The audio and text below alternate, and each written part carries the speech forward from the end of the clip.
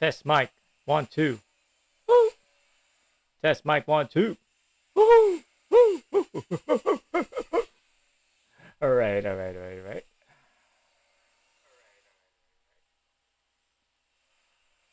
At least I can hear myself in my phone that serves as my second monitor. All right.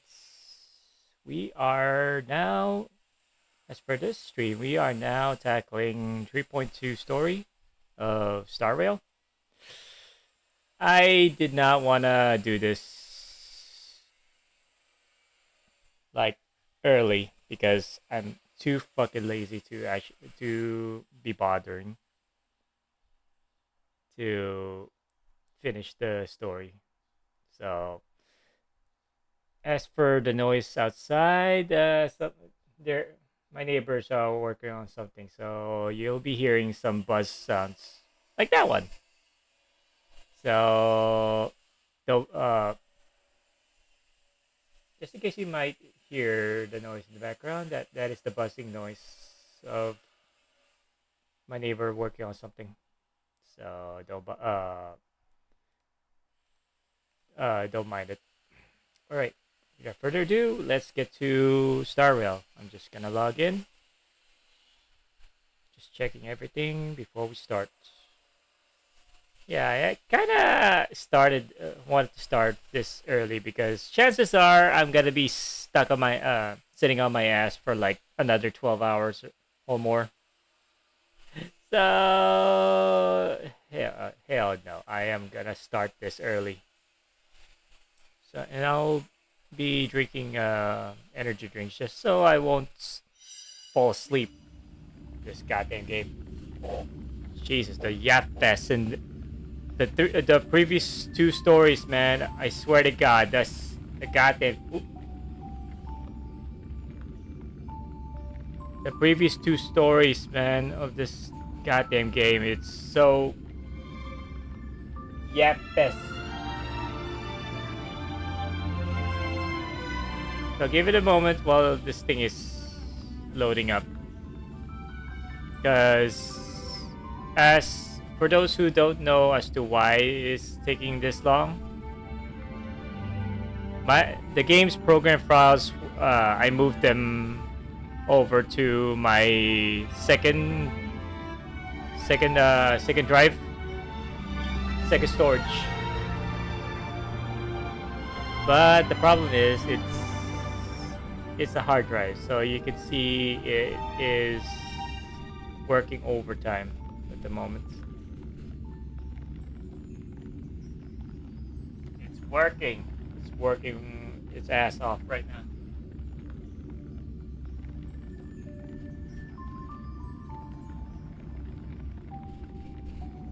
I'll be going. I really need to buy a brand new another computer that is not a laptop. Because right now I'm working my gaming laptop to the bone. To its limits. I'm pushing it to its limits right now. I mean, you can't even play RoboCop, which I'm quite sad. I'm quite sad about it. You cannot play RoboCop. I'm sad. I'm sad right now. So I'm very, very sad at the moment. Give me a moment. It's fucking hot. While it's loading, let me just turn up the fan. Oh my goodness.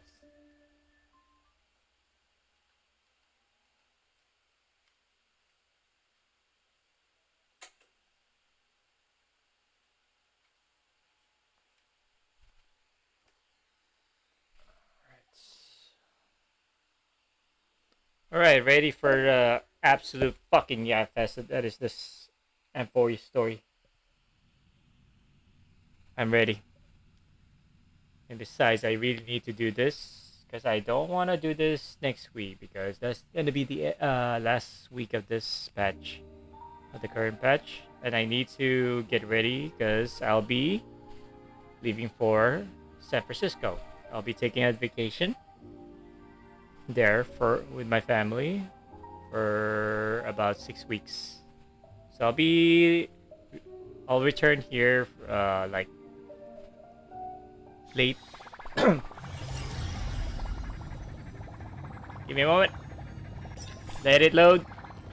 Okay. As I was saying, I'll be. Fuck no. I'm not gonna recap. Fuck that. Skip and start, bitch.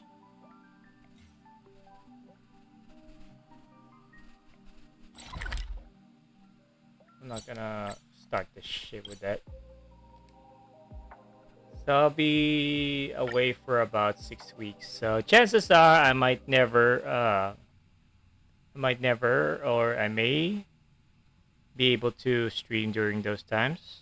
But I figure, I'm guessing I'll be streaming with fewer hours than usual. I don't know. We'll see.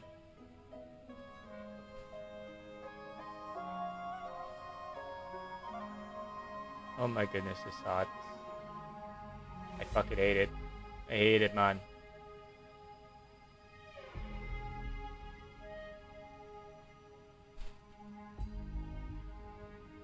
Good thing it kinda rained yesterday and a bit earlier. So the temperature right now is a bit cooler. Please stay here a little longer in this body. Oh yeah. As for what happened this whole time, I just so happened to get Castris. I got Castris in 41 pulls, I think. Give me a moment. Let me check my Discord. I got her for about rail, solid rail.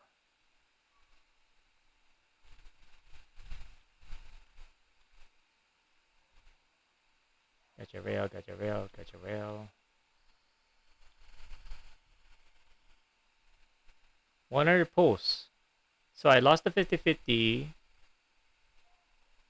while pulling for her on the 30th pull. So I lost that to Himiko, to Mama Himiko, and then I got her at the 70. So therefore, a total of 100 pulls in total just to get casters. Not gonna wail on her. Fuck that. I'm not gonna make her E1 to or 2. Nope, nope, nope. I'm saving up for the Fate Stay Nights collab. So I'm saving up.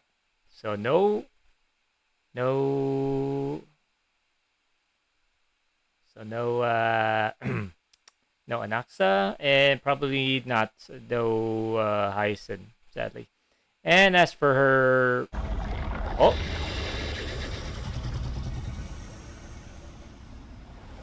Bollocks!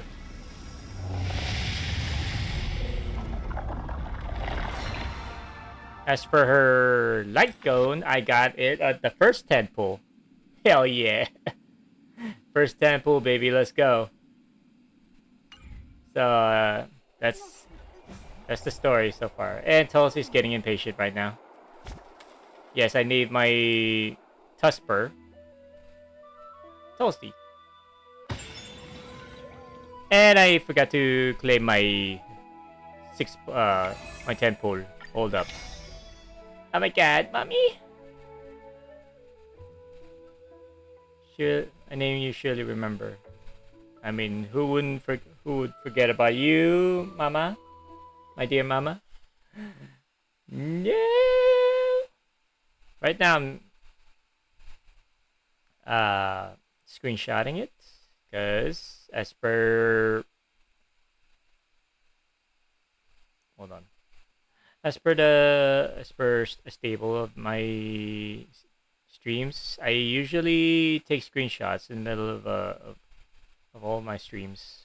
Yeah, I take my time. I take the time to screenshot them because games nowadays, especially in gachas, they don't really archive the previous stories so that we can relive them.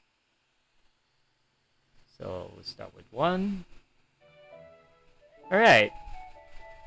Dear dear self, hey, today should be the second anniversary of the express journey with you on board.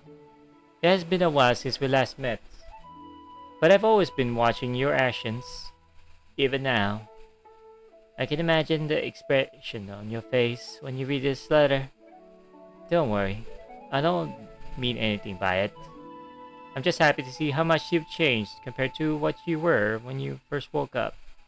Listen, the road ahead will be even more resplendent, but make sure you make your own choices no matter what. That's the only way you can reach the end of the story. Love, a name you should remember. Yes, mommy.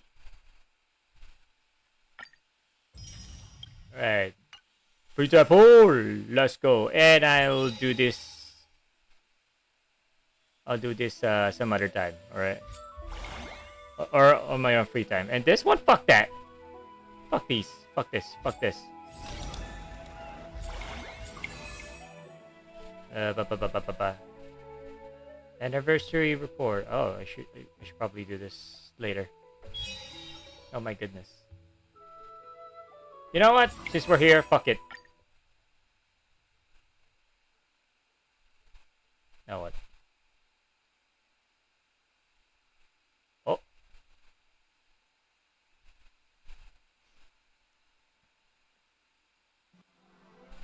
Flashbang!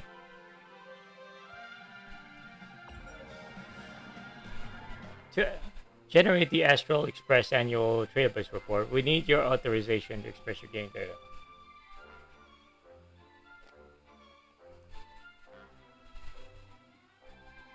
Before you participate in the event, please read Astral Express annual Trailblaze report. Bitch, I don't even need to do this in Honkai Impact 3rd.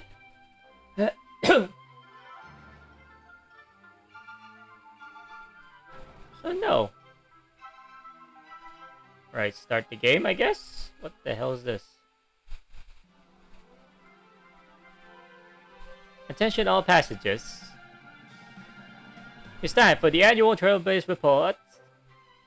Look at this place. The conductor really went all out this year. Even Akavili hasn't experienced this brand new gameplay. Even he else had to rewrite reports. Details like this, we'll talk about them later. Wait, why hasn't March 7 arrived yet? She's frozen right now. Oh, there she is. Wait for me! March, you're late! There's a stall over there selling adorable pom-pom ears. I just couldn't resist. I have a bad feeling about this. What am I doing? What am I going to do with you? Then Pom-Pom, your conductor, will explain it one more time. This year, Pom-Pom used the latest Dream Bubble technology to create an immersive report experience. Please don't. Just complete the stand collection for the 3 areas in this amusement park and your report will be automatically finished. Good news for someone who hates exams. I fucking... After submitting the report, you can invite your companions to ride a luxurious astral roller coaster. Wow, I'm gonna sit in the front row with Wolf. It's getting more crowded around here. Oh, everyone's arriving one after another. Quick, go meet them in the amusement park. There's... Oh my goodness. Oh, okay. Tap right on screen or press the arrow key. Right. Has it been that long? Oh my goodness. Alright. April 26th, 2 years ago, since our trailblazing expedition began, you spent 706 days and nights together. In the past, you've been spotted hopping between planets for 362 days. Even the vast cosmos, you're no longer a wanderer without a home. A cozy room to call your own makes sweet dreams even sweeter. Your room renovation is now complete, so kick back and enjoy that jacuzzi tub. So that's the reason you fell asleep in the bathtub last week? Last time? Hey, hey, I deserve it, alright? I can sleep on my own tub however I want. Hard beds are good for your neck. Are you sure about that? That's so cruel. Speaking from experience. Shush. Hello. Wait, hold up. Hello. Hello. Is this thing echoing? Hello? Hello? Is this thing echoing? Hold up.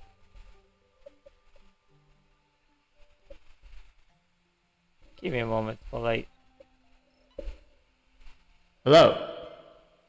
Here's your exclusive venue limited beverage and a limited edition joke.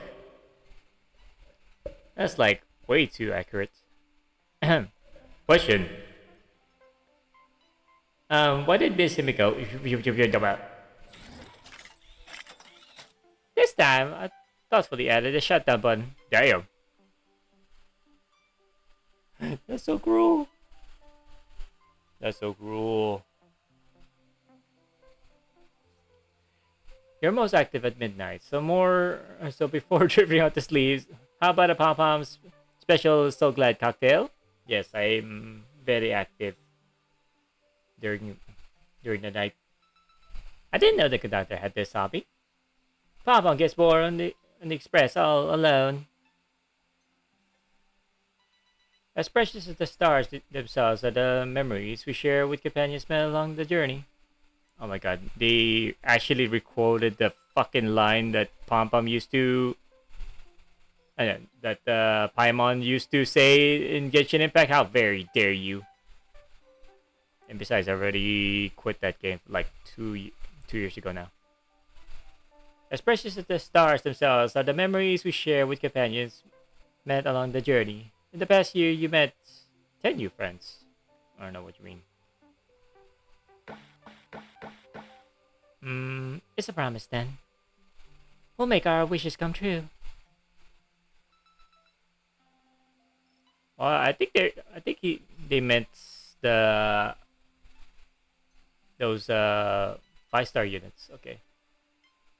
As stars shift and time flows, my companions' silhouettes remain ever by my side. Tap the mod displayed. We will display the most deployed character in the corresponding months. Oh.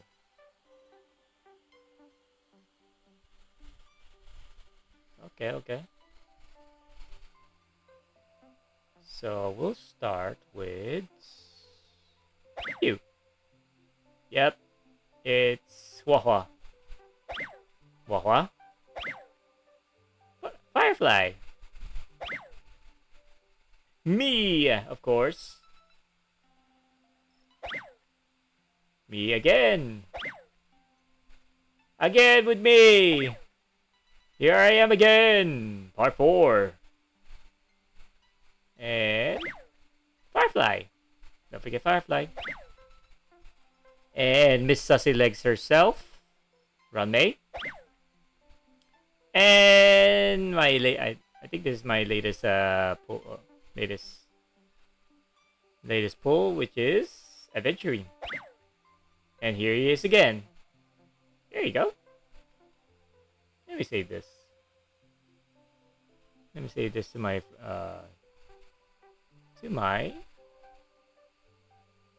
Discord. All right. What's next? can always count on them to have your back. Let's invite them to the party card next time. In the break room, where 8 paths intersect, the most frequently deployed character from each path is... Gray hair! You fight so hard, will you be one of them? According to my calculations, you have a good chance of winning. Oh my. Ranmei. Of course you will be Ranmei. Well done. Of course you will be Ranmei. Hold on, let me save this. Of course you'll be Ranmei. And save this. Hold up, I did not. Shit. See this. Alright, we good. We good. So I deployed my top one. My top 3 are Firefly, Miss Sussy Legs, Ranmei, and Gallagher. Alright, well done. Whoa. You've been getting stronger behind our backs. Over the past year, you consumed a total of 59,630 Trailblaze power and earned 98,894,676 credits. You've been quite diligent.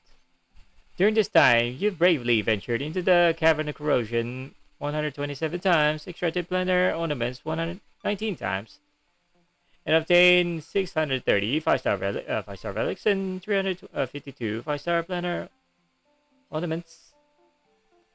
Rather, not your lucky day, huh? Fuck you. Get Mr. Coldfeet's lucky card. Take home a relic with crit and crit damage. Oh no. You know. Scammers, be gone! Be gone, thought! These are your most obtained cavern relics and the thunder ornaments. Alright. Yes. And I nearly quit during this time, right? The day is looking good. You're almost catching up to me. What are you doing here? Your firewall is pretty weak. Why didn't you have Clipot build one? Activate super smart virus? What? Bye-bye. Alright. Yes, gimme. Gimme. When you do that, Pom-Pom gets all shy! As expected. Yeah. Sharing is caring. Suits you pretty well. Right. Next one.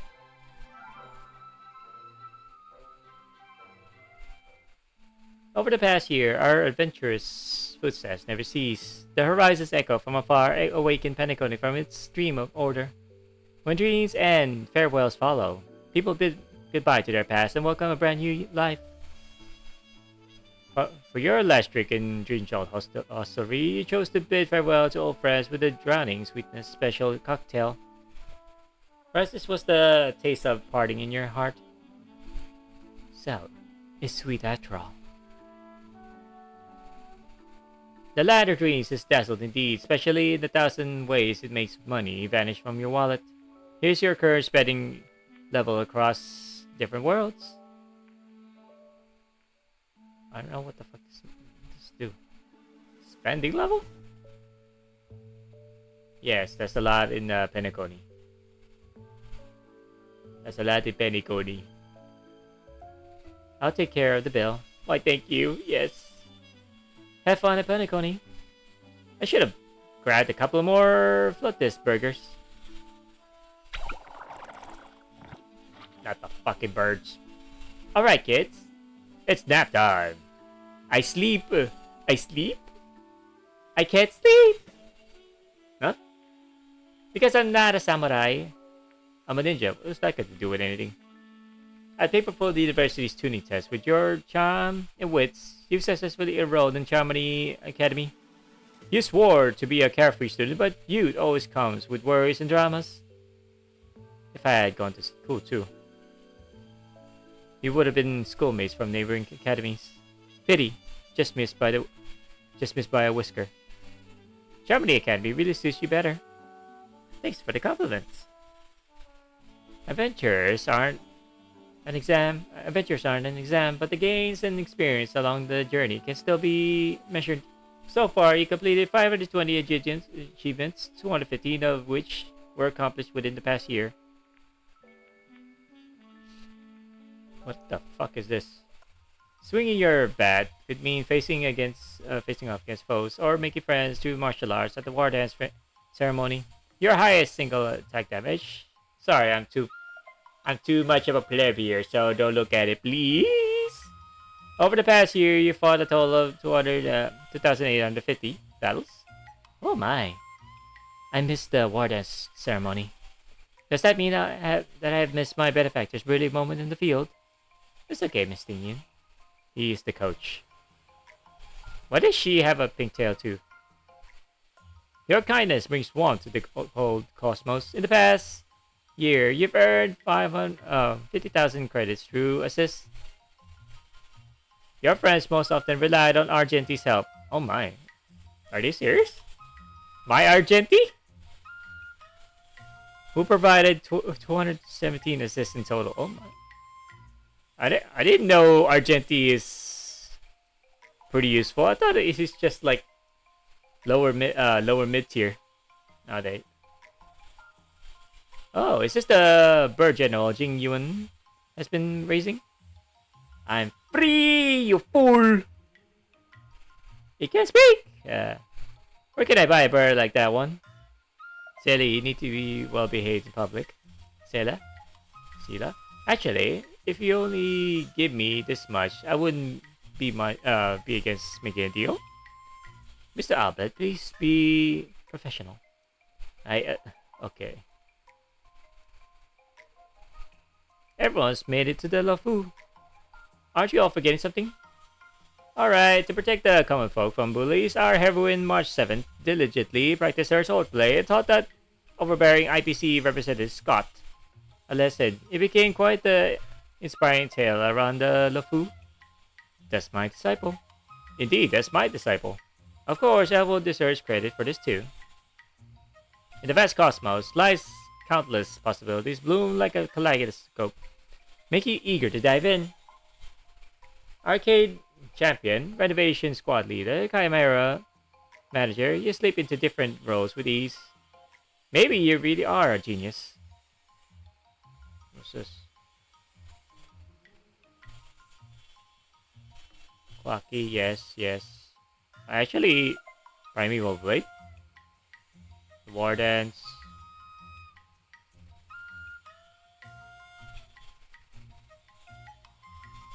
Okay. A woofer? Incomplete? Okay. What the fuck's that mean? Now, let me ask you. You know your way around mechanical maintenance, too? What can I help you with? I want to turn myself into a new energy source. In the forest, even an awkward start with a crash-landed car couldn't stop the birth of a hero. Challenging titans, seizing the core flames, your arrival has brought delightful progress to this flame chase journey. And like 2 days, 2 to 3 days worth of my life. Jeez.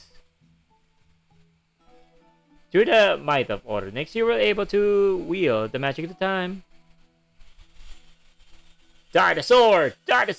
Holy shit, it's a dinosaur! Holy shit, it's a dinosaur! So far, you've been hit by collapsing buildings 0 times. Yes, I'm very careful. And that's why I call heroes learning curve. You are very cautious. Be extra careful when traversing through the ruins. I'll do my best to help you avoid any dangers. We will have that too. Where's our wonderful trailblazer? At the market, at the theater, in the bathhouse, in the memorial palace. You've already grasped the essence of being an Amphorian hero. Besides being a bat enthusiast, immersing yourself in the citizens' daily affairs is absolutely essential. Focus on yourself, that's right. Could you elaborate on your statement? I've got something to take care of, so I'm leaving. Bye. Hmm? So evil eyes count as cute creatures. Actually, I prefer chimeras. Ooh! Not so much anymore. Please proceed to the final area in an orderly fashion.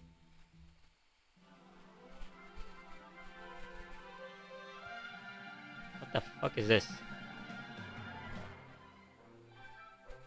Alright, last one. Last one! So we can do the story, finally! Like the boundless universe itself, the genius thirst for knowledge knows no bounds, driven by a sense of duty or curiosity. He carried the simulated universe project into its second year and participated in a series of new research topics. Oh my god, the hard drive. How about no? I'm not gonna touch those. Fuck you. Slack off is part of working hard too. In the adventure domain, your best challenge is Trotter Catch Challenge. So far in your research, you caught 483 warp trotters. Our sincerest gratitude to the trotters for their chests. Last night, I dreamt of trotters caught in a tornado. Yes, that's exactly what I do too. That's totally normal.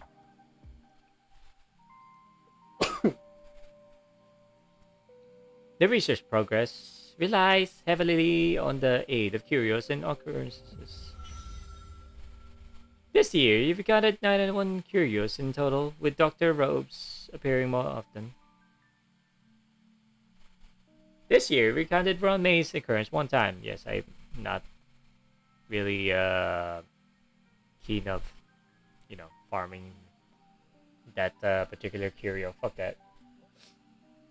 The randomness of the universe made each of your encounters feel more like destiny. Have we grown closer than last year? I don't know. Can I have your on at least, please? In the extended research Divergent Universe, mortals and aliens are placed on opposite ends of the equation, perhaps perceiving the ineffable resonance between stardust and celestial bodies. Yes. I use Firefly more often, alright? Leave me alone. I mean, why not? Why not? Okay.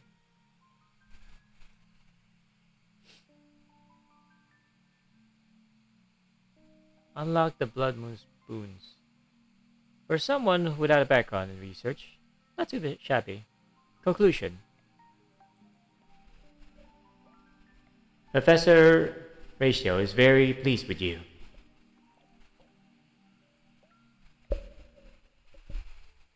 In the expanded research simulated universe, unknowable domain, you venture forward to the boundary between the known and unknown. Like all birdie mice, you yearn to discover what lay at the frontier of knowledge.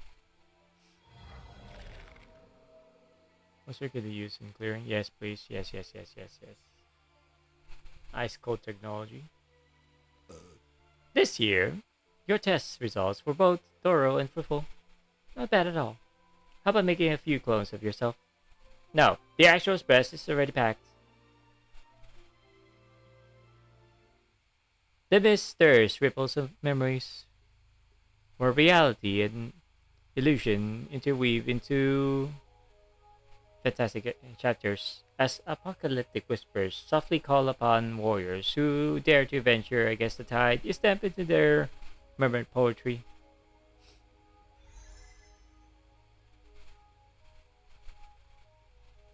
Yes, I know how to clear my memory of chaos, alright? Most frequently used character. Yes, I know. I cleared that. And I hate this one. Whoops! I don't usually frequent this place, alright? I don't frequent this place. I kinda frequent this place. Right, most use. Characters gallery. Okay.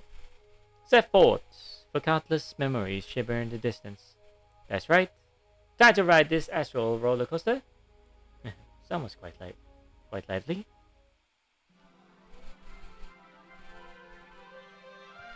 All right, last one. We're done. Wow, all the lights are green, which means yes, the Trailblaze report has been successfully submitted. Still, there are a few things I need to tell you before we set off. Trailblaze report all done. Time to ride this awesome roller coaster. Astral, awesome astral roller coaster. Well, before we can depart, you need to choose your passengers. Anniversary wishes and theme fireworks. The fuck? Your thoughtful conductor has arranged some passenger accommodations. Just tap to get everyone seated. But feel free to create your own custom arrangements too. Just select any seat to choose who seats there.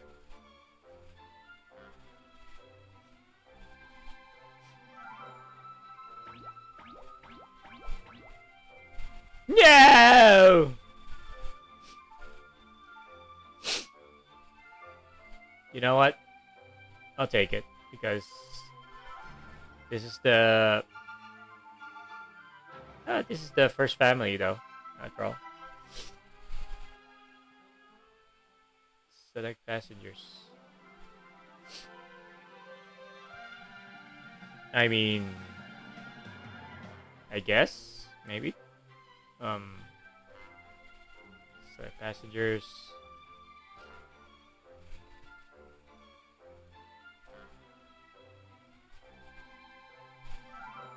Who to pick? Who to pick? Who to pick?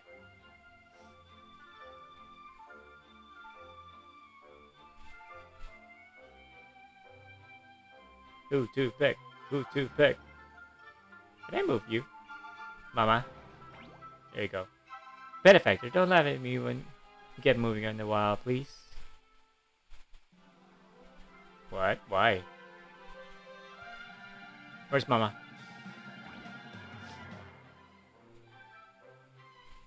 Alright.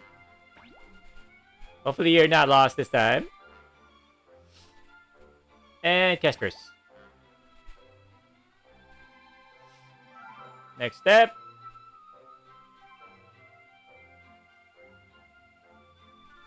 Nah. Happy 2nd anniversary. Next step.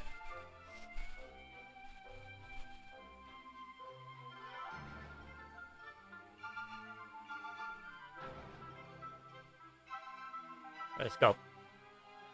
The firework theme you selected for your first ride will set your Trailblazer's coordinates on the anniversary celebratory art. Please double check before launching.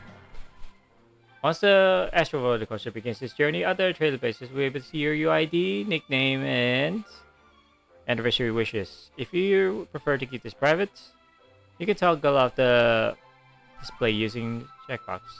Might as well. Let's go. Let's go, let's go.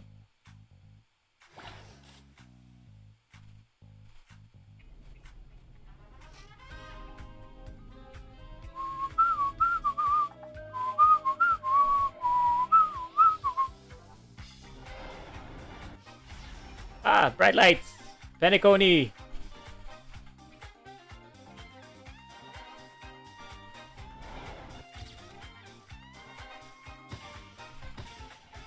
Happy 2nd anniversary. Yeah. Yeah. Ah, Flash. Oh my goodness. Tap here to locate Elbo's coordinates and the celebratory art. What? What the fuck?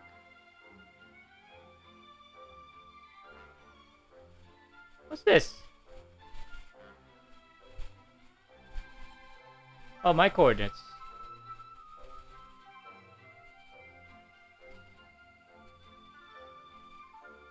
Okay.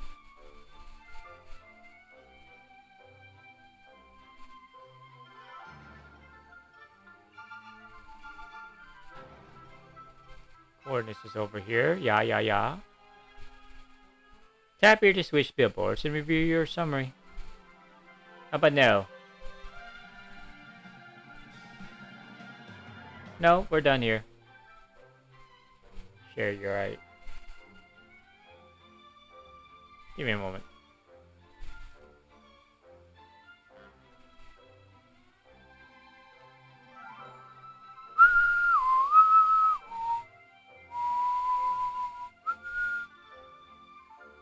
Alright. Alright, where were we? We're done here, I guess.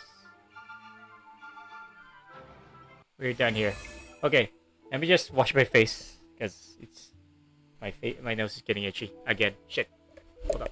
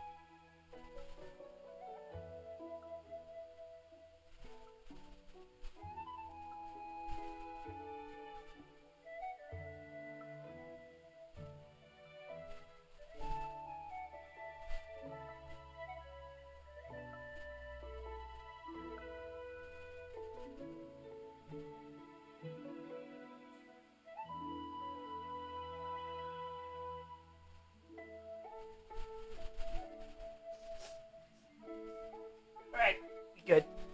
Time to tackle the story. For realsies. Let's go. No problem, Shaky B. Welcome to my stream. I just did my annual report. I just went through the annual report. That's it. So welcome. Yeah, I just finished this annual report. Good thing too is the only. Yeah. Wait. Is it good? What do you mean? Is it good? Are you telling me you haven't done yours? I mean, we only have one more day. One more day left of this. Where's this freaking Monopoly shit? Where's that Monopoly? Okay, never mind. Hold up. I haven't done this yet. I haven't done that. I haven't done shit in here. I haven't done shit.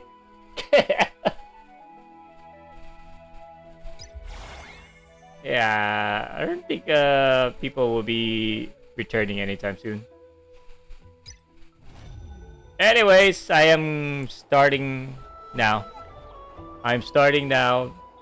And yes, how was your pull for? Hold up. Oh my. I got a lot of pulls, my dear. I got a lot of pulls.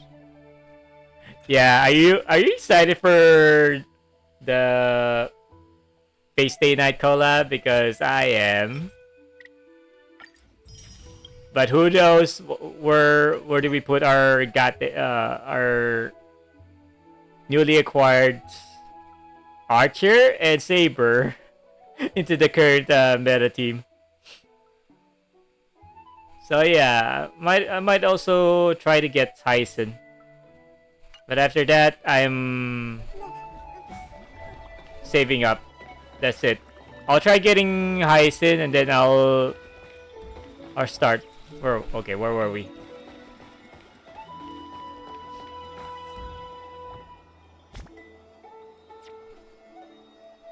Miss Pissy? Cat? Who told you I'm going for her? Who told you I'm going for her? Who told you that? I didn't say I'll go for her. And besides, I can only go for one character per patch at a time, alright? I can't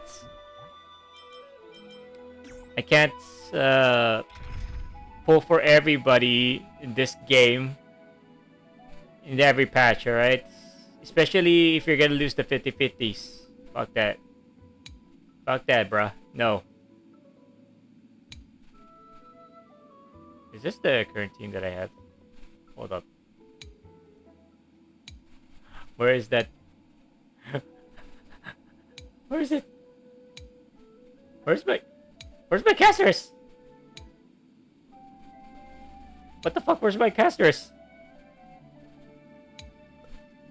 What? Give me a moment. Give me a moment.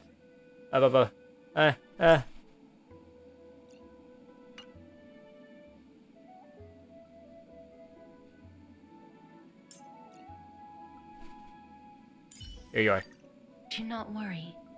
My curse is a blessing on the battlefield. Are you sure about that? There you go. Yes. I didn't set up, right? I did not set up the teams. Alright, I just used them in Memories of Chaos, Pure Fiction, and Apocalypse. So no. I didn't even bother. I mean, have you seen me stream have you seen me stream Star Rail this past month? Have you seen me? Have you seen me stream? No. Of course not. Yes, it has been a while. Oh my god, this one hurts. Okay, here we go. We're starting. Tribius' memory has unveiled the very first prophecy. All shall bid farewell to one, and that person alone will witness the miracles. Such is the will of fate. Only one shall live till the end, and they alone will witness Era Nova. Dude. I guess... Yeah, don't mind the buzzing noise outside in the background because my neighbor's working on something. My neighbor next door. As I was saying, the trailer for Casters about the crisis there, so who gets to how they die in those scenarios. Oh, good, because they're working on something, and you might hear buzzing noise in the background. So anyways, if I take on Ornix's trial, will the prophecy come to pass for me as well? Regardless, I must give Aglia an answer.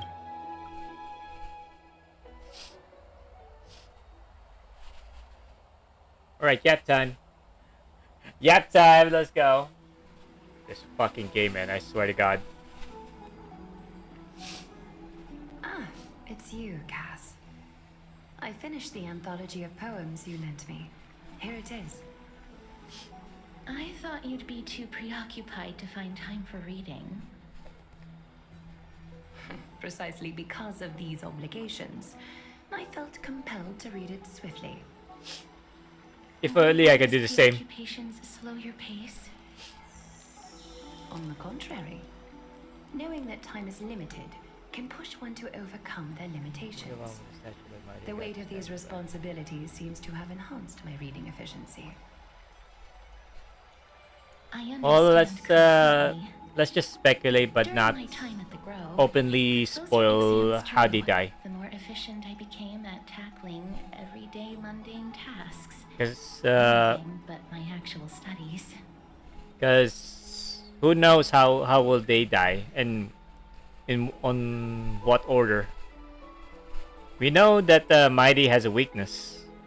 I mean, dude, Mightymost, he's deliberately based, dude, bro.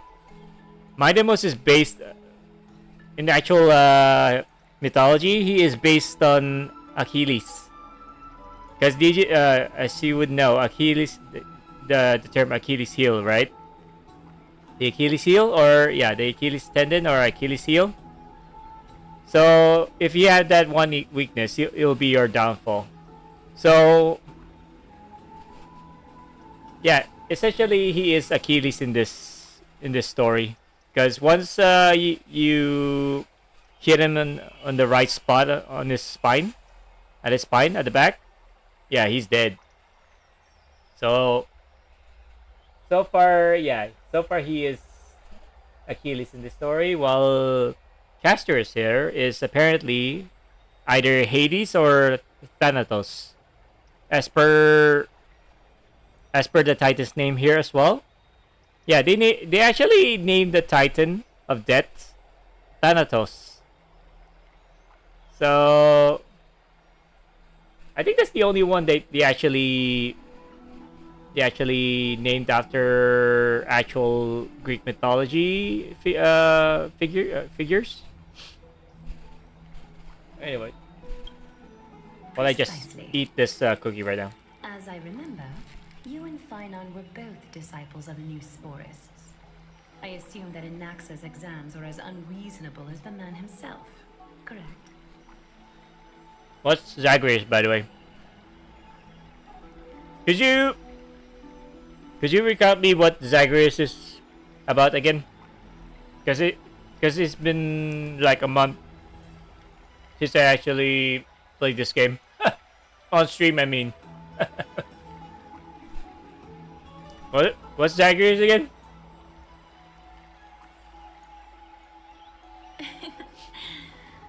The courses Professor Anaxa taught were Introduction to Alchemy and History of Mythology. And to be perfectly honest, those two courses were the students' greatest nightmares. Zagreus is actually in the Greek mythology. What? I gotta check on that.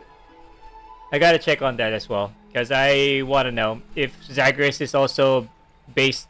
It's also the name they took from Greek mythology. The history of mythology, taught by the blasphemous great performer himself. I can imagine their fear. Now that I think about it, students would often rush to the podium during class to challenge him on those blasphemous ideas.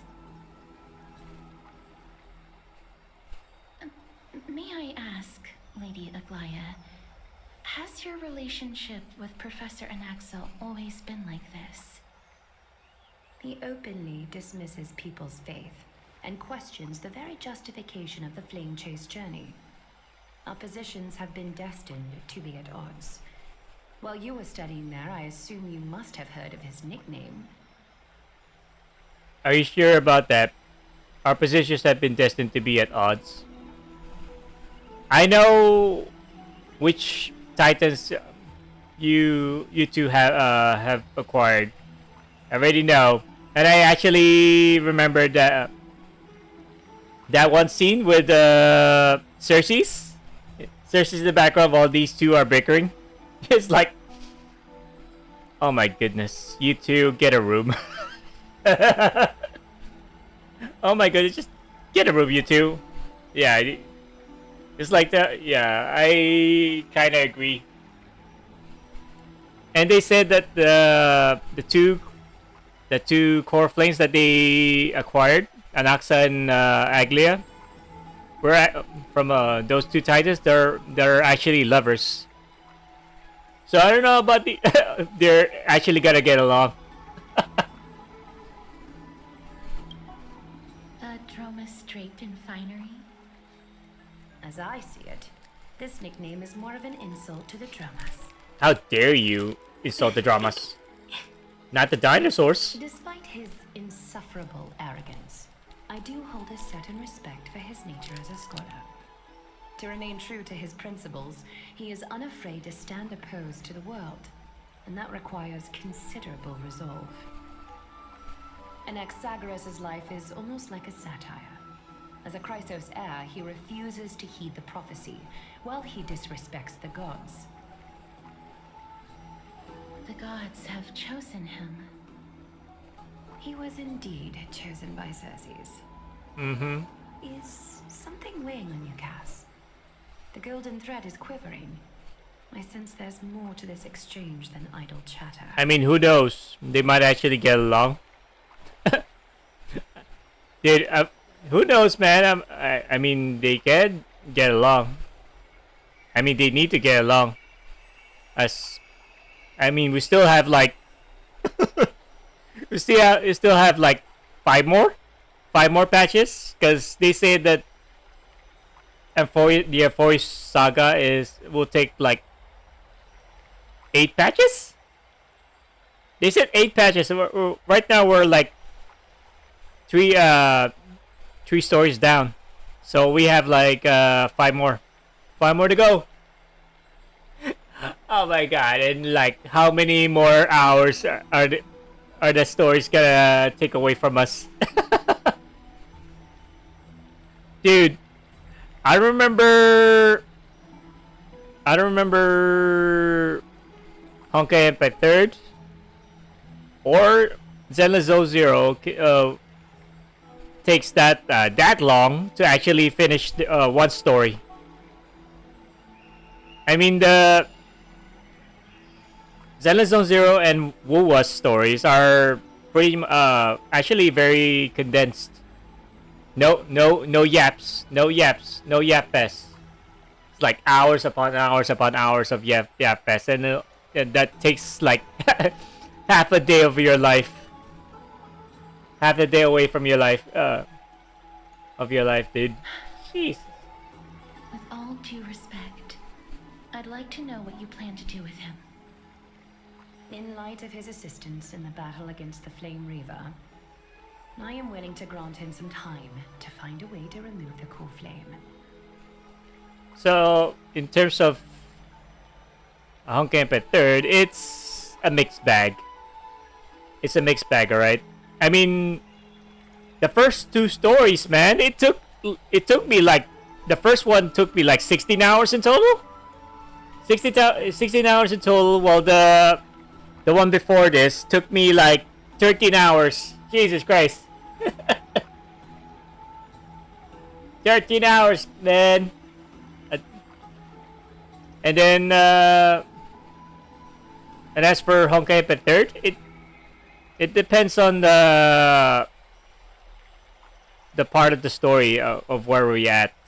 I mean, so far it's mostly just character building. Yeah, they're actually having a character arc with one of the current cast. So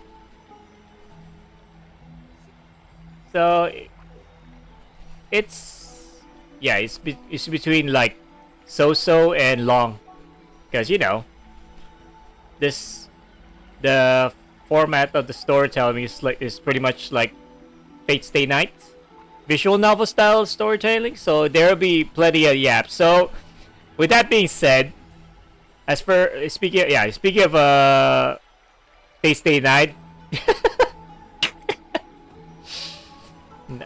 Natsu was it, the author of Fate Stay Night? Yeah, expect God knows how long the next story, the collab story will be. I mean, god damn it. I'm not gonna. I don't like the prospect of listening to another 12 hours of Yap Fest, man. I swear to God. However, if Anaxa decides to make any move that places us in danger, I will not hesitate to take extreme measures. Get a room, you two. Just as I feared. Just like Cersei said, get a room. His journey is the destined path for the Chrysos heirs. Yet he now seems more like an empty shell. Given his strong sense of self-respect, I trust that Anaxagoras will make the right decision. Still, I can't help but hope for another possibility. Wait, are you talking about the Saber and... Are you talking about Saber and Archer's banner? Saber and Archer's banner. Are you shitting me? Or just a story? Are you shitting me? The collab banners? I wonder why. Why are they milking it so much? Oh yeah, whales. Of course. It's gotta be whales. They're gonna milk that shit. They're gonna milk that shit into oblivion. I swear to God. They're gonna milk it. Perhaps Anaxa will also overcome his limitations, now that he knows time is limited. Yeah, they're gonna make sure that they'll milk as much whales as they can out of their monies. Jeez. I understand your stance. Let's continue this discussion another time. But now, let's greet our guest. You're here. Does this mean you're ready to take on Orynyx's trial? Wait, what? Wait, what? Wait. We're doing a trial, Orynyx's trial. We're gonna be in a crisis here? I don't remember this.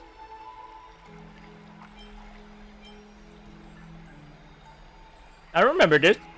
We're actually taking the trial to be a crisis error. I remember this.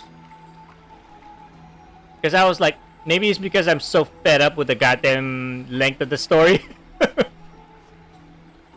that I actually disregard everything after fighting the Reaver for the third time. For the third time during that story. I mean, god damn it. I mean, who wouldn't be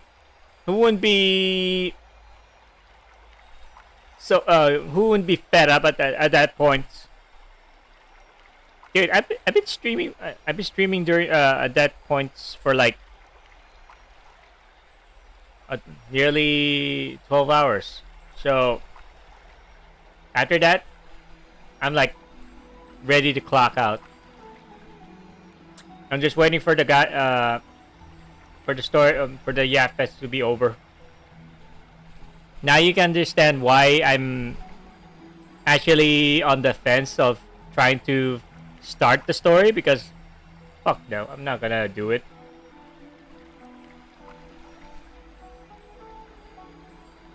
So no capable crisis here.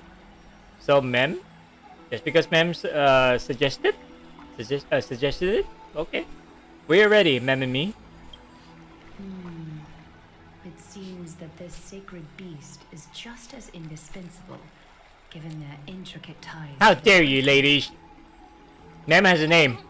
Memmy mem, memmy mem mem mem mem, memmy mem memmy mem. I still remember that how she was called a pig puppy by Lady Cersei's last patch. Thanks to you, I've evolved from a little dog into a sacred beast. Surrendering the core flame is a Chrysos heir's duty.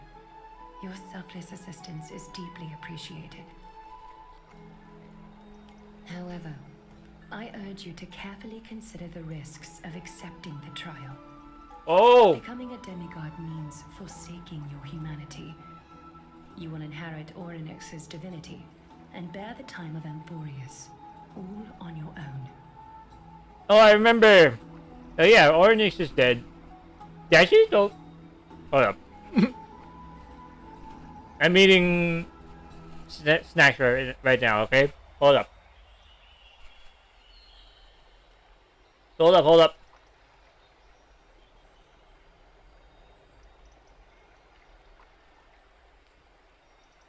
So oh yeah, I remember now that they actually shown Orynyx got slain by the Reaver. Okay, I remember now. So the Reaver did not collect the core flame just yet, or destroyed it. So in other words, that's up for grabs. The core flame is up for grabs, and we're the candidates for it. Okay, I remember. Now I remember now. Come on, man. It's been a month. it's been a whole month since I last played this. Don't cut me some slack. I don't wanna actually start the story, another Star Wars story, because I can feel it in my bones, in my skin. I can feel it.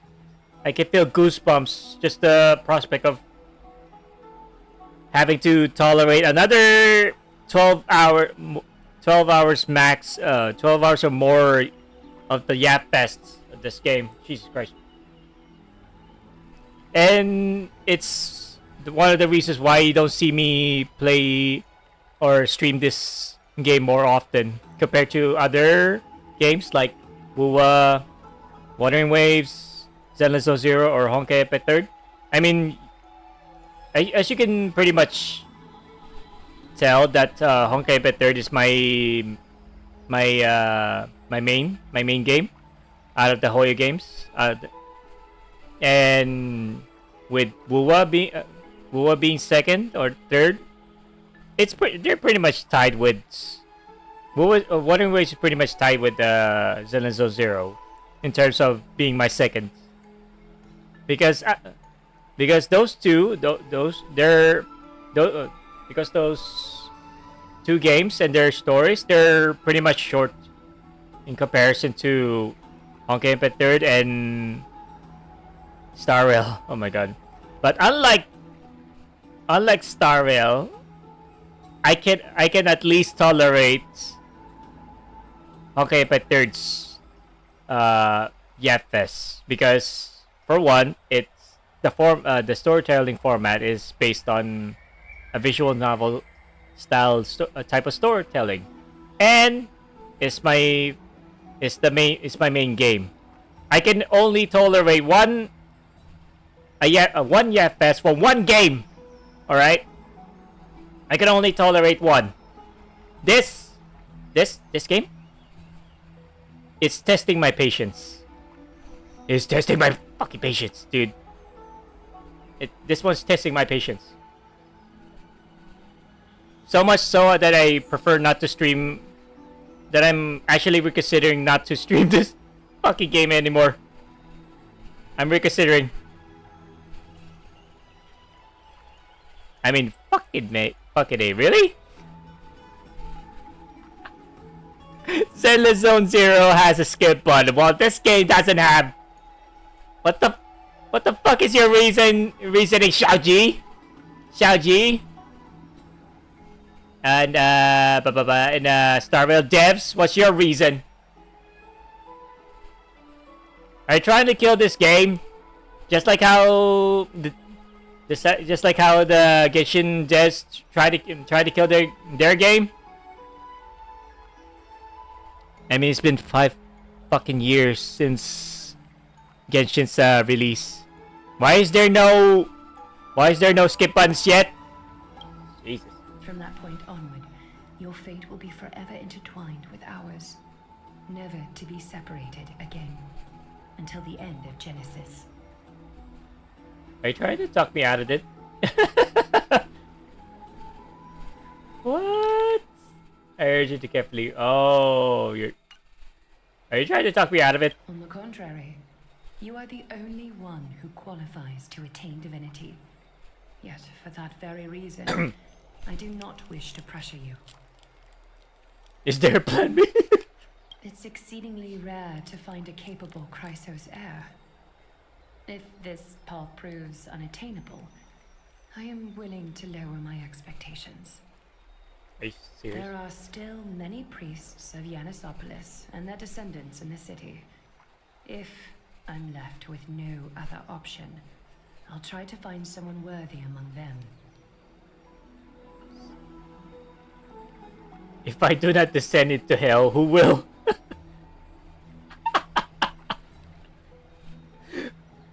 Motherfucker, you're not going to... This is not trial by fire, right? You're not taking Thanatos' core flame. We're not there yet. We still have to talk to Cass after this. Alright, that's it. I'm out. This is like a shot in the dark. Mem, mem, mem, mem, mem, mem, Exactly. We can't have the civilians bear the risk, can we? Memmy mem. Memmy mem hero. We've got so far, and everyone's counting on you to be the hero. Memmy mem. Mem mem mem mem mem. Memmy mem mem mem mem mem. Memmy mem mem. I wonder how much did they pay the voice actors for Mem? Per line? Is it per line or per hour? Or per session? Which one is it? If it's per line, that is so... She is loaded by now. Per Mem, right? At that point, at this point of the story, by the end of the story, I mean, she is loaded. just like Tanjiro's sister. Tanjiro's sister's Japanese VA. Yeah, Japanese VA. Yeah, I wonder how much she got paid just by murmuring, just doing some noises while her character is been muffled by this muzzle that Tajiro puts on her. That's another, but that's another anime. But let's not talk about it here. Hey. As for the trial, you have nothing to fear. The Titan may be willful at times, but they never caused us any harm.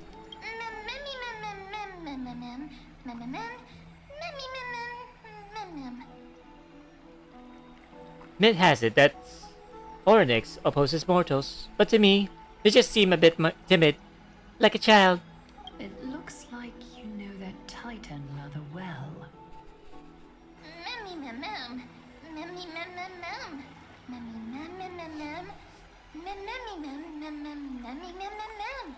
Oddly enough, I don't remember ever meeting them, but the moment I saw Elwolf's, Oryx's memories were already in my head.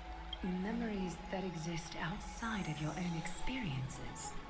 I can't explain why, but I can vouch for Mem's words. When I was in the abyss, I heard the Titan's groans, full of pain and grievances, yet without any ill will.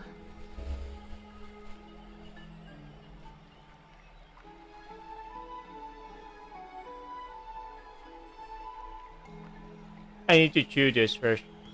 I trust you all to make the right call. Since you've made your decision, go back to the bath chamber and get some rest. Trinem will call for you when the ceremony is ready. It is difficult for me, as the guide, to absolve myself from blame for things to have progressed to this point. Time and again, you have risen to the occasion for Akima. Nearly rewarding you with some honeydew is no longer able to express the extent of our gratitude. When the dust settles, I hope that we'll have the chance to have a long chat regarding your return journey and the curse of the sky. It's about time that we lift the taboo and discuss things openly. Oh, the sky? Are we talking about the sky now? I remember that discussing what's beyond the sky is a taboo. I remember that. I still remember it. Oh, hello. Hello, Cass. I'm Cass. Hello, people. Hi. Hi, Cass. Mister, may everything go well for you and Mem. You need Aglia for something too? It's nothing. I only came to discuss some matters with Lady Aglaia. Previously, I lent her an anthology of poems that Lady Trian had gifted to me. Tracing back, this anthology was something left for Lady Trian by a bard before their passing. Although personal properties should be cleared out once their owner has passed on, Lady Trian gave this book to me since she knew how much I liked to read. Can you tell me more about the book? It just contains an allegory.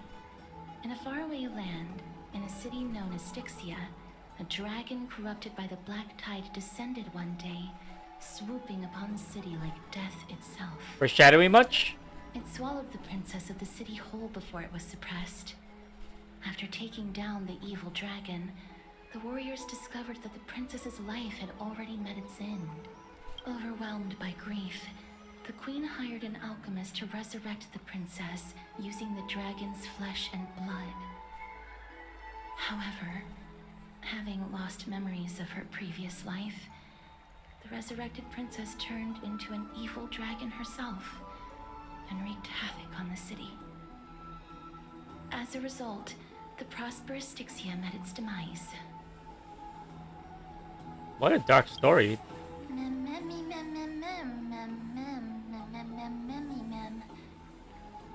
It must have been easy for Cass to narrate this, so call me. The author of this book is Archepia, a wandering bard who traveled to many cities. Among the things she left behind are poems, dictionaries, and many tragicomedy scripts. She even clearly underlined and took notes in books that covered myths with her elegant handwriting. While flipping through these books, I felt like I was afforded a glimpse into the life of Archepia. It felt just like I was traveling with someone that I'd never met before. It was as if she had yet to pass on and was still alive. No one goes through life without leaving their mark behind. That's right.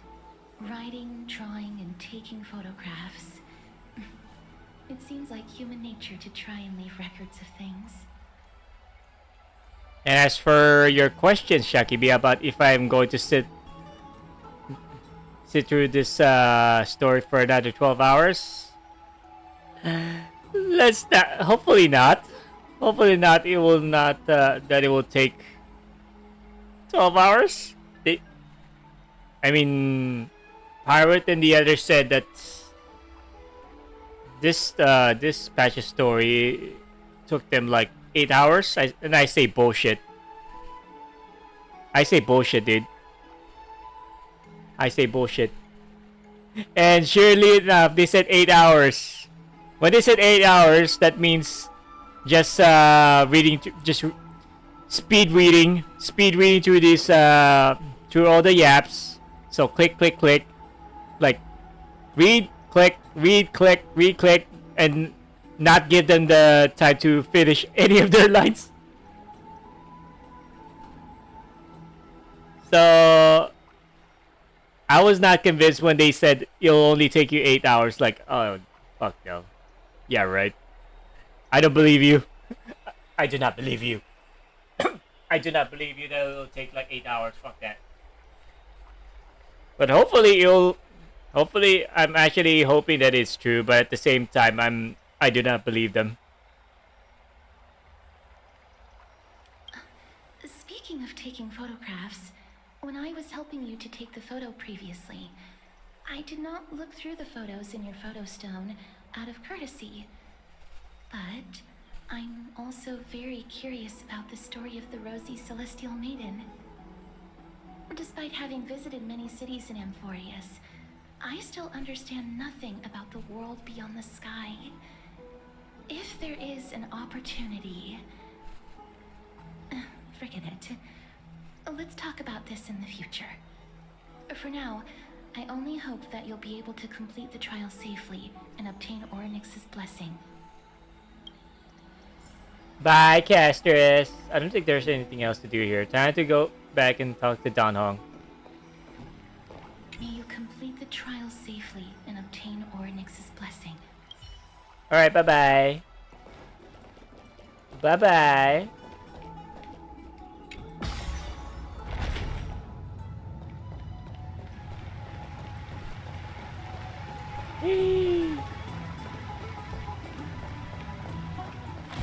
Hurry up, let me just do my thing, please. I want to just finish this game's goddamn story, man. The reason why is actually the core reason as to why I did not start this story. Please stop. Please stop. No, no, no.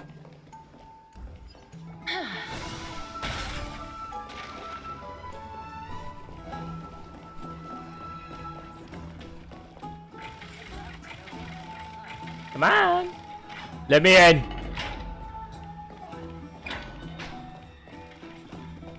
Oh, finance here. Kevin! Citizens Assembly. That's right. Oh, partner, you're back just in time. This is something that the both of you should probably know. Some good news? Good news? I wouldn't call it that. Why am I not surprised? Do you remember the Council of Elders that was on our heels previously? It seems they made their move. Some background information for you. The Council of Elders is an authoritative body in Amphorius, made up of different city representatives. They hold legislative power over the Holy City, and are in charge of presiding over the Citizens' Assembly held once every few years. This is the most important social event of Akima. It is highly influential, and can even affect what happens to the Flame Chase journey. Name drop. He said the thing! Flame Chase! So Aglia doesn't actually call the shots? Despite her vision and wisdom that spans across thousands of years, even she cannot win over the hearts of everyone. I've never once passed by such holy guns. We don't even know what the fuck you are, dude. We don't even know what the fuck we are right now. And I initially call ourselves Stellaron with legs. Because other than that, no background story. We don't have any background story. No backgrounds at all.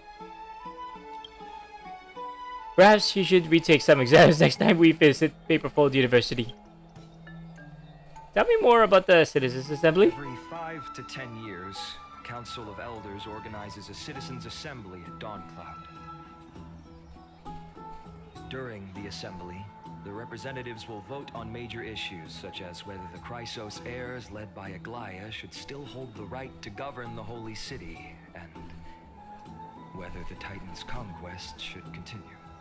I mean, the fact that we have like a fixation towards trash should tell you something about what are we exactly? As to what we are exactly. I mean, that's the only trait that we have of ourselves in this story. Is like, and then, but other than that, nothing. We're just like, we're just a raccoon, a clothed raccoon. That's it. Just a freaking scavenger. That's it. What else? They never actually told us what are we exactly. They never told us yet. At least in Genshin Impact, they actually told us what we are. We're pretty much an interstellar traveler. An interstellar traveler, pun intended. That got grounded in. I forgot the world of. Oh yeah, Teyvat. There you go. They got grounded in Teyvat, and that's it. That we actually can live longer than a regular human. But that's it. I don't know about the current story right now, especially when we're dealing with a certain Atlantia fella. I forgot the name now. I forgot the name now of the long lost city that was destroyed by the gods in Genshin Impact.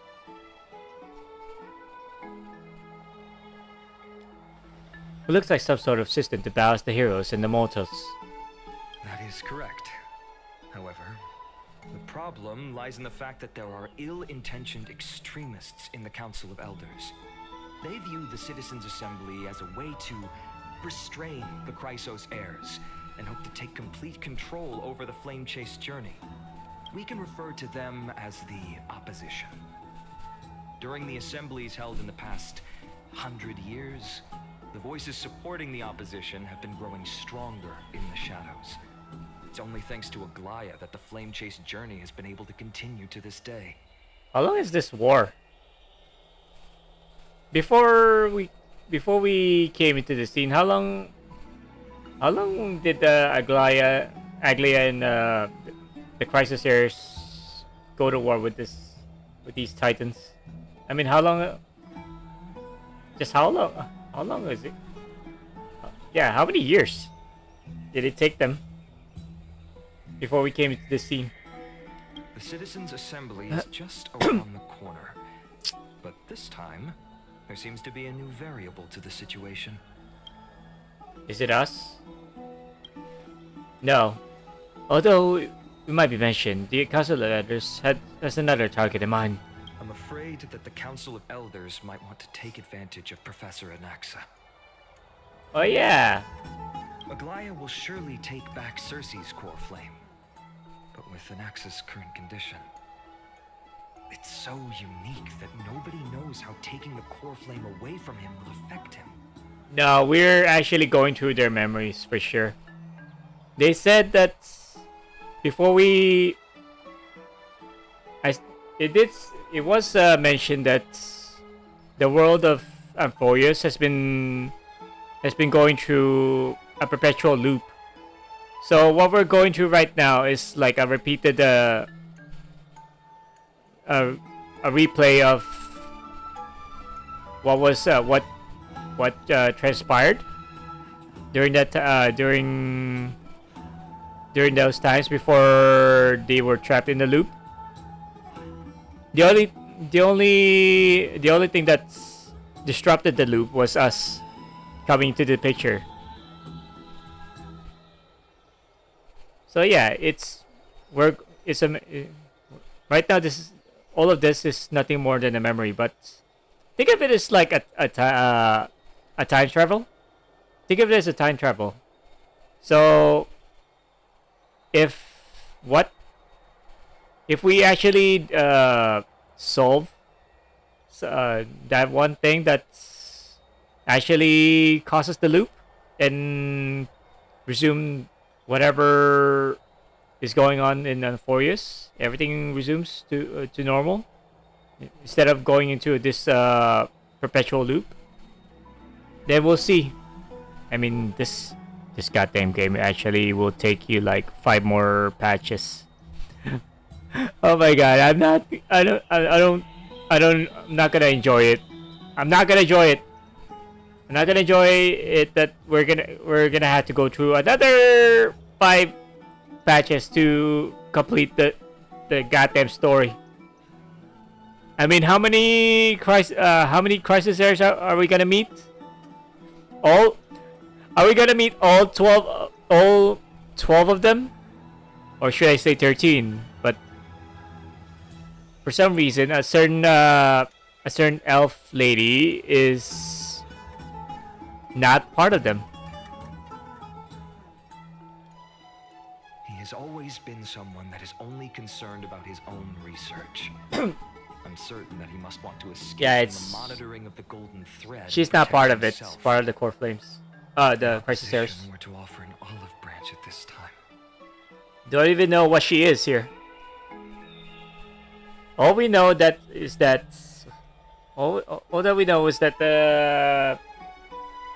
Kevin here knows her, but that's it. And the guy is not talking. He's not talking about who this picked lady is. Name Cyrene? Cyrene or Cyrene? Wait, is it pronounced Cyrene or Cyrene? Did they officially officially introduce Cyrene into the story yet, or actually mentioned her name? Okay, they're not. Yeah, they've shown her, but did they actually mention her name? If it's Cyrene or Cyrene. You know, Cyrene like Cyrene in Honkai Impact 3rd? Cyrene? You suspect that he might betray the Flame Chase journey and defect toward the Council of Eddas. Anaxa has never believed in the prophecy, so technically it You heard me. considered a betrayal. However, he has taught many Chrysos heirs, and has long been considered an important ally of Akuma. You... I truly do not wish to see comrades turning on one another. I mean...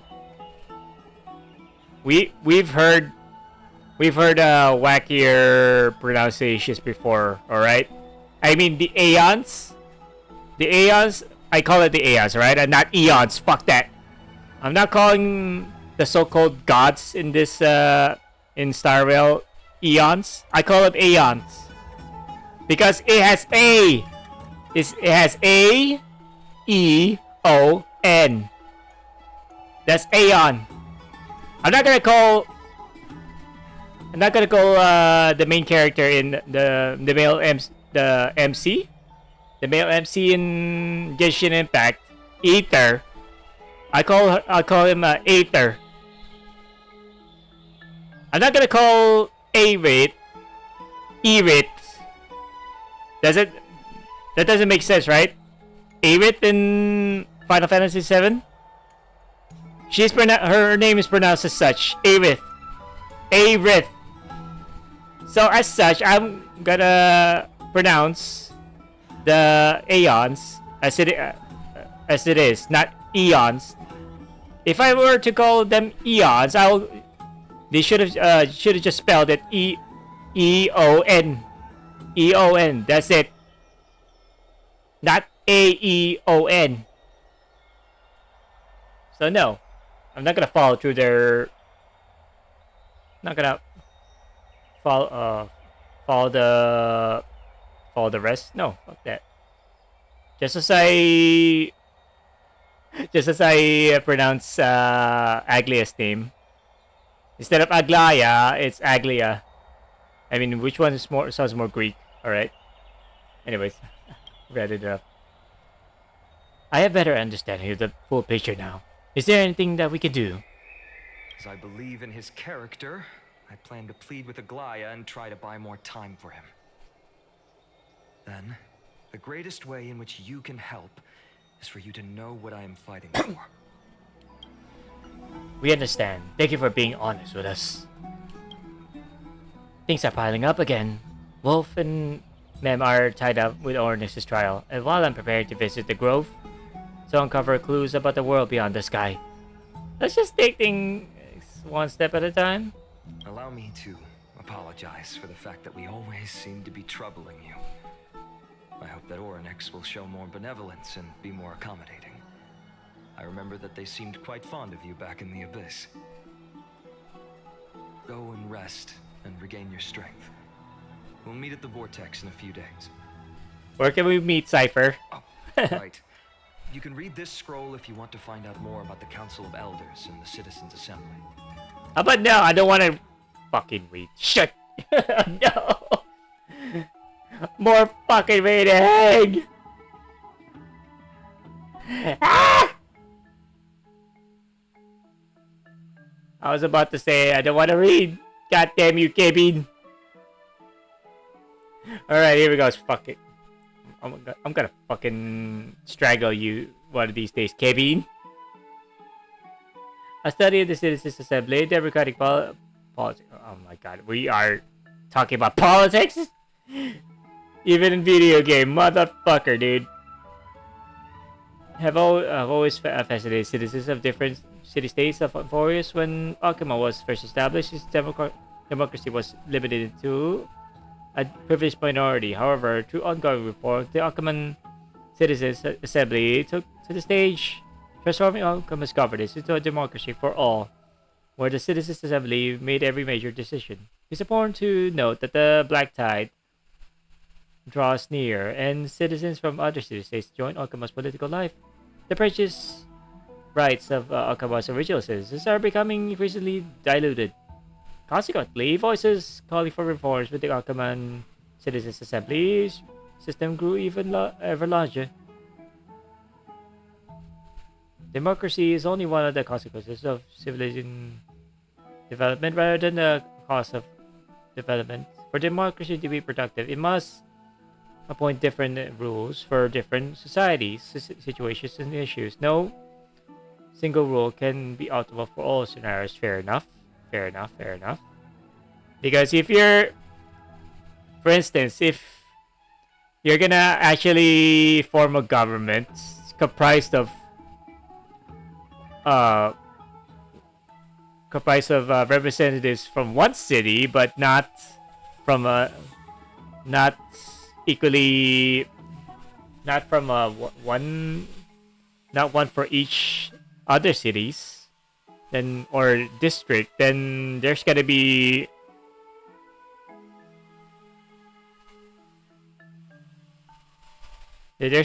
discontent or unfairness. So that's pretty fair. In other words, Akaman Citizens Assembly system will continue to evolve as this book is written. Due to time limitations, the publication focuses only on the current Akaman Citizens Assembly, not its future developments. Readers should bear this limitation in mind. Oh my fucking god, man. I'm gonna fucking strangle Saoji, man. I swear to god. I wanna strangle that guy, given his fucking gay, girly hair. Is what I'm trying to say. that would be too extreme if I said the other one. Given his girly haircut. Okay, I actually thought that Xiaoji was a chick. All right. I think I already mentioned this before. I actually mentioned this before. The first time I saw Xiaoji during those interviews was like all those years ago. I thought he was a chick. I mean, who would sport that girly hair, that stupid girly hair, alright?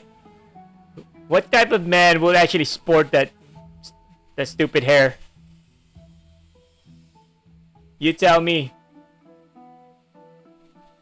That guy has a fucking Mandark looking, Mandark look on him. If you know Dexter's Laboratory, then you know who Mandark is. Citizens, citizenship, and citizen policies of Akama. Before examining the Akama Citizens Assembly operation mechanisms or core functions in depth, we must first address the matter of citizenship rights, and citizenship policies of Akama. The elders have once noted that Akama is a collective of free citizens. Due to the substantial power citizens possess, citizen qualification must be strictly regulated to ensure citizens' rights. For sure, take care. Stop. Discussions on the regulation on nationalized citizens' rights were once the foci of disputations between the leader of the crisis heirs and the Council of Elders. As more Amphorean city-states fell over time and as the Black Tide drew closer, citizenship rights reforms became imperative. Judging from the final outcome, citizens from all city-states have equal citizenship rights in the whole city and can have equal participation in public matters. While social differences naturally exist between rich and poor, locals and travelers, the local city of Akama would not allow these social distinctions to become political divisions and will ensure complete political equality among all citizens. If only that were the case in our world. Operational mechanisms of the Citizens Assembly, barring emergencies, Akaman Citizens Assembly follows strict protocols when it is called. The current Council of Elders, the government's entity made of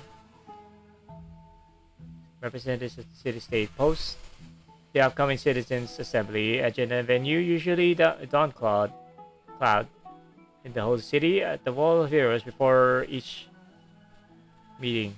Usually, topics are proposed by Council of Elders members before the assembly and become official assembly items after receiving majority council approval. The council predetermines which matters to address when and when.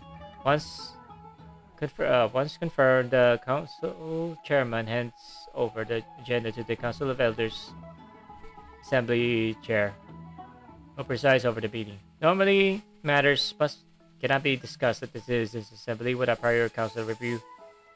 Council-reviewed matters yield only two outcomes: either they're already thoroughly discussed and only need citizen votes, or they require citizens to hold debate to reach final resolutions during the assembly. Results are tallied using the pottery shards blessed with Kefali's runes, the Wolf Bear. Are you talking about Atlas? That Atlas-looking fella in the sky holding the globe? With voting, Dolia placed throughout the Akama during assemblies. After thorough discussion and voting of all proposals, the Council of Elders approved decrees of all the Wall of Heroes. Continued. Alright, Corp. Jesus. Akefali. Okay, well, a few more paragraphs. Let's go. Council functions and citizens' assembly. The assembly wields the important capacity of the legislative power, the appointment of governmental officials, declare war, casini peace, and the actual control of armies during wartime. We have armies? Yet, historically and practically, Okama Citizens Assembly isn't fully controlled and directed by citizens, but rather a means to ensure that elites, who represent the majority social interests, can effectively manage social matters.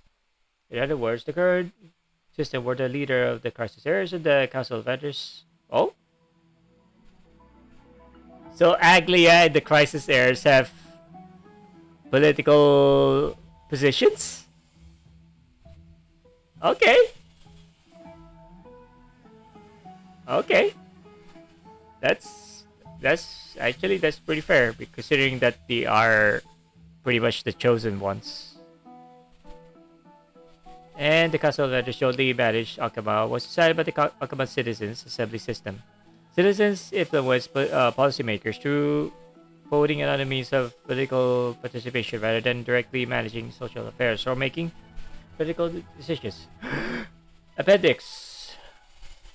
Principal members of the Council of Elders. The Council of Elders is a governmental organization consisting of representatives from our four city-states. While most are elected by their city-states, some receive direct invitation from current Council of Elders members. Authorized by the Citizens' Assembly, they manage various practical affairs within Akama. The most renowned honorary elder is Lycurgus? And what the fuck are these? It sucks to not be Greek, man, because these names are so hard to pronounce. Antikythera. There you go. The Lycurgus and Antikythera, a race that was already nearly extinct before the Crisis War, he had communicated directly with Kefali multiple times during the Era Chrysaea, and passed the wishes of mortal to Kefali, showing himself as a true Theros. Lycurgus' neutrality is well noted by all, which explains his frequent selection as the Citizens' Assembly chair. Where is he? Where is he now? Significantly, Elder Kindness. Who's that council member that has always been antagonizing Aglia? That lady council member? What's her name again, Chekibi? I know it's not Kindness. it's somebody else. Who is it? Who is Kindness? Anyways, has shown great effectiveness in Akama's governance and gather many followers. Many believe Kindness will leverage accumulated resources to challenge the current situation where the crisis heirs hold real authority and transform Akama's political structure. Finally! Hallelujah! Who is Elder Kindness? That's the question. Wait, who's that lady that Who's that lady that keeps antagonizing Aglia? Is it really Kindness? Is it really Kindness? It's just as I suspected. The troubles afflicting the Flame Chase journey aren't just external issues. The complex internal politics and interpersonal relationships are also exacerbating the problem. We can't let our guard down yet. We have to find out where we stand in this large interwoven web. We're actually sleeping outside? Cool. Good night! Good night, Dan Hang.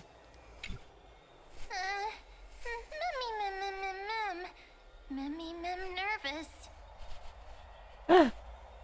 The trial feels like it's just around the corner. I'm starting to feel nervous.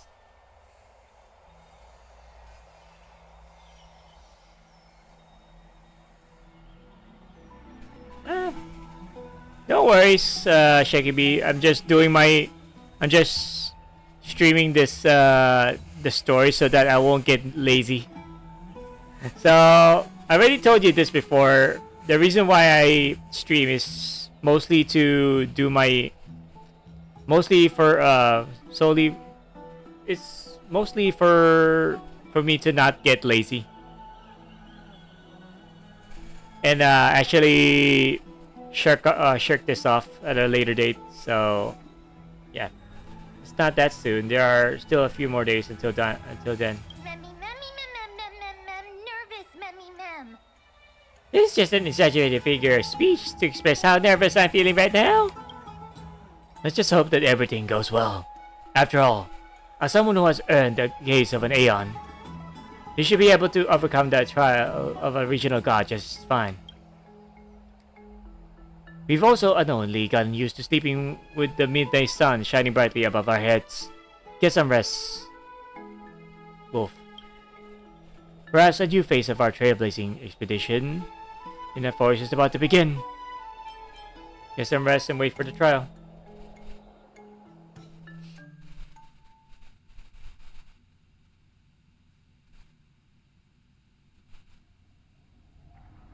A few days later at the Vortex of Genesis.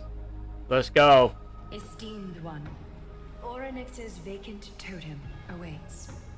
Hi, good morning. Greek speaking, what did I call you again? I forgot now. Oh, British speaking Greek mama. Let's go. Jesus, they're really going at it. Next door. I mean the one they're working at right now. Outside. The buzzing noise, the hammering. You might hear it. If you have already made your preparations to become a pillar of Amphorius, please step forward. Okay, Sataris, thanks for pointing that out. That it is Kindness. That lady that actually is antagonizing Aglia back in 3.0. Yeah, thanks for confirming that.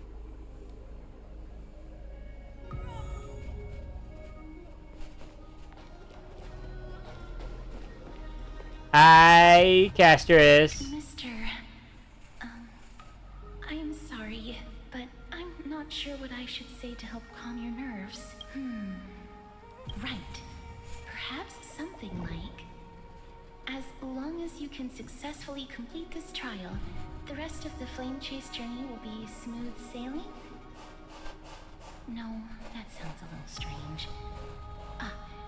Don't worry, it won't take up too much of your time. She made a pun. You'll definitely make it back alive? Another pun.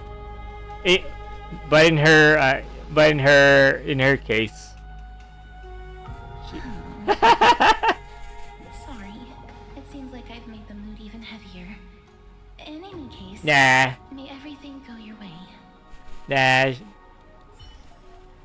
Those were good puns. Accepting a Titan's trial is a very peculiar experience. I'm afraid that I'm not able to accurately describe it. You can only go and experience it for yourself. Of course not, Kevin. You failed your trial, so I won't take notes from you. I believe that you'll be able to pull it off. Yeah, unlike you. Bye. Yeah, thanks a lot, Kevin. Aglia? I can still vividly recall when you entered the vortex of Genesis for the first time. At that time, I could never have imagined that a guest from beyond the sky would shoulder the fate of Amphorius. Don't feel burdened. Just like during the trial of strife, Trilon and Finon will be waiting for you outside. If something unforeseen were to occur, they will intervene in the trial and rescue you. May Cathay bless you. Thanks, British speaking Greek mama. Hi, Trinon. Hopefully y'all are good after what happened last patch.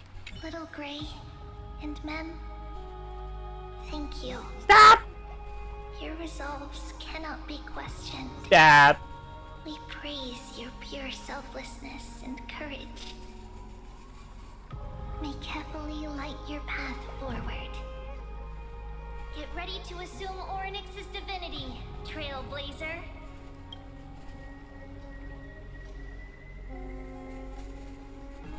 The divine position of Orynyx has already been vacant for some time. We can feel the space of the trial closing. As there isn't much of their soul left, we'll have to complete the ceremony before their soul completely dissipates. I've gotten used to fighting fires. Actually, we haven't done that in a while, so no. Let's begin.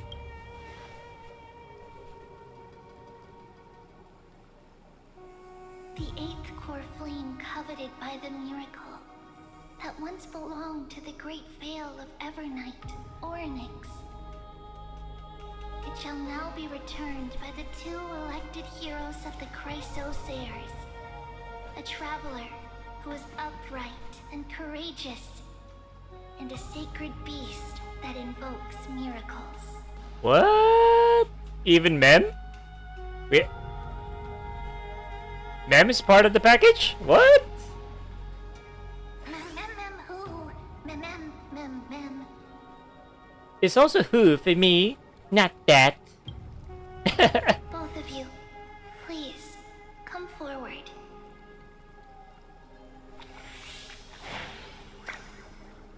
Recite along with us. O Majesty of the 12 Titans, pillars of the world, Yes, of the world. we seek your divinity. Secret divinity. To To mend the rifts of the world. Fill our bodies, Fill our bodies with blood of gold, till we wither in in willing spring service to the prophecy. I don't think I have gold blood. These are just words meant to make the prayer seem more distinct. Please, focus. Hey, it's a concern, alright? We don't even know what the fuck we are. And surrender the core flame. We don't even know what we are yet. They don't even tell us. It's been 2 years. How can you not? How can you can you really blame us for not wanting to know what exactly are we?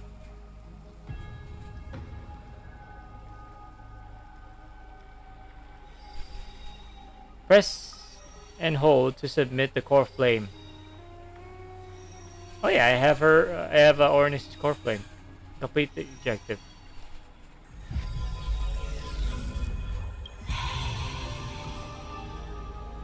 Hi, Orynyx.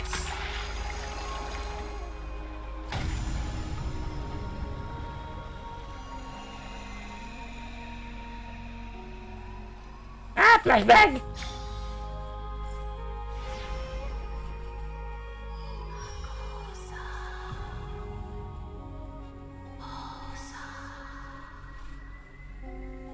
Stop. Please stop whispering. Their soul has been waiting for a long time. Perhaps they're also quietly waiting for the arrival of their successor. Wait for my friend. Wait for my return, my friends. I love all of you. I love all of you. Yes, I do. I'm saying goodbye, my loves. This doesn't seem appropriate for the current mood, so let's just leave the farewells for next time. I love all of you. Especially you, Dan Hong, even though I lost the 50-50 trying to get your other phone. You fucking jerk. You skinny jerk. Don't worry. You're tougher than I am, right?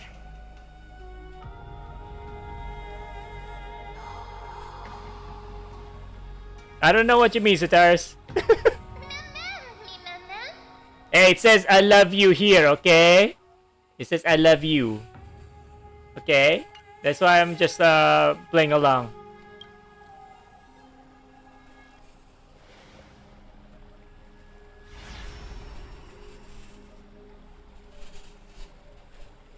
Traveler from beyond the sky, let us pray that the Titan acknowledges your worthiness. Although he loves cracking jokes at inopportune times, his determination is as strong as the Chrysos heirs. He will definitely succeed. See?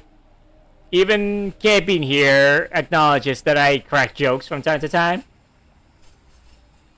He acknowledges my jokes. And yes, I'm actually waiting for Kevin here to be playable finally in this game. Although I'm actually very...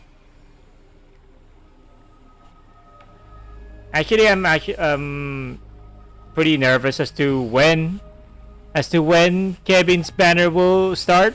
If it's gonna start at the same time as the fucking collab patch, then we're fucked. We're fucked, dude. Shit. Which one are you talking about? Kevin's banner or the collab? No. The collab? Are you talking about the collab? Or Kevin's banner? Shut! Ah! No! Not both, man. I'm trying to... Fuck, they're doing this shit on purpose, man. I swear to God. They're doing this shit on purpose. I mean, really? Kevin here. And Saber and Archer all in one patch. Are you fucking serious? Yeah, they're doing stuff for purpose. Fuck those guys. They could have at least let the they could have at least put Kevin with Ellie on 3.5 after the collab. Why not? Why not then? Fuck, dude. I think that's all the more reason to skip the pulling for next patch's banners, like Hyacinth and this pissy Cat's banner, Cypher's banner. No. We are skipping both of them. We are fucking skipping both of them. I know, because I get the feeling that the collab banners will go away for good. The collab banners will go away. Cause okay, history lesson here, bros, ladies and gents. Here's a little history lesson before we continue. Back then, like 2 years ago, I think, No. Dude, here's a little history lesson for when we had a collab in Honkai Impact 3rd. There was once a collab called Evangelion. We had an Evangelion collab back then. So the ones we got is what's her name? Where's my Asuka? Never. She is gone. She is gone, Zetaris. You will never have her. Ever! They're gone for good. So yeah, we had an Evangelion collab back then. And the fact that it's a one-time deal and there will never be another rerun of Asuka or the patch, the story, the collab story patch. The collab story. I mean, it's already been like more than 2 years, so you understand why. Once there's a collab from another media, from another franchise, you best save up all of your jades for the upcoming. No, you best save up. You best save up all of it. All of your jades for 3.4. Don't waste it all.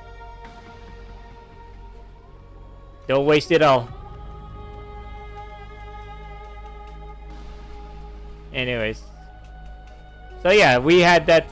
We had Asuka as the collab character, along with the limited time Stigma, and also her weapon and Stigma set, and that's it. And also the UI layout of the Honkai 3rd has changed to fits the Evangelion collab. It was good, but the story was half-assed. I'm telling you now, the story was half-assed. They did not cook with the story. It was a rush. It was a rush job.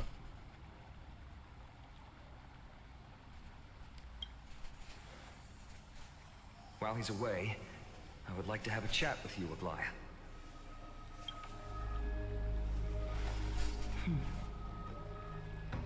Speak. I'm listening. Bitch. Speak. I'm listening. You could have at least be a little bit more friendly in replying. My god. Okay, wait. I remember Eden being this bitchy. And they say that Eden? They say that Aglia's Flame Chase counterpart is Eden. Eden! The Flame Chaser of Gold. In Honkai Impact 3rd. So far her attitude, her attitude does not match Eden's at all. Eden was a homie. She can do it all. But not same cannot be said with Aglia right now. Oh please, talk to me some more. Slap. Slap. Wake up. Let me sleep. Hello. How is it? How do you feel? Oh, you're talking. Are you able to talk? Right? I think that it's amazing too. Testing, 1, 2, 3. Testing, 1, 2, 3. Ah! She's just like me, for real. Oh my god, I wanna hug you. Yo. That's how I start.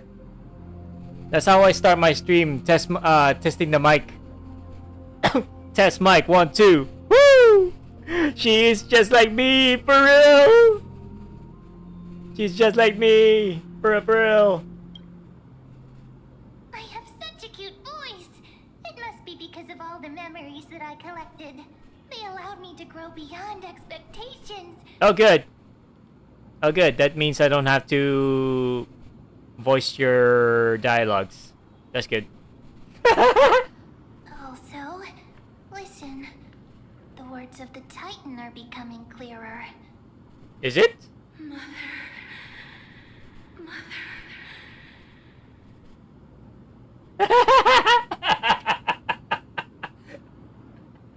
Yeah, no more, what the fuck's that, Tanjiro's sister again? I forgot. If you watch, or read Demon Slayer or Kimetsu no Yaiba, then you know who I'm referring to, because, Tanjiro's sister's VA gets paid gets paid just by memory. Yeah, Nezuko. There you go. Nezuko. Nezuko-chan! Yes, just by mumbling or grunting, and she still gets paid. What if Nezuko starts talking? Will she get paid less? In the later, later seasons, once she's able to talk again. So I don't know about Mem's voice actress. Have I finally reached the end? Are the years of isolation coming to an end? The reason why I forgot the name of Nezuko's name is because when Ufotable, the one that's made Fate Stay Night's Unlimited Blade Works and the Heaven's Feel movies and Fate's Apocrypha? Fate Apocrypha and the subsequent anime, Fate animes. Yeah, ever since they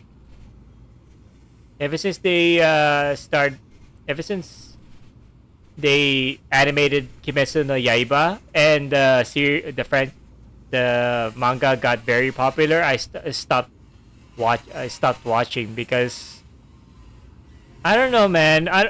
Maybe it's because I don't follow popular animes. I don't follow popular animes, man. I'm sorry. I don't follow popular animes like Naruto, I don't know what the fuck is the other one. Jujutsu Kaisen? Yeah, I don't follow those. Jujutsu Kaisen. Maybe I follow One Punch Man, but ever since the anime started hiring another studio for their second season, I stopped watching that as well. I stopped. So, all in all, I don't watch popular animes. Just the Hidden Treasures one. Only the Hidden Treasures, like. Yeah, it is Madhouse. That's why.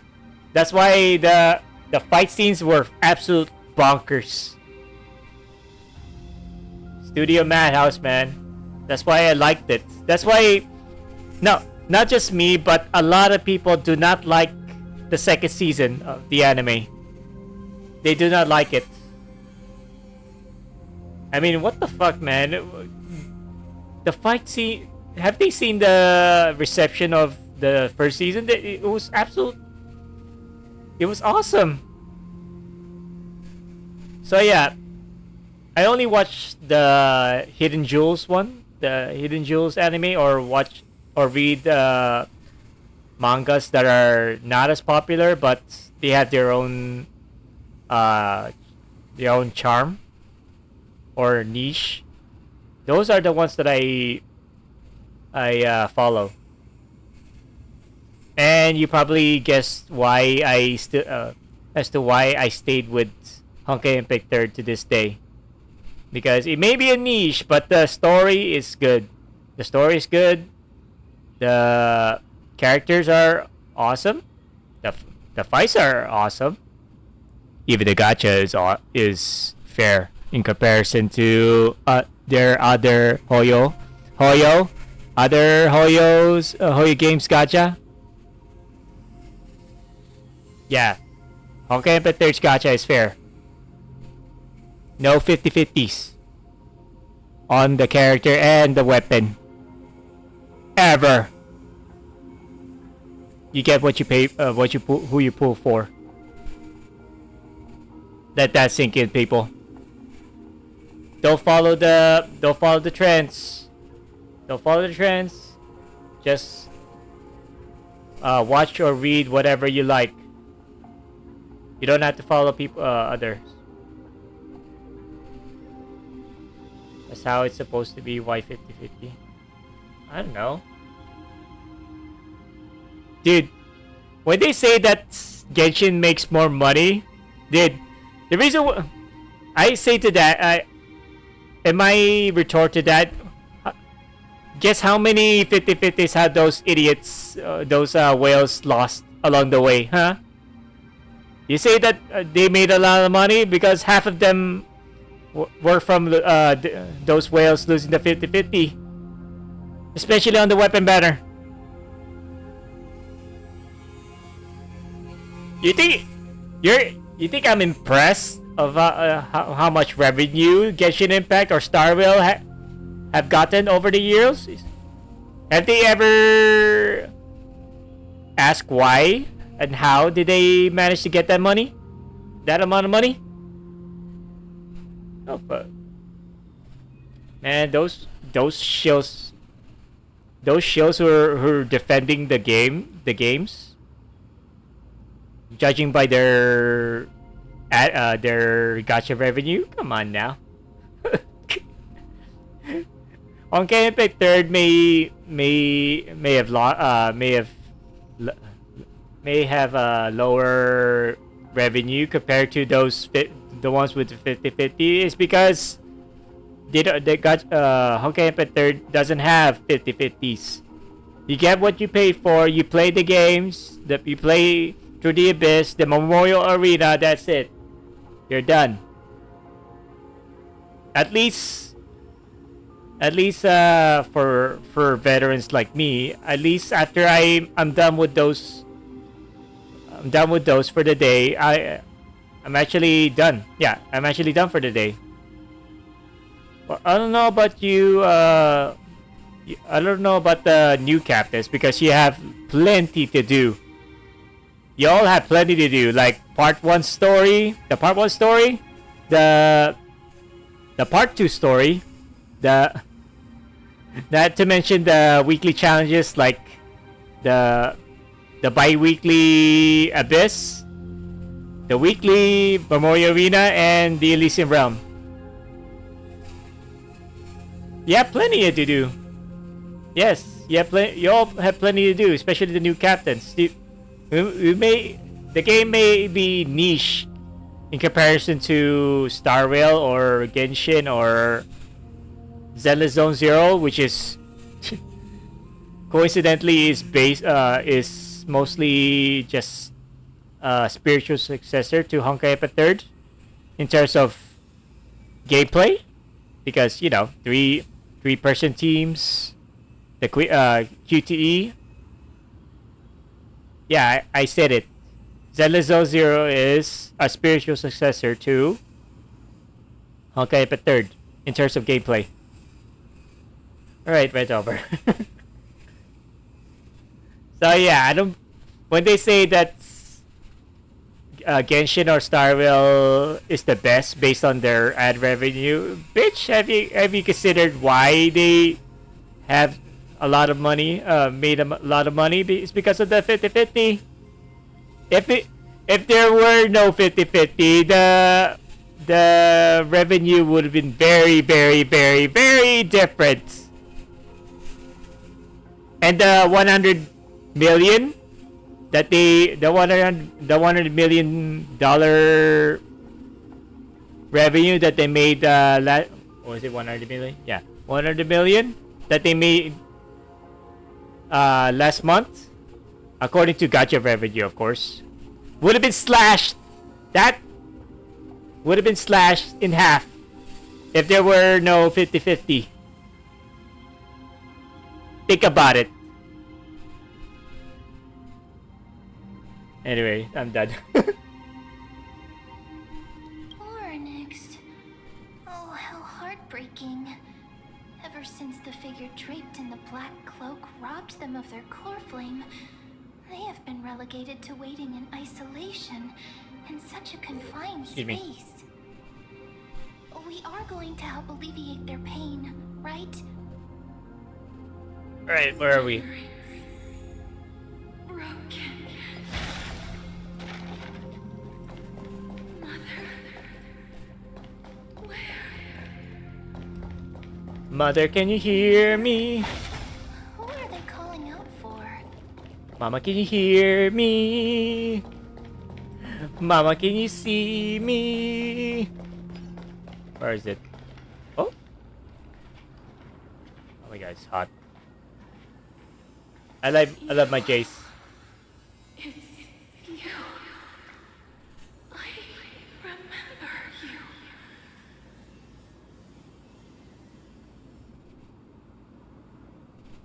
I know. Maybe okay. As good thing I'm not a whale in terms of spending in gacha games, because I already saw through the scheme.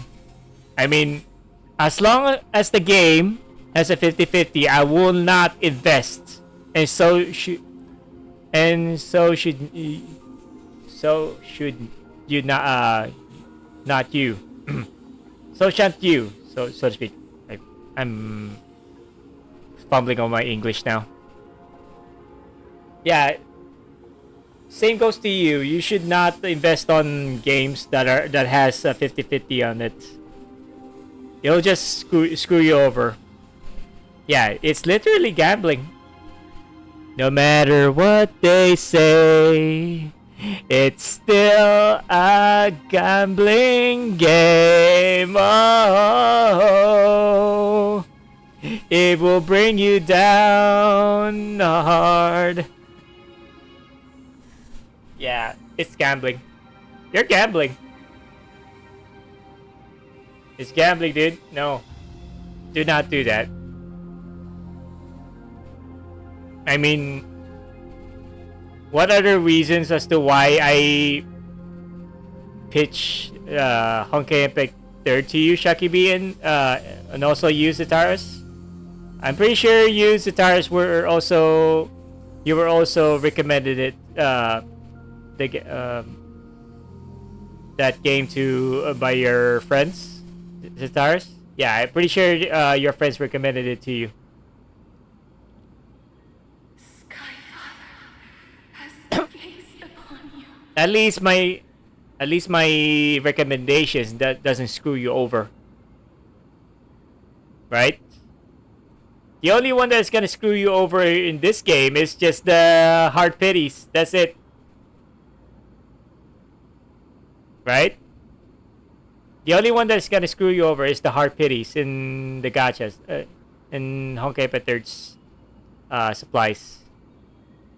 That's it. So, no. Mother is calling for you.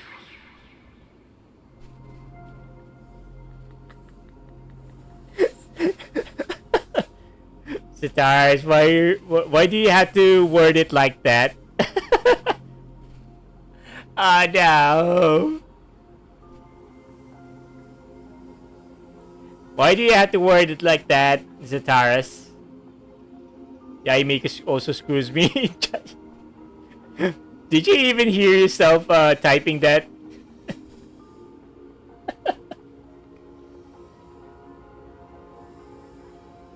Does Skyfather refer to Fuli?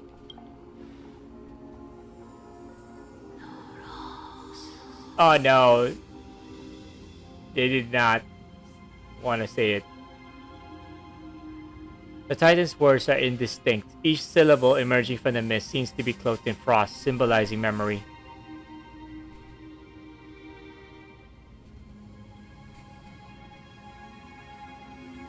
Actually, I got Yaimiko and won the 50-50. So yeah. You don't even know what Oryx looks like. She is mostly depicted as like a cloaked sun in the sky.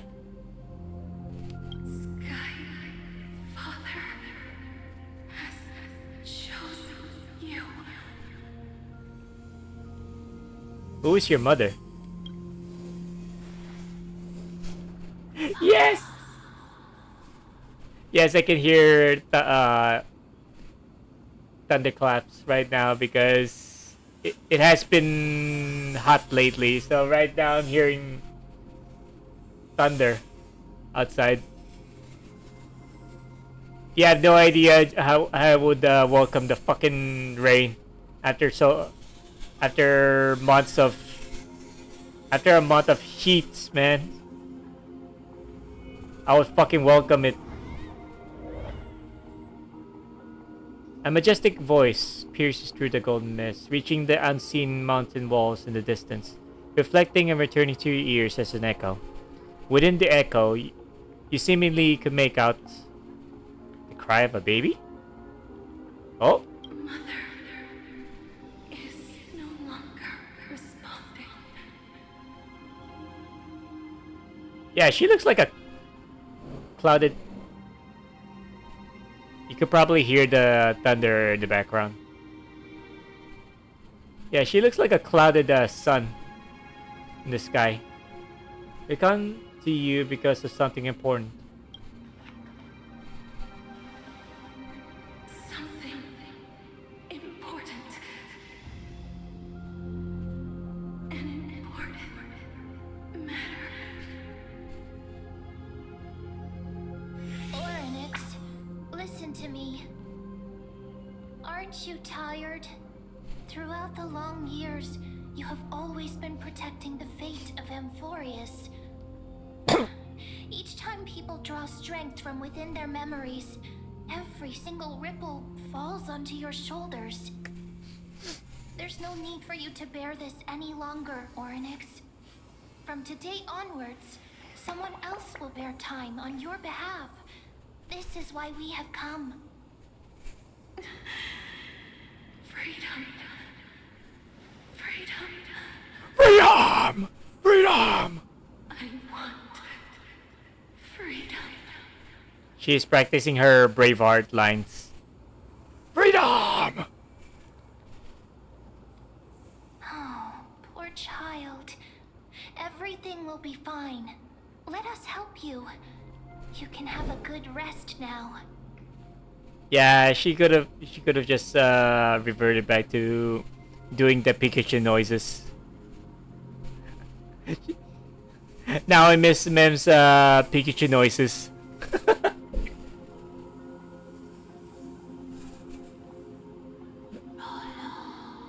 But it actually saves me from having to read her lines every time. Alright? Now, actually I'll take this one instead. Alright? What's troubling you, big fella?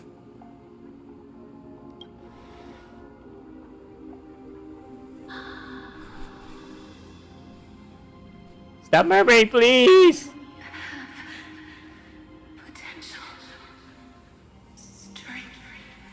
I'm the MC after all. Willpower. Powerful. And tenacious.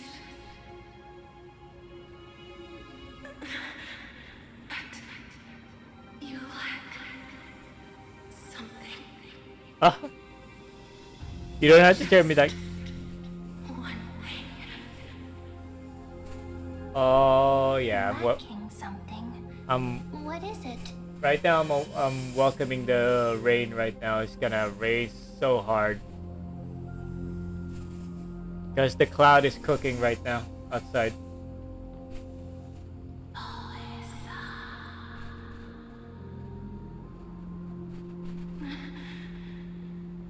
What you lack And sure enough, it's raining. is a future. Oh! First time, although I thought we lacked the passport.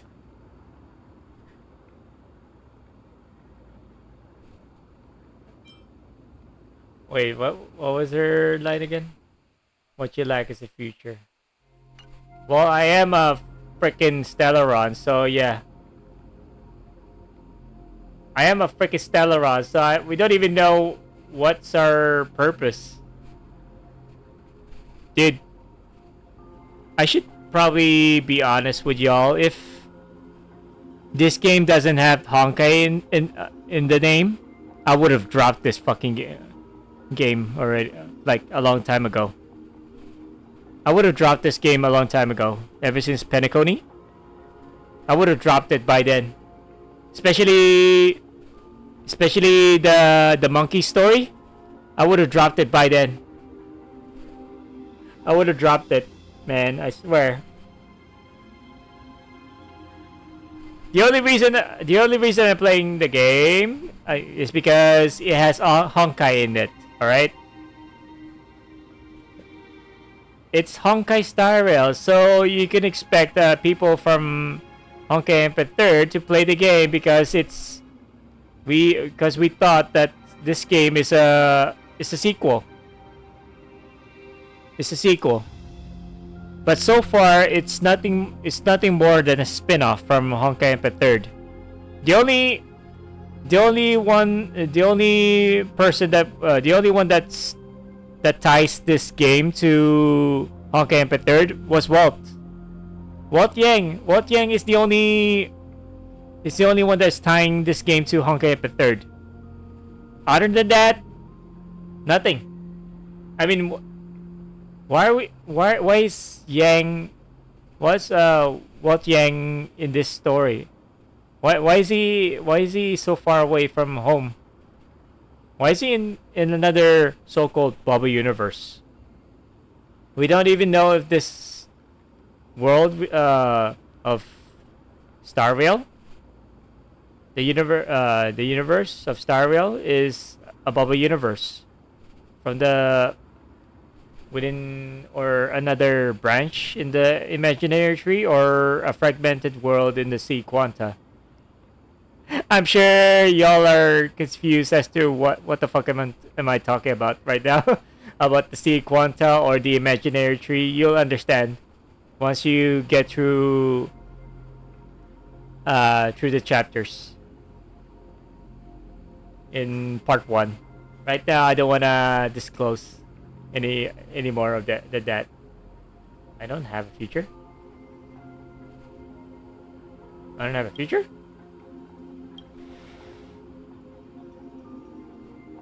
Future? Okay. I'm sure you've already played Until the Blood Moon Fades, right? The Luna event? Well, Luna, the other Teresa, the Serene over there, and the other girls, they're from different bubble universes. When you say bubble universes, they're a fragmented piece of their universe, which already collapsed a long time ago. So that's why it's called bubble universes. So I'm okay. You might get confused here, right? It's like the flowing water from more like a drop in the water. More like, yeah, the bubble universe is nothing more than a drop of water in the sea. Because who knows how many bubble universes out there? If you're, if you think of it as like uh other universes in Marvel, just like that. Traveler from the sky, you should have dissipated already. They're actually giving us backstory story. From Sky Father, stabilize your form. Hey yo, we're having background stories of us. From the moment you cross the sky, your life was cast away. Right now, you are simply a collection of walking memories. What? How is that possible? I'm already dead? Do you mean that I'm already dead?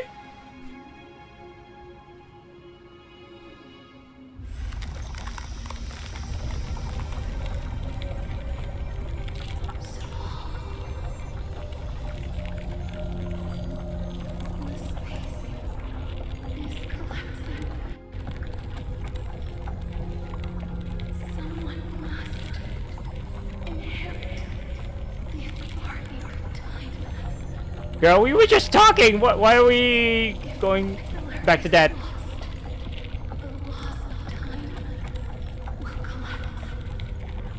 Are we going back to that? Emphorius will succumb to eternal disorder. You still haven't explained things clearly.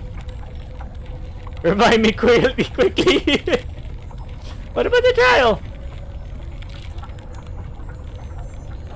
Well, forget that. We still haven't explained things clearly. Time never compromises, never bears grudges, never forgives, never makes a choice. Child of humanity, Titans, Mother, Sky Father. Never gonna let you down. Oryx's divinity is dissipating? Is the trial coming to an end? We haven't even done anything yet. Strider of remembrance, my strength, I shall entrust it to you. The fate of the world, if you wish to save it. Go and find your future that has been stolen. What? Even if that means you'll have to cheat death. Oh, foreshadowing. Foreshadowing. You'll have to challenge that. Hammer shadow, clasped with unfeeling fingers. Before the passing of 15 entry hours, go forth and reclaim your future.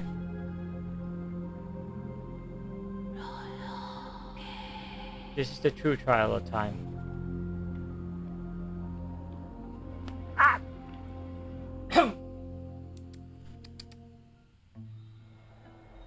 Seems like Orius is responsible for the world and this cycle, but is forced to do so. Oh, hello!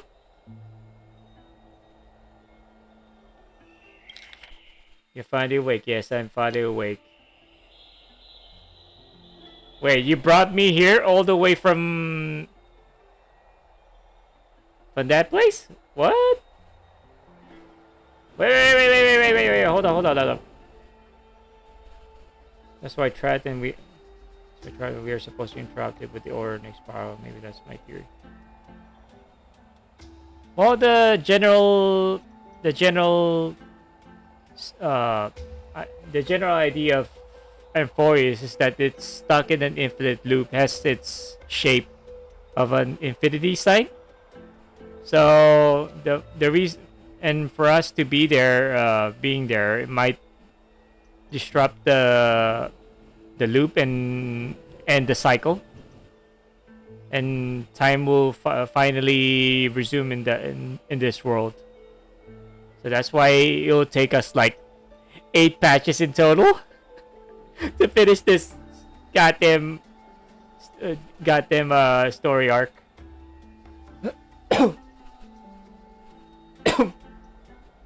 Excuse me. Hold up. I'll keep it simple. You succeeded. Oh? What? Ornyx has entrusted you with their divinity. Now you're no different from a demigod of Amphorius. However, Mem has told me about what happened during the trial. They are still explaining things to the others, and told me to bring you back to your room to rest first. Oh my goodness, I am a fucking demigod. What? So, what's my superpower? What's my superpower? For you to be able to say that even now, you're truly impressive. I mean, I am a demigod, so what can I do exactly? So, it's only fair. It's only fair for me to ask, all right? Because I don't want to be like Peter Parker and get and start, you know, spewing stretchy fluids from under my palm accidentally and start having sticky fingers. So I'm just being cautious, all right? So don't judge me, please. I'm being cautious here. There's something that I never told you. When we landed in Amphorius, our car was pierced by Nikador's lance. Do you remember? Back in the ruins of the Abyss. This is what I said. You passed out when our car got hit. I blacked out too, but not before dragging you out. It's a good thing we were in the car, or we would have been crushed to pieces. Are you telling me I'm dead? Back then? Are you telling me I was dead back then?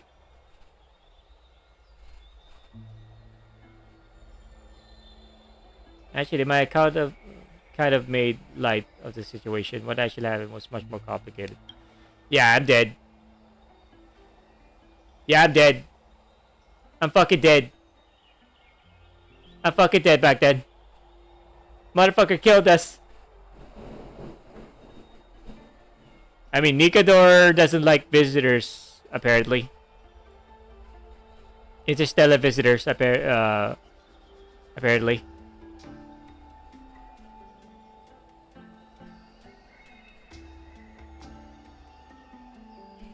I mean, the guy's a fucking practically immortal, man. The dude's practically immortal. How can that immortal being sympathize with a creature that is close to death than them? Right now, the thunderclouds are cooking. Give it a moment. Quick notes: if the stream stopped all of a sudden, then that means my power ran out. All right. Now, just a heads up: if the stream stopped all of a sudden, that means my power went out. So that's a heads up. Okay. Just in case, because on the sounds of the clouds that are cooking right now, I'm guessing that it'll rain hard later, and other clouds will start booming for hours. There you go. I saw lightning. Excuse me. You were severely injured back then. The several wounds still bleeding profusely. I struggled to carry you out and used the last of my strength to stem the bleeding, but then I was also hit by a falling rock and lost my consciousness. The last time I checked, you still weren't breathing, But when I regained consciousness, I saw that you were alive and full of energy. Oh my god, we are dead! Holy crap, we got done. We gonna get killed on the way here. So I never brought this up again. I said that I came back to life. I'm not sure whether the gaze of Fuli has anything to do with this matter. But according to the Titan, you are living in the form of a memory right now. Oh shit! Oh no, I'm part of the Amphorius. Shit, I'm part of Amphorius. That's why she said. That's why Ornyx told us that we can't leave the Amphorius anymore. We can't leave Amphorius anymore until we solve this. What's going on in Amphorius? Just like those objects of the past, the miracles of Ornyx. Perhaps Mem is the anchor rope that ties you to the present. I had assumed that they couldn't stray too far from you, but the truth might be the exact opposite. Don't cry for me, Argentina. The truth is I never left you. To my highways of an insistence, I kept my promise. Okay, I'm not gonna sing the whole Madonna song here. What should we do next? Don't cry for me, Dunhung. It's not time for us to despair yet. There must be a way to save you. Or next mission, finding your stolen future and cheating dead. How the fuck do you know about that? Probably Mem told the whole story. Considering Maide's indestructible body, it seems to suggest that there is some kind of miraculous power in Amphorius that can reverse death. Even reverse death. Wait. Death.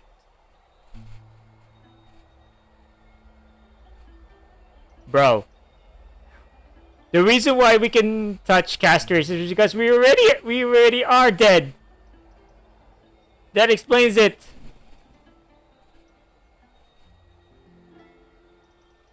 No wonder we were able to touch her last patch. The key seems to lie with the Hand of Shadow, whose whereabouts are unknown. Hey, are you alright? No, I'm dead.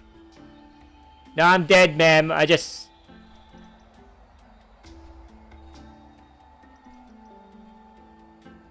I'm dead, ma'am. That's not cool. I heard you two talking about Thanatos.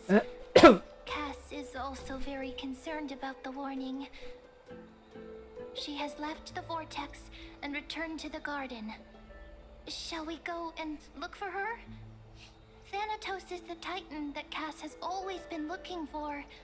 Regardless of whether there are any clues, there's probably no one else that understands death better than her.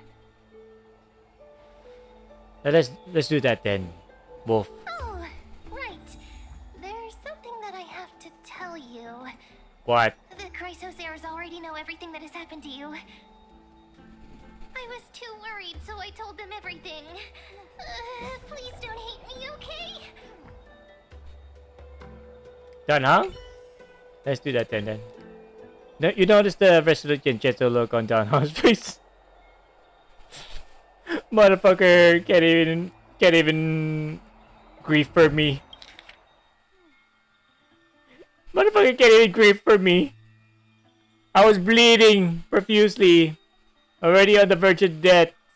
He doesn't want to burden you with his words and words. You already understand. His trust in you transcends words. As he once said, it's not the time for sorrow yet. Next, he will go to the grove to check out the situation, while you should be looking for Castorus with Mem. Okay.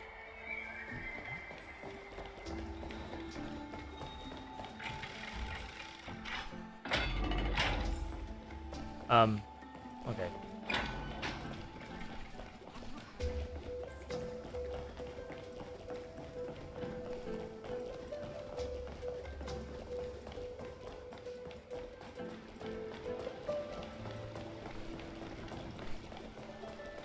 Let's go, let's go. I wanna meet Thanatos. Does that mean I can touch casters all I want now?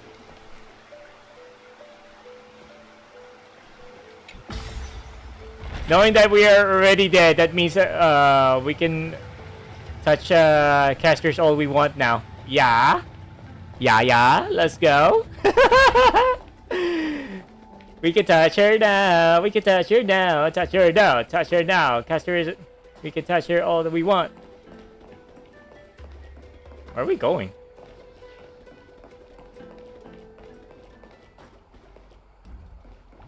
Yeah, you already died. Go cheat. Have a nice day.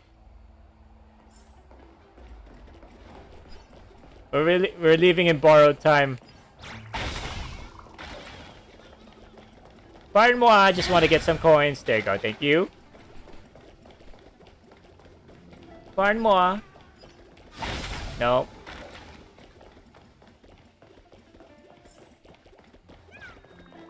Not the chimeras.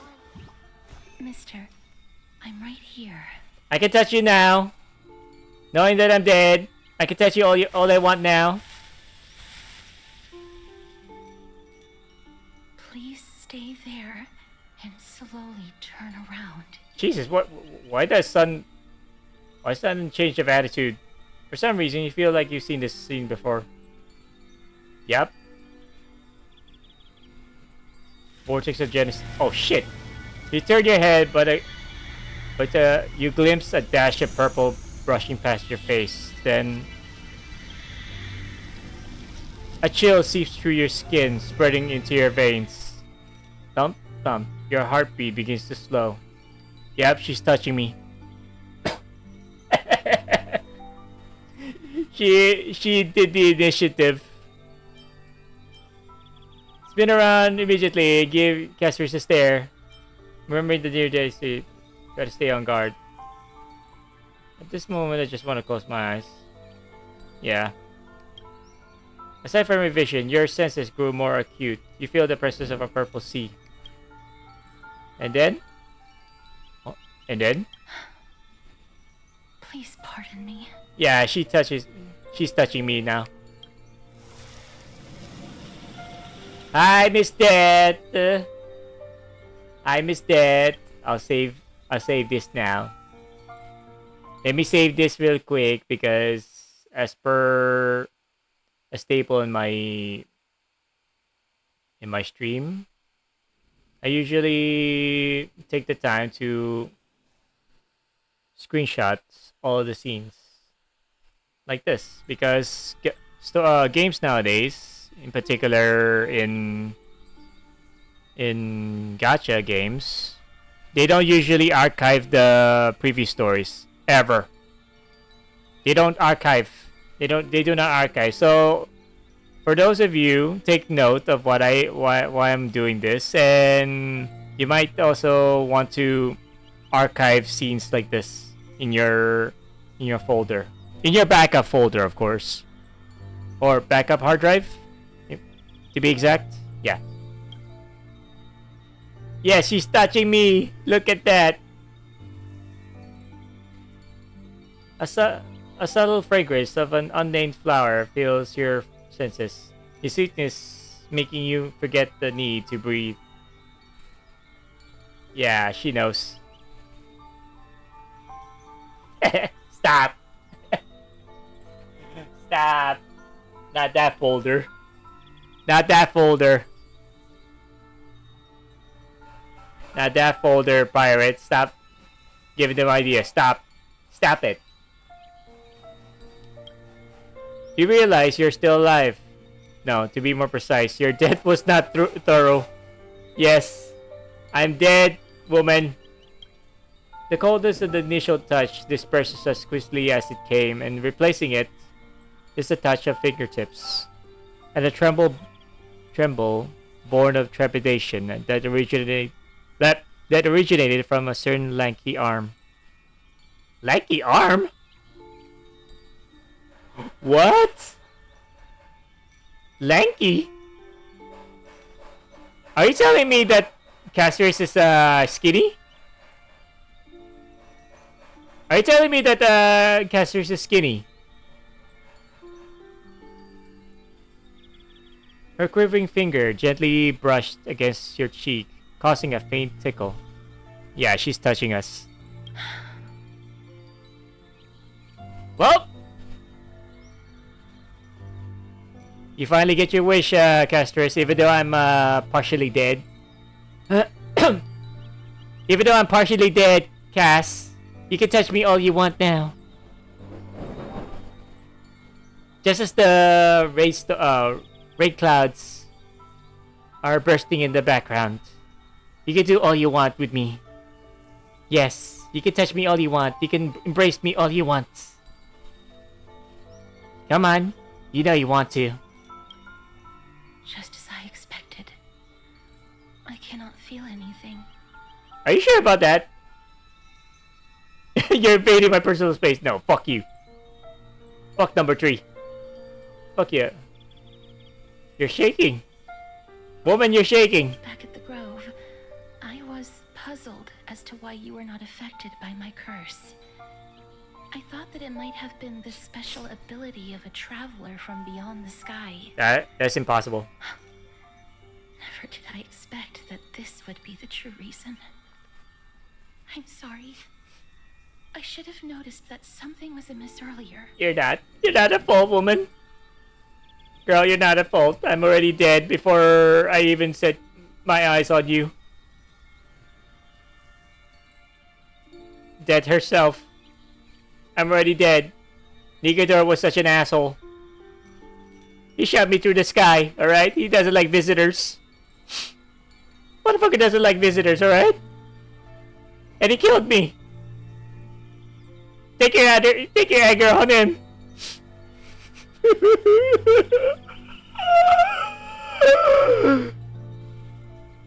He killed me, Cass. He killed me.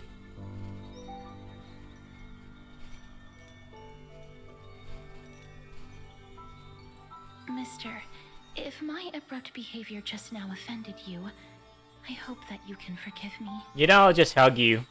I'm just thinking, if your soul has really left your body, as a mortician, I might be able to trace where it has gone to. Why are we talking about this? Cass, did you find anything? My apologies. Not as of yet. Perhaps I have overestimated my capabilities. Hell yeah, I'm a fucking harbinger. I'm a fucking harbinger of rain. Brace me! Brace me, Shakime! I told you, old rain. Well, in my area, of course. I don't know about yours. Maybe it just heed my call of rain. Mister, would you be willing to let me try again? This time, I'll increase the area of contact slightly. Perhaps the result might be different this time. She wants to touch me more. She just wants to touch me more.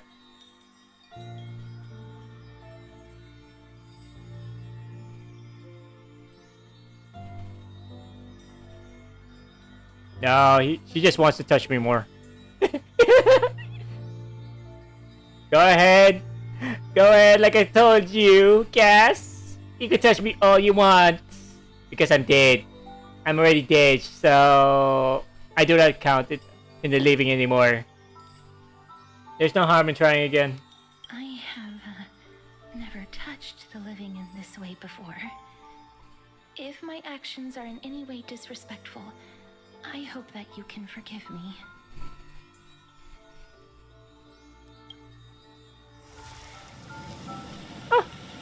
Don't look at me like that, girl. Please. Don't look at me like that. Sheesh, why are you looking at me like that? So, with a pain look in your eyes. Touch my body. I forgot that, Mariah Carey? Yeah, there you go. Mariah Carey, there you go. Yeah, that freaking Gunner song. touch my body all over. I forgot the lyrics now, alright? So let me just get a screenshot and then we'll continue. Okay, we're good. Cassius once again places her palm on her face. Her shivers calm somewhat this time. Remember what I said about my stream stopping abruptly? Yeah, expect me having my power cut off.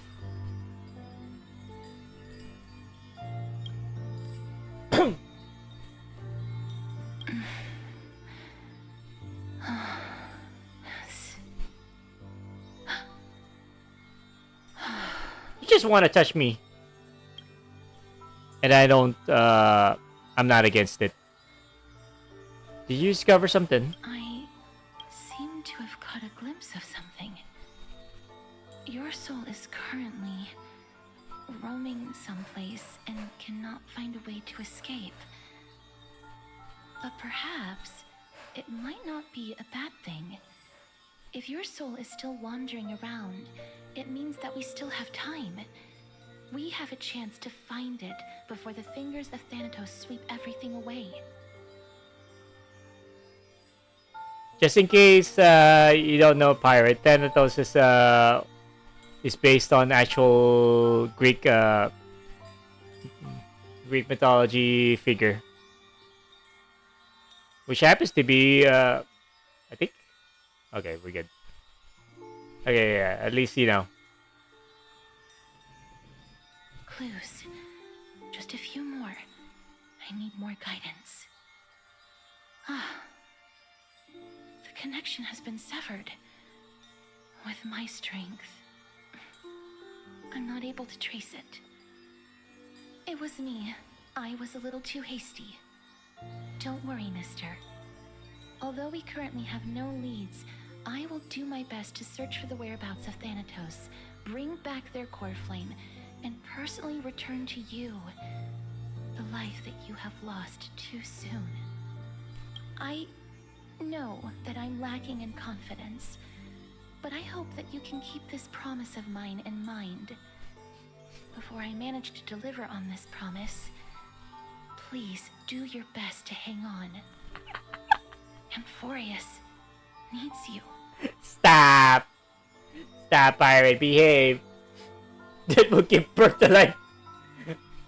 My God, that's a good line though. Jesus.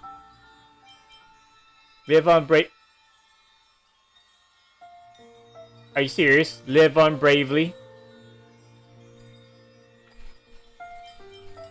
That's a line from a different game, and you know what game that is. That's why I stopped. Live on bravely. So what now? Lady Aglaia and Lord Finon are currently discussing some matters in the paths. They're worried about you too. If possible, please go there and let them know that you're well. Although, I don't actually know whether your current situation can be described as well. Also, please accept this Styxian fable. Reading can help one to focus and relax. I hope that reading this can help tide you through this difficult period. No, I'm not reading it, lady. No. I'm not reading. Lady Aglaia and Lord Finon are currently discussing some matters in the paths. They're worried about you too.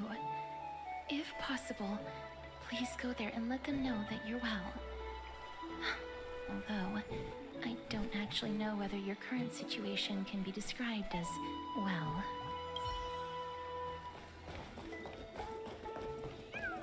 We're going to the bats. But then again, Kevin is with Eden right now. Kevin. Give me that. There you go. Aw, they're not in the bats, Pirate. Sage. They're not. That partner! Hyacin said you definitely wake up. How do you feel? How the fuck do you think I feel? I don't feel it. I feel nothing. I don't feel nothing. I'm dead, boy.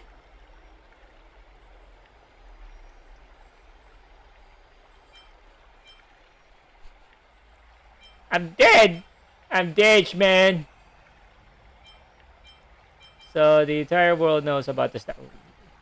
Who the fuck is gossiping?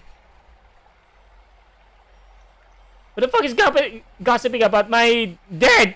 My death, man? I didn't take these guys for gossipers, dude.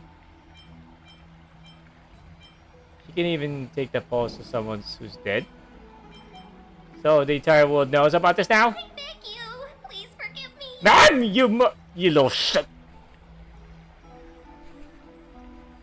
You fucking telltale. You and your big mouth, ma'am. No more English lines for you. You've completed the trial of time, and I have to admit that the process went better than I expected. Even in the end, that Titan's heart still showed a soft spot for humankind. However, I never expected that two people who have cheated death would appear in Akima at the same time. Are you talking about That's what Dano? we've been talking about. Mighty has been in Akima for such a long time, but has no one thought to study his indestructible body? If there were even any minor breakthroughs, we wouldn't be as clueless as we are right now. Many have had this idea, but so far there have been no results. If it were successful, Thanatos wouldn't have disappeared without a trace.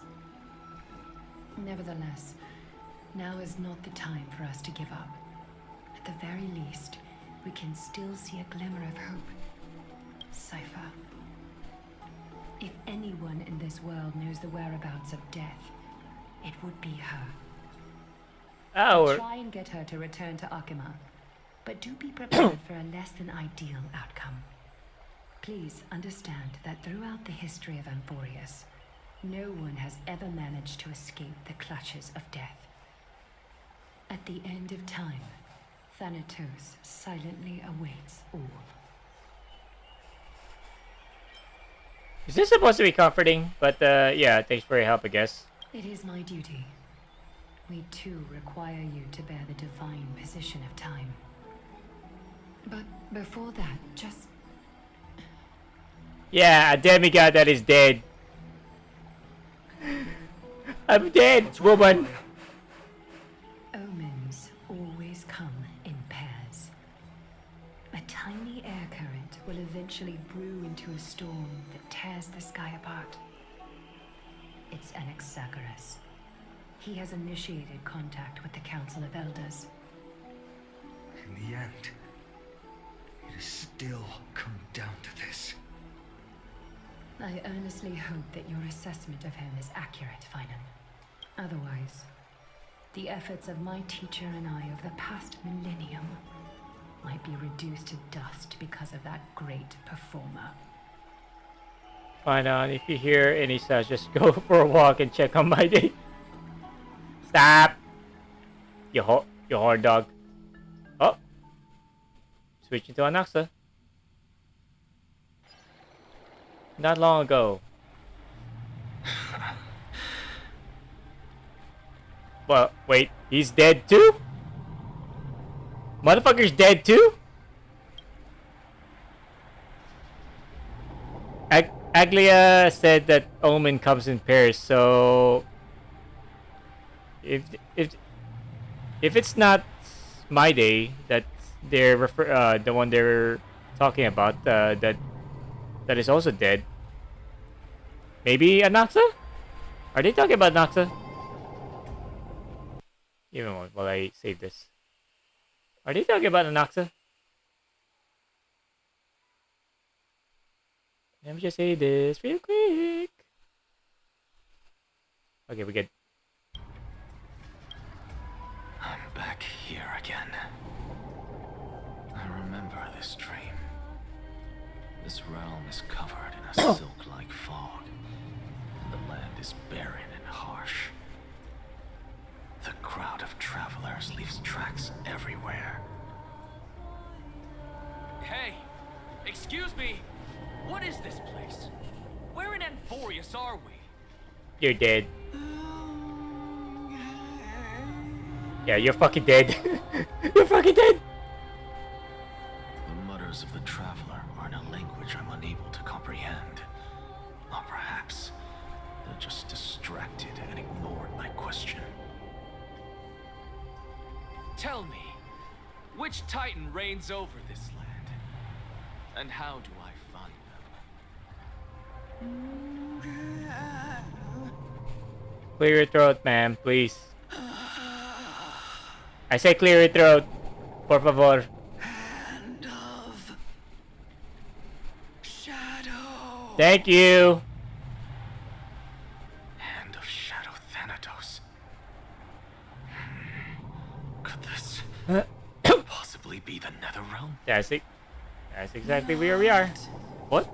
Netherrealm. Then where is this? River River of Souls? Souls? The outskirts of the Netherrealm? Are you heading downstream toward the Netherrealm? River Styx. The Netherrealm. Nothing but an illusion. Titan rejects you, me. Listen. Listen. What? The traveler lifts their wrinkled fingers and remains silent. I look in the direction they are pointing and listen closely. I don't have to narrate then. There.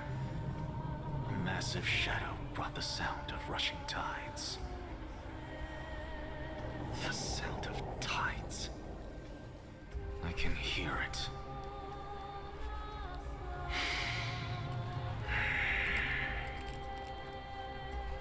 I hear it deep within the tides, beyond the closed gates of the Void World.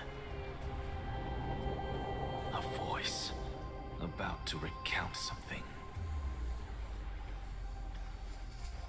Child of humanity, Hello. is it death's embrace you yearn for with such urgency? Ma'am. Oh shit. Oh, you have awoken. Welcome back to the mortal realm.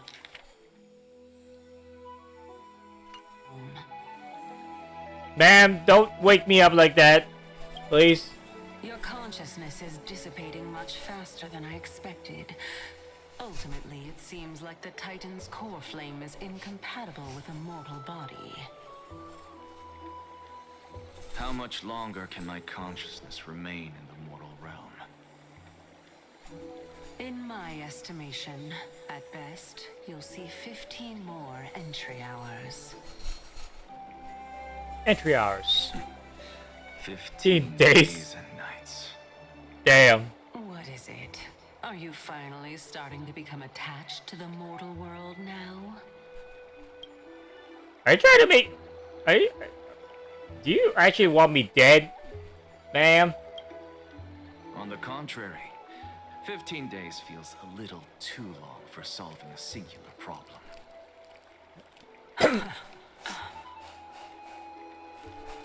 Stop giggling. It's time for us to go. The messenger from the Council of Elders is almost here. Let me ask you one more question. Are you really planning to betray Aglaya's will?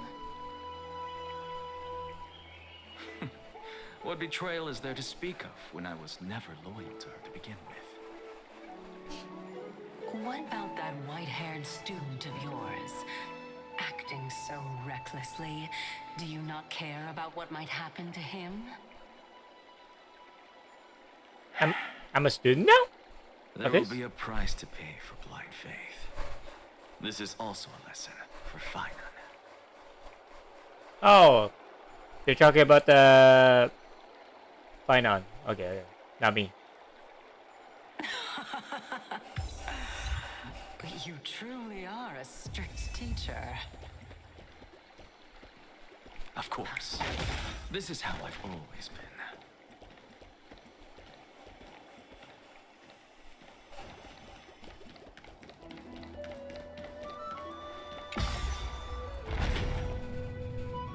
Whee! Papa, can you hear me? Ah!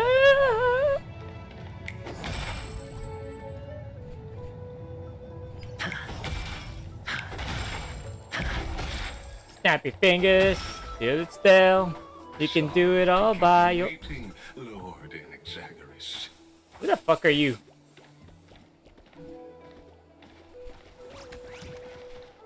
It's been a while, Lord Anaxagoras. That is a very unique construct character. I greet you on behalf Or is he an of the Intellatron? citizens of Akima and express my deepest regret about what happened at the Grove of Epiphany. It's you. I never expected that you would personally come and meet me. By carefully into Lantern above, I have come as a testament to the justice of the Council of Elders. There are Antikytherans here? They have been a rare sight ever since the Chrysos War. Yeah, we were just talking about that earlier.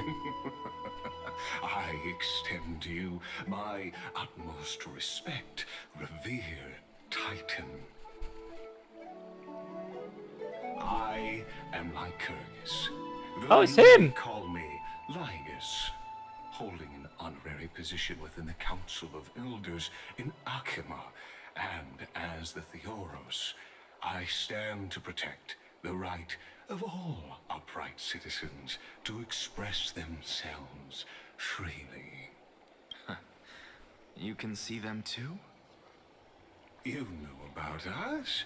We Antikytherans perceive the world through the amplitude and frequency of souls.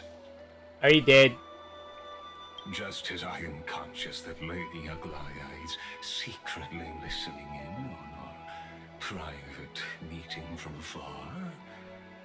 If necessary, Lord Anaxagoras, I can sever the golden thread to protect your fundamental rights. Yeah, please do. The demigod should know better, for such is her station. Spare those poor threats, and just let her listen to my words. They shall serve only to unveil her own folly. May I interpret this as you having a countermeasure? That's none of your business, buddy. I need not any plan, because she can do nothing other than petty espionage. As the Citizens' Assembly approaches, and with Orynyx's fall, any attempt to capture the core flame within me will only usher chaos and calamity. A truth she undoubtedly comprehends. While I, Anaxagoras, serving as the Grove's special envoy to Akima's Citizens' Assembly, have long known the extent of your abilities. Let's forego the formality of asserting authority, Lord Lygus. Lead the way. Lead the way. Very well. Surely Lady Kindness would appreciate such assertiveness in an ally. She's been waiting. Follow me, please. What a fucking slimy fella. For a fella whose people is already almost extinct, this guy is a slimy fella. Slimy character. Is there something on your mind, Lord Anaxagoras? Nothing, really. It's just a question that I contemplate every time before I ascend to Dawncloud. For the Titans, does the falling equate to death? Ah, a pondering truly deep. Time is on our side. Do you mind sharing your reflections with me? While all living beings must ultimately face their demise, Kefali has yet to meet theirs. Their journey continues unhurriedly along this long path. Are you suggesting that Kefali may not have truly passed? Yes.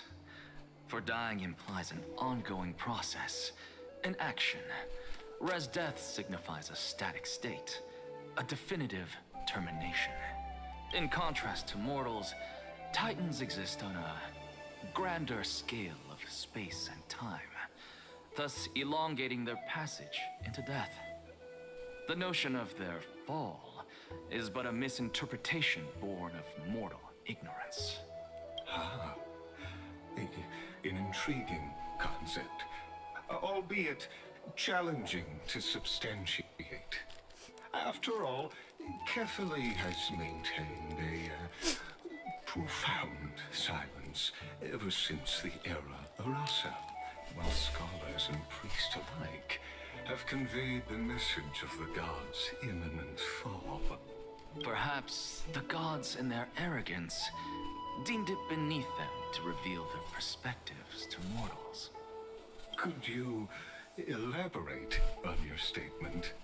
Xerxes, the kin of the Sky Father as recounted in myths, now resides within my brain. Were I to inquire, Kefali would have no cause to refuse. Oh. That very well could be true. But what if the world-bearing Titan still chooses to remain silent? In that case, the myths crafted by the people of Amphorius are nothing more than pitiful jests. It's worth a try. I believe, and I'd love to witness the fruits of your theory and the change it may bring to this imperiled world. Like, it's just such a slimy motherfucker, man. He's just the way he talks and how he sounds. You can already tell that this guy is such a reptile. Because I completely concur with you on this aspect. If the Titan has indeed met their end, any response from them would be impossible. Oh.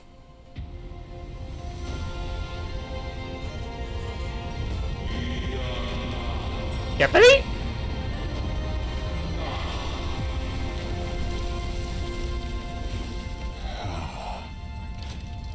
Please, Professor. Oh shit.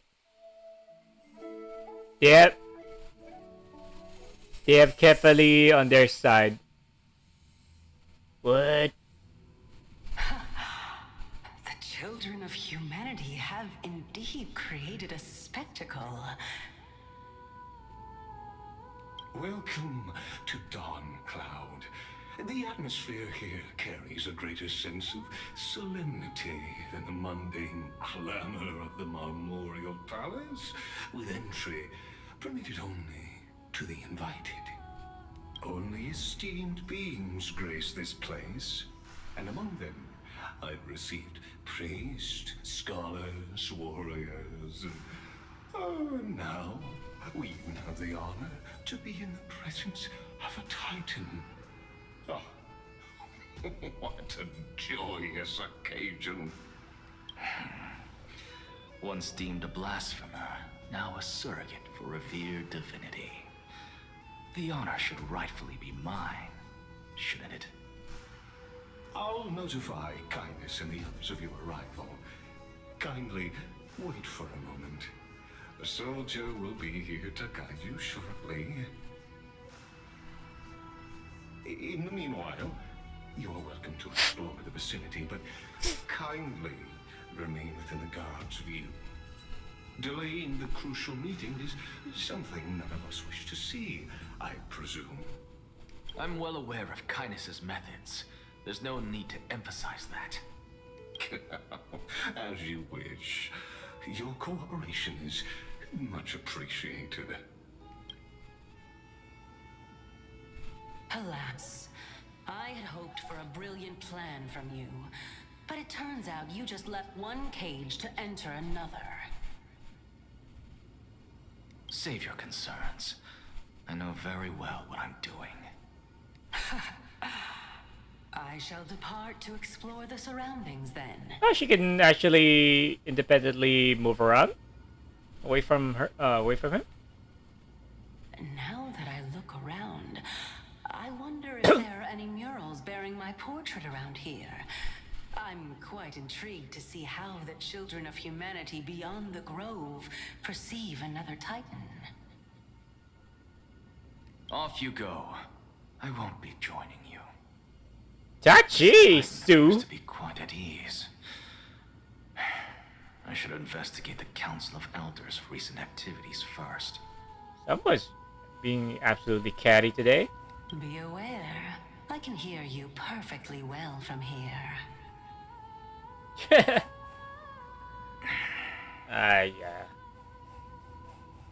Bye, Mama.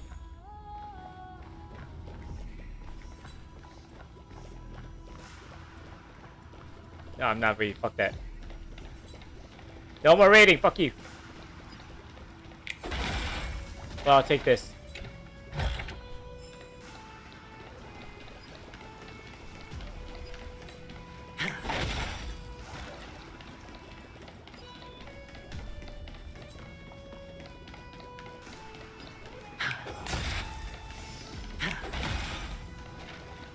Ooh, chest!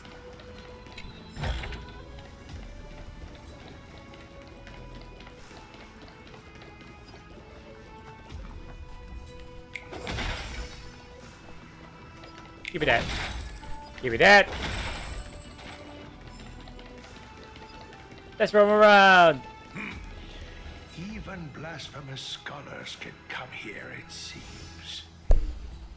Looks like my presence here is quite unwelcome. I think we've known that since the start, bro.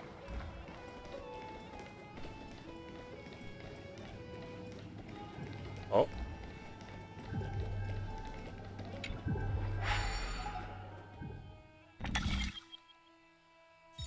Oh dear.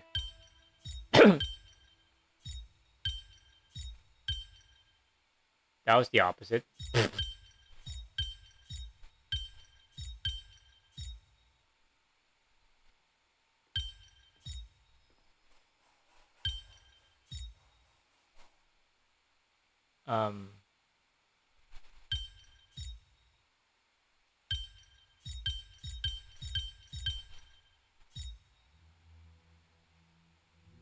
Can't even rotate this shit.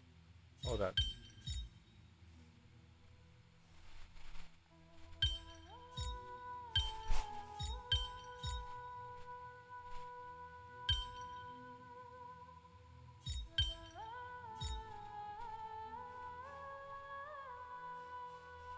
What?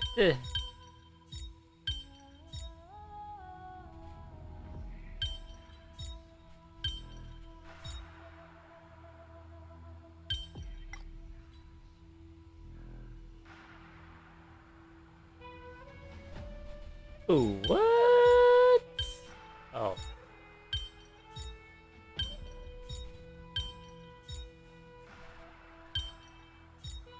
Ah, there it is.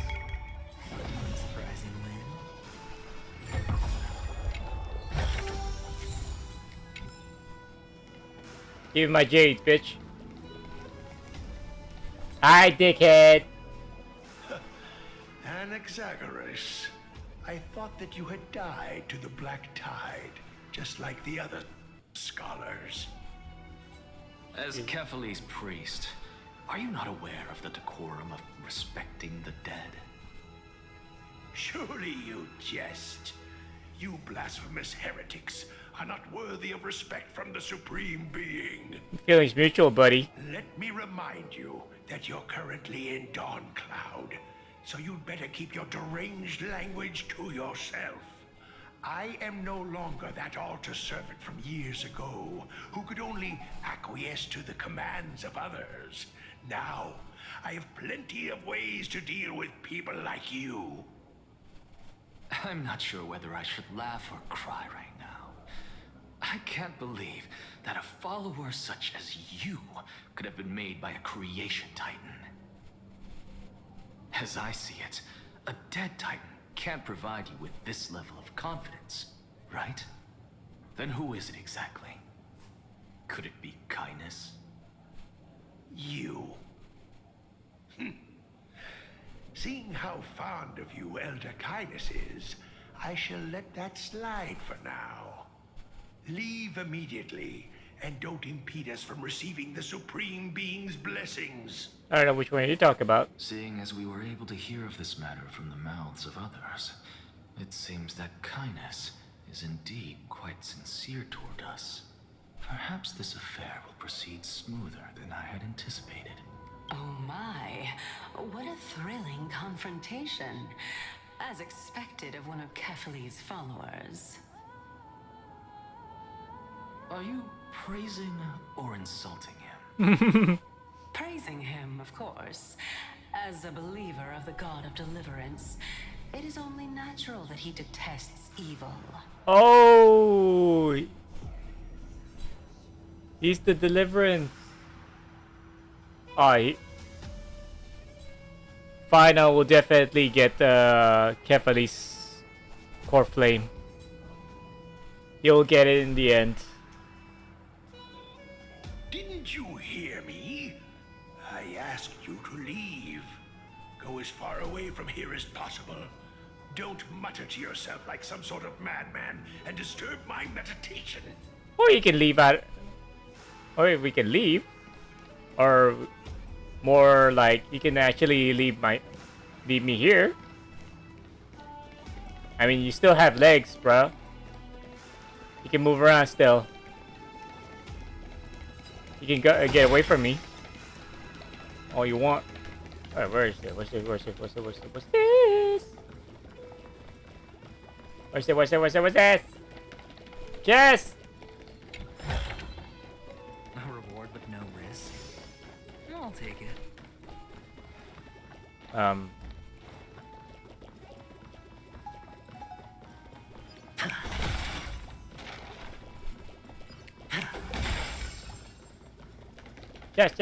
Yes. Professor Anaxa! Oh? Over here! Give me a moment.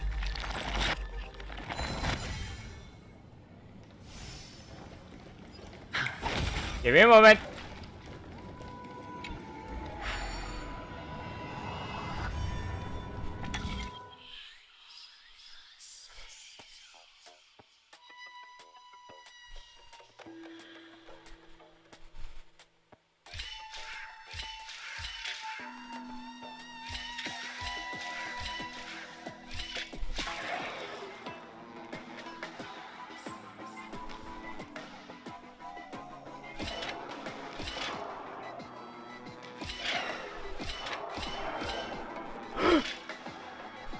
First try, let's go.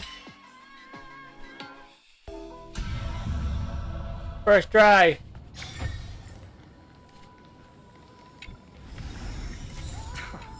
This is hardly enough for a seat at the table.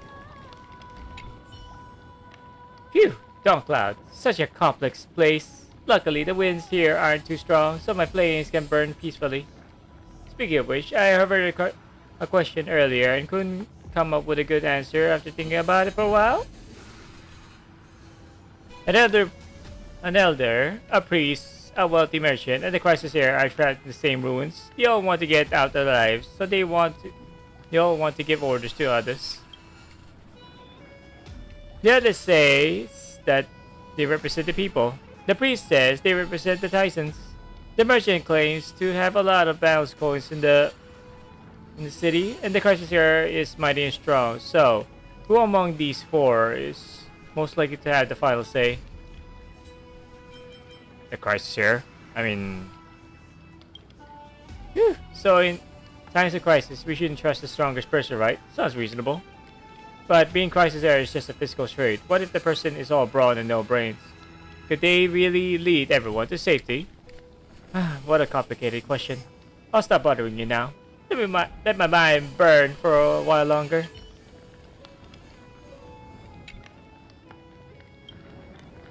Dude. Give me Jades!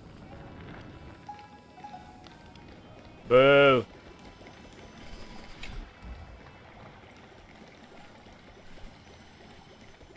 Oh, chest!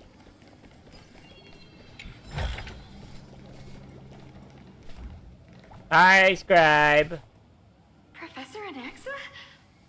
Word has it that the scholars of the Grove valiantly perished resisting the Black Tide. To find you here safe and sound, thank the fates. Oh. You could say it's the fates toying with us. It's only the Krymnoans and Idonians who chase glory through death. But your survival is a victory in itself. I'd settle for that gladly. So, are you here to report the incident to the council? I heard that after the Black Tide devoured the Grove, Akuma would be next in line, even with the demigod of strife standing alongside humankind. Tell me, how much does the Council of Elders know about the Black Tide? Once Kynus and her followers learned of Circe's and Orynyx's fall, they proclaimed in the council that the Flame Chasers could no longer stand against the calamity alone.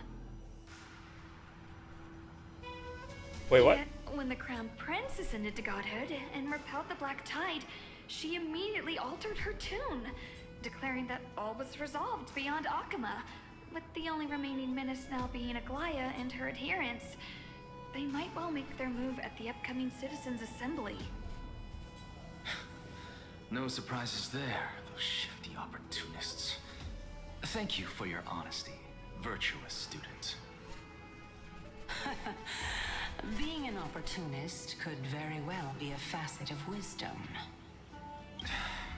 Shouldn't you be searching for murals of yourself? I've had enough of your prattling. I was really curious to see how you would find the middle ground between both factions, so I came to listen in. But it seems as though this Kynus is much more ruthless than Aglaya. If so, why do you want to work with her? Could it be that perhaps you've decided to readily surrender this hollow shell of yours, just because you feel like death is fast approaching? I'm afraid you'll be sorely disappointed if that's what you truly think. I've had enough of this. Could the 15th entry hour arrive any faster?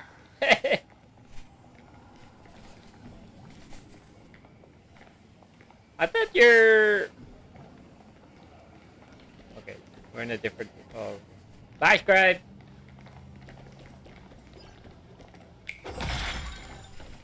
Whee! Oh, my. Could it be that the great tree painted in this mural is actually depicting me?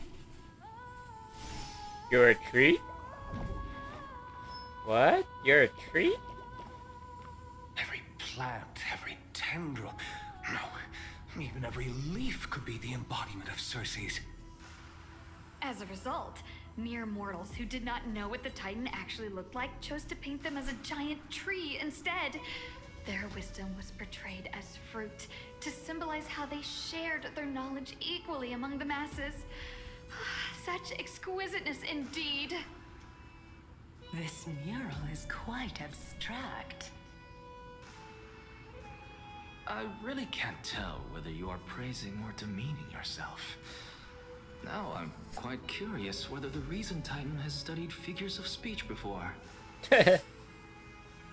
Of course I find such stylistic devices interesting. For all we know, this could be the answer to the question, what exactly are we? I, for one, am not willing to admit that I could look this ugly. Was this the reason why you failed in your attempt to refine my soul when you were ambushed at the Grove? Since you are aware of this, why did you save me back then? From my perspective, this point alone was enough to separate you from the average person.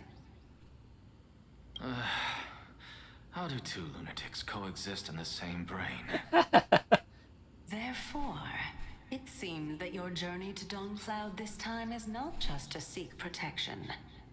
What, then, is the intention behind your actions? The entire plan is stored in my memory, so why don't you look there? Then don't mind if I do. Oh, damn. 1 year old, 2 years old.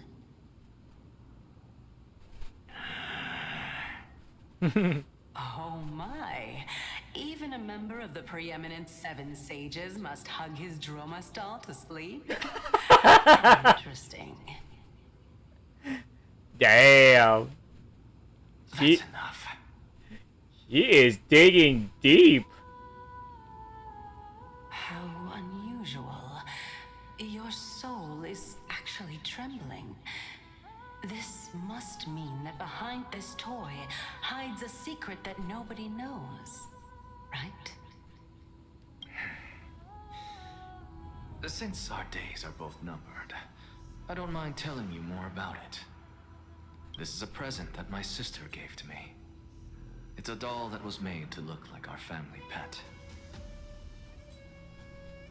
So there are other members in your family, eh? Are they also living in Alchema? Don't you just love to pick through my brain? Go on, continue flipping through my memories. It won't take long. You'll discover the answer when you reach the memories of when I was 5. Oh, the black tide is everywhere. I can't bear to look. When I was young, I couldn't accept this outcome either. Georios, Aquila, Kefali, and you, of course. Although I prayed to every titan that I could think of for help, my efforts were ultimately futile. This...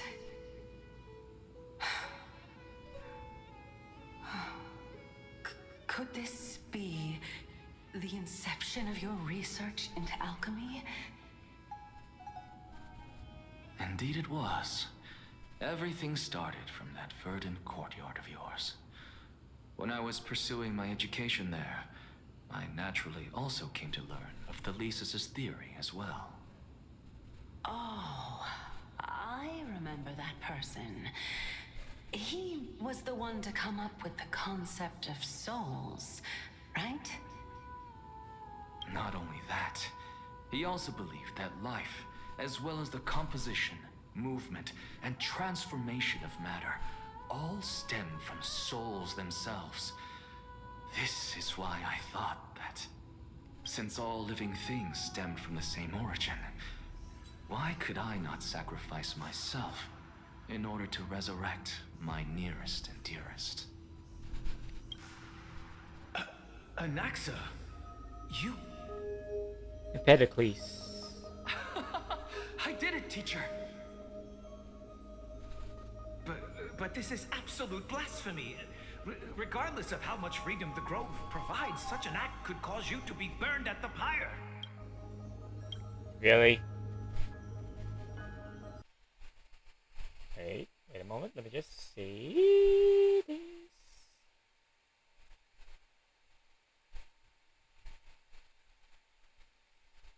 Alright, who's messaging me?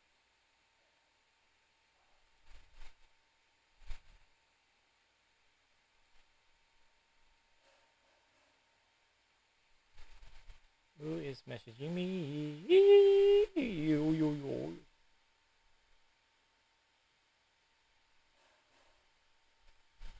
Give me a moment while I check my Discord at the moment. There's still a long time until release.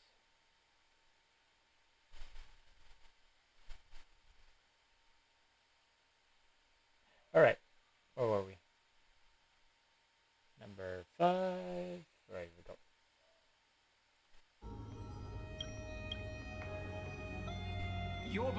Where is she now? Send her away from the grove at once, to a place where nobody will ever be able to find her. Otherwise, the both of us will be judged by the Council of the Seven Sages. Calm down, teacher. My sister, she's still not in the mortal realm, even to this day.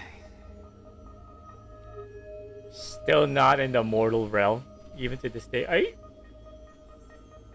What is that even supposed to mean? She's in purgatory or something? What do you mean? It was naive of me to think that I could snatch the deceased from Thanatos' grip by merely sacrificing one eye. Equivalent exchange. All I received for that price was but an opportunity to see her for one final time. Nothing more. Well, at least that one is fair in comparison to what happened to the Elric brothers. Yeah, that one is more fucked up. Especially with their teacher. Well, this one is from the first anime of Fullmetal Alchemist, to be exact.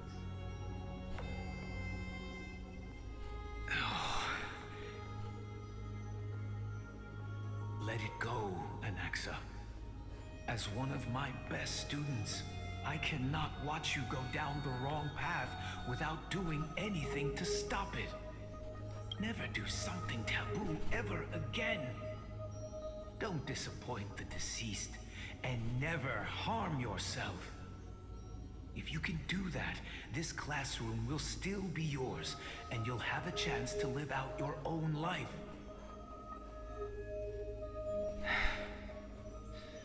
Since I was able to see her one last time, I have no other desires. You're right, teacher. It's time for me to start a new life. I am sincerely glad for you, child.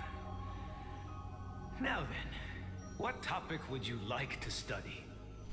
I wish to continue Thalesis' research. Continue the research into souls, but you know that the Grove has long since understood his philosophy like the back of their hands. Even if you continue digging into this subject, your efforts will likely be futile. No, teacher. After my fleeting glimpse of the deathly fog, I finally understood a single truth. Since ancient days, our understanding of the souls is but the tip of the iceberg. I may have lost an eye, but my view of the world has become clearer than ever. I have grasped the truth with my bare hands. Watch as I turn this farcical world upside down.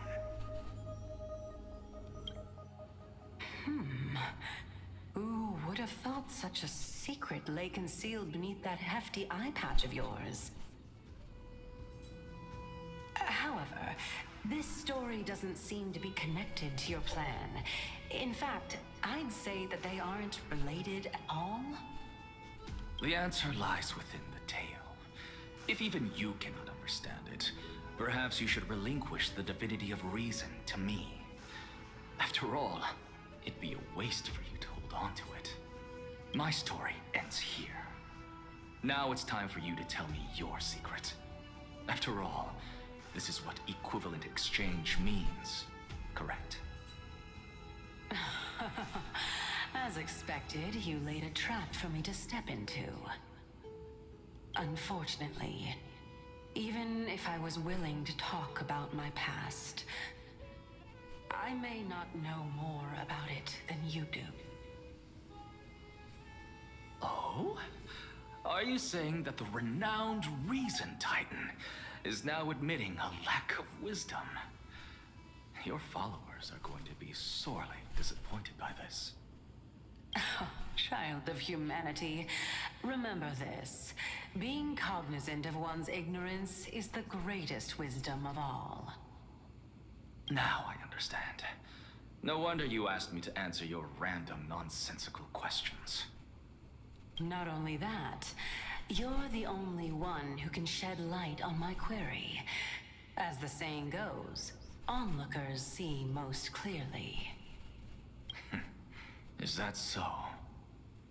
Lord Anaxa, Hello. I saw you muttering to yourself and was wondering whether you were caught in a delirium of reflective thought. I'm sorry to interrupt you, but time is of the essence. Okay. I have a message from Lord Lygus. Lady Kindness has met up with the Council of Elders and is awaiting your arrival, so please depart forthwith. It's finally time. Finally, indeed. Carefully. The one who created the world, and the one who bears the world.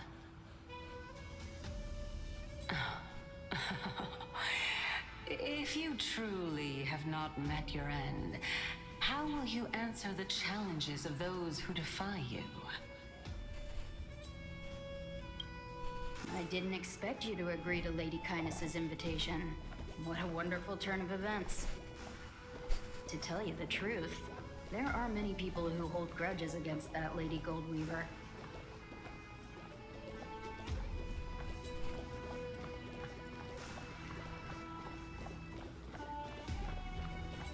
Isn't that the Dromas draped in finery? Avoid his gaze. I don't acquaint myself with blasphemers. Don't worry. He's too full of pride to pay us any attention. Your nickname is Dromas as well? You must really like those creatures.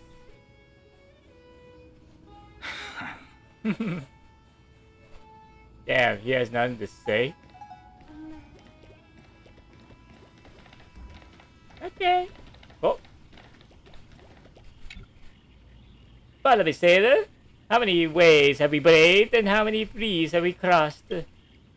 Surely remember those nights we kept watch on the mast? The pure moonlight spilling over the sails.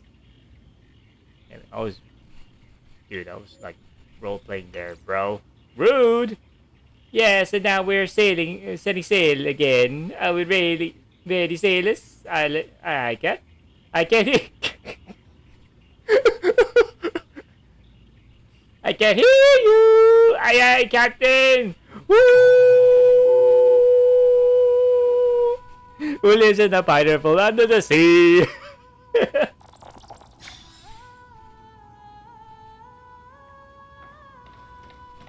Oh my god. Wait. Who lives in the pineapple under the sea?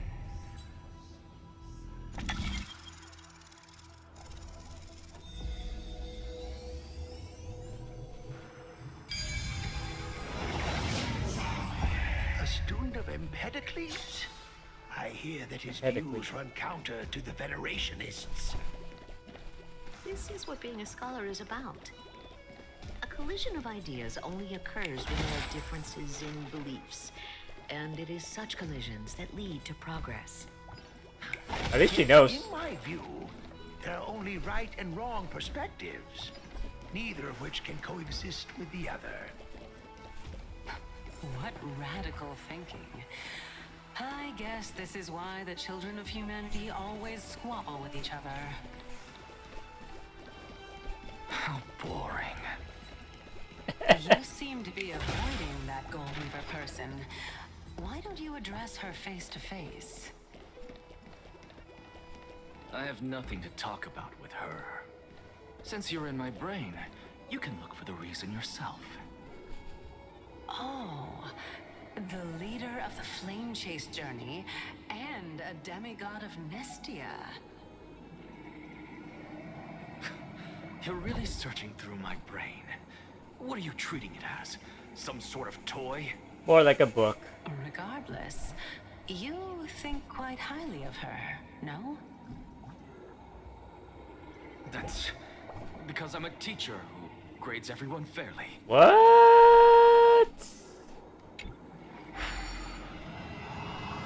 Ooh, what? Yeah, right.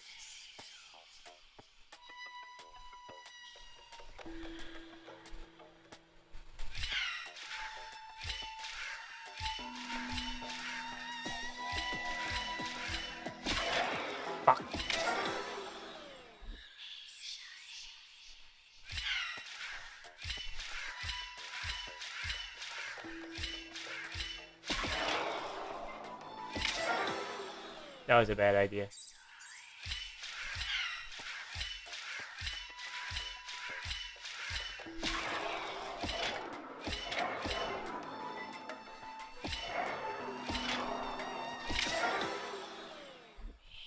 Bruh.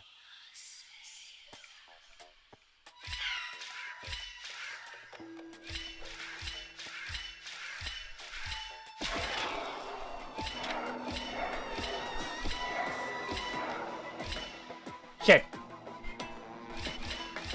Ah!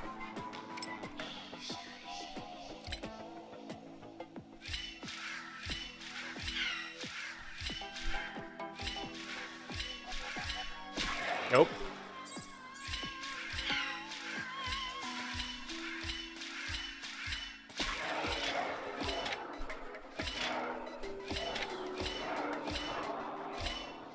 No!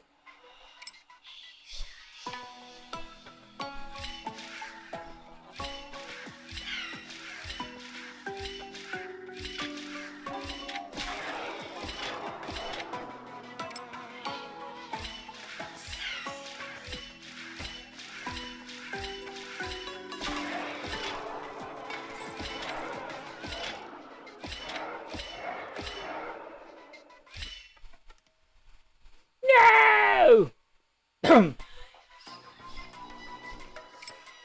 Shit.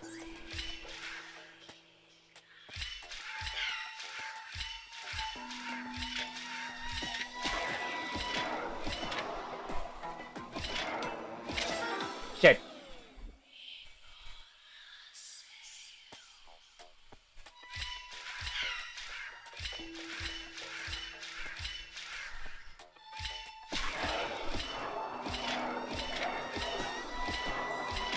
Aha!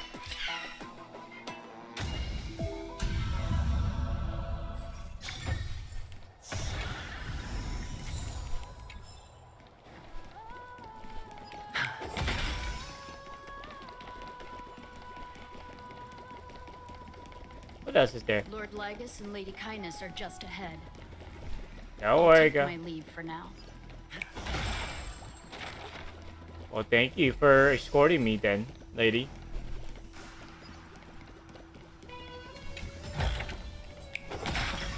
This is hardly enough for a seat at the table. Oh. Nope. Give it that. Give it this. And this. No, for this. Nope, no chest there. Welcome to the Demigod Council, esteemed guests.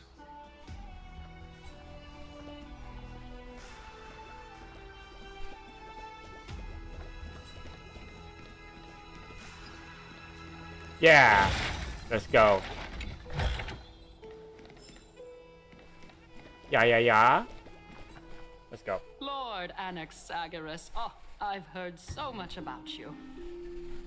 Head of the Nusporists of the Grove of Epiphany, notorious blasphemer, a Chrysos heir who bears Circe's core flame, a survivor of the Grove Calamity.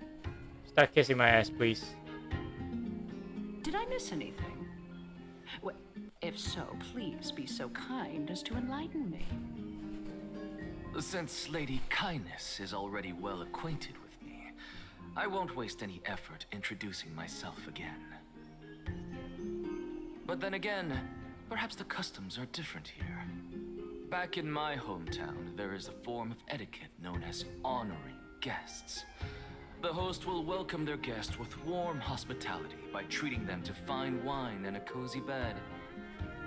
And yet, ever since I arrived, I have not been welcomed with warm courtesy or ceremonial gifts. Instead, I am met with intense scrutiny.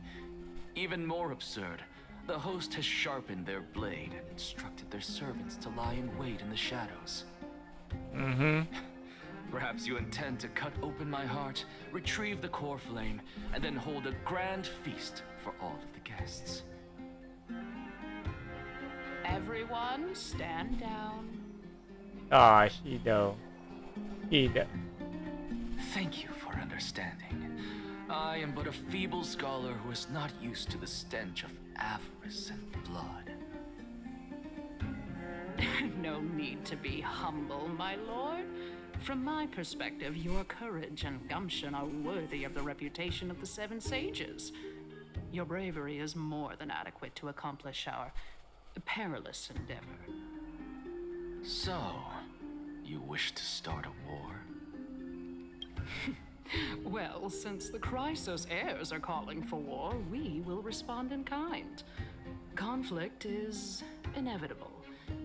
Since Aglaya endeavors to suppress the virtuous commoners with blood of gold, we will not hesitate to display the rights and mettle the citizens of Akama are so entitled to. As to your question of whether peace is still a viable option, well, to that I can only say this. Everything hinges on the next citizens' assembly and whether they have a sudden epiphany amid the clamor of the masses. And since you, as a Chrysos heir, accepted our invitation, you have indeed given us a glimmer of hope. What brazen arrogance. What you're saying right now is worlds apart from what you were saying before you retired your cleaners. I don't deny it. After all, they're responsible for cleaning up any threats, and just a moment ago, you were on the side of the Chrysos heirs. But now that you're an ally of ours, we can continue talking somewhere else. As you know, these walls have ears. I was fortunate enough to have the opportunity to discuss a treatise about the Venerationists with your teacher, Empedocles. Yet, it seems you subscribe to the Nusporists instead, Lord Anaxa. I've heard that this school of thought is one with many detractors. It's normal for ideas to have supporters and dissenters. Just like how there are two types of people in this world. Geniuses and dimwits. Damn.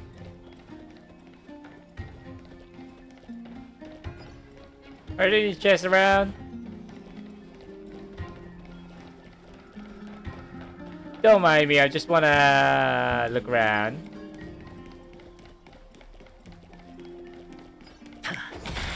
I don't remember Alhaitham being this snarky. And he's definitely not Sue.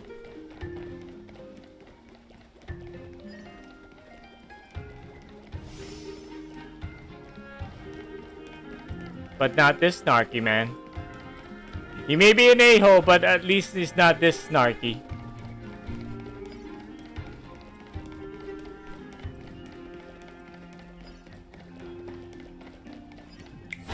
So maybe he's Anaxa is like, I'll hate him if he's just sorry about that. There's something going on in my neighbors.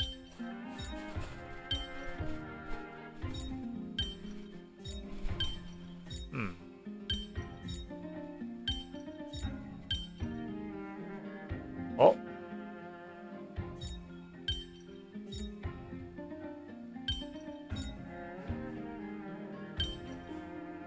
How do you?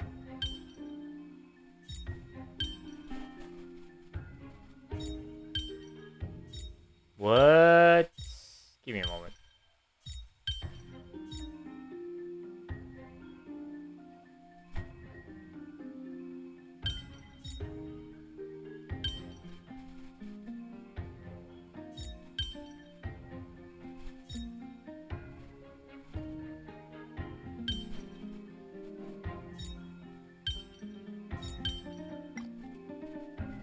Oh, that's one. So the rest I had to deal with myself.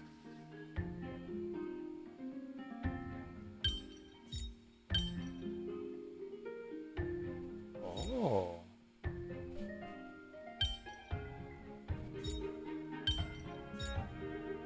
Oh, there you go.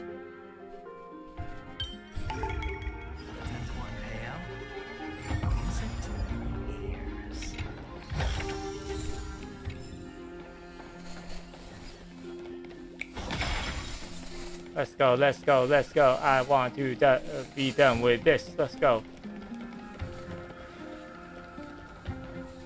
Welcome back to the hub of the Demigod Council, Lord Anaxagoras. Welcome back. Surely you remember that countless eloquent orators have stood in this spot before and emerged victorious by stoking public sentiment with their words. And yet there have also been innumerable blasphemous philosophers who set themselves up for failure because they refused to defend their actions. This tiny stage is the most profound embodiment of Akama in centuries. In 15 days, this site shall also become the most important, as well as the final turning point in Akama's history. May the both of us carry out our duties with honor and lead the masses back toward the Era Chrysia, a golden age with no death, strife, or trickery. Oh my, 15 days and nights. That aligns perfectly with the date of your demise. Could such a coincidence truly exist?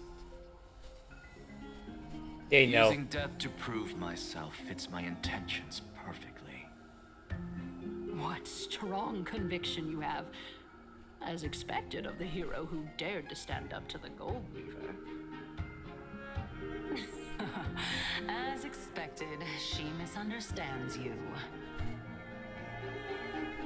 That's enough, Lady Kindness.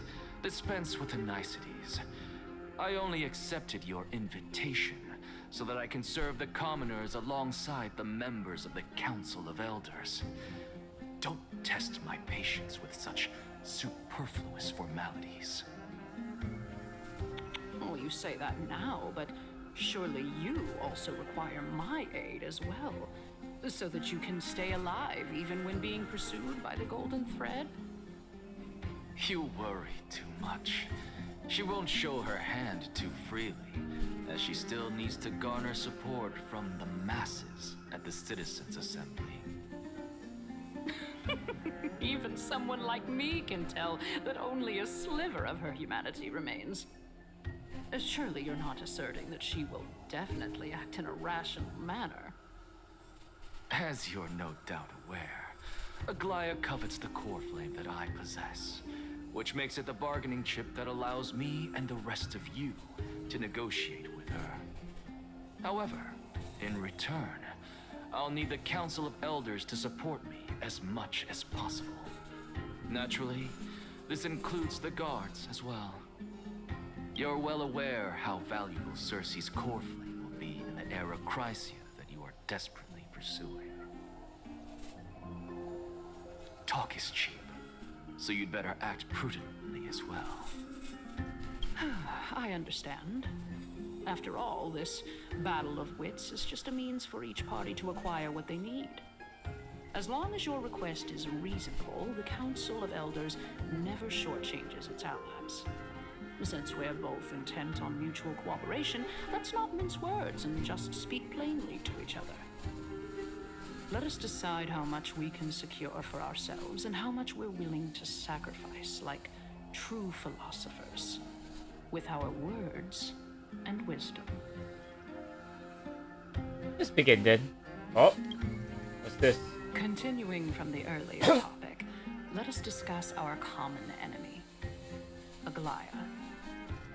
She is the second most experienced Chrysos heir across the whole of Akama, who has gradually lost her humanity to the ravages of time and the ablation of the core flame. A formidable opponent indeed. Admittedly, there is ample reason for her to take your life. Yet your previous reasoning is quite sound. As a seasoned political animal, it's unclear whether she will actually cross that irreversible boundary. Moreover, she still needs you alive so that the Titan's trial can be completed. Is there anyone present who can swear by the sacred vow of Kefali and guarantee that you weren't in league with that woman before coming here? Are you just trying to pull the wool over our eyes and aid her in her savagery? Be prepared to execute me. She doesn't. She just needs vassals who will do her bidding without question. If Aglaya required a suitably intelligent Chrysos heir, then I'm the best fit for her needs. However, it's quite evident that she has no need for a Chrysos heir who could break free of her control at any time. Since I believe in neither Titans nor the prophecy, there's no way that I would willingly walk on the path that she extols. Given how rigorously she enforces her principles, how would she ever accept a heretic such as me? I understand what you mean. At the very least, the both of us agree that this tyrant who wallows in extravagance and greed is the greatest threat to achieving peace in Akama. The Council of Elders is willing to defend your right to live, just as we defend every oppressed citizen. However, I regret to say that sentiments in favor of the Chrysos heirs and Aglaya are only growing in magnitude. The peace that we are aspiring toward, as well as everything that we hold dear, will be destroyed completely. The city will be burned to ashes, and the citizens' blood will be shed. Tell me, what are you willing to do for our esteemed citizens so that they can vanquish the enemies of our fine city? Garnering my support is equivalent to garnering the support of the entire grove. Although the circumstances are rather unfortunate from an objective point of view, it is an undeniable fact that ever since the Grove was attacked, I have become the de facto leader of the Grove. The Council of Elders needs more backing if it wishes to topple Aglaya, and it's evident that the Academy wields considerable influence. At the very least, I have served as the Grove's special envoy to Akama for a significant amount of time. Of course, this also means that I will hold a crucial vote at the Citizens' Assembly. In the name of Kefali, Akama thanks you for your sincere and valuable thoughts. At this stage, it's clear that you and I understand the benefits to be won from this discussion. Let me put it plainly. The Council of Elders has always been renowned for its fairness, and that fairness is built on a foundation of sincerity. The Council of Elders has vowed to all citizens of Akaba that it will always remain loyal to them. As for you, my lord, how will you guarantee that you will be able to live up to such earnestness and will not betray Akama's indomitable citizens when the opportunity presents itself? Just as you now betray Aglaya when it suits you. How absurd. My loyalty is unquestionable. Surely you jest. My loyalty does not need to be proven. The fact that the Council of Elders is asking for proof of my loyalty is itself akin to a form of betrayal. I am incredibly honored to have witnessed the both of you bury the hatchet in a civilized manner. However, I am afraid that I must interrupt for a brief moment. As the Theoros, I have observed the following. Lady Aglaya, the Gold Weaver, is currently on her way to Dawncloud. Oh? Oh. Well, I do believe that we might have a slight overabundance of guests today. Feeling dissatisfied, Lady Kindness? Despite the Council of Elders' lofty residence on Dawncloud, it must still tolerate the whims of the Chrysos heirs. So you were holding back just now. Seems like you are better at playing this game than I. In any case, I'm glad that she's arriving here. So tell me, Anaxagoras, now that you're an ally of mine, if Aglaya were to demand that I hand you over, what should I do? You can do as she says. Tell her that the Council of Elders merely wished to chat with me and had no intention of offending her. However, By doing so, the authority of the Council of Elders will be as thin as papyrus that has been soaked in blood. Not only can it be destroyed at the slightest touch, but the Council will also lose possession of a valuable core flame. No, more like 2 core flames. After all, at the next Citizens' Assembly, that young lady who is synonymous with death will also be standing on our side. What? She doesn't even have a core flame. Oh? How can you be sure of that? Is that of importance to you? All you need to know is that I have a plan. In my opinion, you should be more worried about the impending threat. If Aglaya can seize me in full view of the masses today, she could also dismiss the entire Council of Elders in one fell swoop tomorrow. If that happens, the discussion that we've just had will turn into an utter joke instead. Is this the outcome that you wish to see, Lady Kindness? Fine. I will handle this matter appropriately. But you do best to remember this. Fool the people and karma will be on your tail. I'll overlook it this time, but don't count on there being a next time. Unless, of course, you crave cruel punishment and consider suffering the perfect state to ponder the true nature of souls. Well, what do you know? That happens to be one of my rare talents. We shall see then. Ah, I've got to say that you've managed to really impress me again.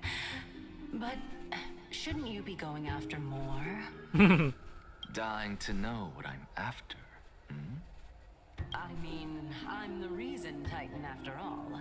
It is in me to ask and seek answers. Easy there. You'll learn the answers soon enough.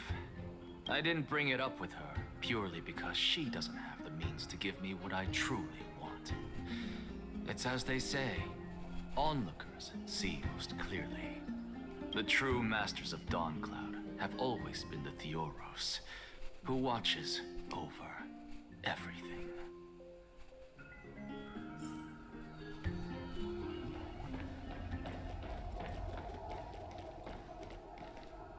An expected visitor. Welcome once again. Bitch, I didn't leave yet. I didn't leave at all. You could actually skip all the pointless debate and come straight to me to seek an audience with Kefali. I have no reason to refuse you, do I? You may not, but Kindness has. Whoever gets hold of Kefali's core flame will get to rule over Akama. She's wary of me, so naturally I had to gain her trust. I would say that debate was not at all pointless. Very true. Slimy motherfucker. In my view, this individual has gone to great lengths to get close to Kefali. He might very well be plotting something nefarious against the Titan. Are you still willing to let him pass, knowing this? Yes, very much so. All living creations are always free to visit Kefali's transcendent vessel. This comes with being the World-Bearer.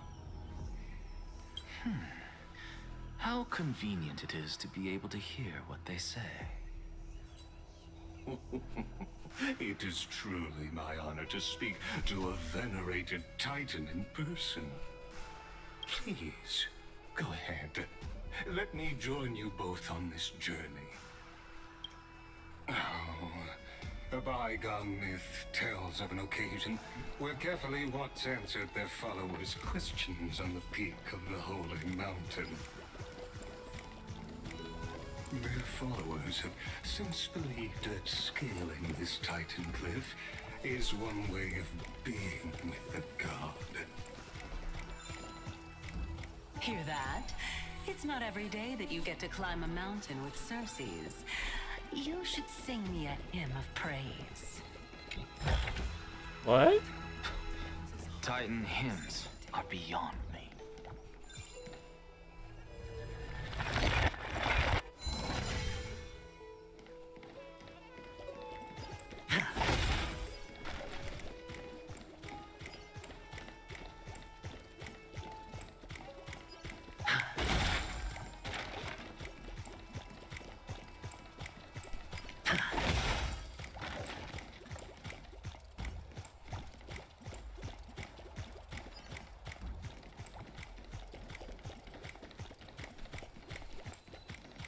No! Ahead. Take this Yanis shortcut, and the long pilgrimage stairway will be waiting for you at its end.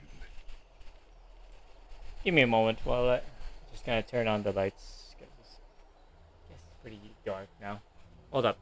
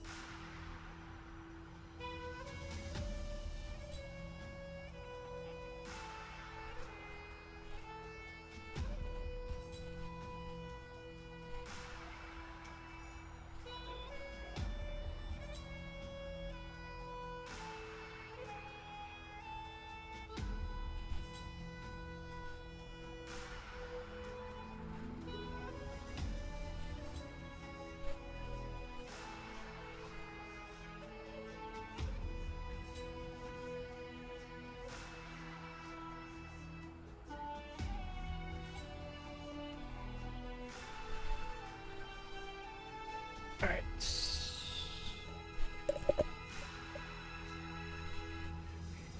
Here we go. I have to admit, I never expected you to not ask me anything. Not even my motive. Because I know very well what it is you are after. As the saying goes, a gentleman helps others achieve their goals. I have a feeling that your theory will be validated at the end of this journey. I believe Kefali will not deprive you of your right to ask your question, especially now that you're on the brink of death. You must be closer to Kefali than anyone else. Wouldn't you agree? I hope things go as you say, then. Putting a child of justice into a farcical world is bound to turn it upside down. It is my hope that you bring a much-needed change to this world which is on the brink of destruction.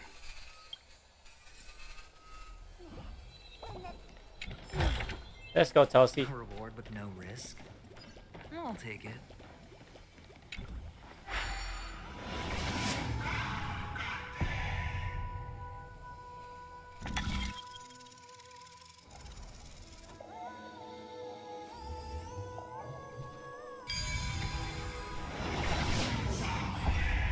Honestly, this is my first time going up to Dawncloud's peak. What a splendid view. Isn't it about time you recognize the magnificence of us Titans? Well, I don't see how this place is different from those temples in the city. All they have are magnificent facades. And even though I've come this far, I'm still doubtful about getting useful clues from him. I must be getting ahead of myself to be expecting to hear something nice from you. Oh? Haven't you been in my head for some time now? It's high time you get used to how I feel about things. Alright, we're just a short hike away from Kefali. No time to waste here. So, So the intellectual debate from earlier was too draining for you, huh? If Amphorius gets a new lease on life, you should focus on strengthening your body and stop shirking social interactions. Save your concern. The Titan is in sight. Can you make it? Why? Are you going to carry me up if I were to fall now? Ah, the breaking of these two, man. I know how far I can go. So just hold your tongue and come along. Fine then. I guess I won't say any more. I'll just wait till your soul dissipates completely to gain control over your body. Damn, girl. Wait. Is that Cersei's? Hey, look at that. Huh? What should I be looking at? Oh yeah, somebody's seeing things. Am I hallucinating? Somebody's seeing things. Do we even get to see souls when we're close to dying?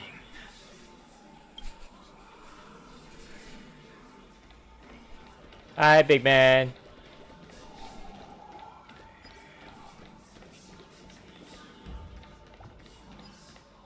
Is this thing floating? Yep.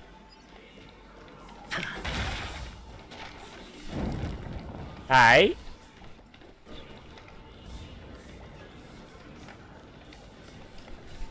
Oh? Why didn't you bring your favorite spear with you on this trip, Nias? Oh, nice. Nias. I know I've heard this name somewhere. Huh. It's unfortunate. The Black Tide destroyed every last inch of my calyx. How could that be? Even a creation of Georios, from their prized ores and molten fire, couldn't escape the fate of destruction? Hey, Cersei's. Do you know a certain Nias? Nias? No, not that I remember. How did you even think up such a strange name? They don't know. They don't know who Nias is. I just saw him. Nias. A warrior-like figure who was just chatting with you here. No, I have no such memory. Could you be hallucinating?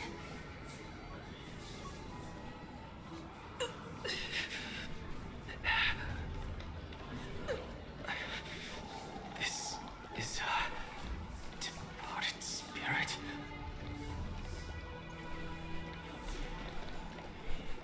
How about no? Hello.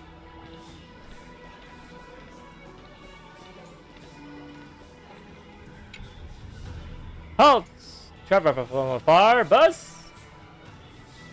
100 challengers have already failed my trial. Will you be able to? Will you beat the 101st? Where are you going?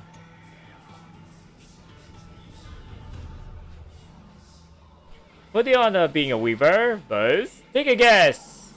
Which behind which tree am I hiding? The one on the right. Wrong.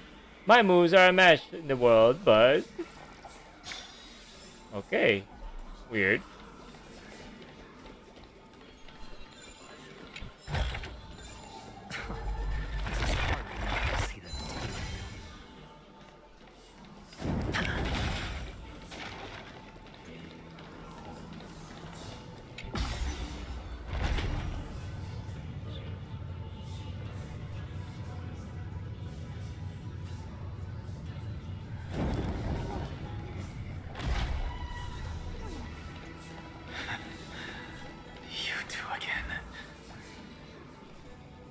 Before that, hold on. Ah, flash!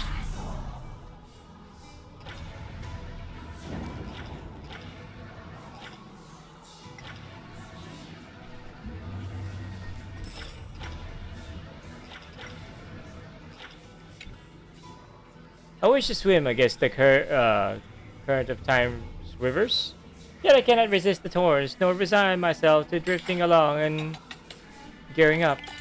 In the end, I am left stranded in the middle of the journey. Perhaps that's just the life of a butterfly. Can I go any further than this? I can. Hold up. Hold up. Give me a moment.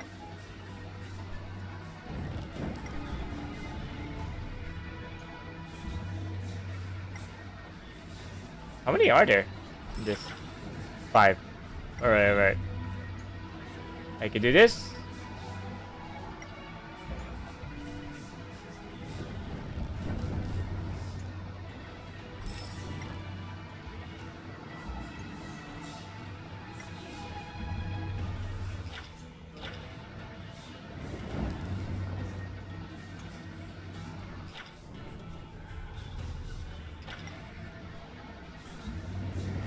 Nope.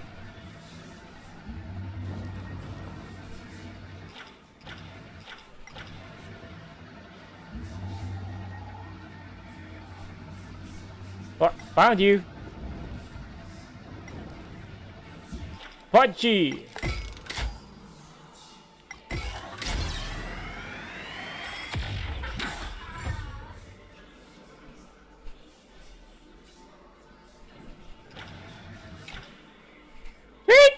You found me. Something about that mural feels off. The many-eyed flying figure seems to be missing a few feathers. What could that be? Is it a revelation granted by my master? Or a connection beyond time and space? Sweet?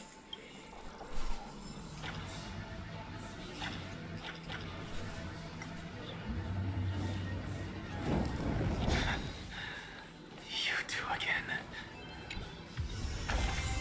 Fortune follows luck. Enough about me. Did Kals ever reply to you?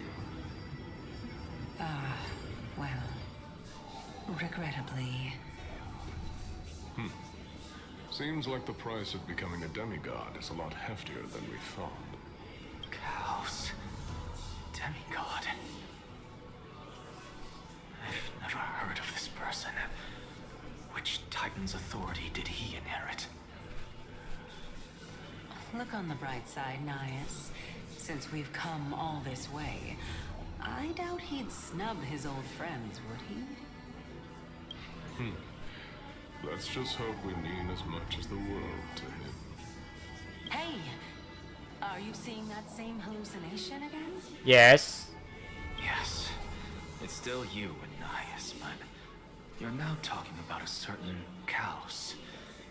I'm guessing he's one of your companions? Kaos? This name sounds just as strange to me. Never mind. I think I know what this is about.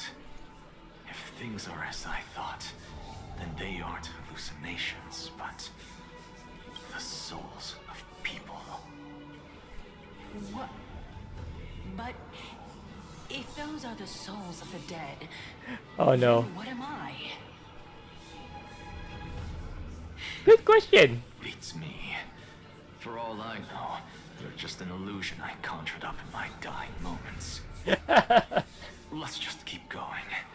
As long as I take in more sights and hear more stories. Know your limits. Wander too far among the dead, and even I might not be able to save you. I'm fine. If this is indeed as I thought, then this will be very amusing.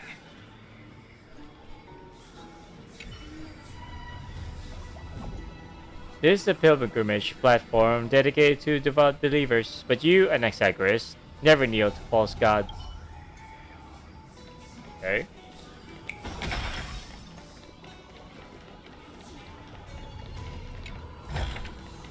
A reward with no risk. I'll take it. It said that tying a wind chime will make a while making a wish here allows the Sunbearer to hear our desires. My wish is simple, Buzz. I hope for sunshine tomorrow to dry my dew-soaked wings.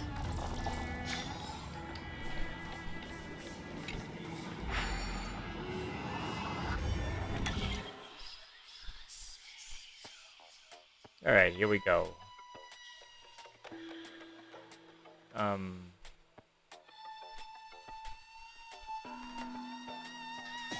What in the world is this?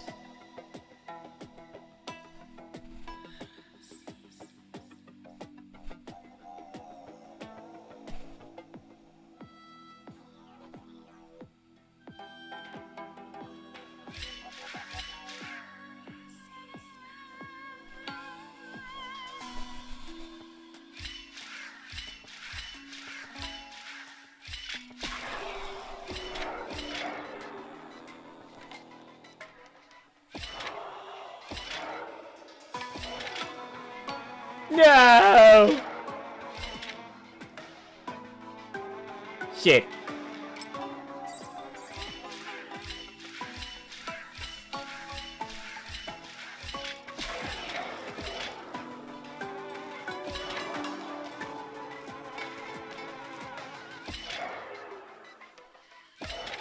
There you go.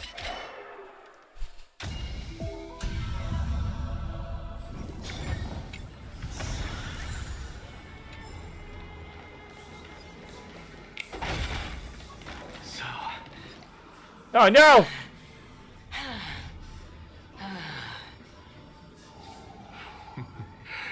Can you keep going?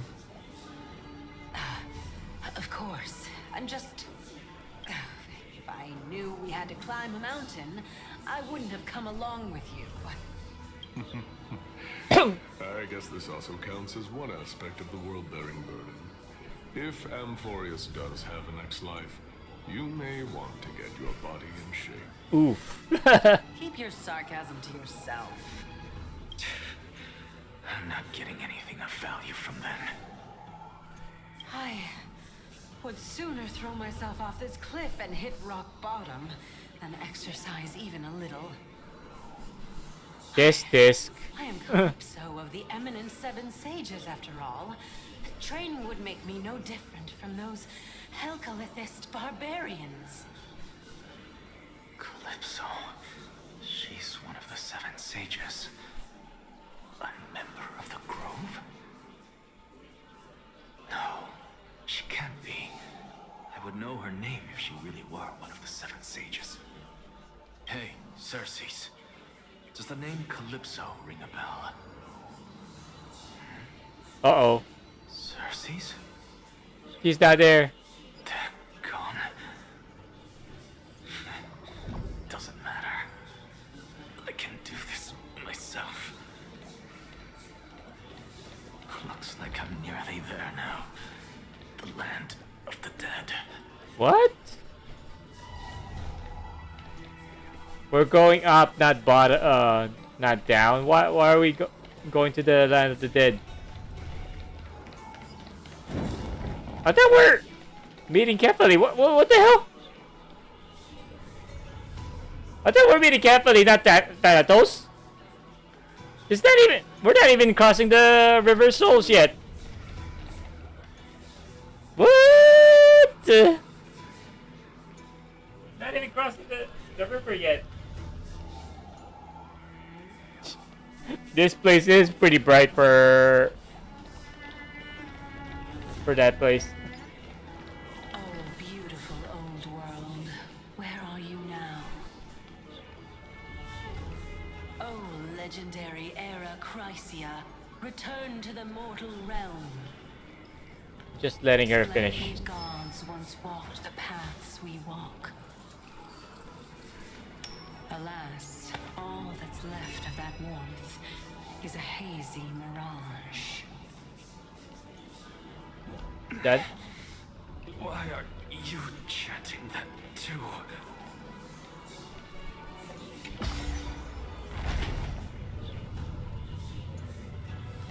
Why are we going up though? I thought that we're meeting carefully. Like I said.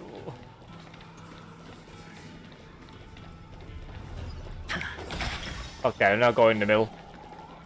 I'm going around. Then go in the center. Oh, too easy. Do it. Follows luck, just like it always does.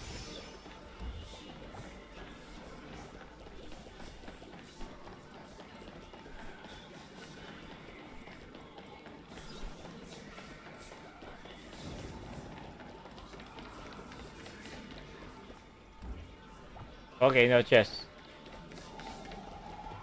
Hello, big guy. Are you Thanatos? Finally. So, I don't get to ask the Titan my question, but all of you make for a pleasant surprise, nonetheless. Very well then. Let me uncover the truth for myself.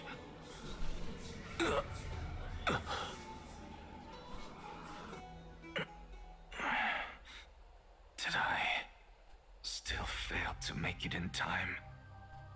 Huh? Hmm? So, I'm back here again. This is... I can hear it. I hear it from the depths of the tides, behind the closed doors of the Void World. A voice ready to tell me something. This time, the voice is a lot clearer than before.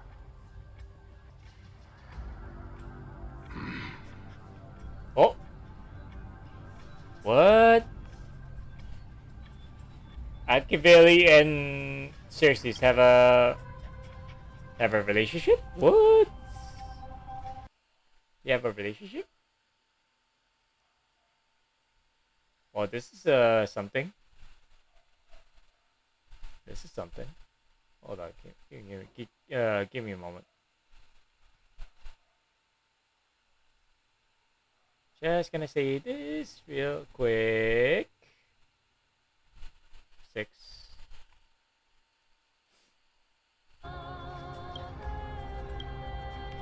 Since we've come this far, let's just wait.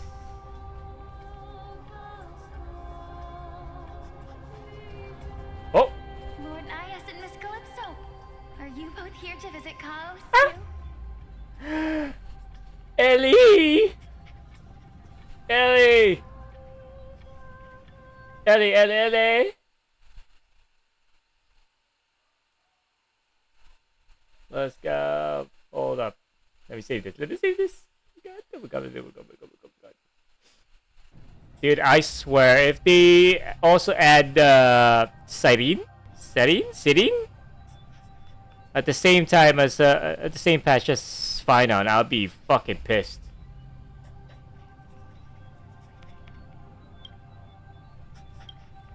Yes, and we've been waiting for quite some time now. Regrettably, he hasn't answered us. The worst-case scenario is that he's already been overwhelmed and crushed by the world-bearing burden. You're overthinking, Lord Nias. I can still sense Chaos' soul in the area. And besides, we both know Chaos' nature. A deliverer like him wouldn't fall so readily, much less give up on all that he holds dear. Isn't that so? Yes. I have faith in him. That reminds me. Why are you making this trip alone, Polixia? Oh, my sister needs more time to make sure the flowers are fine. Who? Polixia. Such a pity. Both of you have hearts kinder than anyone else. Yet you were born only to take over Thanatos' divinity. Who? Everything that I see and hear this time has left me shaken to the core. Oh no, this is the other. This is probably the other half of her. What may seem like a mundane conversation is in truth a once-in-a-lifetime exchange that has revealed the ultimate answer to Cersei's question. The conjecture has taken shape and must now be solidified into a theorem. Next, I only need to seek verification from Kefali. By doing so, I can answer Cersei's question and reclaim my body. But no, I will not do that. That isn't important. Because another one of my conjectures, one that I have always dreamed of proving, has been proved right this very instant. Fusing a mortal soul with that of a Titan to replace said Titan is not a ludicrous idea after all.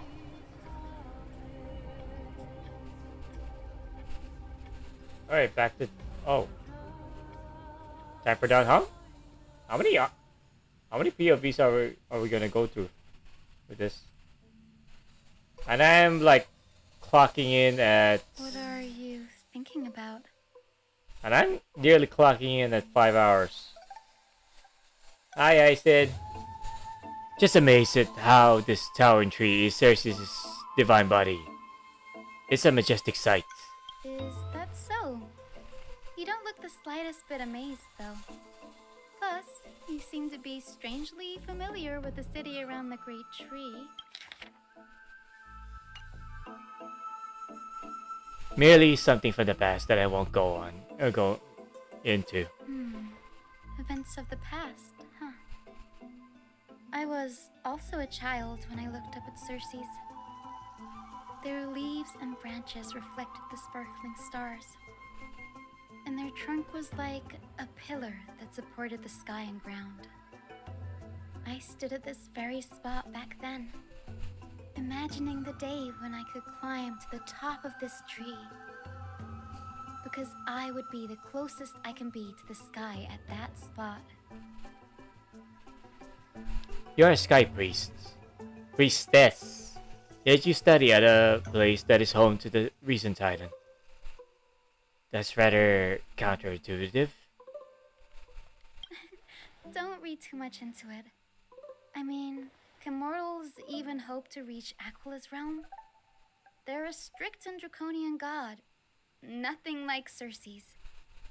Reason is willing to share what is theirs with others, but Sky only expects people to revere them. What an a-hole. You get what I'm saying, right, Denny? After all, the Titan that imprisoned you and Grey here in Amphorius is none other than Aquila themselves. Yes, I didn't count on provoking the ire of a local god. But there will always be people who dream of soaring towards the sky. The Grove has a wealth of research on Aquila, and that is exactly what we are here for. It's just... I never thought Grey would meet with something like that before we set off. As a physician, I should have been there by his side. You suck. You suck, Dad. You suck at your job. Bad luck tends to come in streaks, so don't beat yourself up over it. Besides, Aglia needs you here to uncover the truth behind what happened to the Grove. Let's just make the most out of this trip and keep a lookout for any documents related to the dead Titan. They could be useful to Wolf. Yeah, there's no rest for the weary, huh?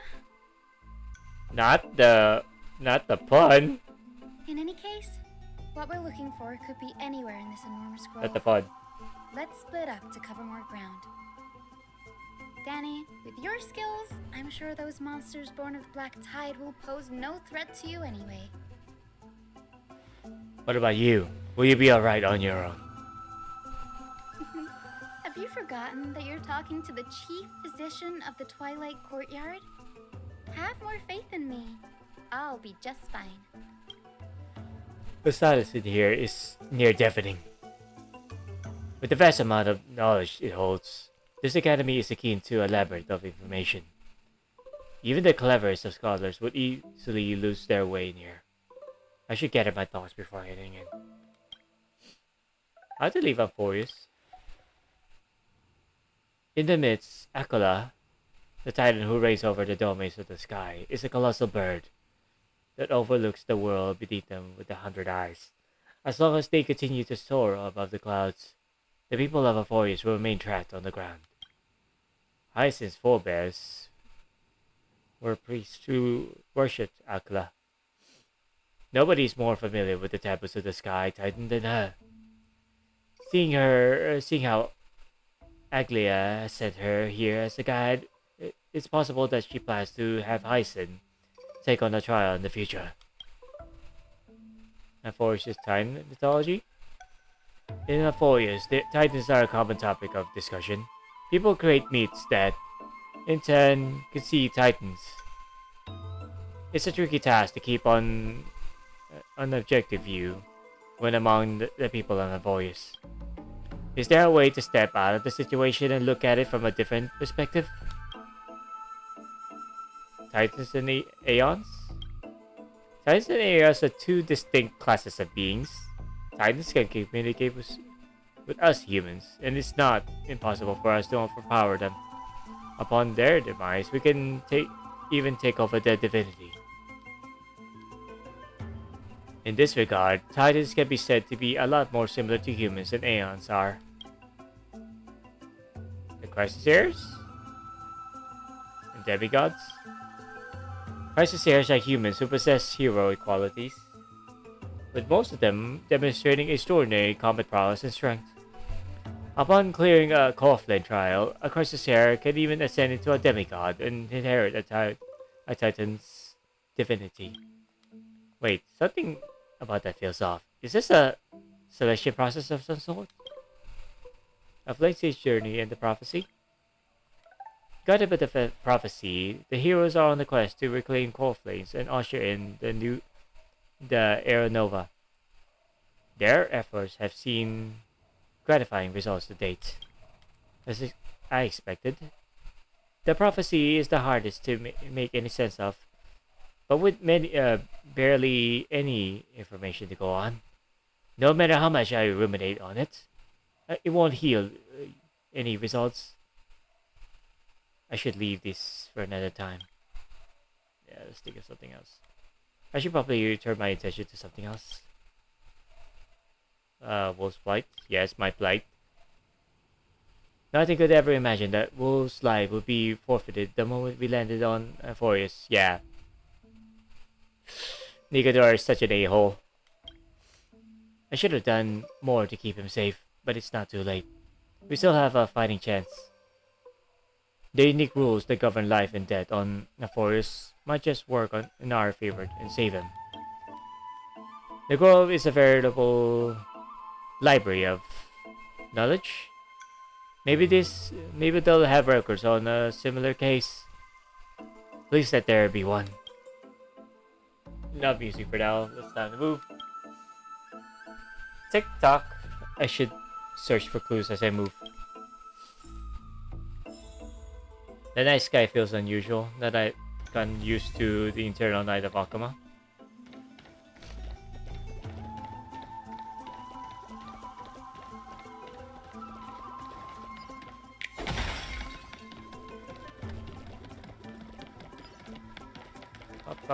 Up. Hi? Hello?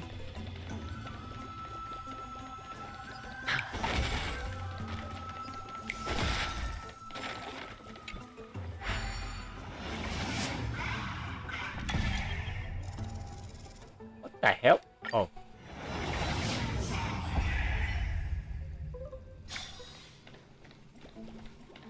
I don't get why do we have to select this and press move on when there's only one point in the transport. What's this? I never noticed this before. Hold on. Wait.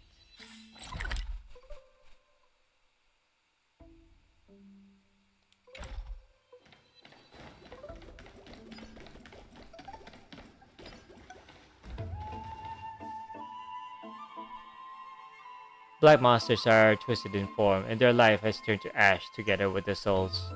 It's impossible to figure out their form when they were still alive. These are the remains of a black time monster. It does look different for the Titankin from up close.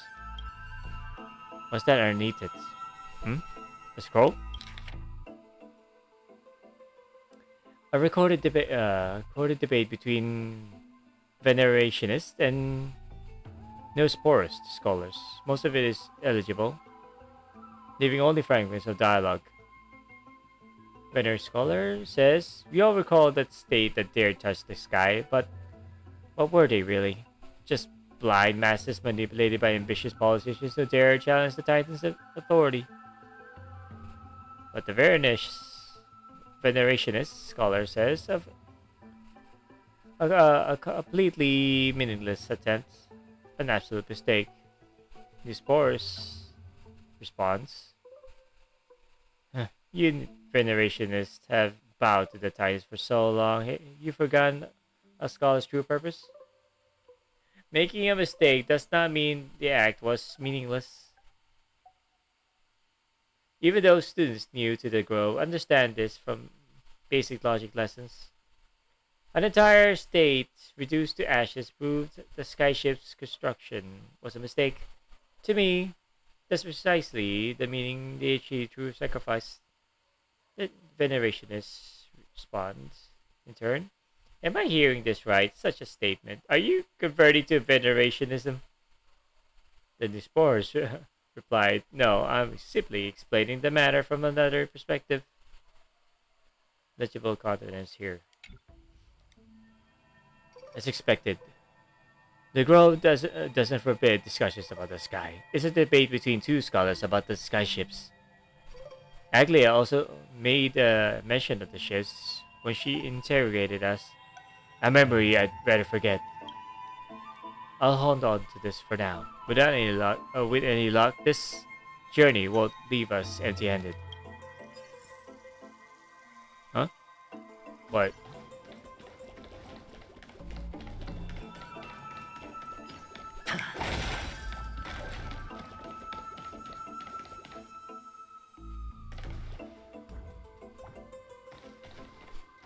Hold up.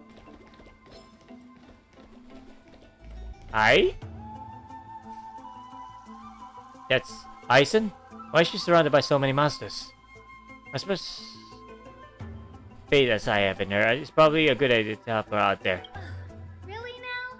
This is way more trouble than I could have asked for. Need a hand? Or you could sit back and watch. What? Why? I can't tell if you're serious or not, but being hard to read isn't without its perks, I suppose. I'm kidding, Danny. Jesus Let Christ, me stop! hand, pretty please. Alright, now let's get him! Jesus, why try to lead people on if you can't even fail to defend yourself? I hope for an end to strife in the world. Harmony and unity. Sure, I'll play along. The dice have been cast. Bust. Or maybe I'll take it all. You two will head to the Nether Realm.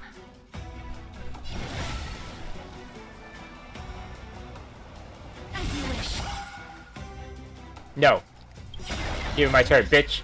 Soul shall embrace. Stars echo.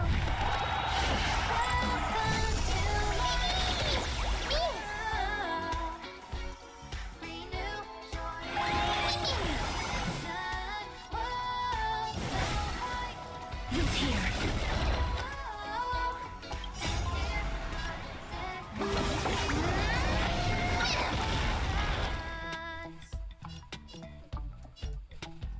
Spend freely. Watch your head.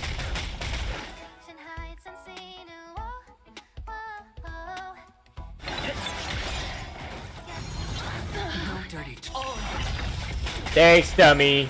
Hedge your bets.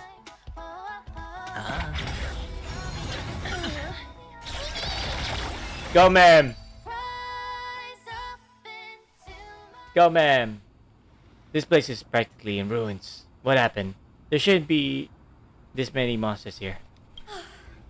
The Black Tide is remarkably quick to detect the light of Amphorius. So or rather, the blessings of the Sky Priest in me, might have unknowingly called them to me. Anyway, never mind that for now. Here, you might want to have a look at this. I found it around here and thought it might be of interest to you. Oh, another debate. A debate recorded between two scholars. Most... Okay. Utifro? Well then, enlighten me. What exactly do you mean by examining from another perspective? Simple, you see. When we stand normally, the sky is above. When we stand on our heads, it's below our feet. Ooh, philosophy. Let's go. I don't even want to know what kind of situation inspired you to make such exalted theories. By the way, I have a student who loves to write satirical comedies and once wrote about a fool who could not figure out the question no matter what. As I said, there's no reasoning with you, Venerationist. You're like Dromaeus. Huge yet always gazing downward at that. Well, I want to be the wasp that stings the Dromaeus. What if that state tyrant's defeat simply proved that, among all paths to Akala, the skyship was the wrong one? Anaxagoras, you impious blasphemer. Oh my. So the Nosporus fella? So the Nosporus fella is Anaxa. You impious blasphemer, mark my words. You will eventually answer for your sacrilege. I doubt your students, or that young teaching assistant girl, have any idea what secret research you're truly conducting. Anaxagoras? He's the scholar who fused himself with the core flame of reason. This is new. I didn't know Professor Anaxa was researching the sky. He's never mentioned anything about it.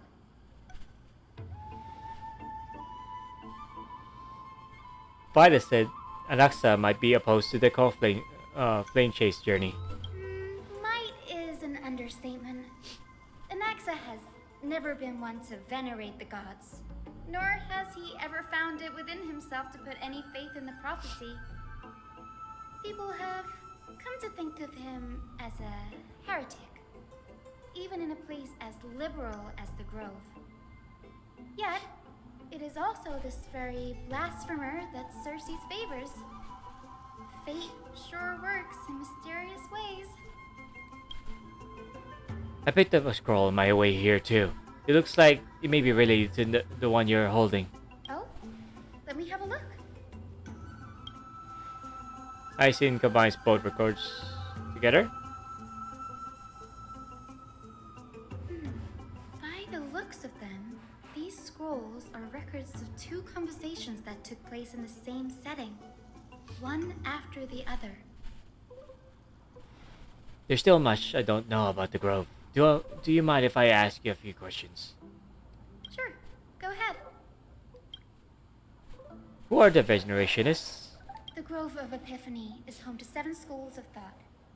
While all 7 schools are founded on the ideologies of Thalesis, the first scholar, each is unique in its own way. Among them, the Venerationists revere and worship the Titans the most. As the sage of the Venerationists, Euthyphro has always been at loggerheads with Anaxa. If we were to place the 7 sages on the scales of Talanton, Anaxa and Euthyphro would be placed on opposite sides to achieve balance. A very illustrative explanation. Thank you. Was it a mistake to build the skyships? Nearly everyone in Amphorius has heard the story of the skyships by now. Aquila's stature is loftier than the heavens, and their divine retribution is merciless. That's why it's no use building giant skyfaring ships. Oh, but I do wonder if a supercharged mini Treevee cannon could slip past their watch. That was a joke, right? What is Anaxa's field of study? Newsporists primarily study the application of alchemy in soul repair. Everyone considers Anaxa a blasphemer, but that has never stopped him from sharing his ideas, no matter how taboo. If you must say that he's hiding something, then it's likely what lies beneath his eye patch. I don't have any more questions. Anaxa often says that every failure brings us one step closer to the truth. Perhaps, to him, the crash of the sky ship carries a different interpretation. The firmament is not impenetrable. On the contrary, it was precisely because the sky ship represented the first step toward breaking free from the shackles of the earth that it provoked the wrath of the Sky Titan and brought divine punishment upon itself. It's a shame that the majority of the Grove's research on Aquila was headed by the Venerationists, with sacrificial rituals making up a predominant part of their findings. Discourse about more esoteric subject matters in relation to Aquila dwindled even further after the sky ship incident. So much so that even the scroll is completely new to me. Don't worry about it. We'll just collect everything we can find on the Times for now. There's nothing else that's caught my attention though. This says that Anaxa is conducting secret experiments of some sort. That's what I'd like to know. What are these experiments he's involved in? Even I, the assistant lecturer, know next to nothing about them. I have a bad feeling about this. Could there be more to what happened at the Grove?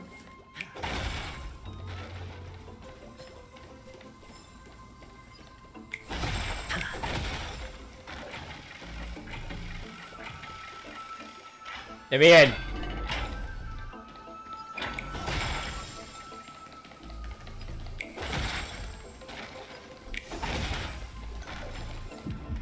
Oh. This is the Library of Philia, a place where the Grove stores its collection of tomes.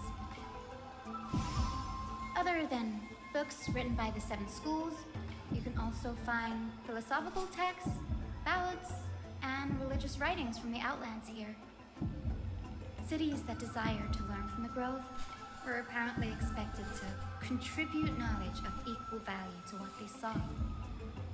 We've had more than our fair share of hilarious episodes over the years. For instance, it's said that the Erythrocheramists once borrowed a manuscript from a certain author, but ended up returning a copy instead of the original. What's more, the original manuscript was supposedly then hidden here. Well, we are inside Cersei's herself. So yes, that is a beating heart. We are inside Cersei's. That is her heart. So it should not come as no surprise.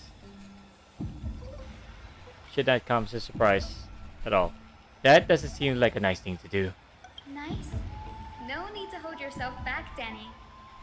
You can just tell it like it is. Their behavior was no different from bandits.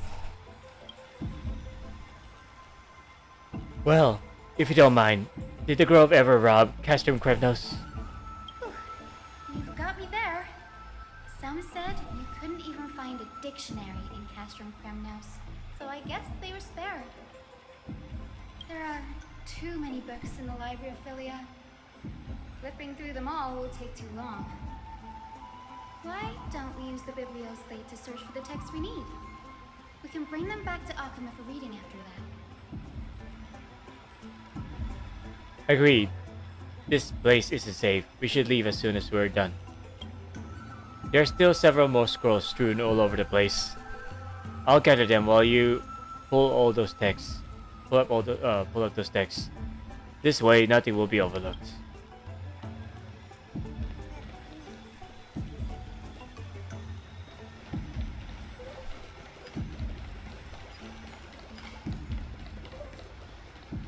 No. A record of many research topics that Capri Scholar had applied for, and the replies on their school stage about these topics. Topic 1. I discovered that many mythical beasts, renowned for their longevity, actually reside in areas with poorly managed birth and death records for such creatures. Permission to research. Reply. Lacks research significance. Not approved. Topic number 2. An observation of real plants within the grove imitating the growth patterns of nearby white dryads. Permission to research. The reply is falls under the domain of the Lotophagist School. Not approved. Topic number 3. Investigating the feasibility of placing flying birds into rocket tubes to guide the direction of the rocket's flight. What? Permission to research. Reply too festival. Too festival. Not approved. Flying birds into rocket tubes. How is that? How is that even feasible? How can they flap their wings? How can they flap their wings? And mind you, a bird's body is so light that they are able to lift itself off the ground. And also their bones are quite fragile.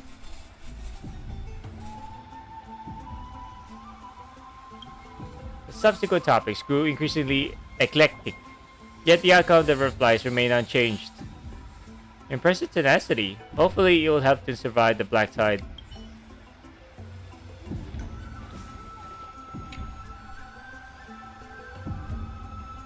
These are complaint letters from the scholars about Anaxagoras, the blasphemer. There's a thick stack of letters. Oh my goodness. Based on the dust accumulated in the perfectly intact seals, the complainee did not even bother opening them and just chucked them aside into a corner. This is about Anaxa? I should read this. Tyson, you should come have a look too. How about now? Ugh, it's so dusty in here. Whoa. Are these all complaints about him? They hate his ass. I can already see what they must have written. Anaxa has no respect for the gods. His very existence undermines order in our society. They're probably all things like that. Pretty much. Does Anaxa hold that much influence? Why else would they call him the Great Performer? When Anaxer established his school of thought, the first thing he apparently did was read his own work to everyone. Are the Titans truly an accurate reflection of what humans think gods should be? Worlds created by gods are indubitably perfect, but what of Emphorius? Only foolishness and insensitivity everywhere you turn. An uncanny impersonation. What happened after? They marched him straight to the seat of judgment before he could finish. Damn. Though what he took on in the end was more of a debate than an actual trial. He had to address every one of the scholar's allegations, or face expulsion from the grove. And I'm guessing he avoided that. The first allegation was... Do you agree that since the Titans created the heavens and earth, so the mountains, rivers, and seas must likewise be their creations? Am I supposed to put myself in Anaxa's shoes and answer that? It's more of a byproduct. I mean... the heavens and earth, so... I mean... Jataris, here's a question for you. Where did water come from? Since the beginning of Earth's history, people I actually also asked this myself. Where did all this water come from?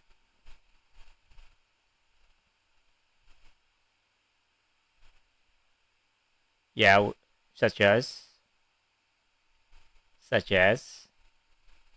I mean, how did they these chemicals create such quantity?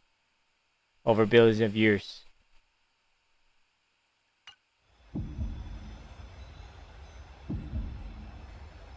Answer that. Anyways. Yes. As told in the myths, the seas, the skies, and the earth are all beyond the shadow of a doubt creations of the Titans. Anaxa would have probably been spared a lot of trouble if he had answered this way. Instead, he quoted past instances of the Flame Chase journey and posited that humans have the potential to take over the divinity of Titans. And sure enough, Needless to say, his critics didn't take kindly to his answer, so they followed up with a second allegation. and sure enough, that's what they're doing right now. You claim to be studying souls, yet you are, in fact, defiling them and committing acts condemned by the gods. Do you admit it? Why am I answering? That's a serious allegation. Did he really do that? Anaxa always wears an eye patch, never removing it, even when alone. Some say he used one of his eyes as an alchemical ingredient. He is not wrong. She is not wrong. Every being in the world owes their safekeeping to Kifili, and this is even more so for the Chrysos heirs who have divine blood coursing through them. If he has really done something of that nature, then it would indeed be sacrilegious. Thankfully, they had no way to prove it, so it amounted to nothing more than an allegation in the end. One by one, Anaxa engaged in wars of words against those who would challenge him. Toward the end, a scholar asked him, Anaxagoras, have you any respect for the gods? It was only after a brief silence that he answered, I have never denied that Titans are meant to be noble constructs. What he didn't say, that the Titans are not noble.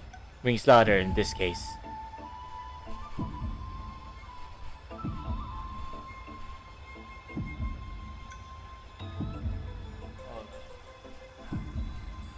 Yes, I'm not sure how that controversy was eventually resolved, but what's for certain at least is that Anaxa was allowed to stay in the grove where he continued his research, despite being regarded as a heretic. I'm not sure how that conversation was resolved, but certain pieces that Nessa was allowed to stay in the grove.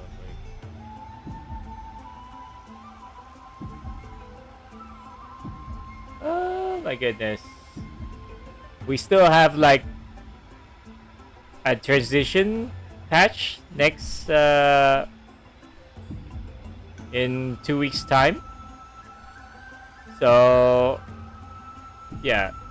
And we still we have like 6 weeks to start farming for Saber, Archer, and Kibin. Yeah, they did this on purpose just to fuck with us. And they say this is a collab and it's gonna be a big thing. While at the same time they're adding Finon along the way on the same patch. What the fuck, dude?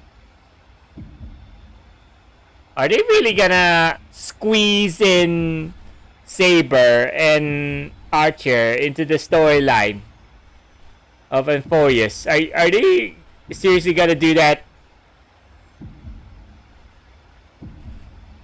Bruh. Yes, I'm not sure.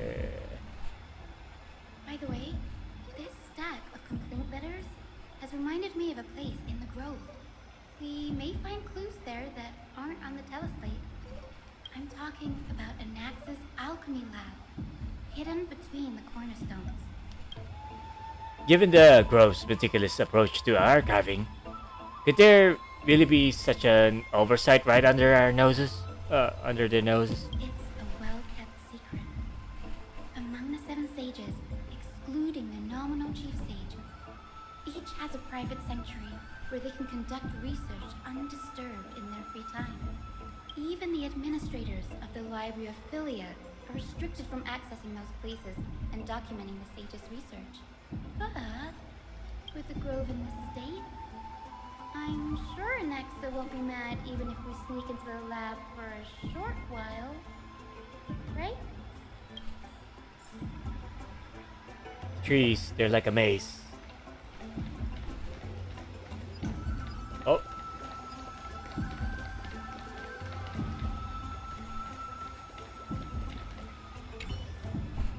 A book covered in annotations for many scholars. Its title is The Art of Sophistry, 40 Ways to Improve Your Debating Skills. You skim through it, and the highlighted methods include virtual causation, false premises, where is it? Contradiction, conversion, conflating prevarication and reality, misinterpreted punctuation, misattribution, and generalizing specificity, among others. Amidst it are scholars' exclamations, a true eye-opener. The art of language knows no bounds. If I can't master sophistry, I can at least learn to defend myself against them as no man, and so on. This resort is, when all else fail, employ brute force. This is going to be a Vandyville, that's for sure. Yep.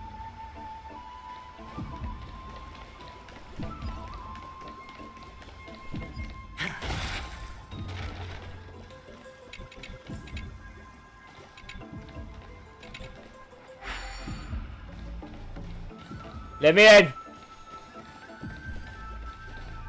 What the fuck?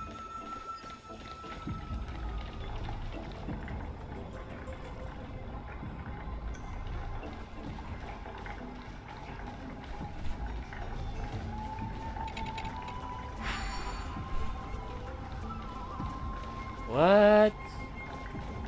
Hold up.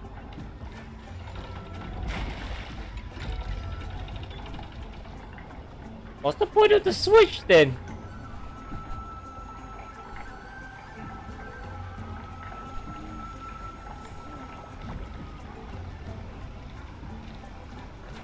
Let me in!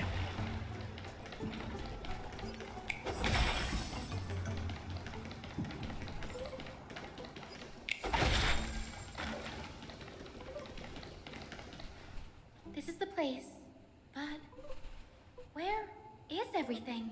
Where is everything? I remember this being crammed with mess. Materials for alchemical experiments, matrix diagrams, and even the seal to the lab. They're all gone. Did the Black Tide destroy it all? Why did the Black Tide give a shit about all those stuff? No wonder we didn't see any defense mechanisms along the way. Have you ever been here before? No, not even close. Not only are alchemy experiments high-risk activities, but Professor Anaxa also has a penchant for using bizarre materials. Students often saw him walk in looking bright as rain, but come out covered in soap with his hair singed. Naturally, no one dared to come near this place. Huh? That bookshelf over there seems to be the only thing still intact.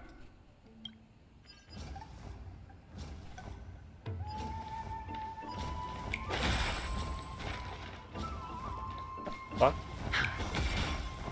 You want a piece of this?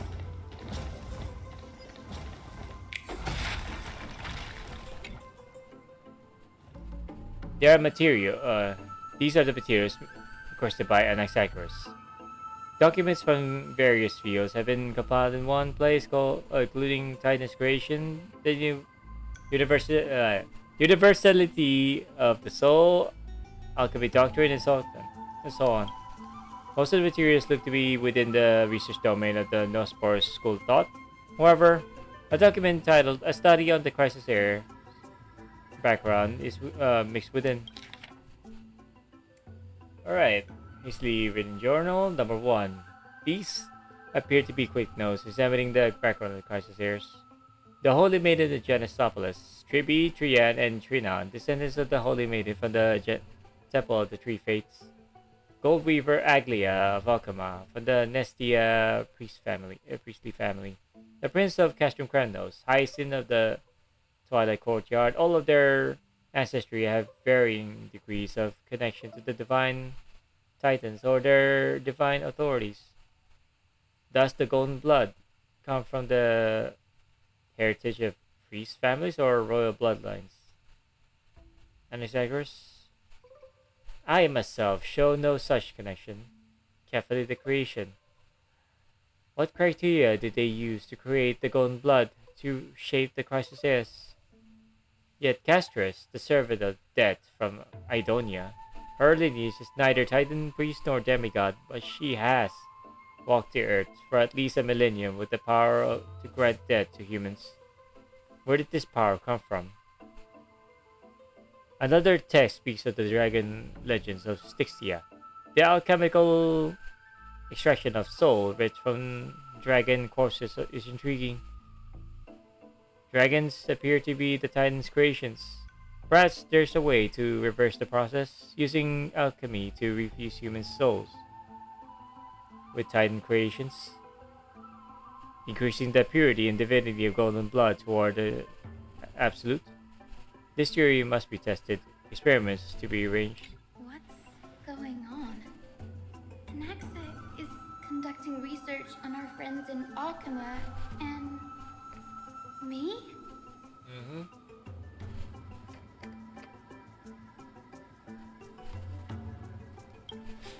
This journal contains several intriguing points. Creation of Titans? On the Abyss of Fate to Castrum Krandos, I've seen many a Titan creation during my time in Amphorius. Life forms created by Xerxes can also be found in the Grove.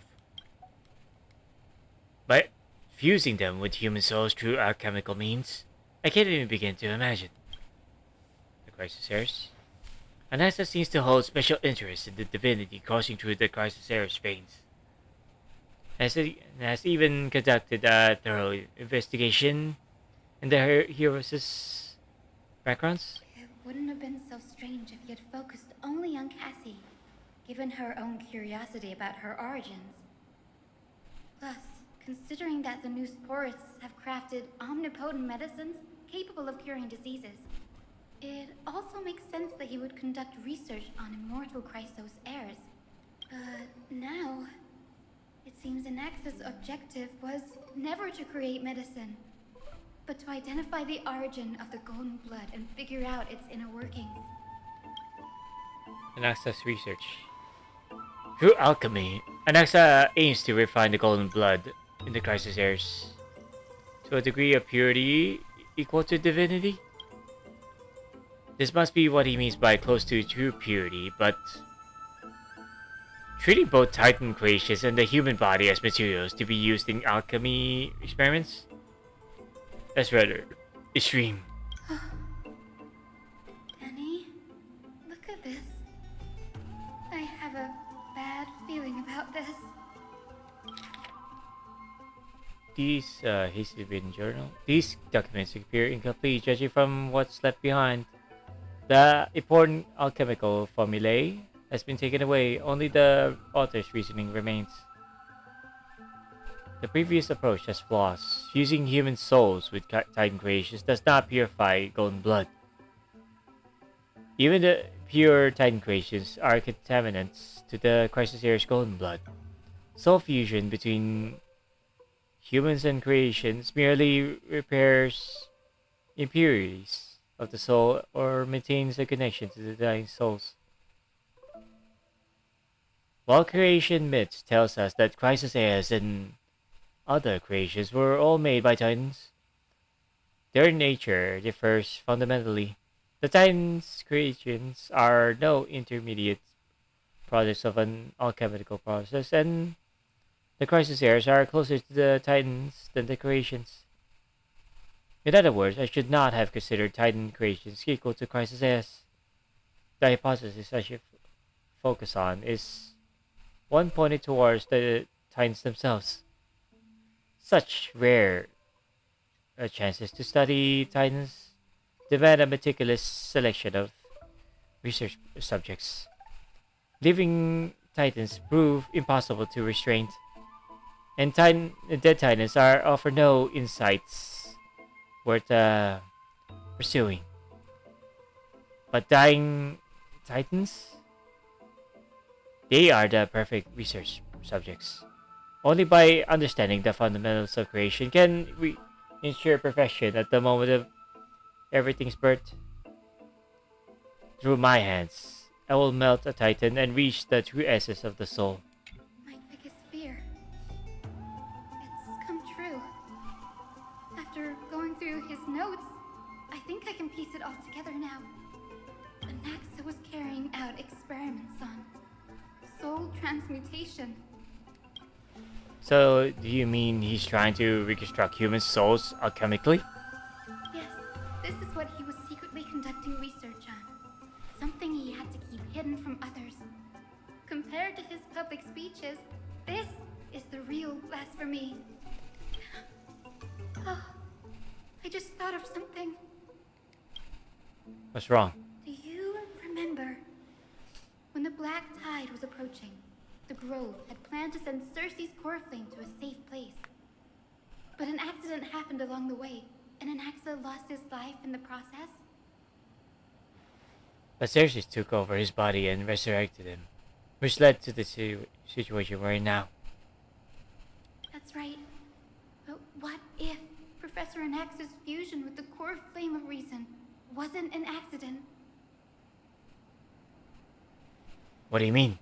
Put yourself in his shoes. Knowing that the Black Tide was closing in and your time was running out, what would you have done? Finish his research. I put my tears to the test, no matter the cost. Exactly. When the Black Tide came, the true reason Anaxa headed to the Luminary Throne was to transmute and fuse himself with the Titan's core flame.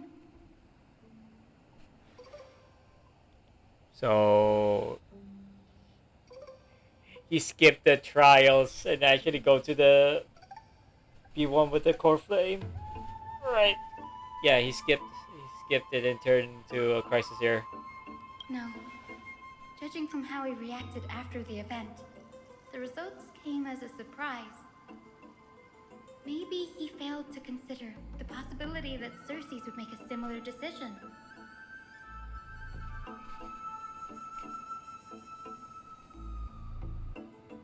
Oh? The manuscripts detailing all the alchemical formulae have been taken away. His research is still ongoing. Oh no. Could he have taken them for other purposes? Like, what? There's only one Titan left in the world now. Carefully? No. No way. Aquila? Is it Carefully or Aquila?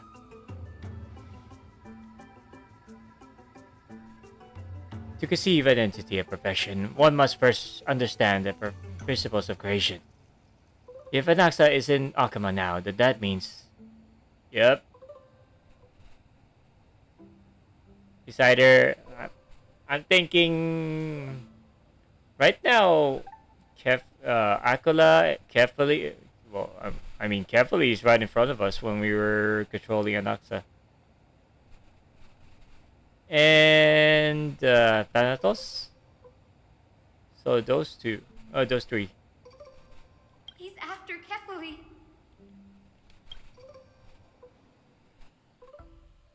Sir, this sky above us, it's not real, is it? Of course not. This is just an image from a projection device used for educational purposes. A simple trick. Are you sure about that? The day-night cycle is lost to this world. Sheesh! So that students like you may still learn about the night sky, astronomers have harnessed the Titan's miraculous power to manipulate the light, projecting the nights of the past here for you. Sheesh! The fucking thunder, man. Hold on, let me just check my archive right now.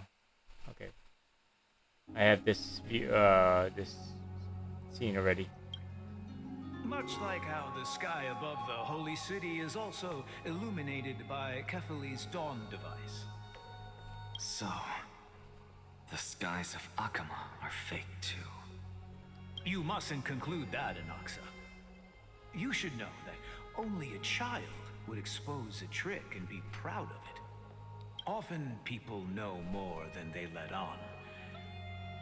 They simply choose to feign ignorance because they have no other choice. Then they're just deluding themselves. People believe in Kefali's tale of Genesis, accepting wholesale whatever the priests preach. But we're different. We've already walked out of the firelit cave of ignorance. We have already realized that we live in a world where titans make the rules. Even when we look at the sky, we're only seeing what they allow us to see. Rather than gazing at this mockery of a night sky fabricated by them for the rest of my life, why shouldn't I be the one to take control of the projection device instead? So much time has passed since you sowed the seeds of doubt in my heart, child. Many a night, I find myself penning down all my theories and wild ideas, only to burn them to ashes when I open my eyes in the day. Why? Because we'll face death by burning if word gets out? Really? As a sage of the Venerationists, my soul has already become inextricably linked to the great tree. Every word I say and every move I make is certain to influence every leaf, every branch, even the tree itself. But above all else, my days are numbered. Instinctively, I have my doubts about the golden blood and the human soul, yet I have no means of verifying them. The golden blood in my veins is woefully thin, and I am loath to waste what little time I have left obsessing over a hypothesis that cannot even be proven in the first place. But I can, sir. I can do it for us. The time is right. Give me all that I need, and I shall accomplish this grand feat on your behalf.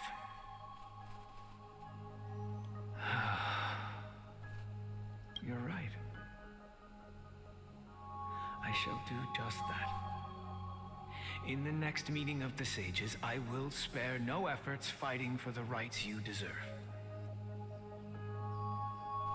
Go. Establish your own school of thought. Find out what we are. Become the one who conquers the ultimate truths of the world. Child of humanity. You didn't go to such lengths for an audience with Kefali. Just ask him a few questions, did you? Yep, been there.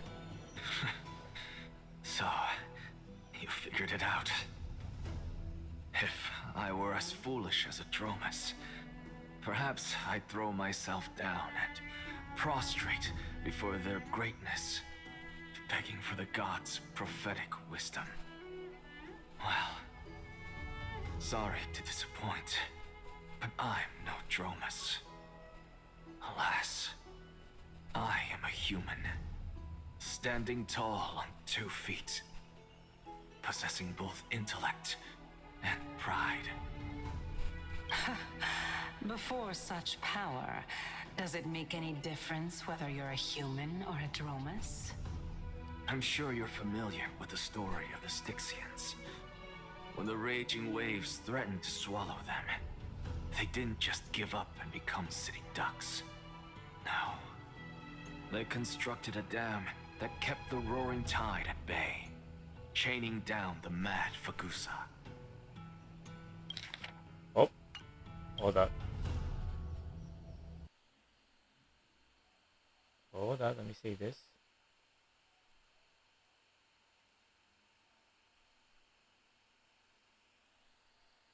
Number 8. They call me a blasphemer, Xerxes. But that doesn't mean I deny the existence of gods. It's just... as I see it, Titans are simply a force that mankind has yet to find a way to tame. Oh? If power that rivals the Titans is what you crave, why not conform to the prophecy and brave the trial? Why stop at harnessing the power of the Titans when I can do so much more? The source of life is what I wish to grasp, to understand what makes up the soul, and to learn what we really are. Thanks to you, I've had the chance to personally verify, in more ways than one, that the soul indeed ceases to exist in death. But where there is death, there is life. And where there is an end, there must also be a beginning. How then is a soul born?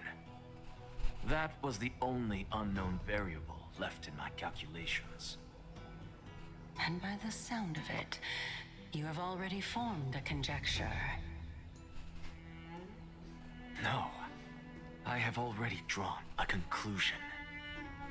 In my journey unto death just now, I finally saw the answer with my own eyes. Professor Anaxa. Oh. I'm here. His life hangs by a thread. I must ask you to refrain from taking any unnecessary steps. Of course. She came out of nowhere. I'll bring this to a conclusive end and give you the answer you so desire. However, in accordance with the principle of equivalent exchange, I must also demand from you what I need. As you wish. Don't you care to know what the price might be? It's a matter of uncovering the truth about the Death Titan and his survival. This may be the only time I can ever save someone's life. There is no need for me to think twice. I see. In that case, let the show begin. Indulge me. Am I correct to say that you intend to prove Thanatos' whereabouts and prove the nature of our existence now?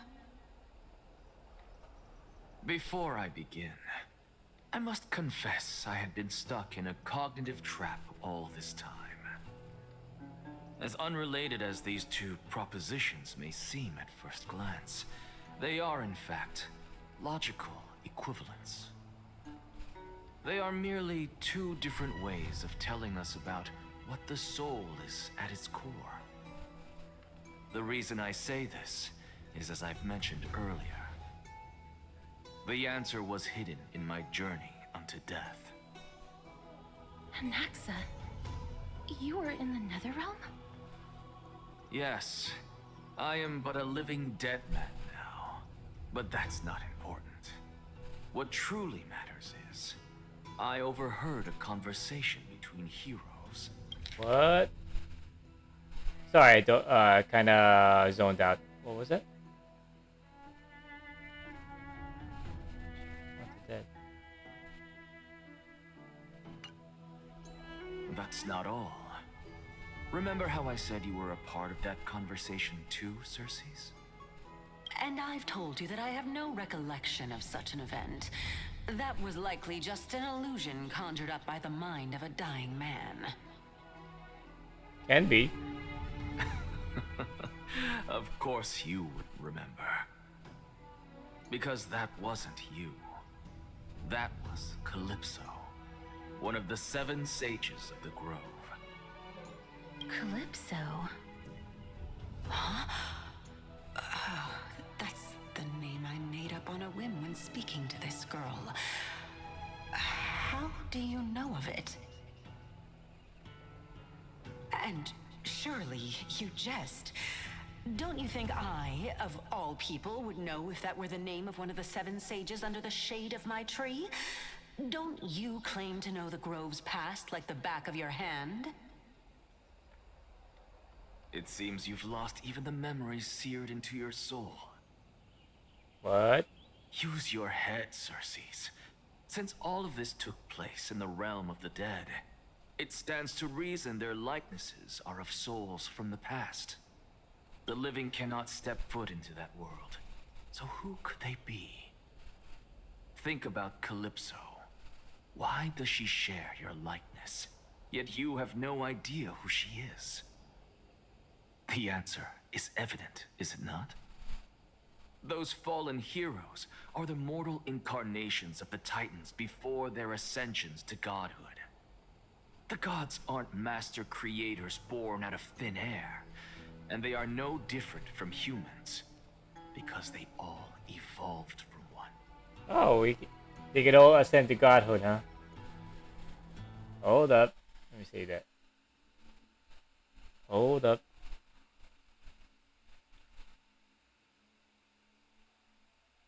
Hold up, hold up.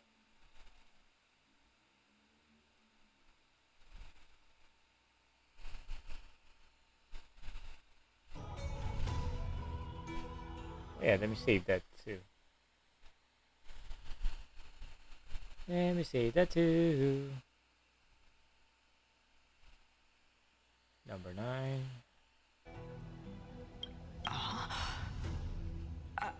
So they were just humans before they ascended to godhood. Okay. But why did they lose their memories upon ascending? Does this answer disappoint you? Yes, because you've answered nothing. If I truly was once human, as you claim, then where do the children of humanity come from? Even on the off chance that you speak the truth, this brings us no closer to grasping Thanatos' whereabouts. How are we to find them? I knew you would say that. But it matters not. I know what I'm doing. Actually, why don't we have this supreme being standing before us tell us everything? You can revive a Titan? Kefali is dead. Humans cannot return from the dead. Neither can gods. But all we need to do is look at this from a different perspective, and the problem will resolve itself. The solution is simple. Just like what you did to me. If I'm reborn as Kefali, I can rebuild the world and all within it as they once did. Simple, is it not?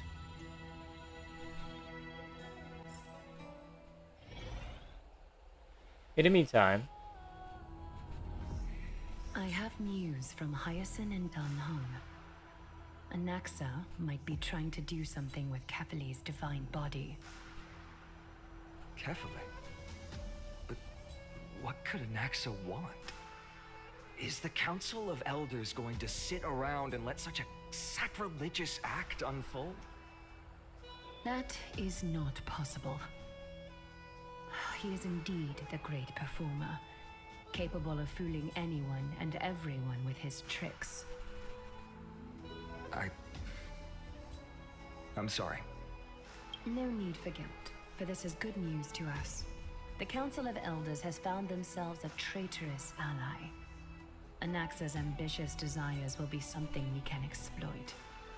What we should be doing now is to keep our eyes peeled for whichever trickery Kynes is up to, and react accordingly to thwart her plans. Being Akima's political center, the Demigod Council holds just as much significance as the Vortex of Genesis. Someday, after my duty is over, this site will take the place of the battlefield where you hunt gods. Become the next challenge you ought to overcome. Till then, it's best to get used to this place as soon as possible.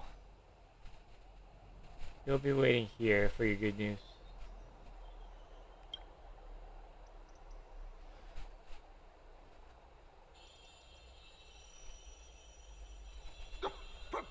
this.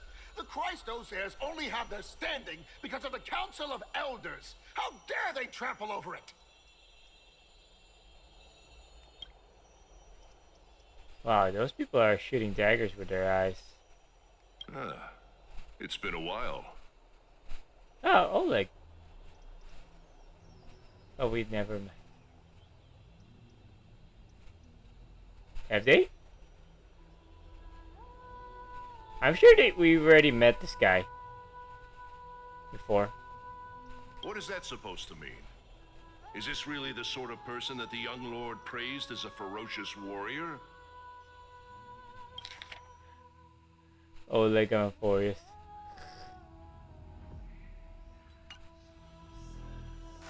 Crater, there you are. It has indeed been some time, Lord Crateros. What brings you here in such haste? Shh, keep it down. Be more vigilant. See those duplicitous dogs over there? They do the dirty work for kindness. I've already ordered my people to hold them back, but we should still lay low. Unless you're itching for a bloody fight to get a workout in. My bad. So, did something happen? Did you hear thunderclaps last night? I hear thunderclaps now. I've been hearing thunderclaps ever since halfway through my stream. So yeah, it'll be hard not to notice thunderclaps in Blood Daylight.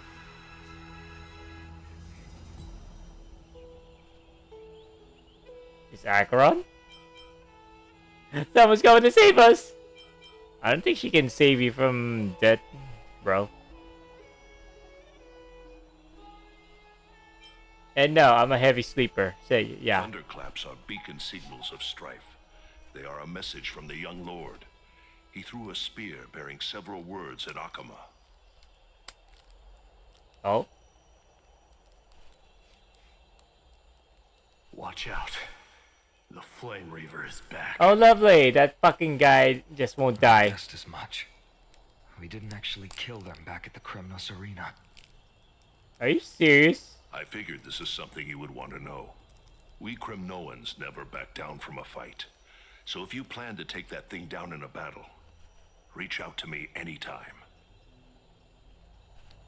You have my gratitude. I will let Aglaya know about this right away. Remind her to be on her toes while you're at it. That vicious kindness has been unusually active lately. Those lackeys she keeps undercover have been going in and out of the city a lot more frequently these days. Some even seem to be getting Kremnoans to defect to the Council.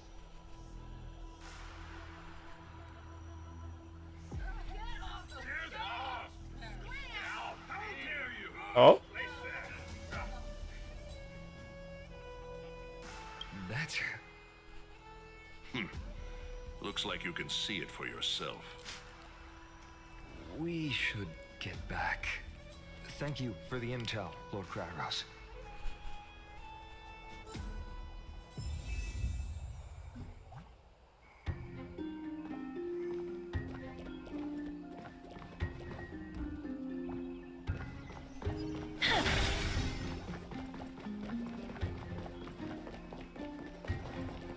By carefully into lantern above, as the Theoros I have observed.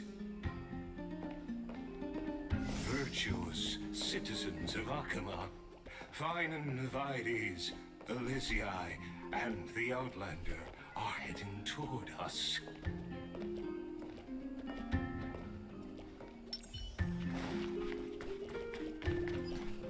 Hello. Aglaya, what happened here? I know about the poisonous fangs of that king snake through the golden threads. In the past, I would be confident about keeping her in check, but I admit I am now unable to do so.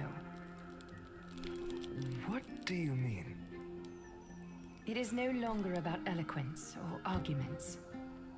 I have been a demigod for far too long that I hardly have any humanity left. Before I realized it, I have become no different from these hypocrites. no longer capable of relating to the people. This has come a lot sooner than I expected. But perhaps it is time. I need you to step up, Finan, in order for me to retreat behind the scenes. Yes, this is my duty, but... It is far easier for the Council of Elders to fool many than just fool one person. Their so-called more support is no more than a ruse to distribute power using words instead of lances. There is no glory in winning this debate, but that makes having respect for humans so much more priceless. Finan, you are a Chrysos heir without flaw, capable of relating deeply with humans. I appreciate what you've taught me, Aglaya. I hope we'll live up to your expectations and win this debate.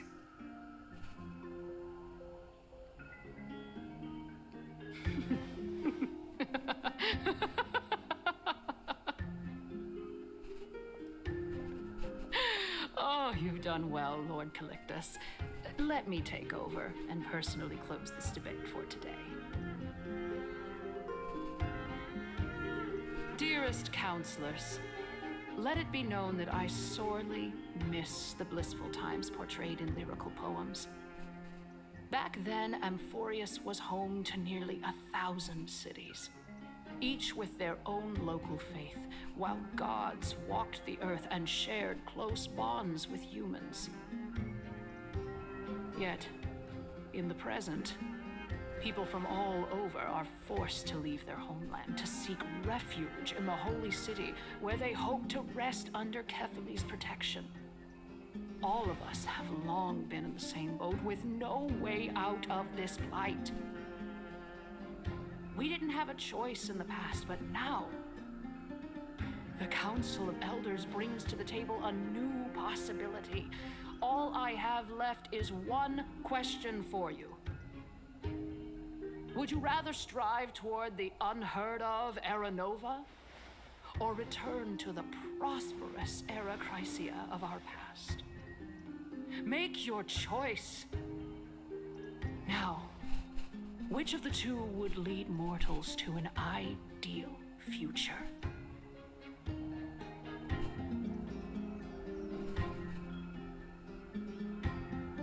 If it's possible to bring Era Nova back,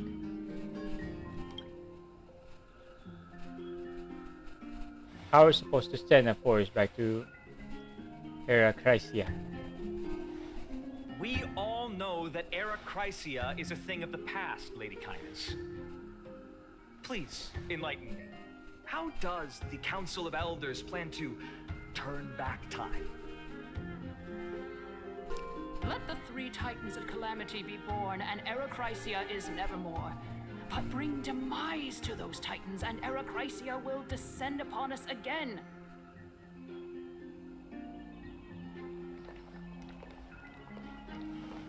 Know that the Council of Elders is never one to make empty promises. Look at who we have on our side. Anaxagoras, one of the Grove's 7 sages, and Castorus, Idonia's goddess of death. With the help of these two heroes, I can promise all of you that Era Chrysia will exist once more.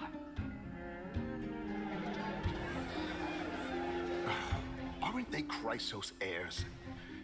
They're supporting the Council of Elders instead? I like her hair. I like her hair. It looks hot. It looks hot on her. It looks hot on her. I like the...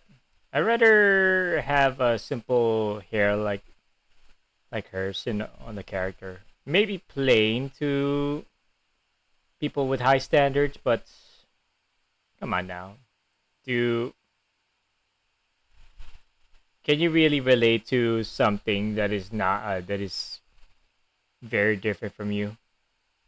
Come on now.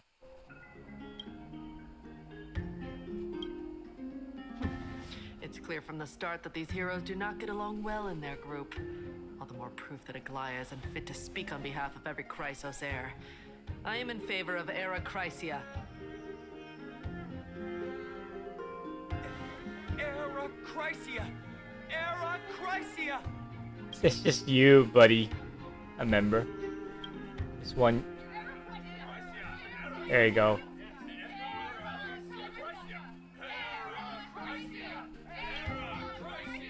You can't even. No problem, Zazaris. So just gonna muscle through this goddamn story, man. And I'm already clocking it at 5, nearly. Hold on. 6 hours. Oh my goodness. I'm already clocking at 6 hours.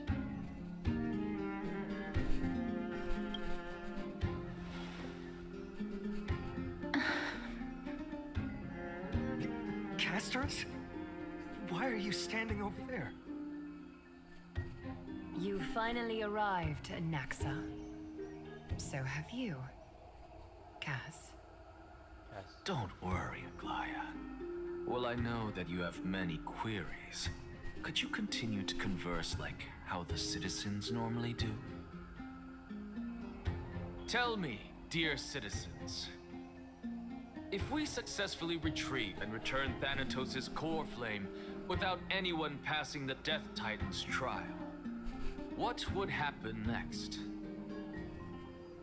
The answer is simple. We will have a chance to rid the world of death and bring Amphorius back to an era when all beings live forever. We'll usher in a new future that will be entirely different from the Flame Chase journey. He's one of the 7 sages.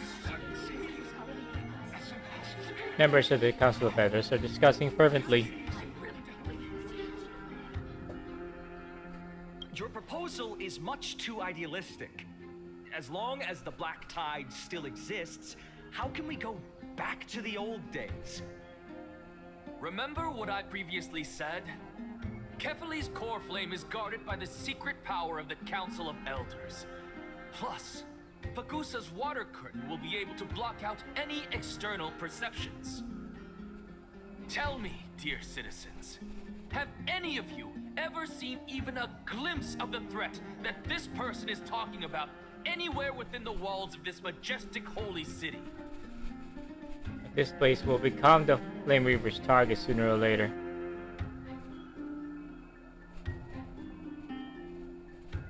Have you ever seen a glimpse of the threat that this person's talking about? Isn't this just survivorship bias? If we eliminate death, then there's no need for us to fear that Flame Reaver, right? Citizens, let's loudly sing the blessed hymn. Oh, beautiful old world, where are you now? Oh, legendary Erechrysia, return to the mortal realm. My butt feels numb now from After sitting the destruction of the 3 too long. Titans of Calamity, the Flame Chase journey will have to end.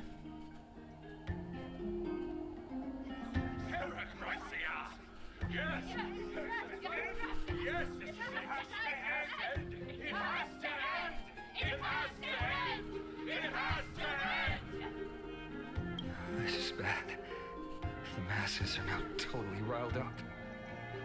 Anaxa, pray tell. Everything that you've mentioned hinges on the premise that we can find Thanatos' existence, right?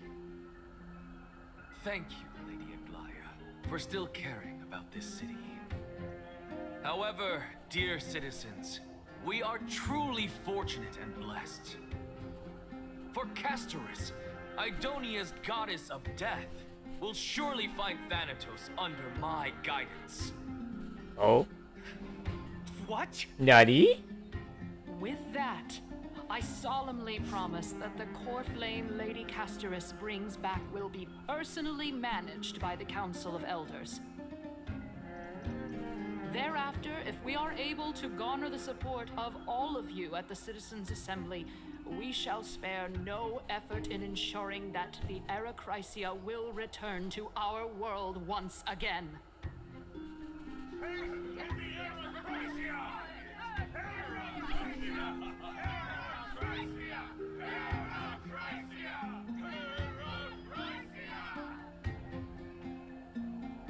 With the balance shattered, the result is clear. Buy carefully into Lenten above, as the Theoros I have observed. Oh? Akama has chosen her destiny. The issue up for discussion at this Citizens' Assembly shall be modified to the suspension of the Flame Chase journey. This resolution shall be put up on the Wall of Heroes, such that all citizens are aware of the city's way forward.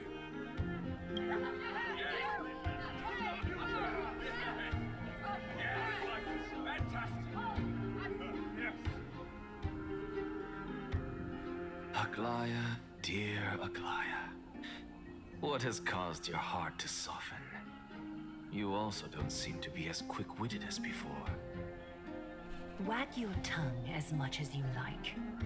Since the Flame Chase journey has been preordained by the prophecy, our failure has never been on the cards.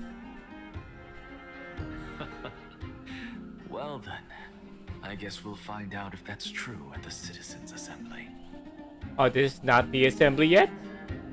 Lagos announced the conclusion of the debate and the attendees part ways. What's going on, Cass?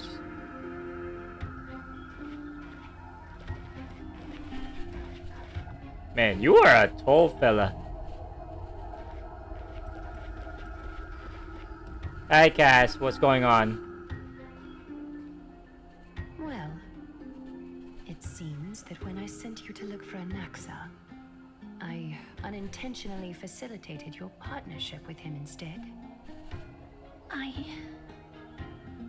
My apologies, everyone.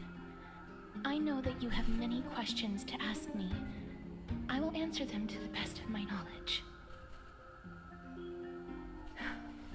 In that case, please tell us as much as you can. What happened when you went to look for Anaxa? In actuality, he showed me a past that was both long and heavy. The reason I say this is as I've mentioned earlier. The answer was hidden in my journey unto death. Anaxa, you were in the Netherrealm? Yes, I am but a living dead man now.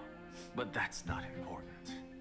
What truly matters is, I overheard a conversation between heroes. Oh. Have you heard of this tale before? A tale about the ocean god's treasured pearl, our hometown. It was a seaside town which enjoyed the ocean breeze and glorious, peaceful times, thanks to the wisdom of its ruling queen. Hold on. Let me save this.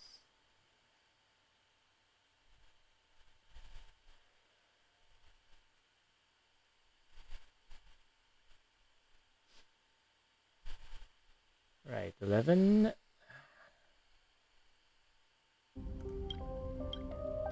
Until one day, an evil dragon descended upon the town. Its wings were large enough to blot out the sun, while its claws were sharp enough to rip the waves apart. It barged into the tall tower and devoured the queen's beloved daughter. It even settled itself in her bedroom, like a tyrant king. The queen assembled 300 warriors who managed to subdue the evil dragon by chaining it up. However, when the queen slit open the dragon's belly, she realized that the princess had long since been digested, and all that was left of her was a pile of bones. Devastated, the queen wept for several days. It was then that a devious, smooth-talking scholar arrived at the palace and suggested that the princess could be revived through the use of dragon bone and dragon blood. That liar called this process the secret art of alchemy. The princess was reborn! The queen was overjoyed. blissfully unaware that the evil dragon's soul still lurked within the princess's body. As revenge, the evil dragon swallowed the poor queen, the glib liar, the courageous warriors, and all of the town's innocent civilians in a single gulp. Yeah, what a dark story I'm listening to. What? Am I listening to a rather dark story? Worse still, the souls of the deceased refused entry to the Netherrealm because they were filled with regret. Forced to roam the mortal realm, these resentful souls ultimately converged into a river of souls that would not retreat for a long time. The terrifying death had consumed all. Thereafter, our hometown fell into ruin as well. Until...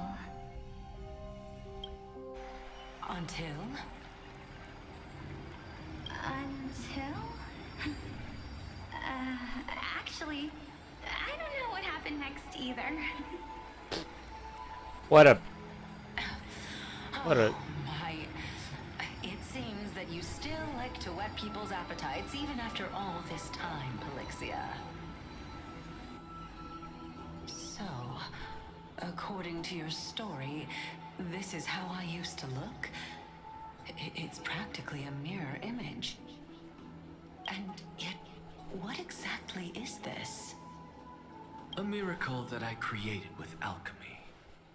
As for what it is and how I was able to accomplish it, I'll keep the answers to myself for now. Oh, my goodness. Is this cliffhanger really necessary? Yeah, that cliffhanger, man. What's it all for? Quiet, Titan. Continue to enjoy this splendid play, and the truth will naturally reveal itself. Dragon, huh? I've heard this legend before. In that case, what do you think of it? I think that this so-called alchemy was a tenuous analogy added to the story by future generations. After all, you've never heard of a tradition of alchemy in your hometown before, have you? Indeed. Before I left home to pursue my education, I never even knew that anybody was looking into this area of study. Therefore, we can just treat this tale as a fable told to young children. A fable, you say? If so, what moral is it trying to impart to the kids? I guess it might be the concept of equivalent exchange? Oh? I thought the moral might be closer to something like honor the dead. What? At a loss for words? No. I merely realized that we're both thinking of the same principle. If life is priceless, then there is hardly anything else in this world that is of equal weight to it, right? Indeed. As expected of the wisest scholar in the land. You flatter me. Why don't I ask you a question as well, as a form of equivalent exchange? Of course. What is your question? If I imparted my knowledge of the art of alchemy to you, would you use it to resurrect someone you loved? What? What kind of strange question is this? I got it. You're just trying to get me to tell you whether I like anyone, right? What? Let's just leave it at that. What? That was rude of me. Yes, I would. Okay. Death is inevitable. In the days to come, I'm certain that someone whom I cherish deeply will leave me for good. If such a mighty power really existed, I I would use it without hesitation. After all, you, me, and the rest will all have to face that fateful moment eventually.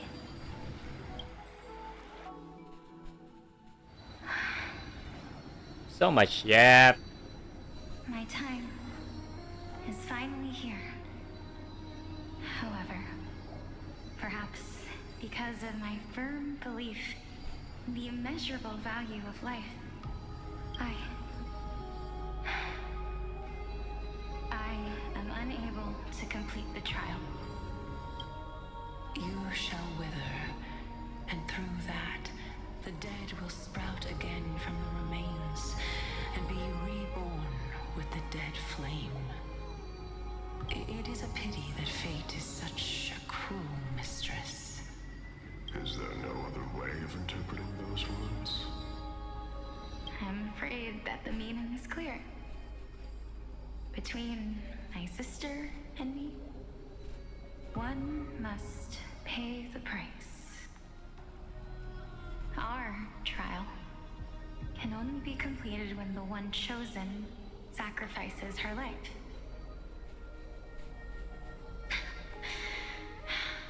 I'm afraid that the prophecy might even have selected a pair of twins for this exact purpose. Fortune makes fools of us all. My sister is prepared to sacrifice herself. And yet, I can't do the same. How absurd. My time is almost up, but I'm still afraid to welcome death. What should we do?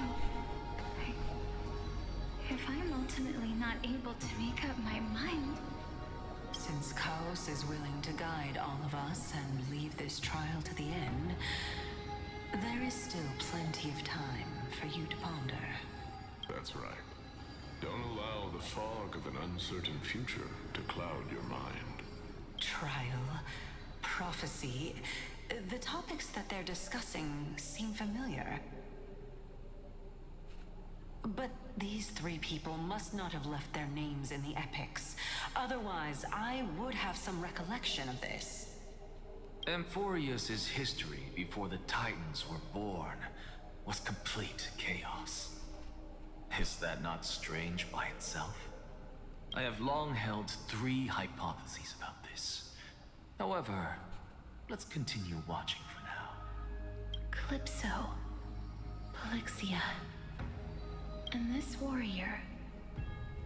I seem to have met him somewhere before. Regarding this matter, Nias, are you confident that you'll complete your trial? Of course. Though, I am worried about what will happen once I've emerged victorious.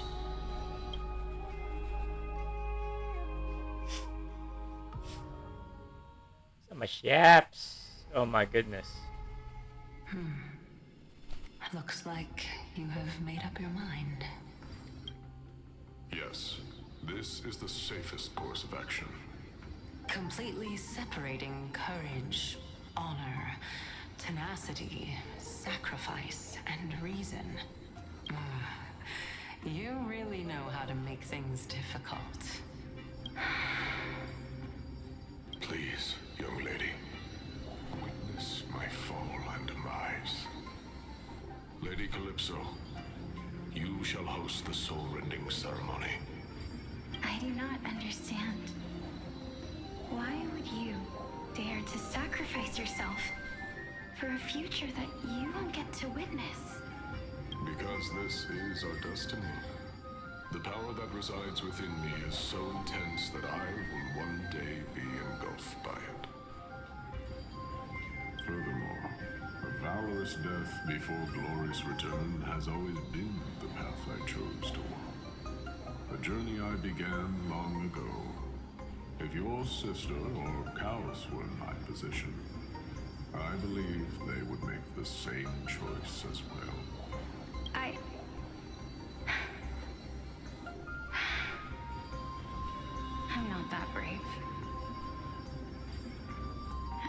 know how I'm supposed to face such a serious affair. Despite being Death's chosen one, it seems you still don't know how to face it. Let's chat, young lady. Perhaps I shouldn't end my journey so hastily.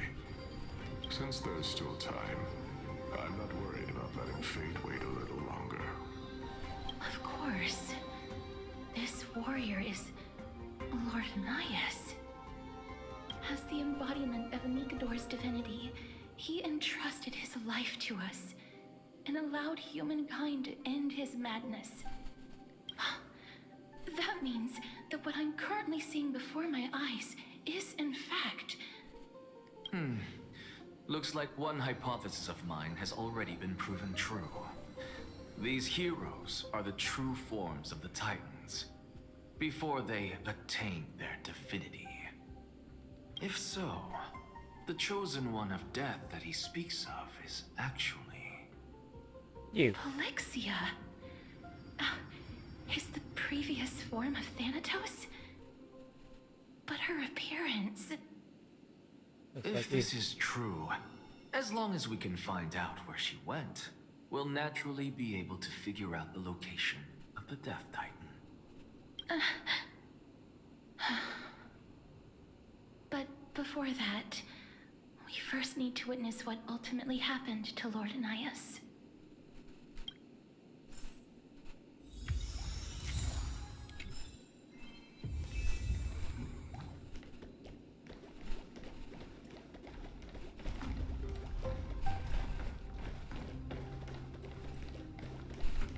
Nikador's courage is a testament that they have never once retreated from a battle. I've heard that these words are still engraved in Castrum Kremnos even today. It didn't occur to me that they were actually part of an alchemical formula. Lord Anaias' honor is sealed here. Incredible. The honor in this child's soul is so light. I believe that his tenacity is sealed within this statue. Before we fought Nikador, we also released it from the stone statue.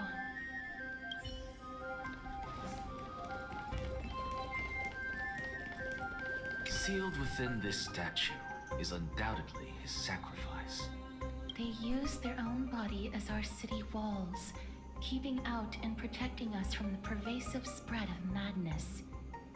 They are acutely aware that if the end times were to arrive, there would be nothing left in this world to conquer.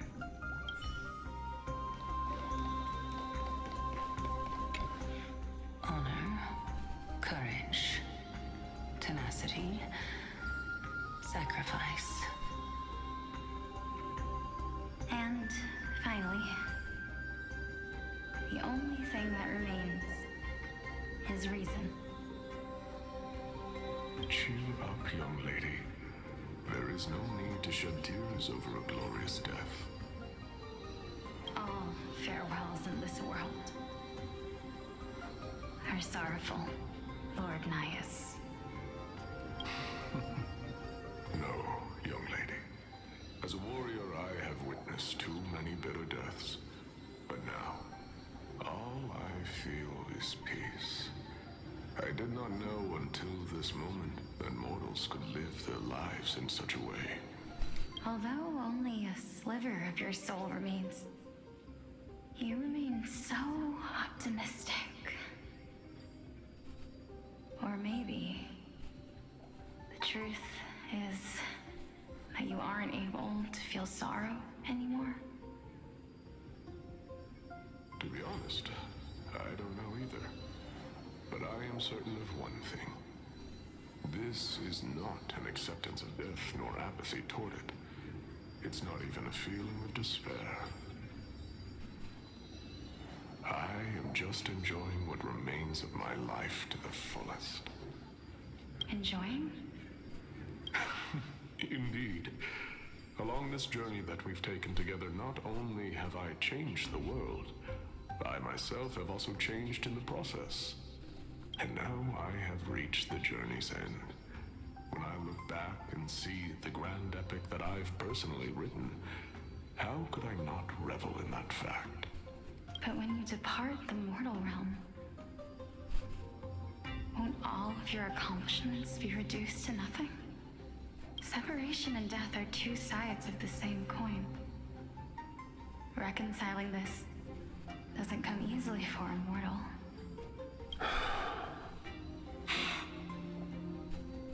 Finally, let me recount to you a story of mine, young lady. How about no? Let me just get through this story, please. The first time I returned from the battlefield, I felt extremely hollow. The calamity had devoured everybody on the battlefield but me. When I returned to the city alone, the citizens held a banquet for me that was far from pleasant. I felt as though I was still on the battlefield, and the person who had returned was nothing but an empty shell. It was late into the night by the time the banquet ended. My head still reeling, I returned alone to the barracks. On the way back, I encountered someone. It was a crazed scholar looking at the night sky and muttering to himself by the side of the road. Although I tripped over him and fell, I wasn't angry in the slightest. And maybe because I saw myself in him, I inexplicably asked him a question. Do you think that it'd be better if we just died on the roadside like a couple of stray dogs? To my surprise, he shrugged his shoulders and sighed. How does someone who is currently experiencing death, dying and living, afford the same amount of bliss? Okay. Now please go away and don't block my starlight. Are you trying to say that there is no difference between living and dying? For they are both journeys that lead toward death? That's exactly what life is, and death is, but a scale to measure how valuable the journey was. Journeys and epics are only glorious and magnificent because all things eventually fade to dust. Therefore, young lady, don't detest your fate. Instead, willingly and respectfully embrace it. The embodiment of strife telling me about the majesty of the world.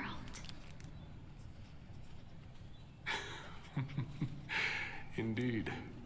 I believe that when the fated moment eventually arrives, you will be able to understand my words. It is time for me to knock on death's door. I will set up a long table at the end of the road and humbly await your arrival. When that moment finally comes, let us drink and be merry then.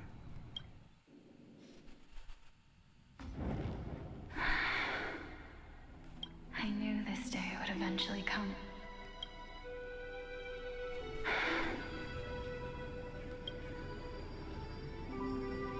Are the both of you ready? Both of you? Alexia. I'm here. Oh, it's her.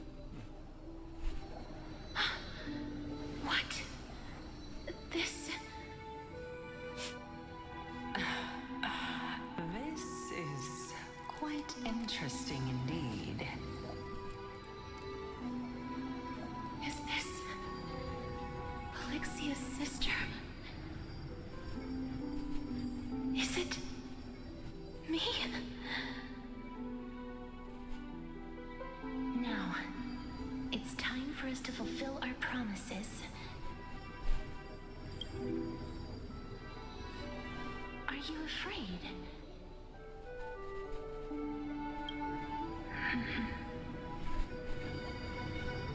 What are you afraid of?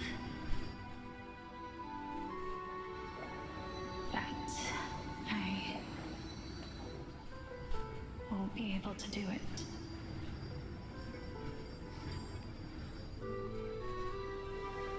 You shall wither, and through that, the dead will sprout again from the remains, and be reborn with the dead flame.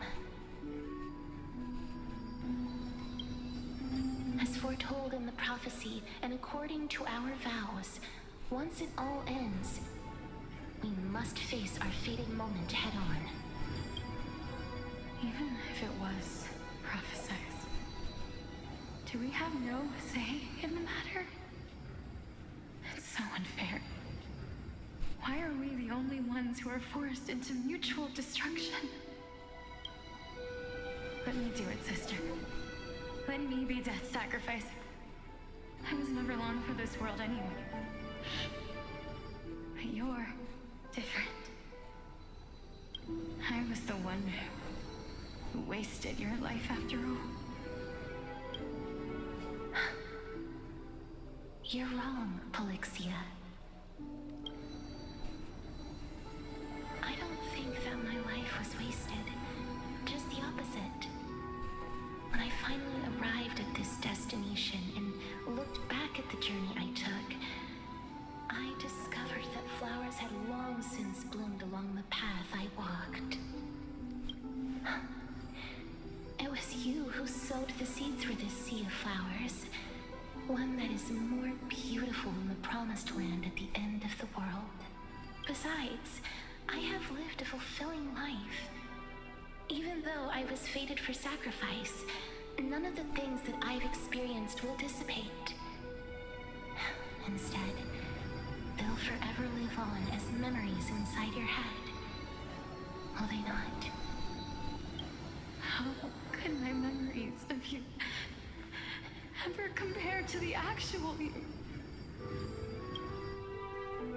Well then, tell me, what exactly are we? Oh.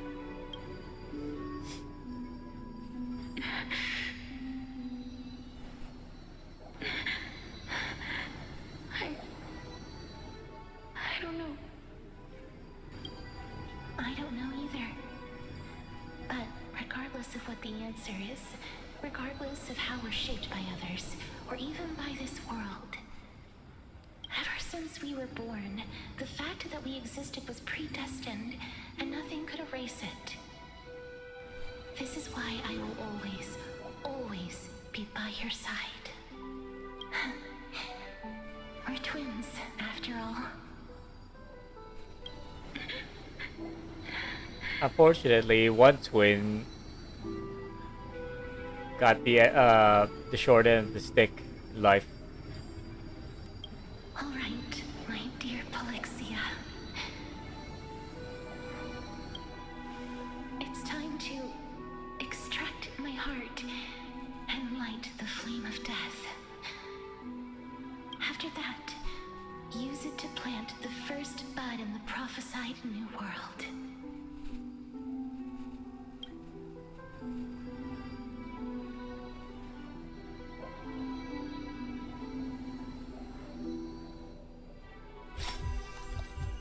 Ugh. If I imparted my knowledge of the art of alchemy to you, would you use it to resurrect someone you loved? Death is inevitable.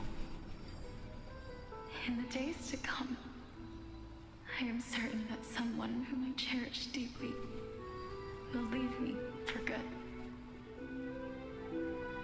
If such a mighty power really existed, I think I would use it without hesitation. Even now, my answer remains the same. This is why, sister, I promise you, in the prophesied new world, I shall plant the first bud on your behalf. Go now. Return to the Ocean God's treasure pearl, our hometown. I shall open wide the entrance to the Nether Realm and grant you a second life. The living beings on this earth shall respond to my call and lead you to the sacred daylight. Remember, do not look back on the land of the dead, and do not stop moving. In the new world promised by the prophecy, march toward your new life.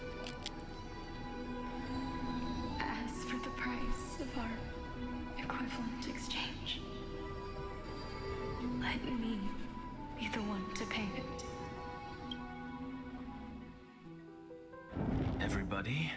We've come to the end.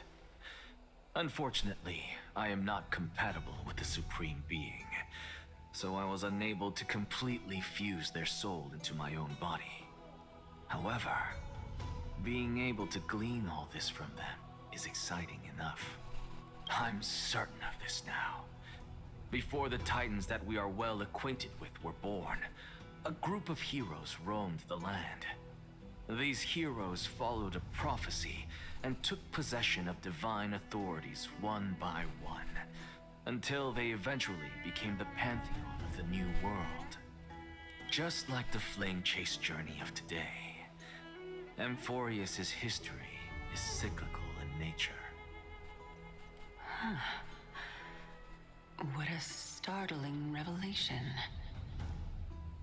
This means that the demigods, who bear the core flames, will also become the new Titans at the world's end, thereby shaping a new world? I believe that this is the truth behind the Era Nova, as mentioned in the prophecy. This is utterly unbelievable. Besides, those twins in the past, even if they really are Thanatos, their whereabouts are still unknown even today. Are their whereabouts truly unknown? Didn't Polixia mention that seaside town, the birthplace of alchemy and the tale of the dragon? In our world, there exists a city which perfectly matches that description. Styxia. But the people there worship Vagusa and bear no relation to Thanatos. I have also never been to that place, as in the time of Idonia, it had long turned into underwater ruins. Take this. This is... the New Sporist masterpiece. The Philosopher's Stone. Of course, they're gonna it was made by add that transmuting into all the story. of the sage's wisdom into a single entity, with their flesh and blood as its foundation. Remember, I've mentioned before that the art of alchemy is all about conversion, tempering, and ascension. This process also applies to the pursuit of truth. Regardless of how unbelievable this sounds, the truths of the world have been refined from the impurities. Think about the story of the dragon.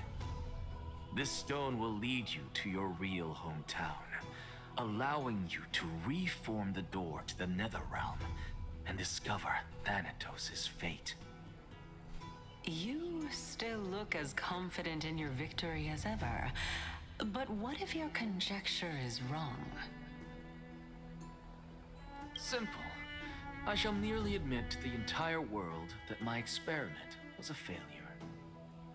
However, my line of thinking will not fail because I have already planted the seeds of doubt into the hearts of the masses. Actions speak louder than words, Castoris. With the assembly about to begin, don't forget the promise you've made. I've already searched for so long. I'm willing to try one more time. While we converse, his life is also slowly slipping away. But before I leave, I have another question. What exactly did we witness just now? That was the world imprinted in Kefali's soul. If we are to prove its existence, you must take the final step. Go. Do not disappoint me. I understand. Hey, child of humanity. Don't get antsy. I still remember the question you posed to me. As a scholar, I do not wish to offer up ambiguous conclusions. Let's discuss this topic again when she manages to find the evidence. I merely wanted to ask, was that stone transmuted from your heart? If so, rebirth is no longer an option for you. Why not? When I was a child, I lost someone dear to me. When I was a teenager, I lost my faith. A while back, although you saved my life, I also lost my soul in the process. Now I'm merely forsaking my body. What's the big deal? Why are you always finding ways to die? Isn't it good to be alive? This is but a necessary sacrifice on my path to transform into the purest of them all. Can someone who's dead even claim to be the purest of them all? Furthermore, if your hypothesis is proven correct, does it not just confirm that the myths are true, and thereby invalidate all your theories? No, it's just the opposite. If my hypothesis is correct, it means that I can actually ascend to godhood and reshape this absurd world that you all have created.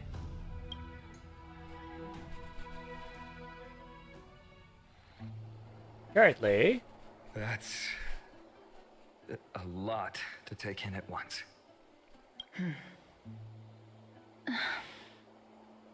Lady Aglaya, please, let me explain. Go on. You know that the core flame of death has always been the greatest unknown regarding the Era Nova, which is why both you and Kynes desire to gain the power to control that core flame in the approaching Citizens' Assembly. Professor Anaxa has come to a consensus with Kynes. They want to suspend the trial once Thanatos' core flame is reclaimed, hoping thus to eradicate death from this world. If they're successful, then the flame chase journey will cease, and Akama can enjoy everlasting peace. But I know this runs counter to your wishes. So long as we do not usher in Era Nova, the Black Tide will never be eradicated. Even with Lord Mighty on the front line, and the Black Tide not posing an immediate risk, the danger nevertheless remains.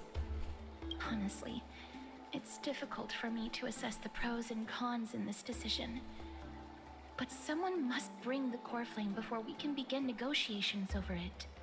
The Titan could be very near. I cannot let this chance slip by. Besides, someone has to make this trip to bring back Mr. Soul. Well said. You already had every reason to seek an audience with Thanatos. It's that great performer who has weaponized your wishes and placed us in this difficult situation. A world without death. Do you desire that too?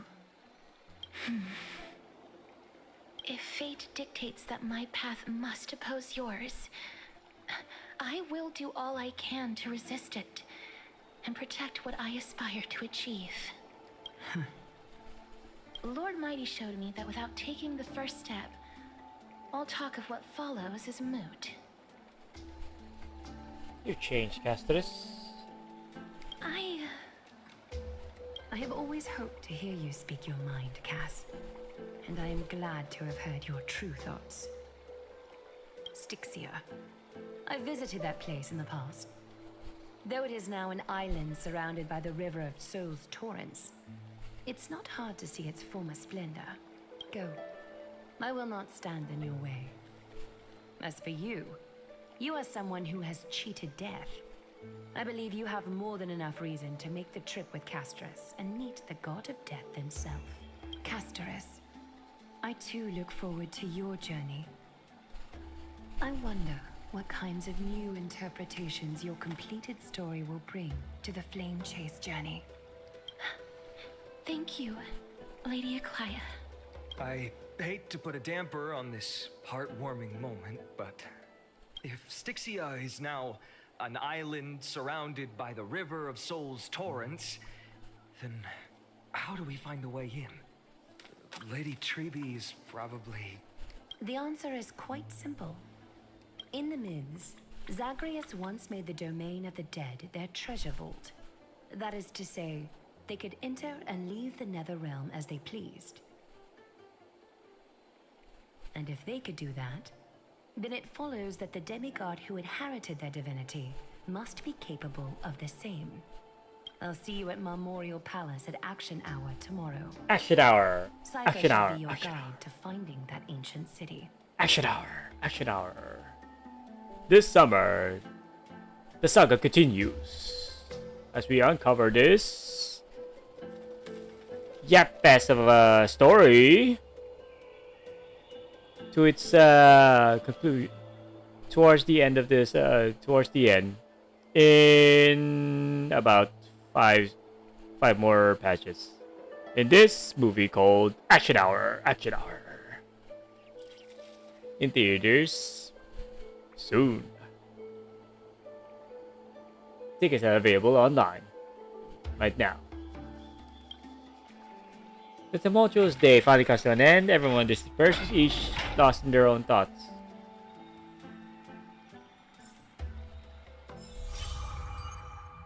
Servant tells of the mystery within the mist, and the scholar seeks to answer the forbidden puzzle. The truth learned during your travels. Head to the book and write it down. Fuck you, no! No! Shit, do I have to...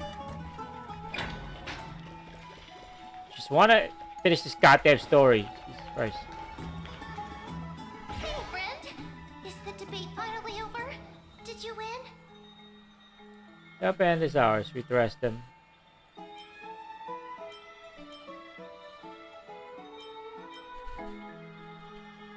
We tried at the Castle of Feathers. Oh, that means victory is around the corner.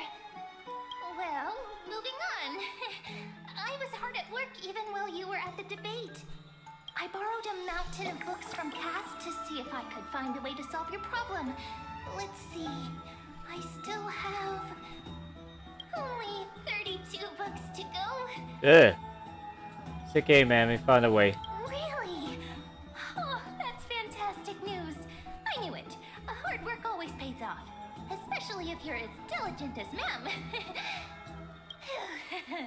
I feel like a huge burden has finally been lifted off my shoulders. Why are my eyelids so heavy all of a sudden? There's nothing more we could do for now. Let's get some rest. Oh, you're right. Then I'll go back to...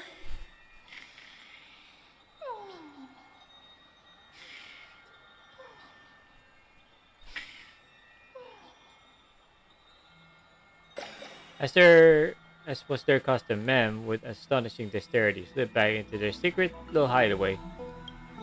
Good night, Mem. Good night, Akuma.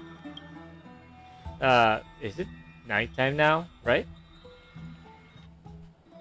Somewhere in Akuma. Cass? What a surprise. Lady Treeby. Is something troubling you? I just wanted to speak to Lady Trian for a bit before I set off. No matter how breathtakingly beautiful Styxia once was, the place is now the domain of the departed. There is no telling what we'll encounter there. I don't want to have any regrets. Has anyone told you that your eyes are sparkling today? Is that a figure of speech? In the past, when you did smile once in a while, all of us could see that your heart remained troubled, even as you smiled. Lady Treeby, you know perfectly well that see you tomorrow is nothing but a white lie. I hope your toughness is not a mask hiding a lonely heart. Cass, you hardly ever talked of your past. None of us knows what you went through, apart from Maggie. But we know it must have been filled with pain and hardships. as it is the fate every Chrysosaur is destined to live out. We are just happy for you that the core flame you're meant to inherit has finally surfaced. Isn't it a little too soon to say that? But you already know where tomorrow is, don't you? There is no need to rely on anyone else. Just give it your all and leave no regrets. We have always believed that your embrace is just as warm as everyone else's, because we embrace others to comfort them. And Cass, you're the kindest Chrysosaur we know. Thank you, Lady Treby. This feeling... it's hard to put into words. I suddenly found myself with so many wishes. So much I want to accomplish before setting off. Then go do it, Cass. Trian was actually working on a surprise gift for you. It's a pity she didn't get to finish it. But now Trinan and I are working on it, and we'll make sure to give it to you. So, let's meet back here when you return from Styxia. Safe travels. See you tomorrow! At the same time, I can't sleep. Oh, who could it be? Come on, man. It's me. Hi. Hi, Cass. I hope I didn't wake you. Is it another mission from Aglia? Huh? No. No. I'm here because of private matters, actually. If it isn't too much to ask, I'd really like it if you could come along with me to retrieve something.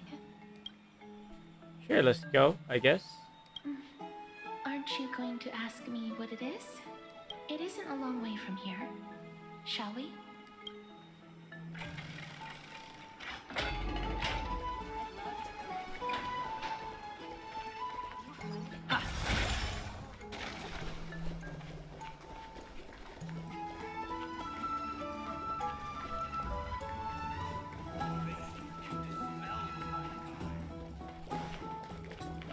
The streets are packed.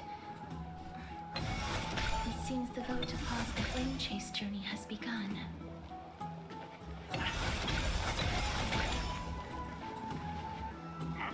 I want to vote! Tell me how I can vote!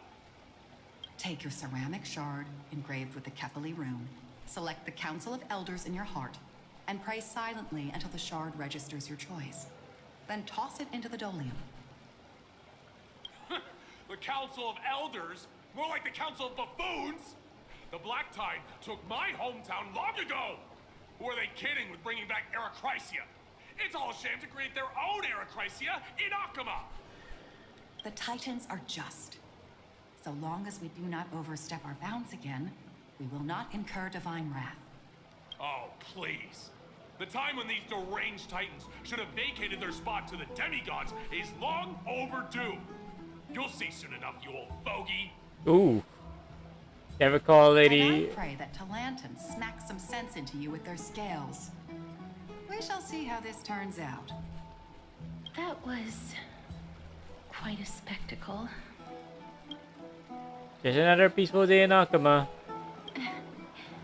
I suppose peaceful is technically correct if no actual violence happened. To this day, I still find it almost unreal that Akama is the only place illuminated by light amidst the crumbling ruins of Amphorius. And its people are even holding votes to reconcile differing opinions. This peaceful sight is making me forget that this is the end times. This is what the Flame Chase journey is all about. Before coming here, I had lived for many years in Idonia, a city of rime and frost. The people there were devotees of Thanatos, and were well known for their unique burial rites and traditions. Traditions that I played a major role in. Because of the curse on you? Yes. You now know me as the Mortician of Hakama. But back in those days, I was Idonia's Maiden of War. I was trudging across the frosty plains on my own when the Idonians found me. They saw the curse in me as a blessing from Thanatos, and believed that my hands could correct the Eracrisia's mistake and lead them to meet the great god of death. They provided me shelter, but in return,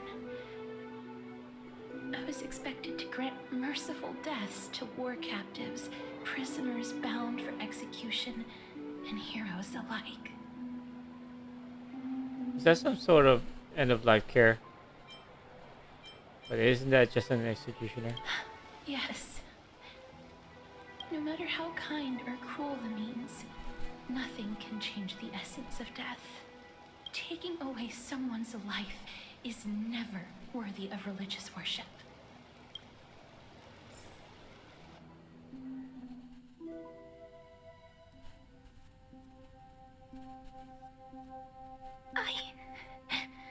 I can't do it. Where are we? Voices. They pierce my ears. The bleeding. The thanks. Ah, I know that feeling, child. I was once as lost as you are now. But you must respect those walking towards death. Just like how you should respect yourself as the Holy Maiden granting humans glory and liberation. What you're asking me to do is no better than the task of an executioner. And yet you want me to respect myself. No matter the titles, I am still taking away human lives.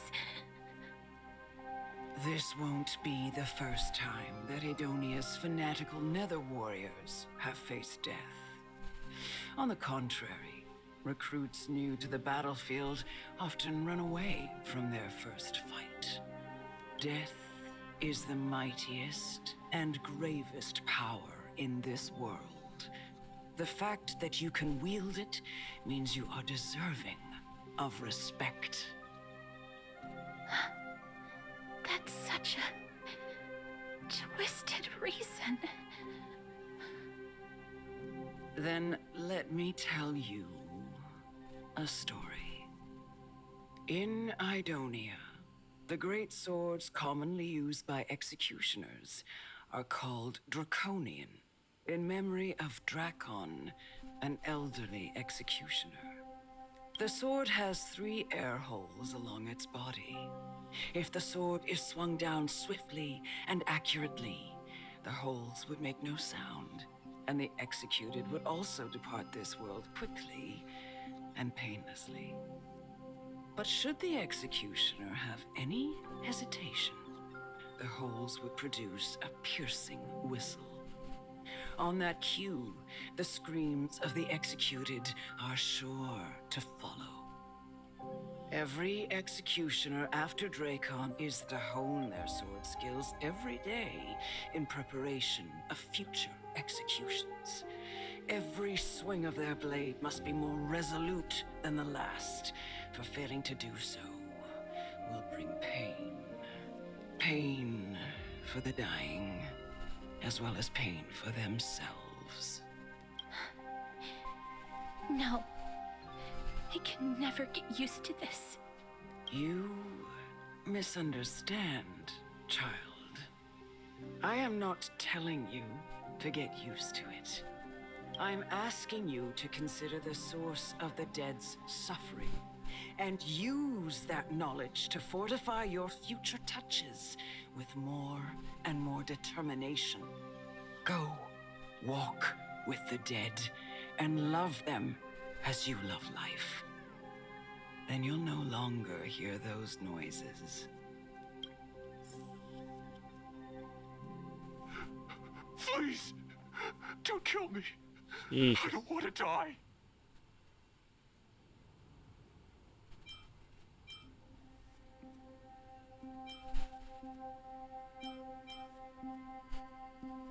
You know what? Let's see how this goes. No, I can't do it. This is your duty. Remember, consider the source of the dead's suffering, then give them the respect they deserve. Thank you. I beg you, don't listen to her.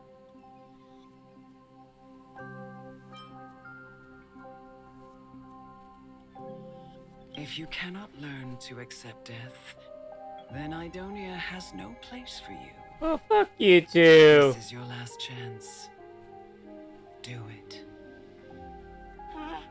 No, please, I don't want to die. Please, I'm begging you. Yep, this is it. No.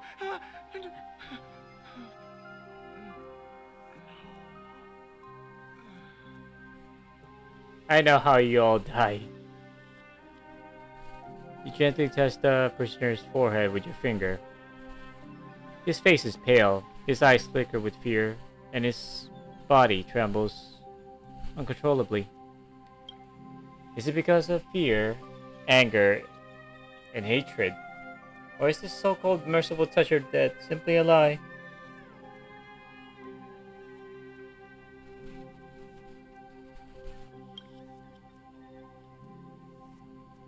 The dark purple mottles spread like petals across the dead row inmate's face, then seemed to be submerged by spring water, flooding his body. His trembling ceased, and the cries that had once begged for mercy slowly turned into a sigh-like whimper, as he murmurs to himself. Quickly, everything falls into a dead silence, turning into pitch-black dew that scatters with the wind. You hear your own heartbeat drown out the sound of heavy breathing. May you gain some insights through his sacrifice.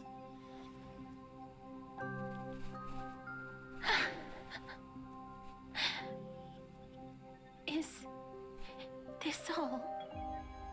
No. Come with me. This is just the beginning of your life as the Maiden of War. More like the Maiden of Death.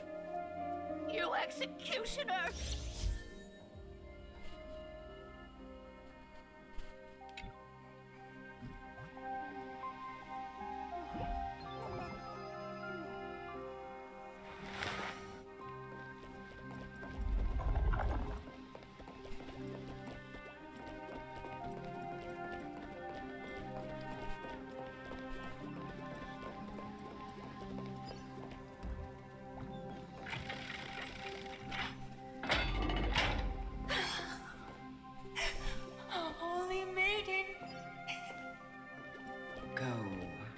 Grant her glorious death. Bestowed with honor.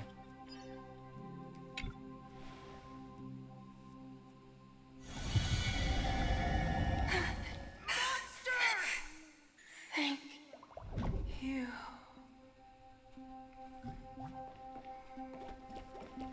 Do it then, executioner. You heard him.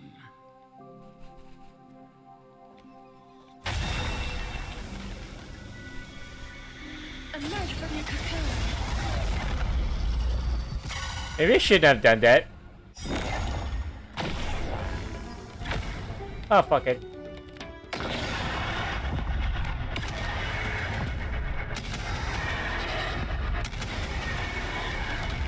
May death protect us! Do it then, executioner. You heard him.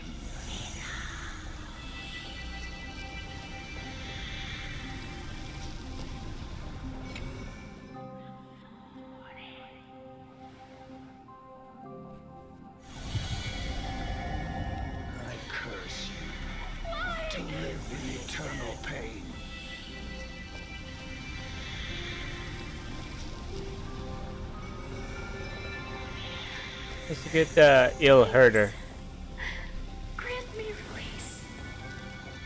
You know what to do.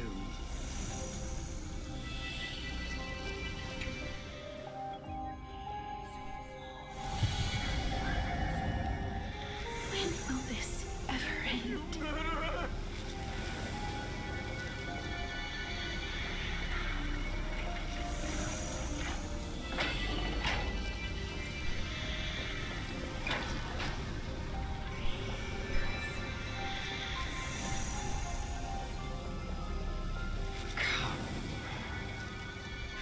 Fulfill your duty.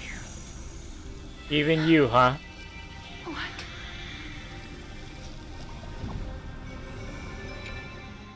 What are you trying to do with me? I have aged. The time has come for me to heed the summons of Thanatos and journey to their domain, the final resting place of every Idonian. You're not that old yet. You still have many, many years ahead of you. No. I'm already dead. For I have come to fear my declining health and impending death. Castorus, will you give me one last chance to charge towards fear and prove that I am no coward? I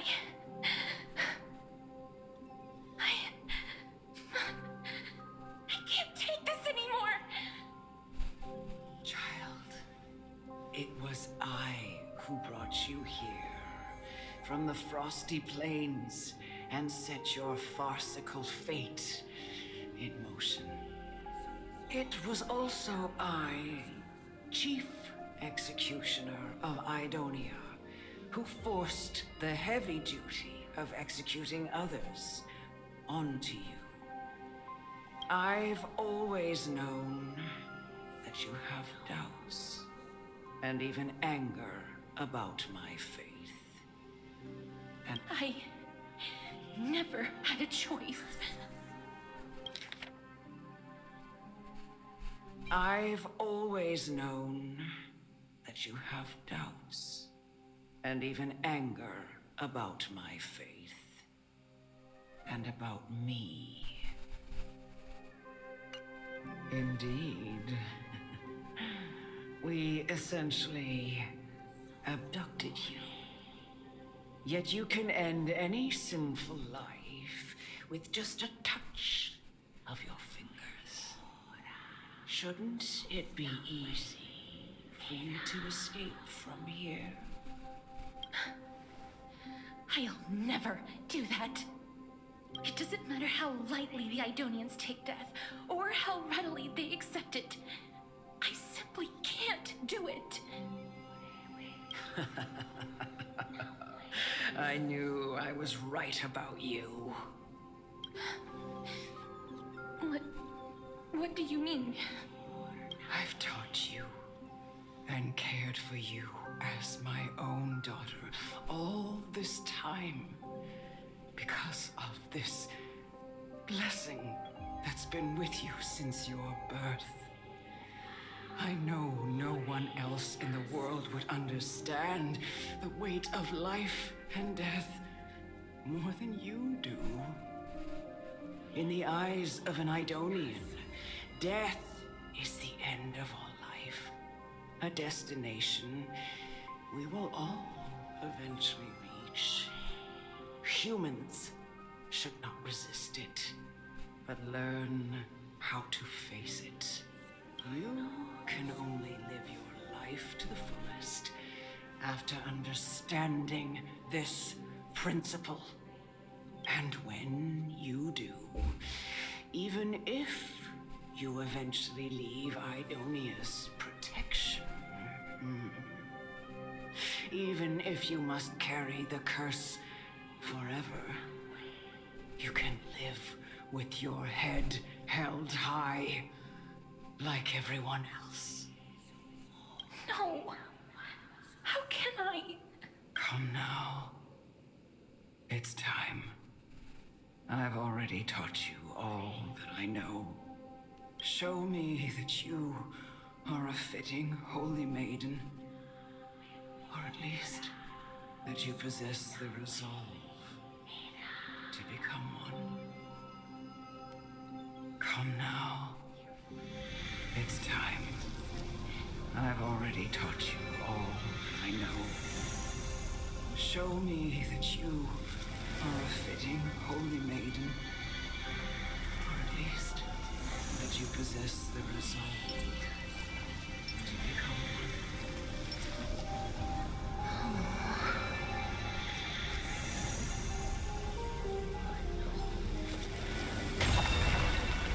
Emerge from your cocoon.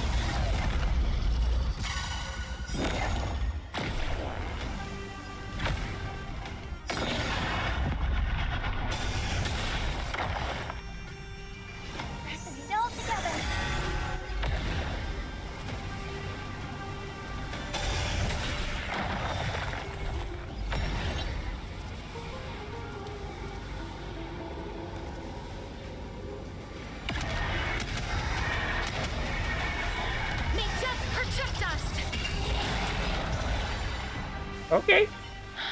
No setup indeed. No step at all. This was the last time I followed her command. I gently touched the elderly woman before me. Hold on, let me see this.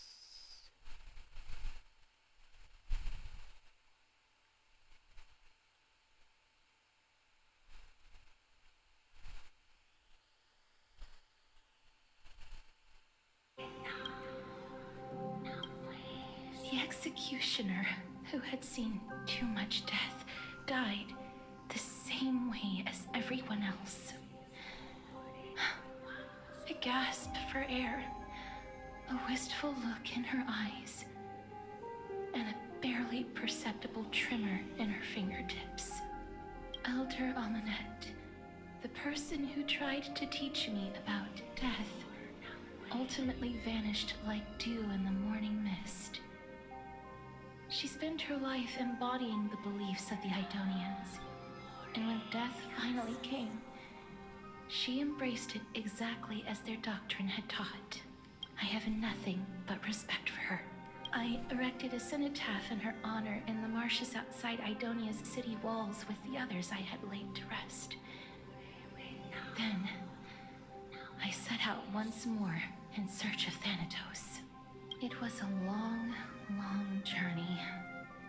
I heard so many discussions about death along the way. Life finds meaning in death. The world improves because there is an end. It seems the most terrible darkness in this world. Everyone talks about its heavy weight. Some resist it, some worship it, and some even revere it. How did a disappeared titan become the deepest fear of humankind? And why do they haunt my dreams? I continued my travels to seek an answer. Initially, I was running away. Then, I started searching for it. And now, at the end, I just want to know if my touch, if my embrace, can do more than taking things away. Can I make anything? Can I leave anything behind? I don't want to die. Please, I fucking you just let me go. I don't want to die, please. I don't want mercy like this. Just let me go. I need it. I don't. Yeesh. So we're watching that animated shorts. I hate these icy hands. Yep, we're watching that. We're watching this again.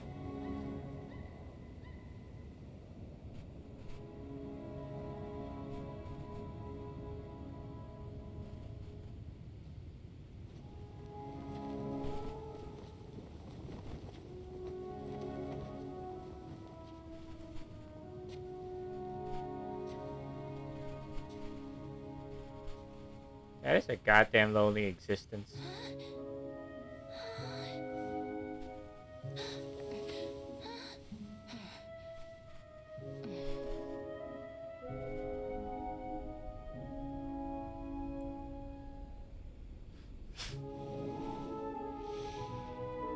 Get it over with. End its suffering.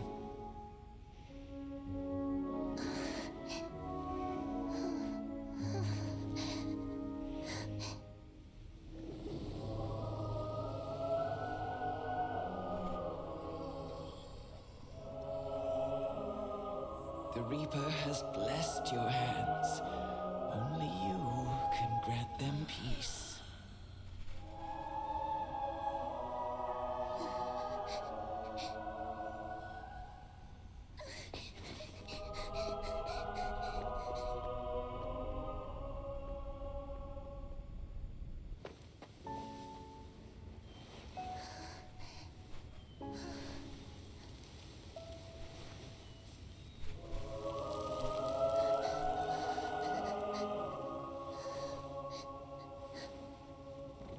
Embrace death. Walk alongside it.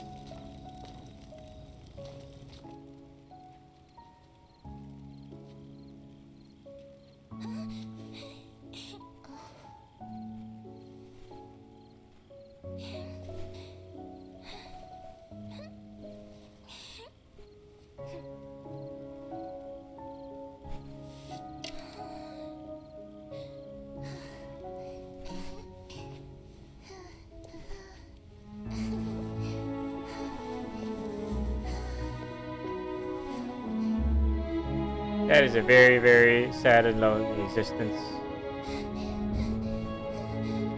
Your only role is to bring death to anyone you touch.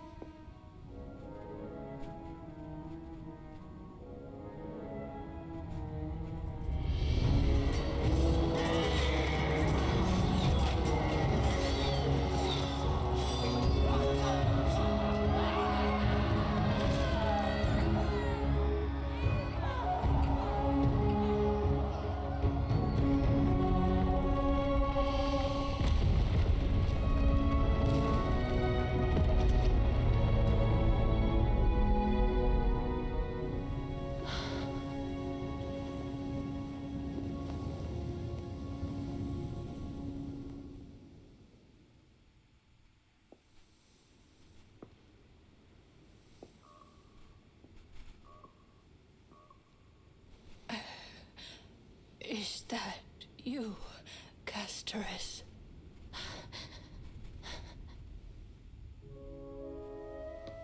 All of them have gone, heeding death's summon, crossing into their domain. I must go too. I don't fear it, just I have some regrets. Watching people leave this world again and again, it must be lonely for you. You must want to desperately embrace them before they go. I can't. These hands, they're too cold.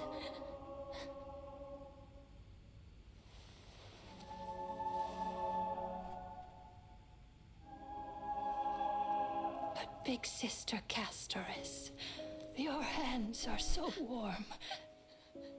Just like anyone else's. So go on. Don't hold back. Give me a warm hug.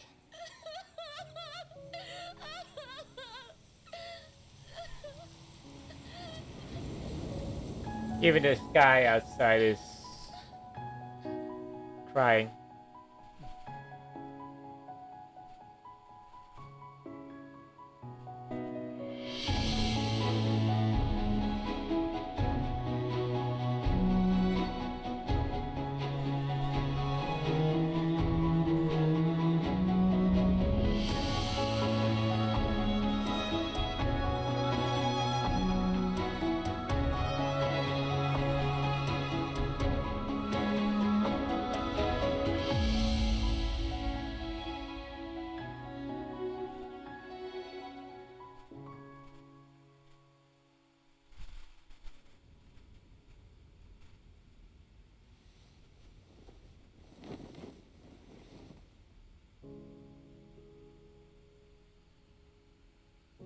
Can hands like these really be warm?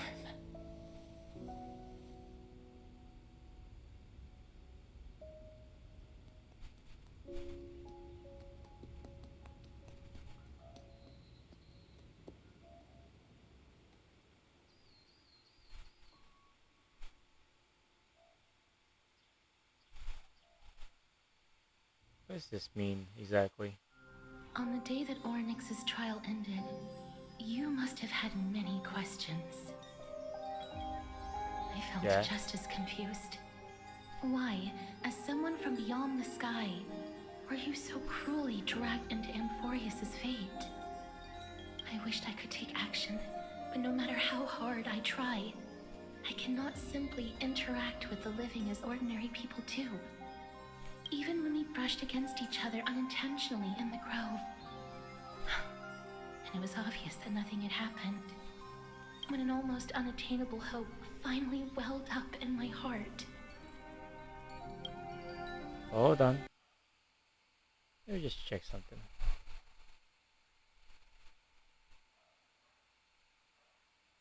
Just check something right now. Oh, okay. When I thought that perhaps my touch would no longer bring sorrow, fate declared to me, it wasn't that the curse of death had finally been lifted, but that your soul no longer belonged to this world. And there was nothing left for my hands to take. Nothing. And did I really think this time would be any different? It's not that I don't understand this reality. Just that I'm unwilling to accept it. Having walked such a long road, I am still unable to find the answer to life and death. I am resigned to eternal despair. Anything I wish to hold on to, death will inevitably wrest from my grasp. From that moment on, I lacked the courage to confirm it again. Until Oryx laid bare the cruel truth before us.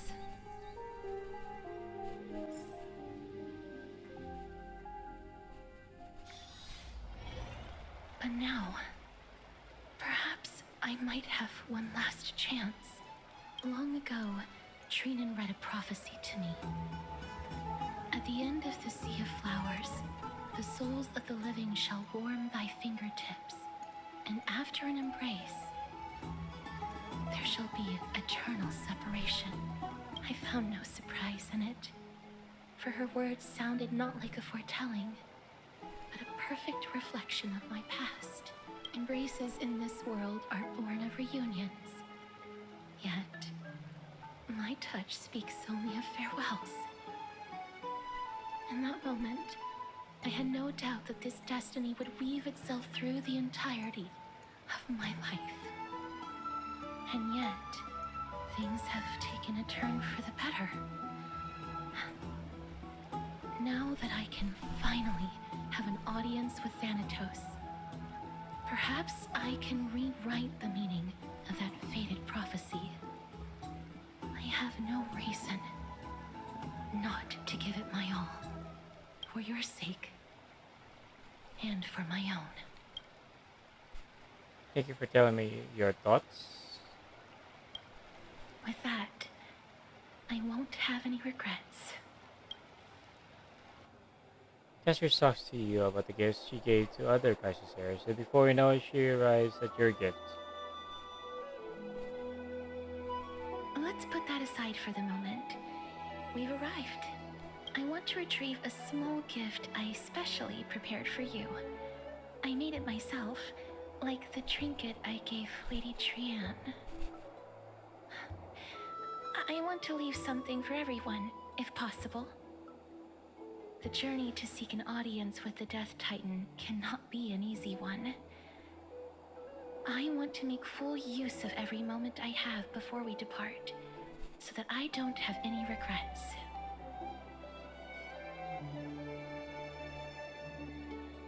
Is it a brooch with my face on it? No, it isn't. You'll know when you see it. Look, it's right there. A table. Huh? A table. Where did it go? What's going on? Looks like someone left something behind. This is Oh. the coin of Zagreus and a slate. Yeah, it's her. But before that, I'm just gonna get something to drink real quick, just to keep me up for all this yapping. So give me a second.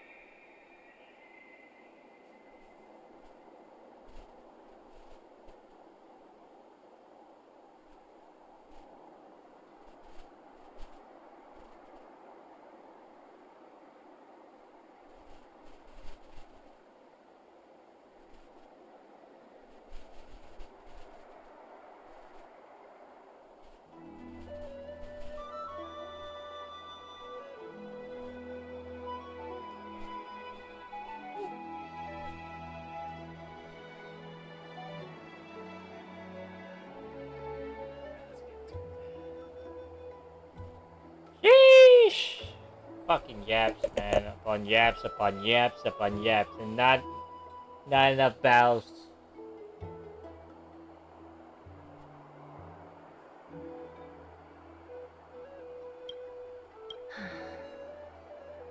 So it's her. The who now? Holy moly, a kitty thief? Is it a kitty thief? No doubt about it. This is her favorite symbol.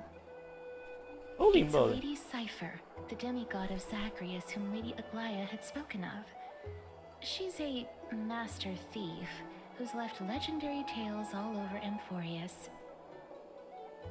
So many years have passed, yet she's still announcing herself in such a crass manner. Let's just do as the slate says and look for Lady Cypher.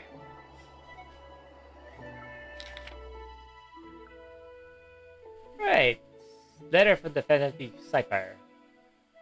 Dear Princess Homebody, walking through the busy garden, I discovered the remarkable gifts crafted by Princess Homebody.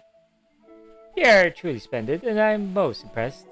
I'm also taken with your charming presents, prepared for the fellow crisis.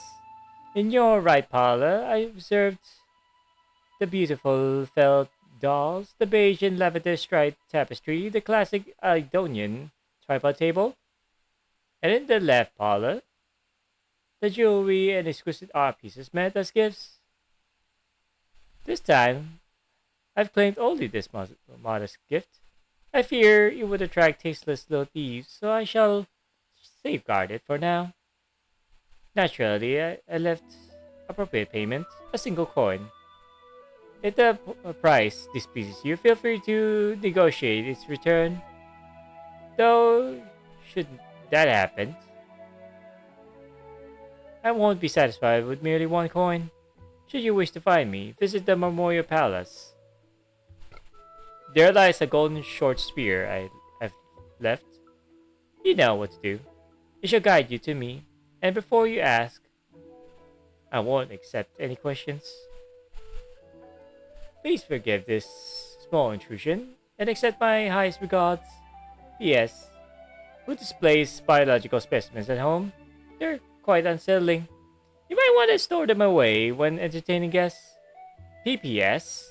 Despite your considerable investment in Idonian ossuary hanging in your parlor, I regret to inform you it's a fake. The original was correctly switched by those cunning scholars of the Grove of Epiphany. The full story can be found in the yet unpublished memoirs of Sephira. Sincerely, Kitty Fatted Thief. To retrieve the gift and teach Kitty Fatted Thief a lesson, you head to the market to find the short spear she left behind. Look, it's right there.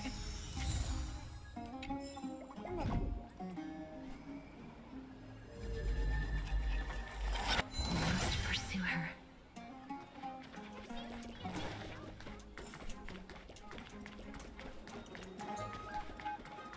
Where is she? Huh?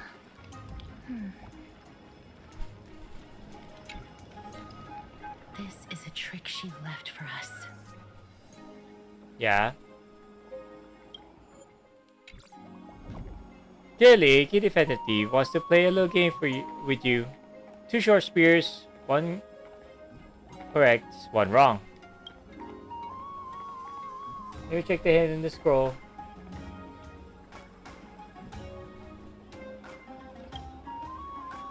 Two golden short spears. On the golden short spear engraved with the truth can lead you to Kitty Fatted Thief.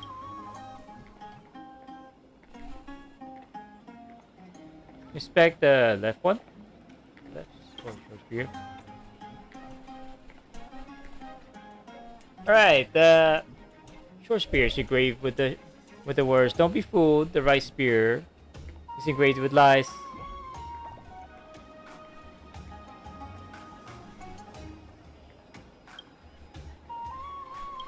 The right spear is engraved with words, "Trust me, Grey Mastery, both spears are engraved with the truth." Oh yeah, I figured it out. The words of the scroll should be true. We sure you want to... oh, you son of a bitch. Oh yeah? You know what? I better not play this game. Hold up. Hold up, let me check.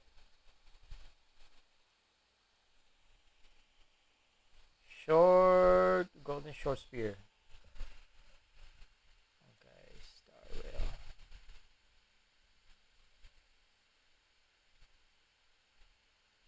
Golden short spear. Golden short spear, which one is the...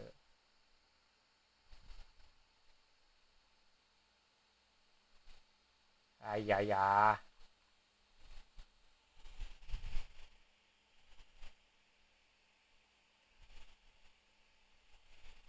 Question.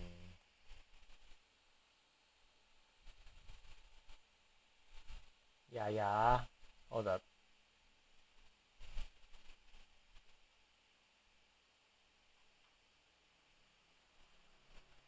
Sheesh. Hold up. In the meantime, I'm just gonna check something here, so I'll be right back.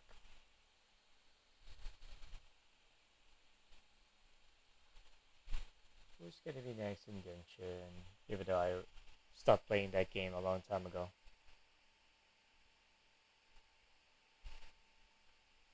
Get ready, be steady. Get ready, be steady.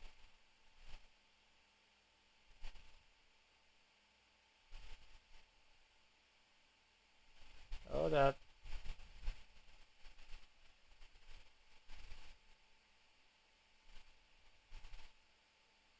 Sheesh.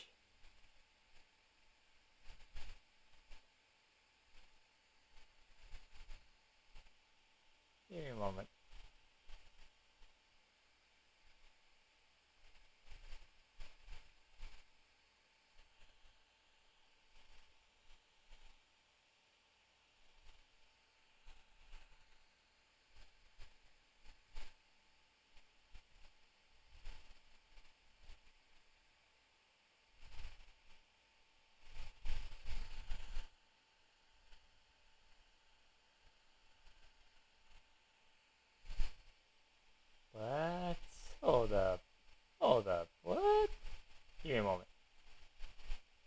check something here.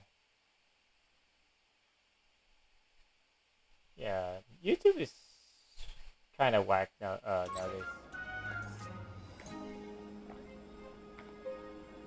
Yeah, I'll go with left. She's incorrigible. Follow me. Yes, that's correct.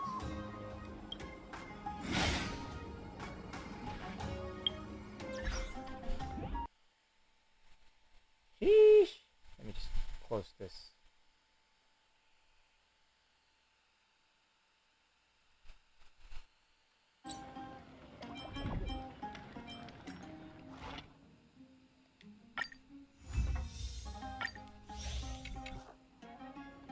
What's next here? Star Rail World. Morning Starlight. This is what we're doing right now. And this goddamn pool party? What? This pool party? Oh. Yes, please. I want all of it. I want all of it. How many have collected? Oh my. Yeah? Yes, girl? Gimme, gimme, gimme, gimme, gimme. Yes, girl.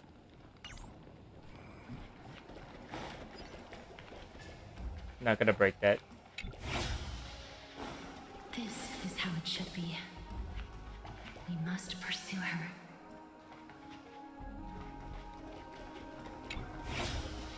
But first, catch. It's basically barren in here. Nothing to write home about. They don't even have lamps for these pillars. I wouldn't mind hanging lamps up myself if it saved the design of this room. I guess I'm a perfectionist.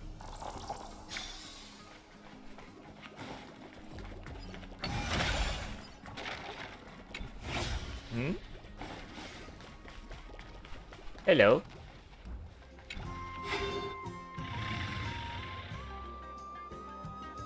That's not Cypher. Cypher, if this drama truly is her, appears to be quite content. Her gaze filled with 3 parts sincerity, 3 parts approval, 3 parts triumph, and 3 parts haha, great mystery. You've lost if you take this seriously.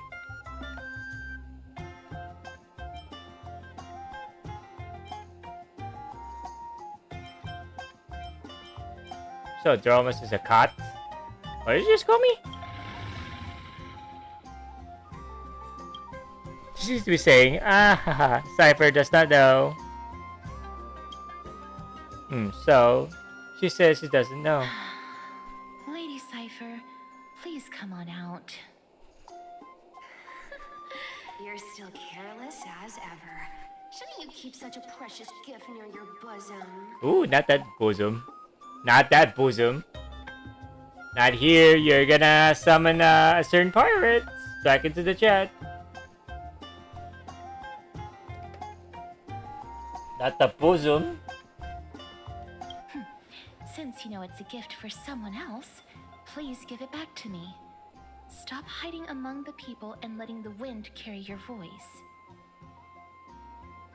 Now, since I know it's a gift, that just means I need to milk its worth. The children of the wind never stay for long in one place. Unless your offer is tempting enough to steal the wind. What say you? Name your price. I'll give you however much you want. If you don't want the money, I'll gladly eat off your head. What the fuck? So much grammar! Stop! It's bad enough that the story is quite long. But you don't have to add grammar errors on top of it. I'll gladly take it off your hands. I'm sorry. Bargaining is really not my forte.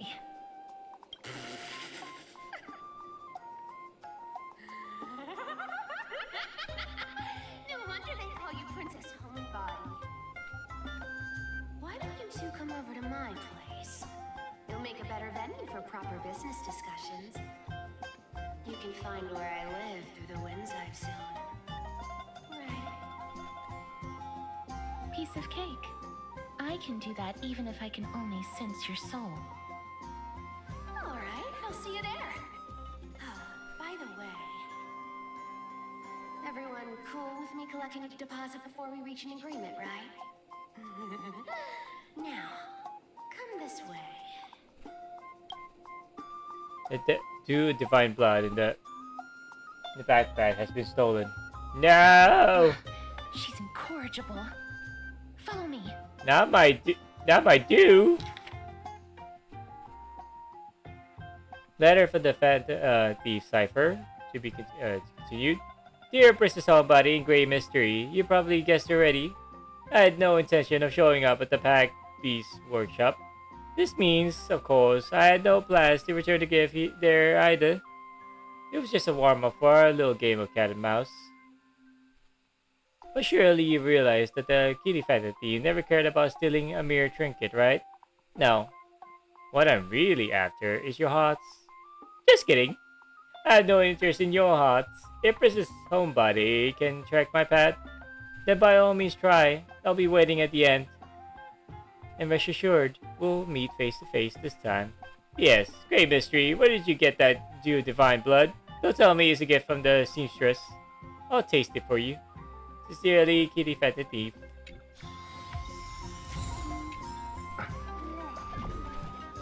Alright.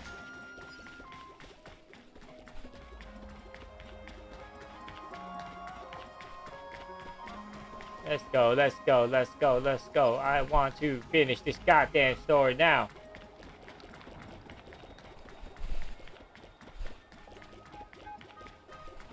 Oh, hold up.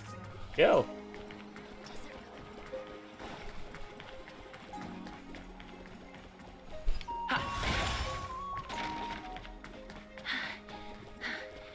Here we are.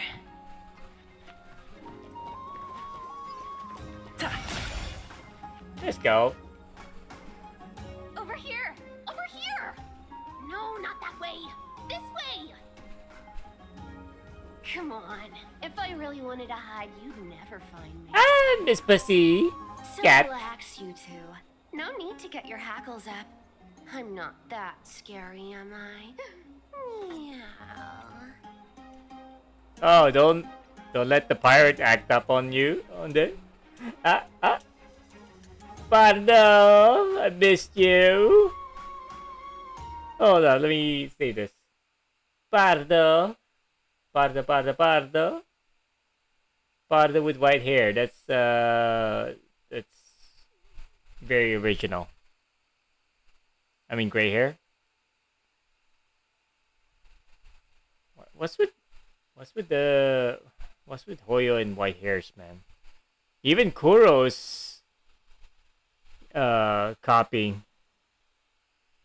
Even Kuro's copying them. What the fuck? What? Hold up. Meow, indeed. Meow, indeed. Pardo. Pardo. Let me just say this one as well. Wait, hold up. Let me hear that again. So relax, you two. No need to get your hackles up. I'm not that scary, am I? Meow. Yeah. At last, the character that meows has appeared!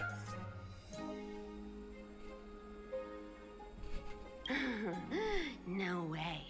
Some people might have been into that a millennium ago, but it's long since gone out of style. Loosen up, buddy. Shall we get down to business? Yeah.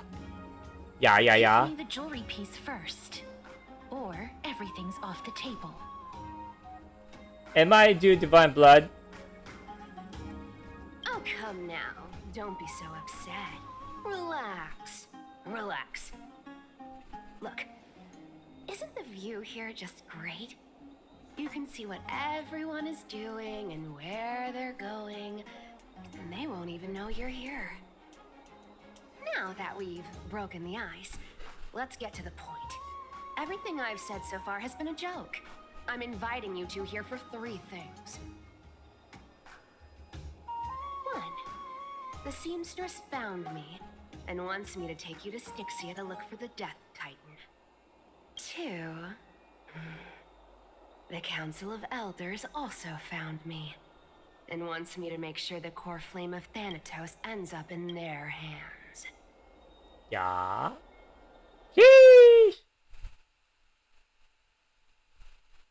Let's go. Let me just screenshot you every chance I get. It's not every day that we'll get to have an adult pussy cat in the media.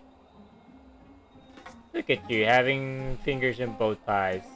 And last but not least, I'm telling you that I'm not interested in doing either of those things. Okay. Don't go look for the Death Titan. The end. Oh, we're just wasting our time here, I guess. Wow, this is some high quality stuff. Sheesh! They knew how to showcase her assets.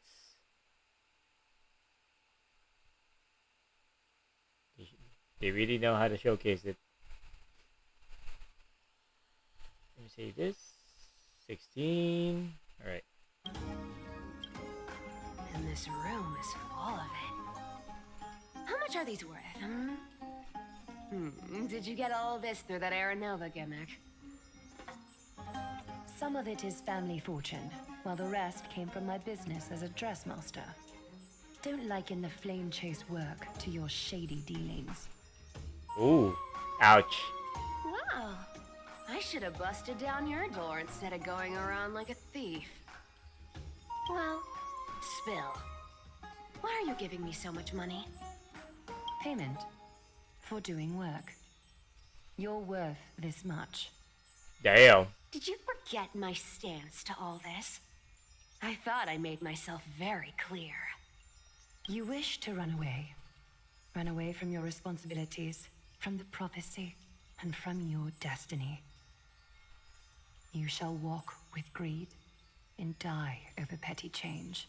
Oof. Ouch. I understand this prophecy weighs on you immensely. That is why I have never reproached the demigod of trickery for running away. But I need you right now. So don't turn me down. On this one. You know, maybe the gods got your tongue with their golden threads, Aglaya. I'm not hearing any sincerity in your words. Give me a reason why you're bowing your noble head to me. We lost Trian. Yes, Trian. Oh. Oh. The divine power of passages is running out. I need another demigod to escort Castoris and help her fulfill her lifelong wish. We lost Trian. Oof. Now that is a heavy bargaining chip. Let me just say this as well.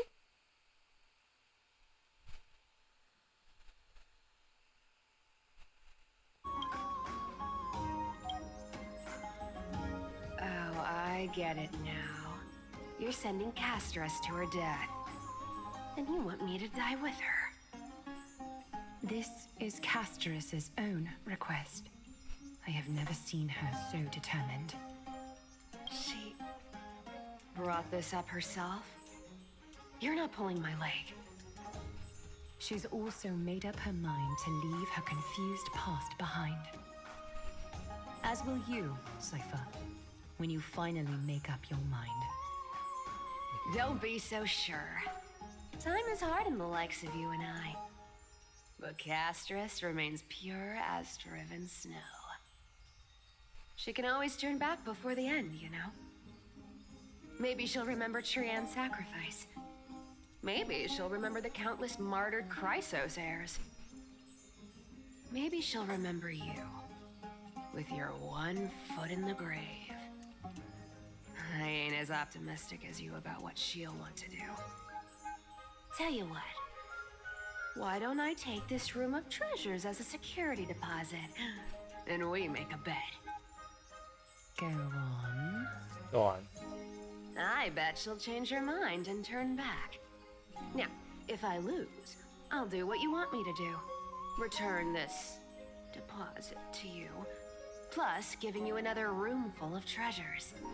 How does that sound? You sound like you have all the confidence in the world. Confidence in the world. In that case, let's make a pact with those conditions. Oh no, not the I pack. hope you're prepared to lose it all. Oh, not that. Don't make a pack. Don't make dealings with her. You know how it goes with us. In conclusion, I want to win. So I hope you two can give up on going to Styxia. I'll give all the treasures in that room to you. And you can split it between yourselves, however you want. What do you think? Tempting, right? I'm almost dead. What use do I have for money? Yeah. I decline. If we don't find the Death Titan, his soul will... I'm dead, woman. Oh? I'm dead, woman. I'm almost dead, to be exact. But, so yeah. Still. I can't go into the details, but we have to go to Styxia. I really don't get how. Princess, homebuddy, you keep talking about needing to find Thanatos, about getting rid of your curse, and you don't care about anything else. Meow. I don't know about Pardo with Booba, but I don't know what you mean. Because Pardo always has Booba. She always has a nicely sized personality. I don't know what Zutaris means by that. She always has that. Did you ever live for your own pleasure? Even for just one day? Oh, does she have to... I mean... have to say those words huskily with that husky voice? Meow. What are you trying to say?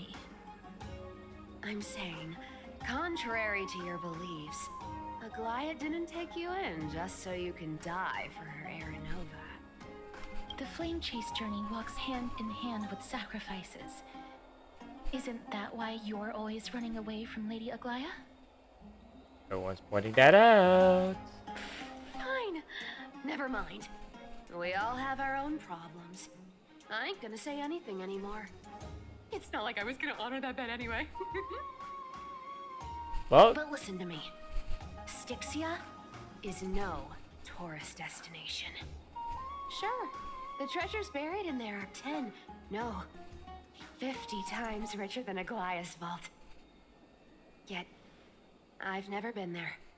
And I never plan to. Because even a demigod can't be sure they can walk out of that place alive. And now I'm supposed to escort you to Styxia. Sure. Pay up. Sheesh. Sheesh. Pardo, Pardo, Pardo, Pardo. Why do you have to be so hard to negotiate with? Pardo, Pardo, Pardo.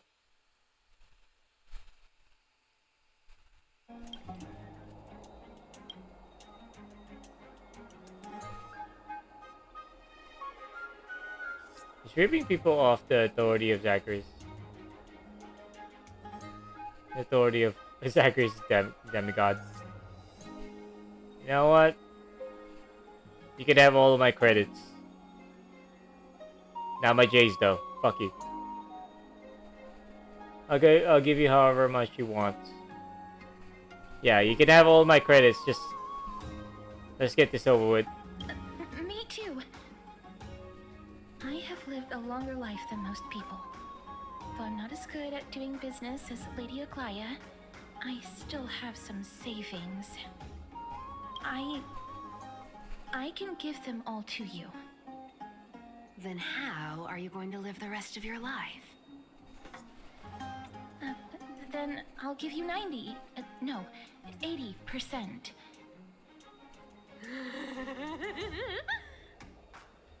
Well, don't mind if I do. 80% of Castrus's savings and a bottle of dew of divine blood. Hey, get that back. Not a bad trade. Get that back.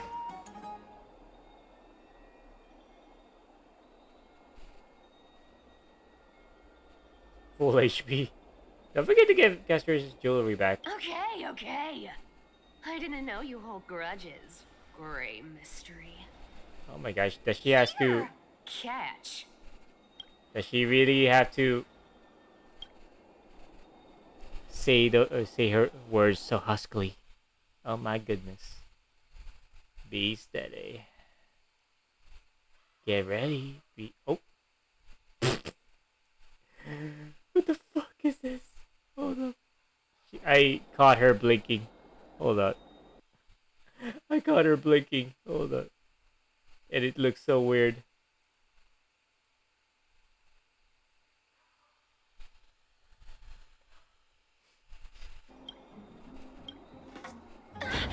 Be careful with that. A minor change in plans, though. Don't go to the bath tomorrow. Come look for me at Akama's city gates instead. So, why are you changing the meeting place? Oh, nothing really. Just a bit scared of the seamstress's frosty face. I wouldn't stay a second longer in Akama if it were up to me. Well, now that we've struck a deal, why don't I give you guys a lift back? It's gonna be a long ride. So have a good rest. Oh, what the fuck?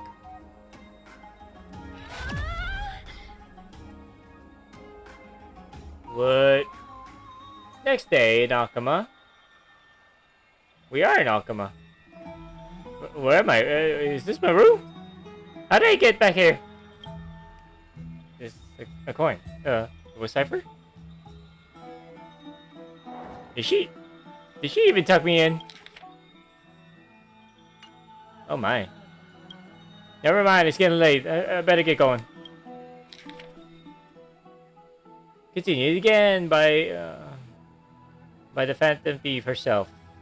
Great mystery. This formal address, these formal addresses at the start of letters are such a hassle. And you've already read 3 useless Phantom Thief letters. I've left Priestess Somebody's gift here. Take good care of it. Remember, skip the bats and come straight to Akama's city gate to find me. You know I have no patience. Come late and I'll leave without you. Clear? Yes. Yes, I'm the one who tucked you in. You're welcome. Meow. Sincerely, this is Kitty, Sincerely, Kitty Phantom Thief.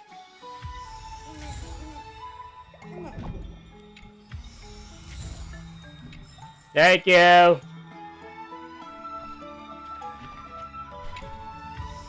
It was Castrus's gift. Oh. Embrace your long fingers. Is that a... I thought it was a Succumbambaspis. Alright, nothing here. Let's get out.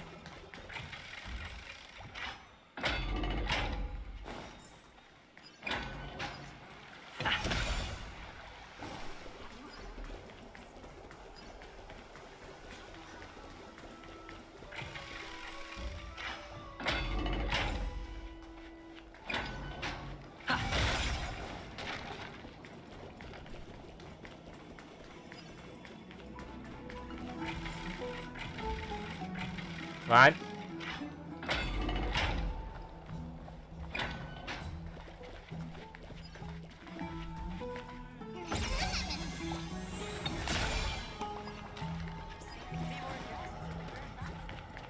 Where are you? Where are you? Where are you?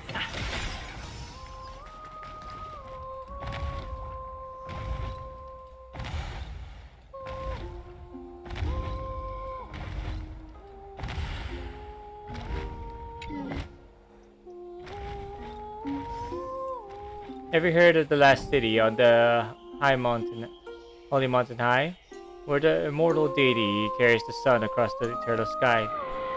Dawn lingers, silent in its delicate grace. Hope shines bright amidst the world's stagnant embrace. He's listening. Yeah.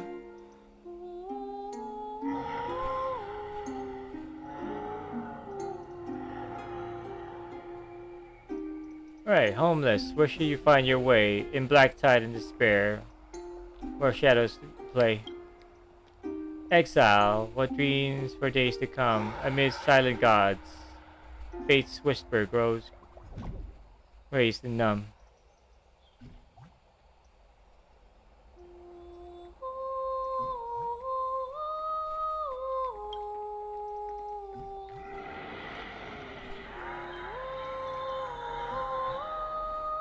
Give me a moment. In the end times, when seek the promised land, sunlight, clear waters, fertile soil, where peace will stand.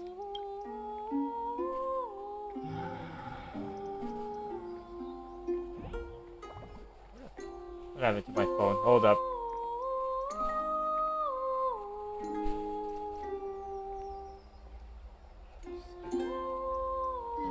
Oh man, I swear to God. Alright, where were we?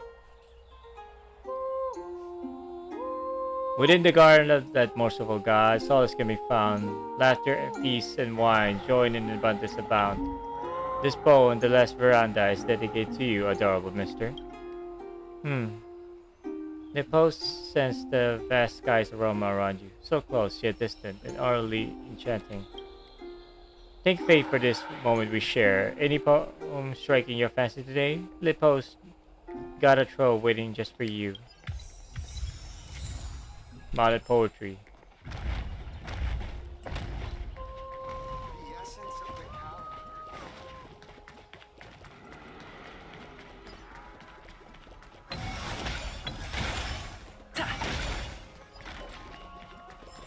Where are you taking me, Cypher?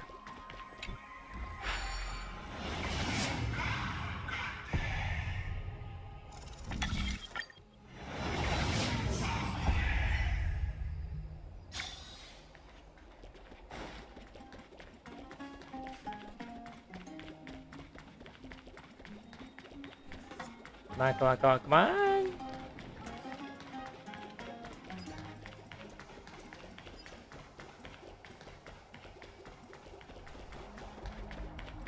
Or back in the drama stand. Hello. Bright and sunny. Just the weather for farewells. You were here. Really? Just the two of us? Or just the three of us? Totally. The trio team is the best set up to reach the finals. No need, I already told her. She's fine with it. You sure know how to put me in a spot, Castorus. I need to travel with you, but I can't touch you. I can't touch you. What a bother. Sorry. Say it again. You sure know how to put me in a spot, Castorus. I need to travel with you, but I can't touch you. What a bother. Ah! That voice, man, is so perfectly, so well executed. Oh, I was just teasing. Don't take it to heart. Did you know that the legends say you have to put an oboe into the mouth of the dead or over their eyes if you want them to successfully cross the River of Souls and enter the Nether Realm? Put an oval into the mouth of the dead and cover your eyes. Actually, that's one of the ways to travel through the underworld. Back in the Greek mythology. That's the fairy fare for entering the Nether Realm. However, I honestly won't ask you to pay this time. And then we'll just have to go through the motions. You sure are helpful when it doesn't cost you anything. Hey! I'm just trying to make this journey feel more special, okay? Don't read too much into it. Meow. Alright, pass me the coin. It's time to get the gods' powers going. A fleet-footed trip to the Netherrealm. Here we come. Oh, one last thing before we go. I gotta give you this piece of advice. Especially to you, Princess Homebody. You can't catch the wind by waiting. You only live once. YOLO? So make the most of every moment you have. YOLO, YOLO, YOLO? Get ready. Be steady.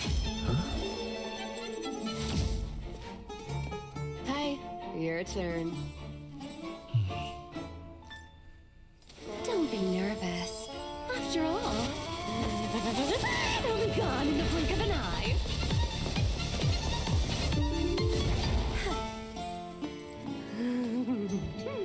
All done. And we're here. Let's go. Cypher. Well, she brought us here.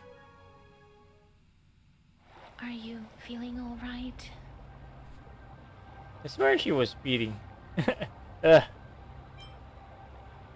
She's the demigod of trickery. When she flips the coin of whimsy into the air, she gains incredible speed that lets her travel anywhere in an instant. Oh. Just like how she clearly had no intention of lingering here for even a second longer. We can only depend on ourselves for the rest of the way. Don't worry. Mem's here to help. Ma'am! Can you teleport too? Hey, did you pay your fare? I don't think I even meet the height requirement for the ticket, so I won't need one, right? You cheat! You cheating rat. This is Styxia, the city of dragons and waves. Hello. Anaxa hypothesizes that the missing Thanatos is somewhere in these ruins. Hold on, let me save this one. If only we can actually save those cutscenes, man, in this game. But alas, Hoyo is fucking cheap when it comes to these. This is the land of their birth. Or perhaps of their death. Oh. How would we find them? Anaxa had used a secret alchemical art to temporarily fuse his soul with Circe's and Kephae. And when he was on the verge of death, he was pulled by Thanatos and caught a glimpse of the flowing river of souls. This alchemy, considered a sacrilegious act, might actually make the souls of mortals and titans attract each other. Even though Thanatos has been missing for 1,000 years, and even their followers haven't been able to find them. Perhaps that special attraction could summon them here. Oh, so are we going to use that Philosopher's Stone to conjure the Titan? I guess that's the only way. The only leads we have now are the name of this city and the fairy tale about the dragon. Thanatos is even more mysterious than I am. Indeed. Even one as erudite as Anaxa could only point us to this place, and no further. We will be entering the unknown as soon as we take our first steps. But that won't be the first time in my long journeys. I believe that, rather than standing still, taking action is by far the better option. Well, no shit, lady. Perhaps Enough fate yapping, may let's take get to pity it. on us today and show some compassion.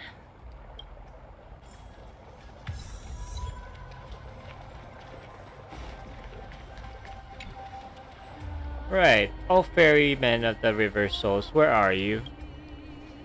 insect devour my fingers. Wild grass creeps up my back. Yet the bell chimes cannot summon you, as long as they have long since fallen silent in my decaying ears.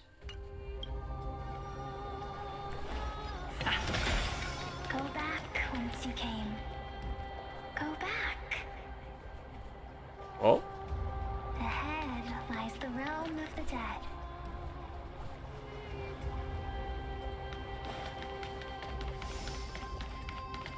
Wait, what's that?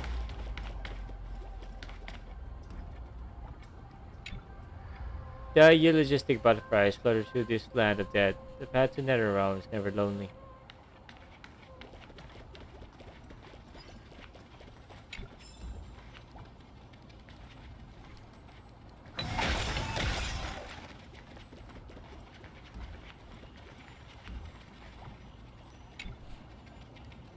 You know, all butterflies are my brothers. I've known them for a long time and they're incredibly strong.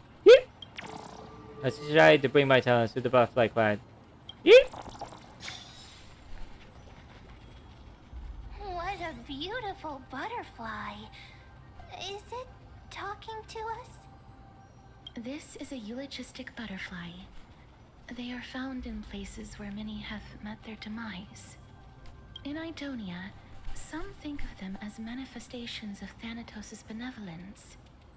By turning the lingering obsessions of the deceased into these creatures, it is as if the Titan has made life into a specimen. Others think of them as Thanatos' messengers that guide the departed to the Netherrealm.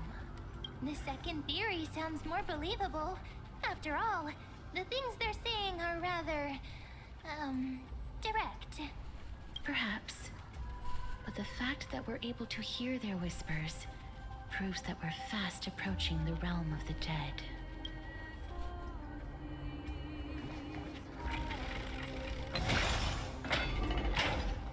These shadowy figures. Are they illusions reflected by the River of Souls? Oh, who turned out the light? I mean, who turned out the light?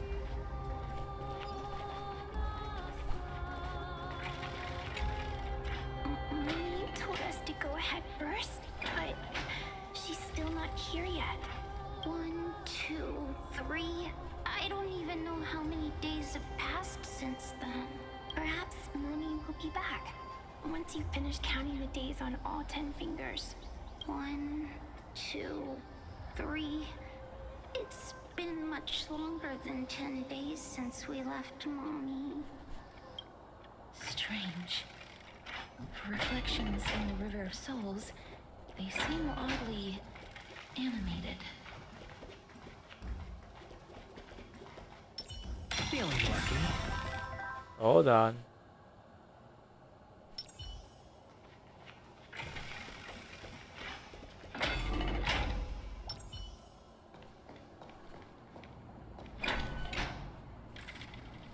Has anyone ever looked upon the intertwining moon phases, trying to glimpse the future foretold by Ornyx? The twin moons are broken mirrors of the sun. Within them, we only see the reflections of ourselves. Perhaps Aquila has already seen through the absurdity of it all.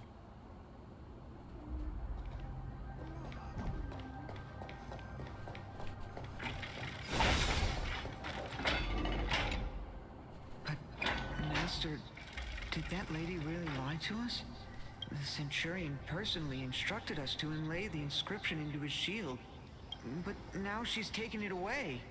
My child, that shield can never be cast. And there's no need for it anymore. Come, child. What is the name of that Centurion again? Actually, never mind. Forget I said that. I'll wait with you for her to come back. When that happens, you'll be able to keep making shields. Don't be afraid.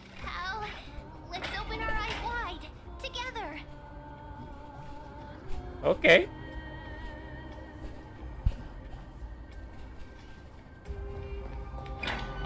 Do you want to buy any fish? We're in the other world now. He can see us? Wait. More living people. I'm not selling my fish to living people.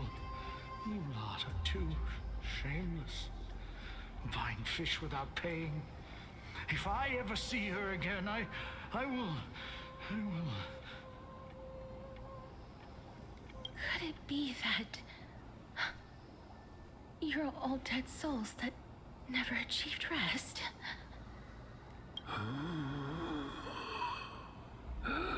The Nether Realm does not exist. Okay. Titan rejects you. Ooh. Me. That wheezing voice. So, do you want to buy any fish? But there aren't any fish nearby. Other fish gone. The people are gone too. I can only keep selling fish.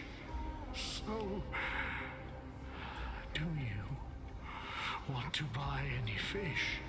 Ugh. Apologies. I don't have much in the way of savings, but perhaps there's another way for me to release you from your suffering. Please relax. May you fall asleep peacefully amid a gentle field of flowers. This.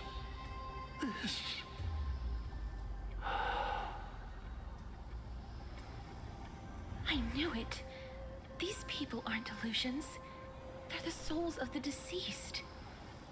They're supposed to reach the end of the West Wind by floating down the River of Souls. Yet, they have floundered upon the shoals of the stream, unable to move forward. Did Thanatos reject them? Or perhaps they didn't really die at all? Are they in the same situation as me? I have no idea. This circumstance is completely unprecedented. Hang on. Didn't he say more living people? So that means he's seen other members of the living apart from us? Could it be that these souls are stuck here due to someone's deceit? If something is done out of goodwill, are you really gonna call it deceit? Why are you here with us? Well, I can't see anything good out of... Wait a minute. Lady Cypher? That's me. Why are you here? Could it be that you are the living being that those souls met? I couldn't take their behavior anymore. So I stole some things here and made up some lies there. Just trying to give them something to look forward to, you know? It's because of vile living creatures like you that we're being misunderstood by all of them. Yeah, thanks a lot. Yeah, What pussy. else am I supposed to do? You can see the mess this place is in. These poor souls are denied by the Netherrealm. So now they're stuck in a few brief moments of their life. Unable to move forward or back. Did you see those two blacksmiths on the way? They've been here for as long as the sun's been around, wailing over and over about casting a shield. Styxia is so freaky. Why are you here anyway? Then why have you come back, Lady Cypher? Hey, I'm not here to aid your adventure. I hate water more than anything else in this world. Especially that stinky river of souls.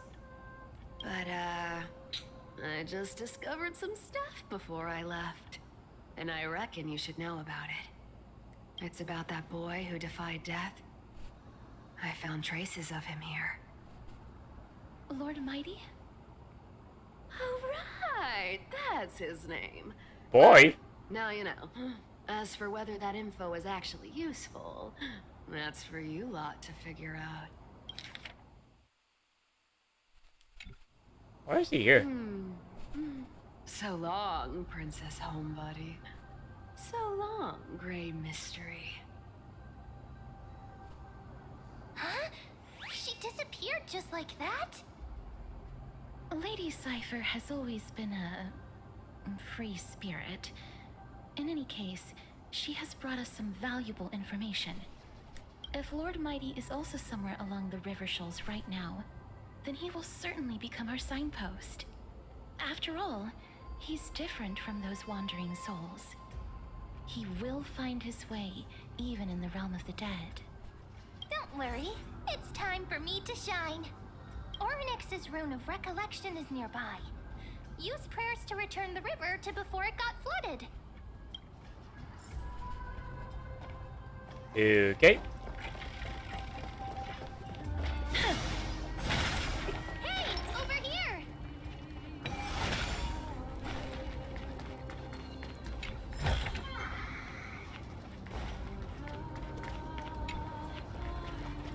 Numbers. The top of the envelope, but no black suit in sight. Possession has it. Any warrior who speaks to that smith learns how to cheer. I can hear you!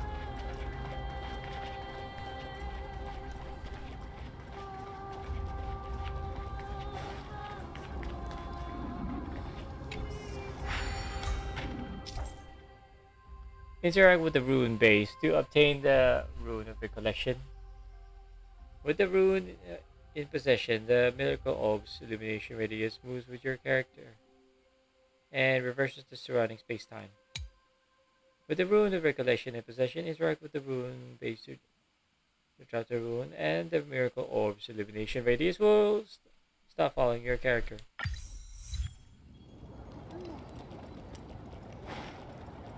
Ah, there you are. Looks good. Oh. What? Bruh. Ornyx's miracle has appeared. Amazing! It's like we're inside a giant bubble. Even the river got parted.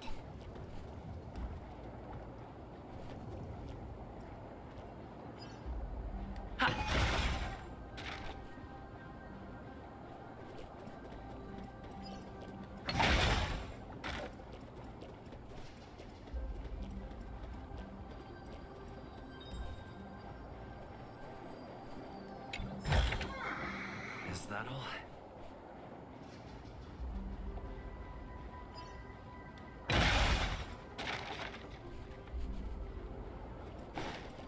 Gimme.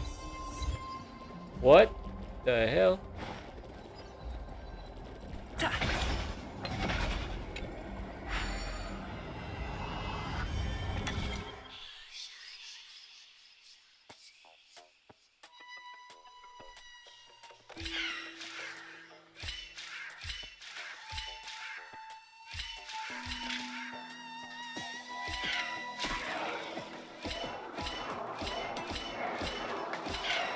There you go.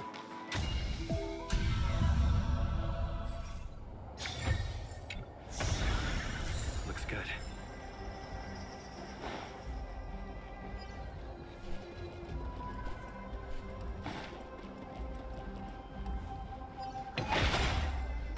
Huh. So this path actually didn't exist back then?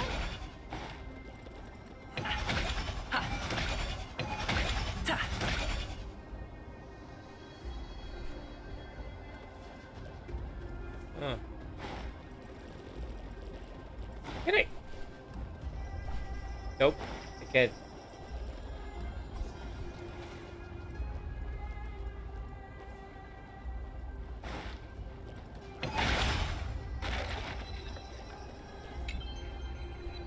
Oh, what a long face. Looking for something else.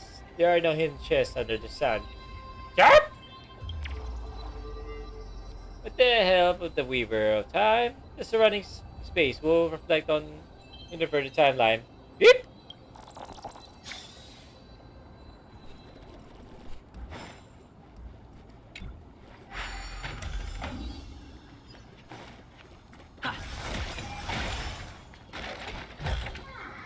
Is that all? Wait, then we go back.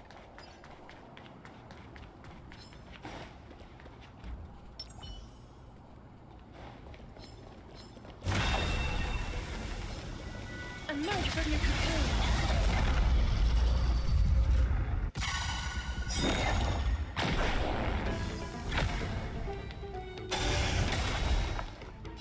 Resonate all together.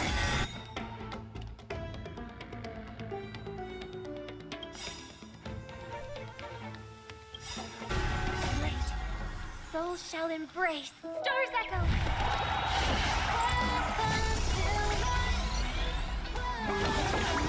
Whee!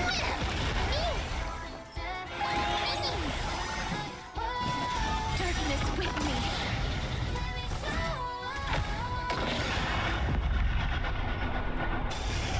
Hedge your bets.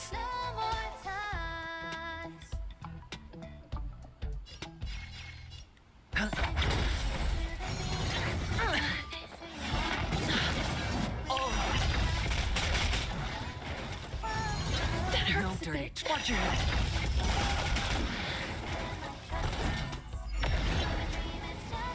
Oh, might as well go all the way. May death protect us.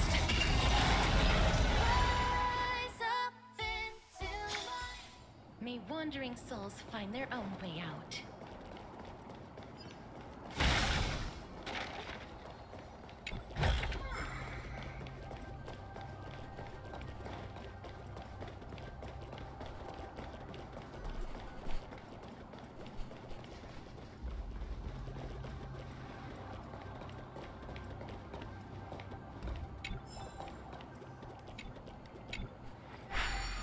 Sheesh.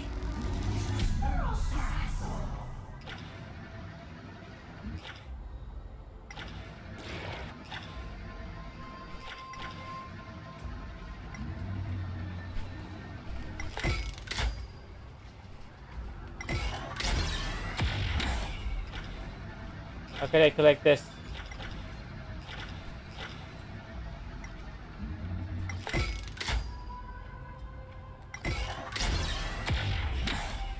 Let me collect it.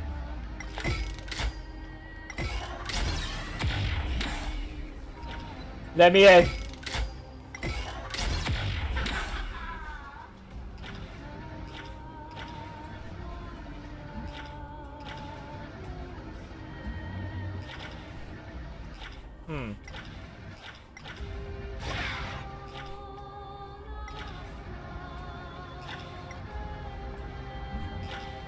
I know there are coins here.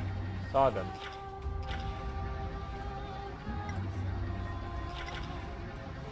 Oh, there's one.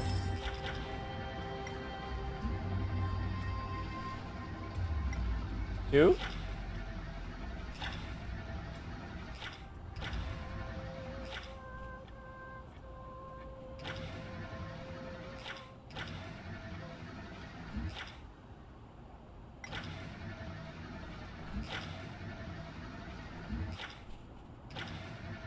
There's two. Last one.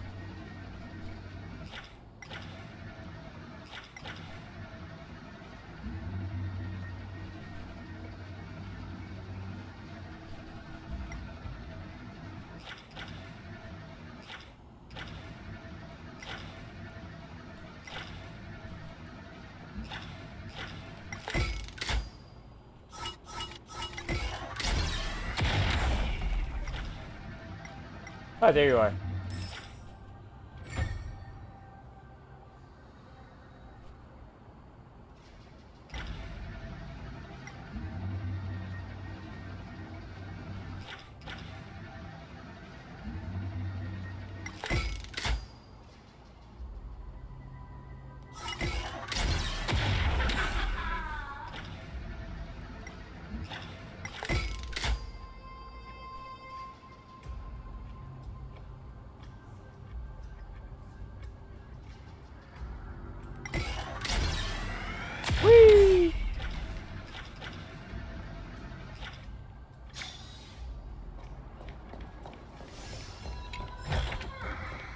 want to make something with it. But what to make?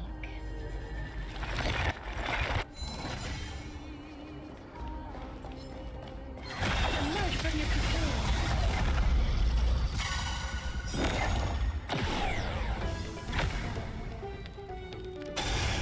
I hope for an end to strife in the world. Resonate all together.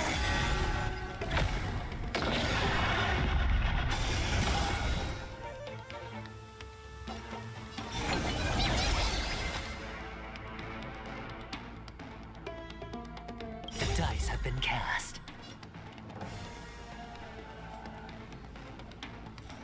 Bust. Or maybe I'll take it all. It's on me.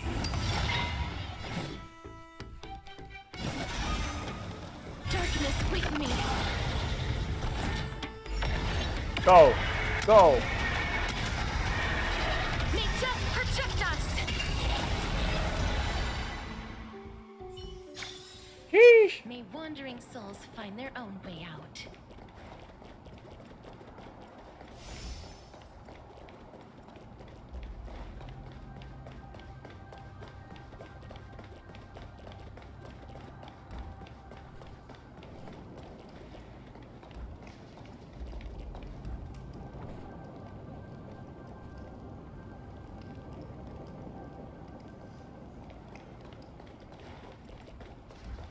Come on, let's go.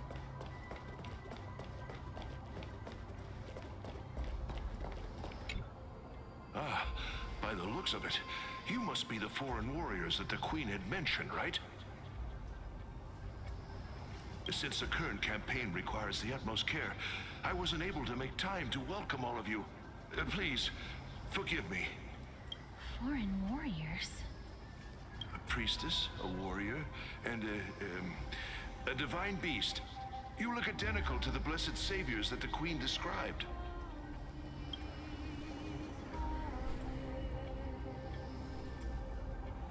Oh darn, no hero on this team.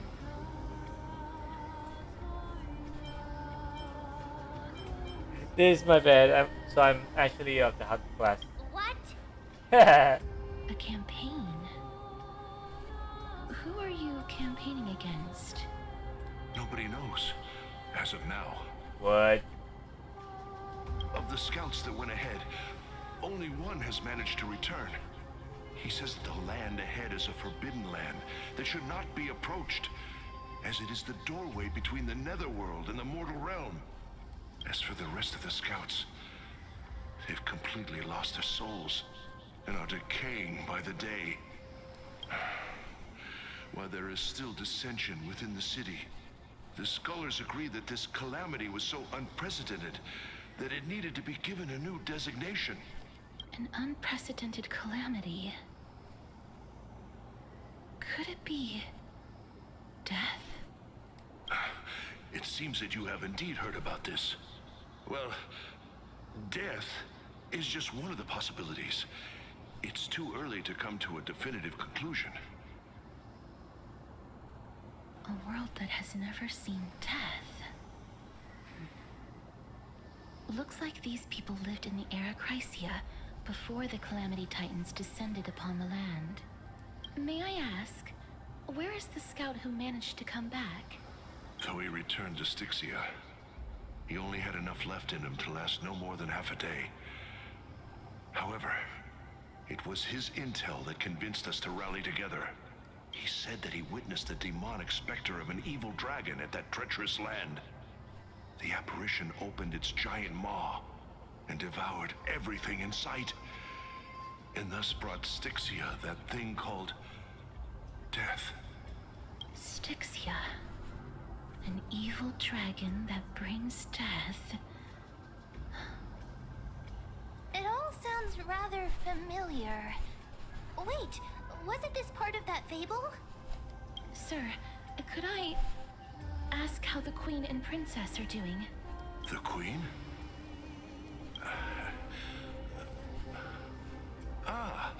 By the looks of it, you must be the foreign warriors that the Queen had mentioned, right?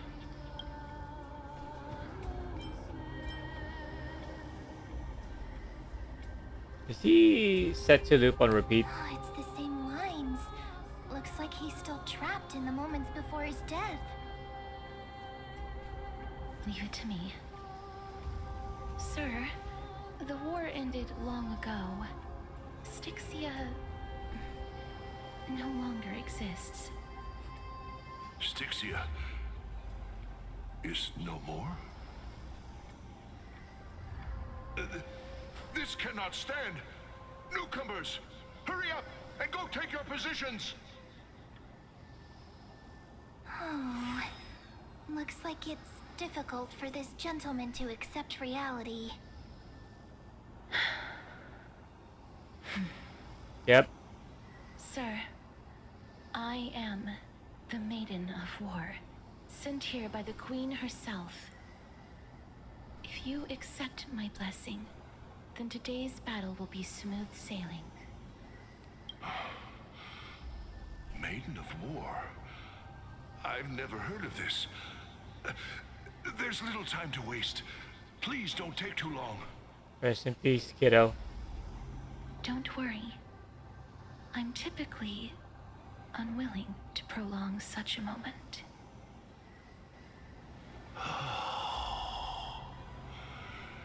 Is it over? Have we won? Yeah, we don't know. Cass! Oh, are you alright? No, I'm not. I'm fine. I just didn't expect that I would still have to embalm others, even in the realm of the dead. Is this a remnant of his soul? Well, that's new. Before that,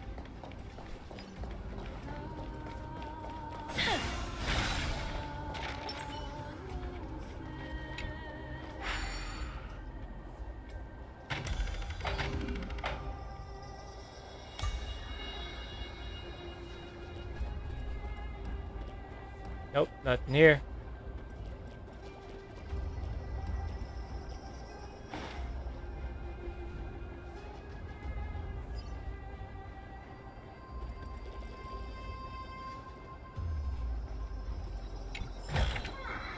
Looks good.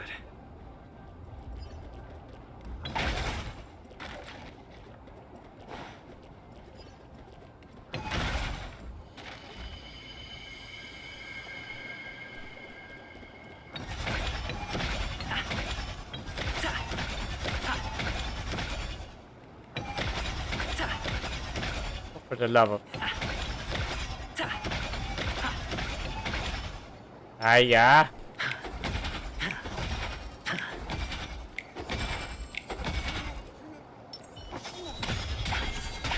Nope, can't hit it.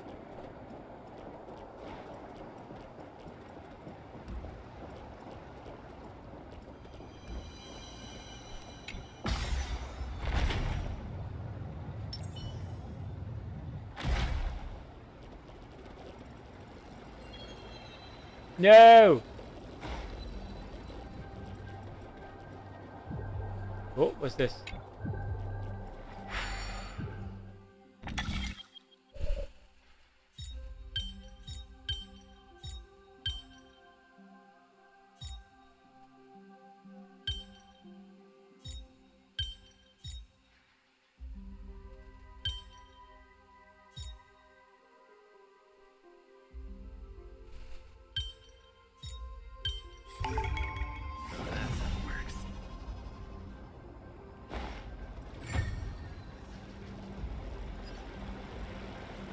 No!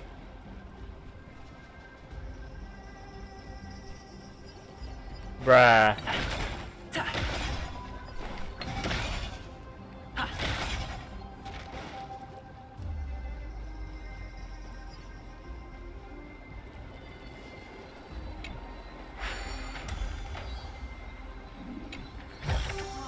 Is that all?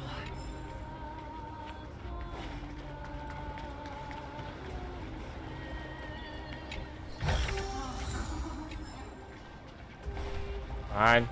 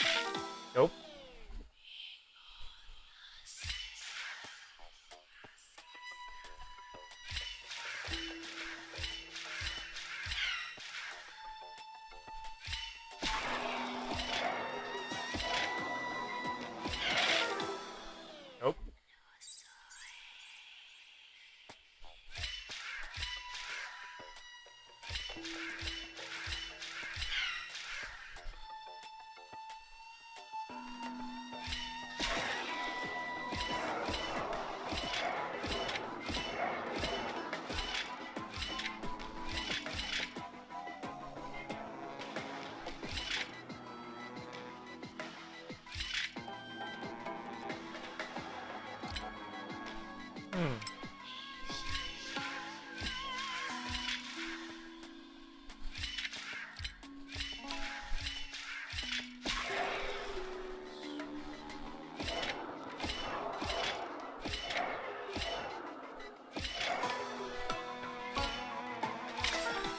Nope.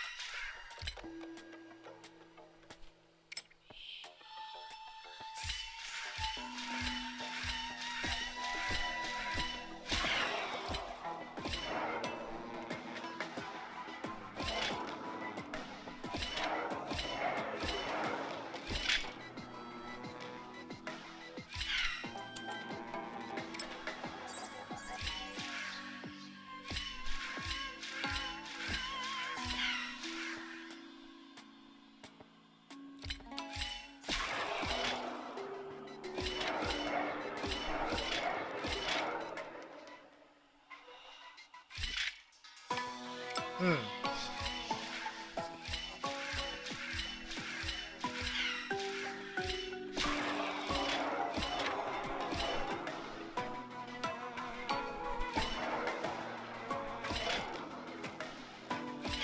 There you go.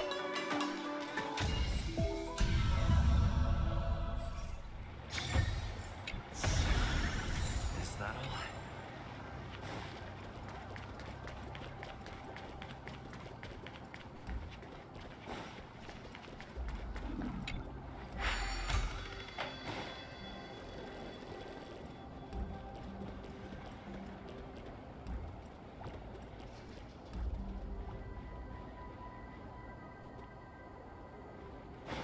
Hmm.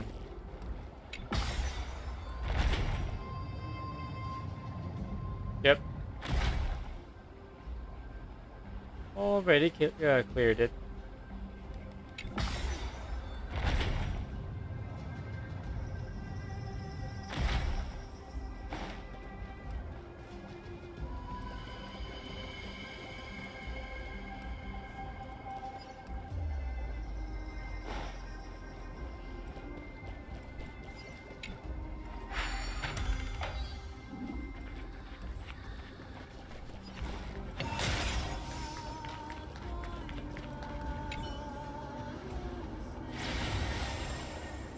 Well then, why should I place my trust in you? Holy maiden from afar. Wait, this is... I don't quite understand what you're trying to say. Since the prophecy has already pronounced your name as Chrysos heir of death, Akima ought to treat you as an esteemed guest. However, you seem to have no intentions of concealing your involvement with the Council of Elders. while most likely being aware of my issues against them. I cannot deny your claim.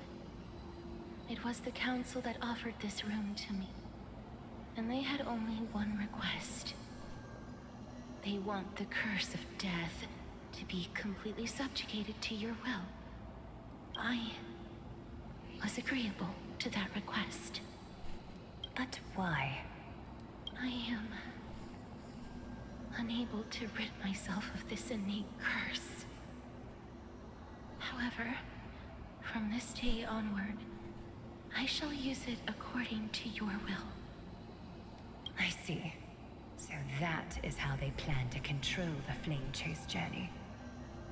They have shifted the heavy responsibility of granting death over to me.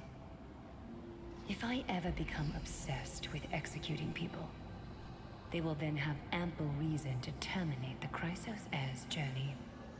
And yet, you seem to not mind. That's because the fate that we were born with is a burden far heavier than that of an individual's life. I've woven many unforeseen events into the tapestry of fate. This is but one instance. Tidy up your precious garments and come with me. Akima welcomes you, Castorus. You seem to hear a sigh of contentment, as if it comes from the mouth of some colossal being. Then the scenes of the past I didn't think we'd find vestiges of memory here. Dissipated. Maybe they've got something to do with Orynyx's rune? Perhaps, but I do not need a reminder from them. This memory is one that I will never forget. So it seems the Council of Elders have manipulated you once already. Indeed. While my relationship with the Council has always been quite ambiguous, Lady Aglaya has never taken any precautions against me. Instead, she's shown me nothing but complete trust. I really want to repay her for that trust. But why would this memory appear right now? Is this really Orynyx's power?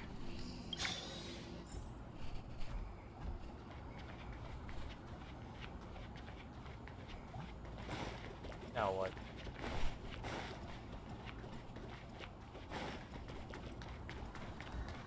Could these dead monsters actually be... If Lady Cypher is to be believed, this could be the handiwork of Lord Mighty. He's still fighting against the Black Tide, even in the Netherrealm. Why are the Black Tide monsters here too? Can they swim in the River of Souls? Even Thanatos wouldn't be able to accept Black Tide monsters into their realm. These traces seem to suggest that anybody who trespasses upon death will pay a heavy price.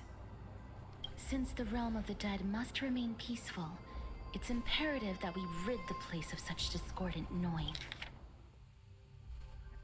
But we saw the same fate as well. Please stay back. Let me deal with these enemies.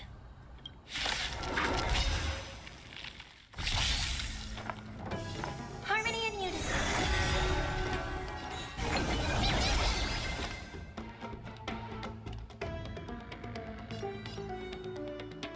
It's on me.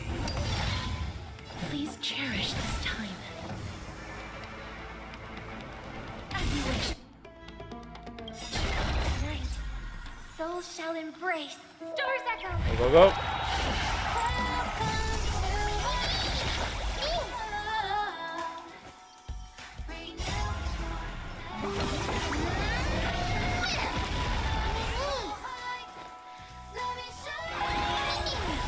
Life is not so fragile. You'll hear. I hit the mark.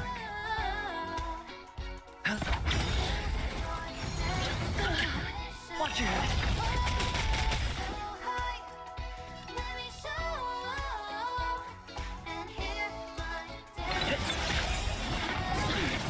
Hedge your bets.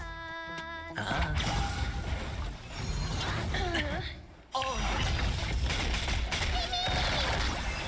Go, ma'am.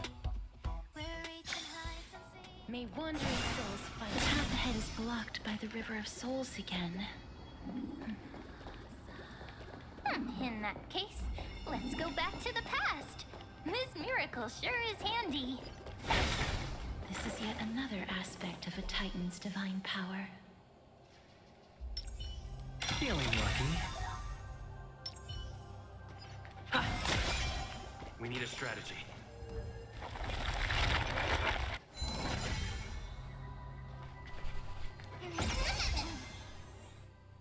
Objects stopped in time will not immediately return to the original form when the rewinding process is interrupted. Instead, they will pause in their current states. Shall begin. Emerge from your cocoon.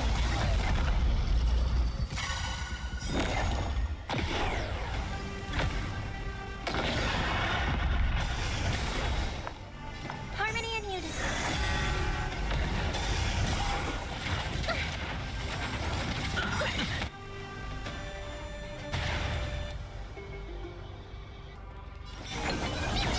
Sure, I'll play along. The dice have been cast. Bust. Or maybe I'll take it all. Watch your head.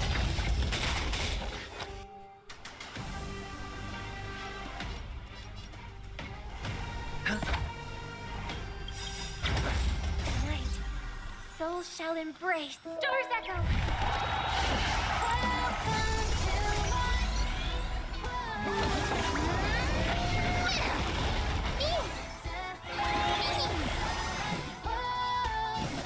Darkness with me.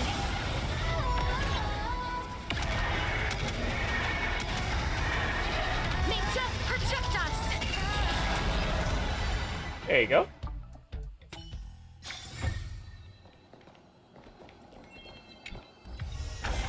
Let's take a picture.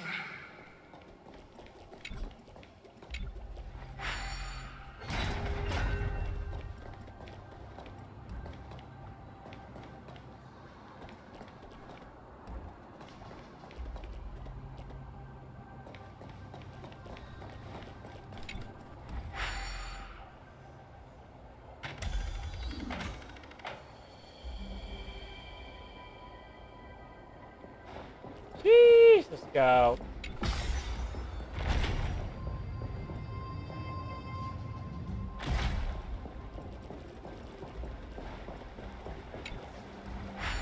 You seem to be able to discern both the past and the future.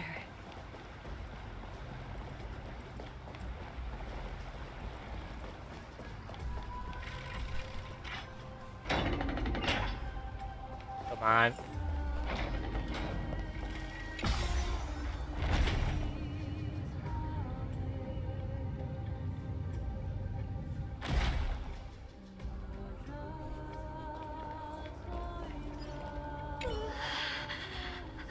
Why isn't there a god yelling in the distance? Indeed, my downtrodden fellow, your sorrow and joy are but means for me to amuse myself. Somebody's losing their mind. I will at least derive some comfort. If all the tears that I had shed were determined by some mightier being above. It's you people.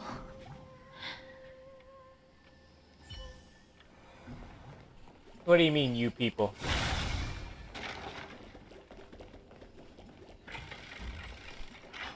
I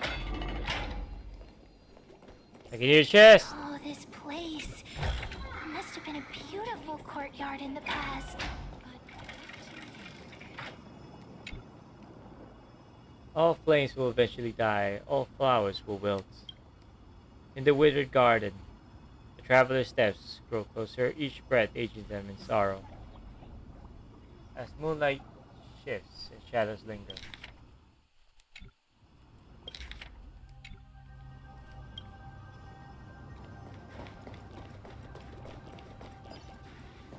Nope.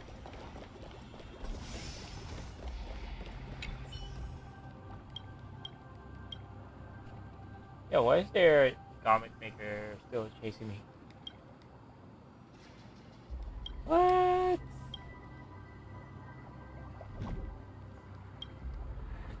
Never mind, since I'm here, let's continue our duties. I think it's something about catching bugs.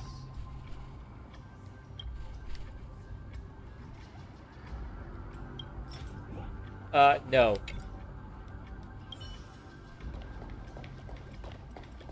Nope, nope, nope.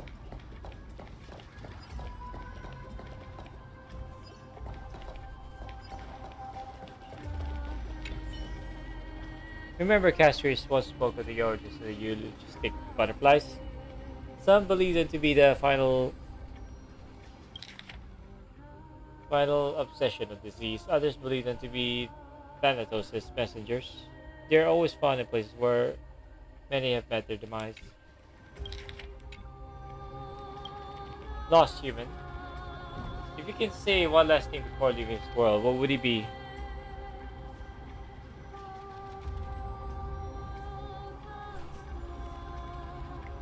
Farewell, Honkai Star Rail? Farewell. I still recall the last words of the Son of the Seas, if you're curious. I'm interested in some last words. Of course, whose parting words would you like to hear the most?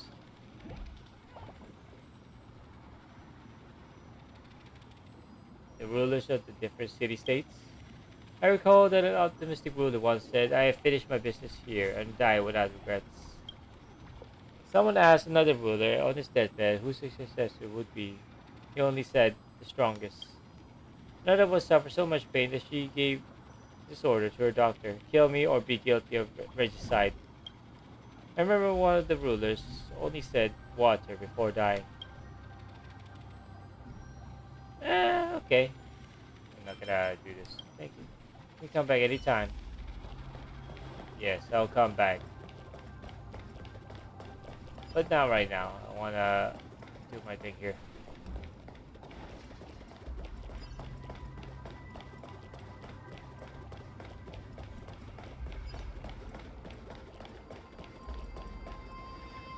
Please excuse me. I am but a scholar from a distant land who had the misfortune of falling into the River of Souls and turned into a member of the dead. Oof. That sucks. Huh?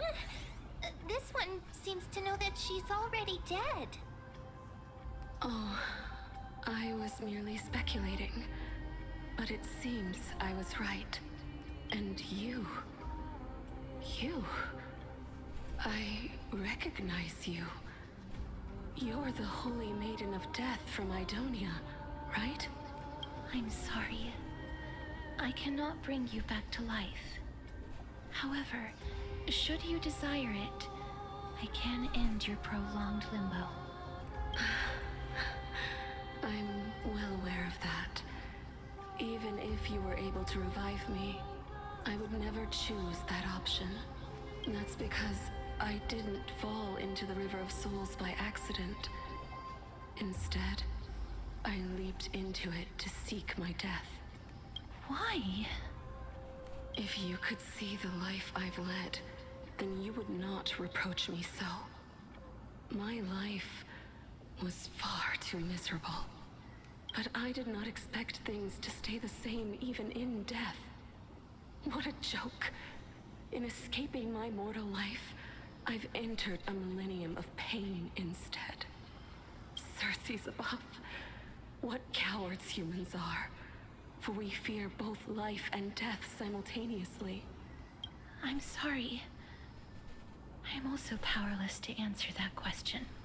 That's all right, Holy Maiden. At least you are able to respond to me. Please, grant me death. Circe's above. Does this count as thinking till the moment I die? Can't imagine what it would feel like to roam around this void for centuries. I have seen too many farewells. Her distress is quite commonplace. There are those who will end their lives over what seems to be the smallest of worries. For some people, this power that I possess is a blessing rather than a curse. But I never managed to convince myself of that. Cass, are you still trying to create a world without death? Yes, because when placed under time's vast scales, there is no worry in this world that cannot be solved. This is a wish that I've held for almost a month. Just done talking about this. My mind might have changed once upon a time if people managed to strike up a friendship with me, but I've never been more firm in my conviction. Now that I've learned about your near-death state, it is my duty to wipe death from the face of this world. Right.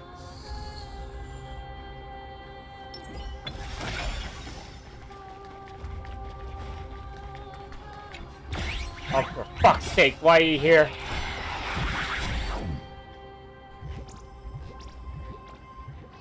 You little shit. Fucking waste of time.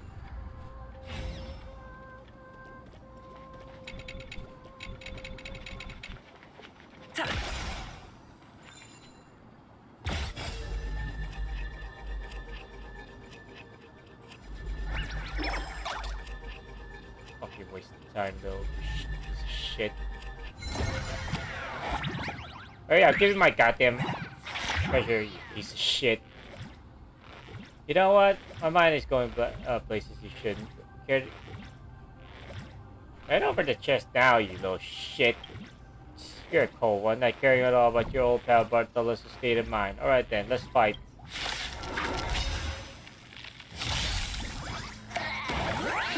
May song bring us victory. Still together. Okay.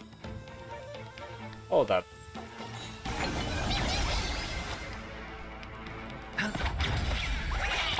Please cherish this time. As you wish. No dirty tricks, all right?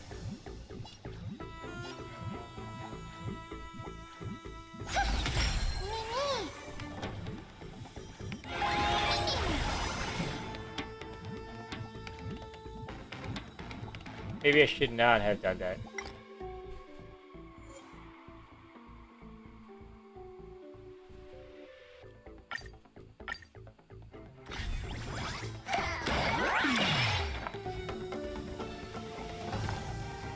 Harmony and unity.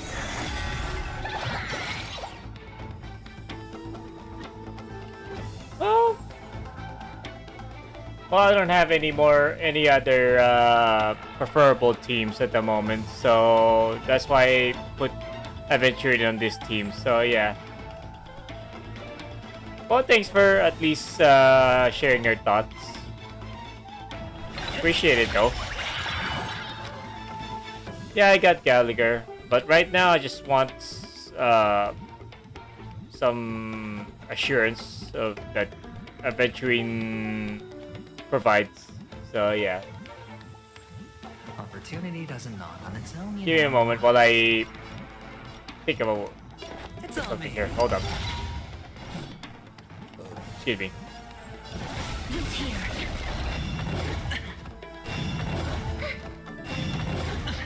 I hope for an end to strife in the world. What?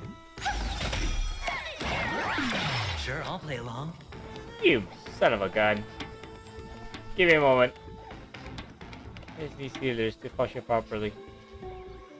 I know, but right now I just want to finish this story because, you know, as you can see, my playtime is 9 hours. So give me a moment while I Opportunity. shut up. Life is not so fragile. Thank you. As you wish. Watch your head. Give me up. There you go. Hold up. The dice have been cast. Bust. Or maybe I'll take it all. And to be... Bring us victory. And to be, yeah, I'm aware. It's just that I only, like, set up this team and that's it, and call it a day. Because right now this is the one that is most, mostly, that is most right to me, to be perfectly honest. Oh, hold up. Hold up. All together. And I don't have, Souls shall embrace. what's her name again? Lingsha, there you go. I don't have Lingsha nor Sunday, because I don't wail in this game. Time to play the next piece. Yes, I know, Sunday. Sunday, not Sunday. Robin, because when it comes to games that has a 50-50, because of the fact that, because since Genshin has introduced the 50-50 upon its release, every single other games followed suit, including Wuthering Waves.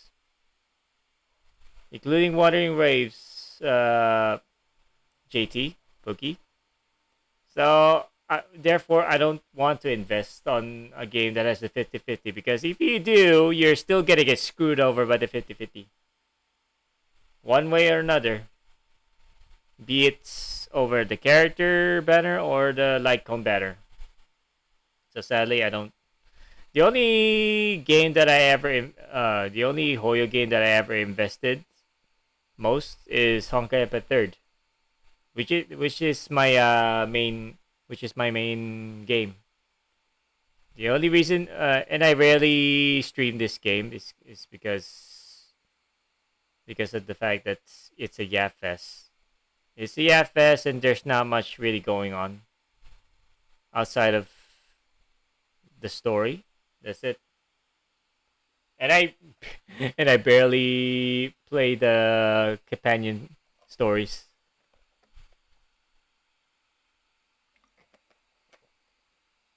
Aside from Honkai Impact 3rd, I also play. Yeah, my Honkai Impact 3rd is my number one Hoyo game that I play most of the time, and the second one, gacha games that are two games are tied to that spot, which is Wuthering Waves and Zenless Zone Zero. Star Rail is my least streamed gacha game, or Hoyo game in general, because of how much of a Yap Fest, as you can probably tell by now, that this game has become recently, especially since Penacony. Oh my goodness. The last part of the Penacony story arc was an absolute Yap Fest.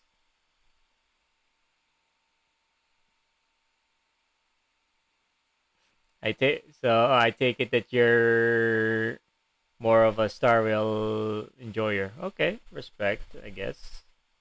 But you're missing out a lot of let's just say the game has an 8 years worth of stories. I mean, there's a part 2 for a reason. There's a part 2 storyline for a reason. That means that the part 1 saga has already been completed. Right now, we are slowly discovering what's going on in part 2.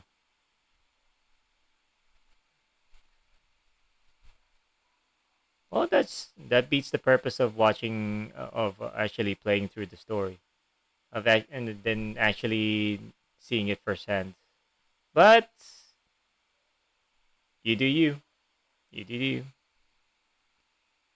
As much as I also have to tolerate the stories here too. Well, I get it. I get as well. It's the same feeling that I'm having right now with Star Rail, because if I were to, okay, between you and me, if I were to tolerate a yap fest between the two games, I rather tolerate Honkai Impact Third, because at least there's payout with at the end of the tunnel with their storytelling, and the fact that there's a guarantee. There's a guarantee in their gachas, and there's things to do after the stories. Actually, for beginners, for beginner captains, there's plenty to do after not only just the stories, but also the weekly challenges. All right. All right, all right. That's cool. So, what was I saying? That's the reason why I mostly main Honkai Impact Third, because at least I know what I'm getting. Going through.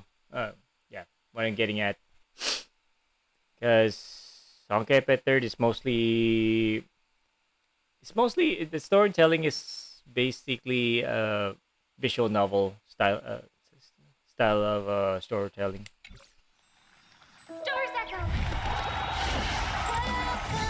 And this one, I rather, as soon as other gacha games, future gacha games like Ananta will start appearing, I'll just play this on my mobile. Or just off stream, that's it. To be honest. Cheating. Pardon me about that.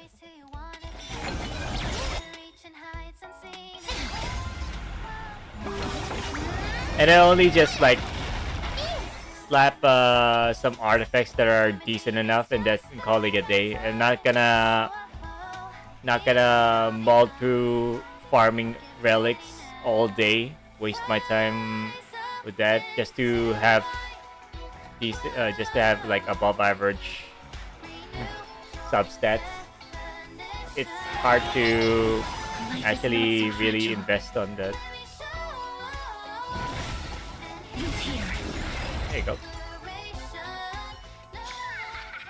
Reach the end of the story in your own way. Yeah, but you still need to work on the relics in order to make her up to par. Yeah, there's something oddly satisfying about getting beaten up by when feeling empty inside. Oh my goodness. This used to be a magnificent city-state, right? But with just a turn of a cosmic wheel, it all vanished in a moment. This is maddening. The Nether Realm's foul of water is everywhere, making it impossible for me to find any real treasure here. So that's what this is all about. Just getting the right set and hitting around 8k HP. Like I said, I only just... Well, you're right about the not having to sweat it out when fighting god tier relics. You're right about that. I only just slap the good ones, the good enough ones on casters and call it a day. I don't really invest much. I just wanna beat the Memory of Chaos and that's it. And also Pure Fission and Apocalypse. Come on now. After all our games together, surely it's not too much to ask you to listen to old Bartolos' complaints occasionally.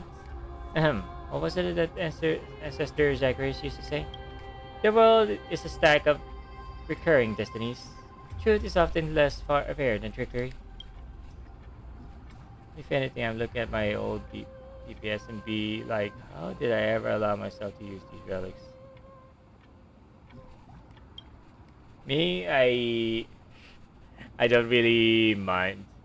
Don't really pay it any attention.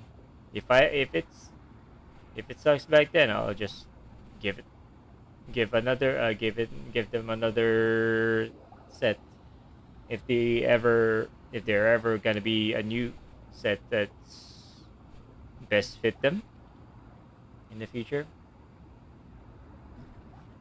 To be honest, if this game didn't really have the name Honkai in it, I'd rather skip it or quit.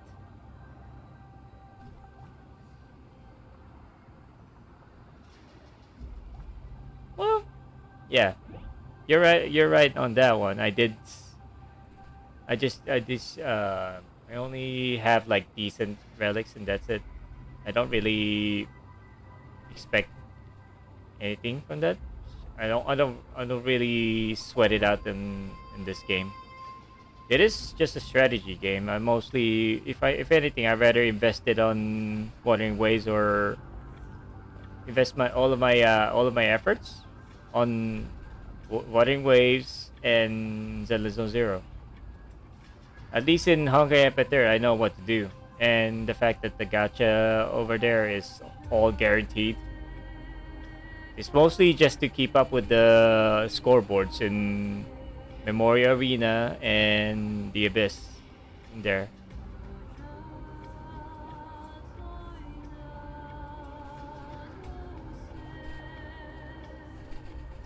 Well, you can't help. To some people, yes, it can be overrated, especially especially if you're an ex Genshin player.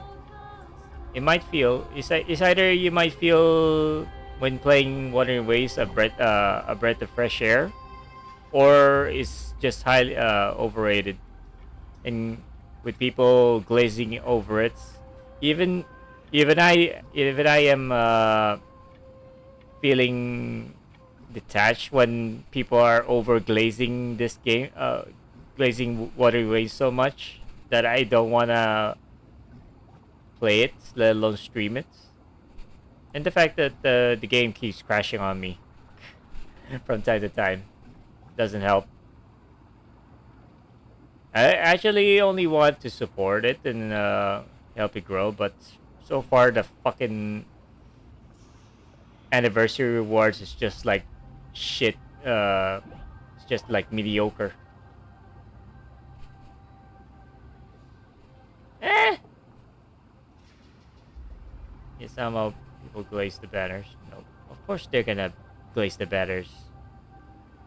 Anything that is better than Genshin, they're gonna glaze it over while shitting on Hoyo games in general. I mean, really? You can shit on Genshin, alright. Okay, fine. But for you to shit on other Hoyo games? Really? And compare it to like PGR, like Honkai, like comparing Honkai Impact Third to PGR? Yeah, come on now. This is why I don't watch those emerging Wuthering Waves content creators that glaze over Wuthering Waves so much, or PGR in general, or anything Kuro games in general, while shitting on Hoyo games. It's like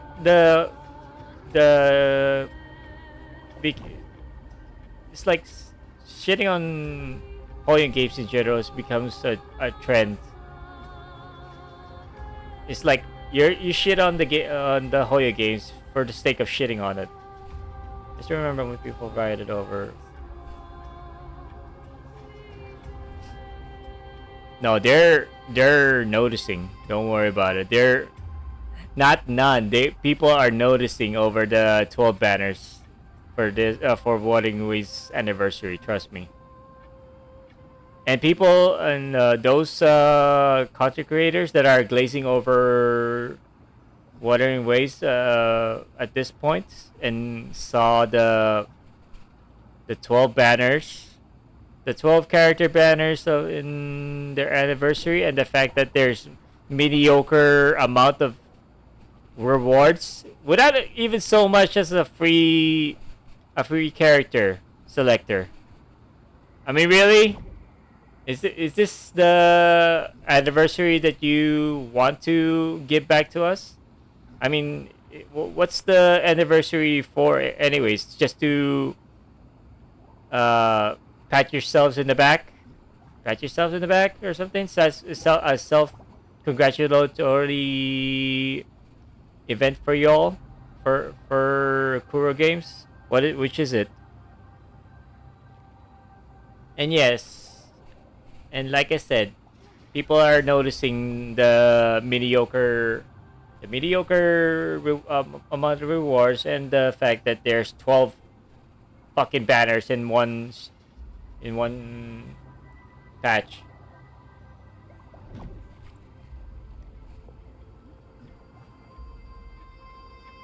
Nope.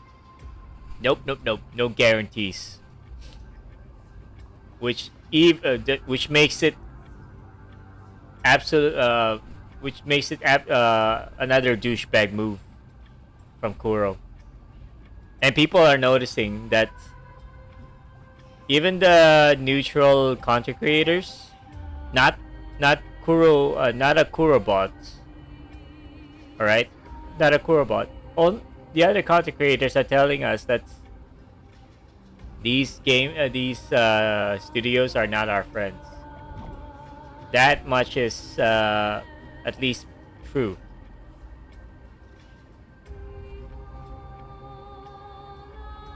Lightning? Free lightning guy. I didn't get free lightning because you removed him as a free character. Just as the... Why would you... Wait. Didn't they release the PS5 versions before Shangliao's release? Yeah, Shangliao. Did they actually... Didn't they... They released the... They released Shangliao way before they released the PS5 client.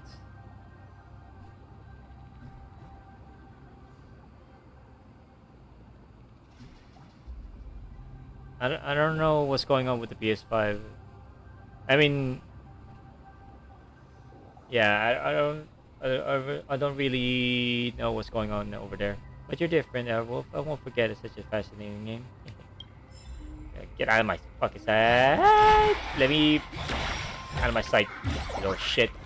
Anyway, nope, she was gone.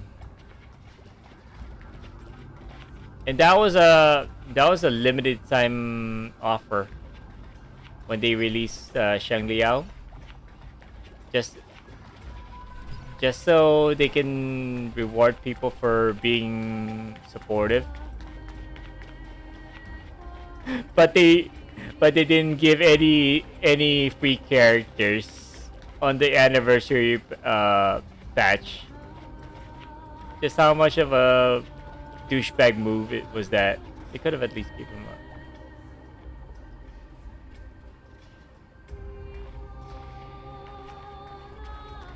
Did they?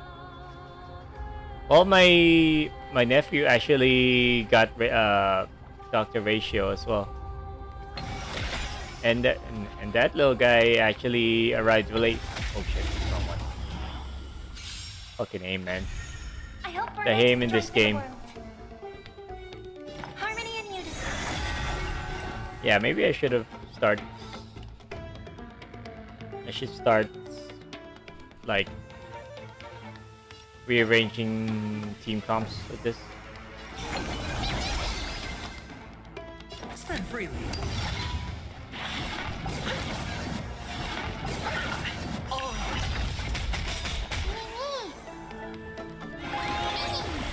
Life is not so fragile as you wish.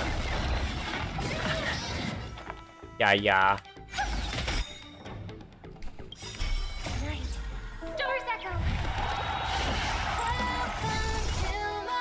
The dice have been cast. Bust. Yeah, nothing in this world is ever free. Let me tell you.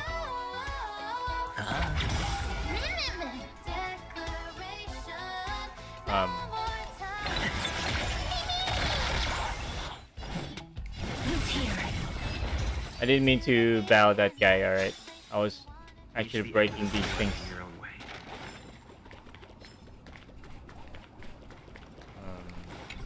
Nope. Oh man. Bruh. Let me... Ah, fuck it. Feeling lucky. You know what? If you're trying to piss me off, might as well go all out. Nope, bitch. There you go.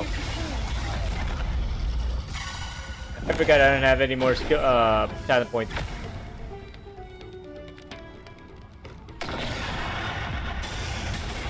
Why do I have like... Why does Pollux have low gauge? Bruh. Harmony and unison. Freddy was only...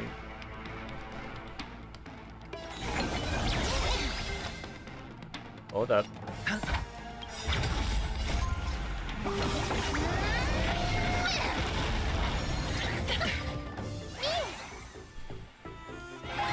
Showtime, mama, let's go. Cherish this time. Darkness with me. Alright, time to go all out. Bye bye. May death protect us. Yeah, time to heal. I need to heal. I need to heal. Wandering souls find their own way out.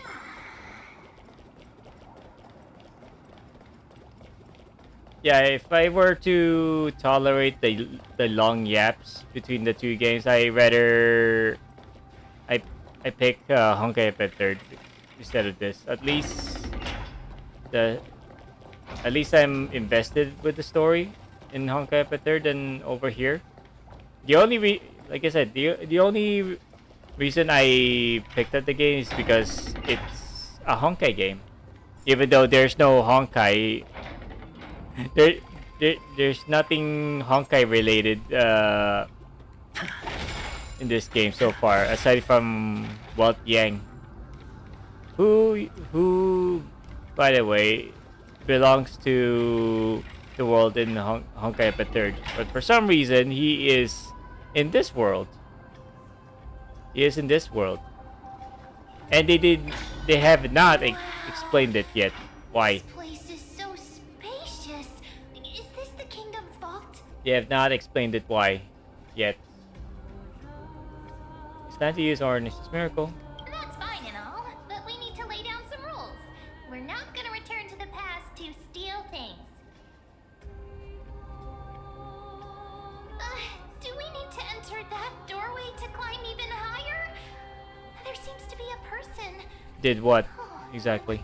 Soul guarding it. Which one are you referring to? But how should we get up there? Oh my god, puzzles upon puzzles.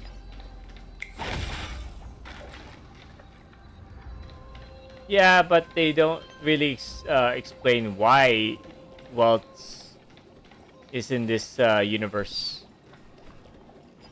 They never explained it. I mean, they never fully explained it. They only said that he... Something along the way, along the line of why he's there, but they didn't explain why is he even there. The path is blocked yet again. Gets? Oryx's 8 always appears in times like this. How convenient. I'll take it. I swear, I'd rather... You know what? At times like this, I'd rather... Where's that? Team Comp.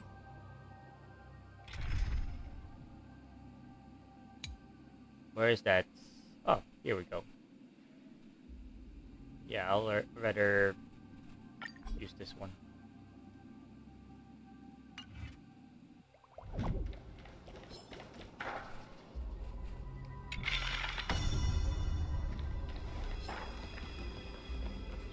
Sheesh. Oh, what the hell?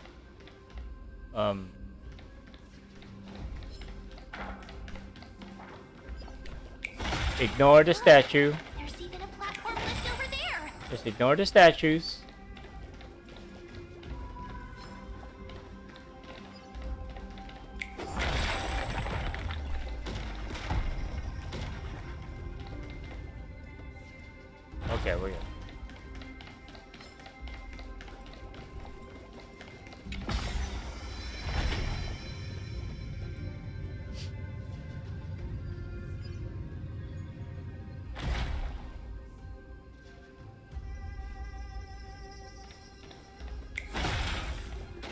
Yeah, but right now I feel lazy.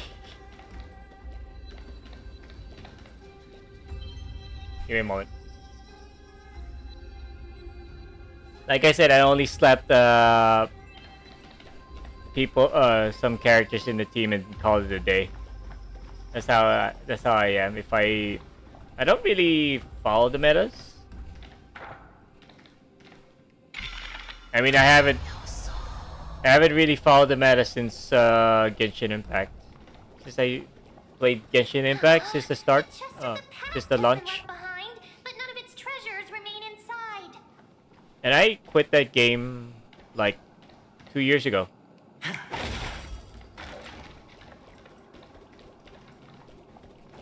Where are we?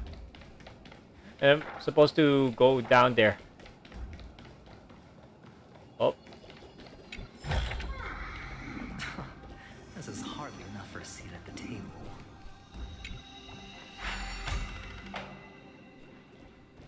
Oh. Can I go downstairs? Can I go? Oh, never mind. Shit.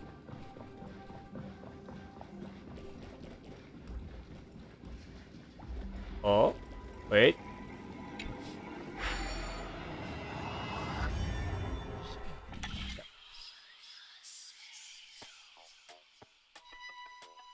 Oh, that's what they also say with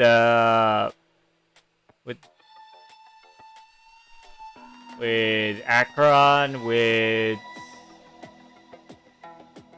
let's just what else? With Firefly. Anything that is waifu is always gonna be a broken DPS. I mean the last time they actually released a broken male DPS is I remember it was either Imbibed Lune Danhong or Blade.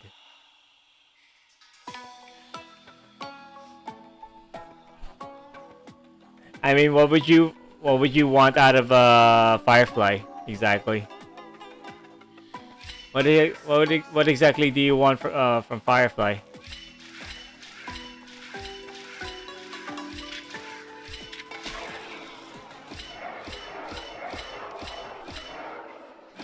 Oh, okay, we're good.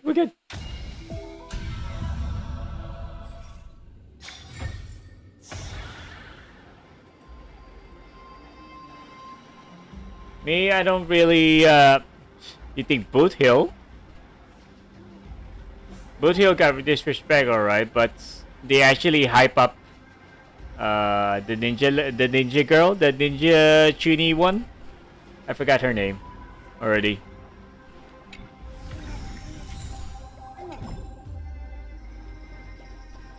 And they gave her a special boss just for her.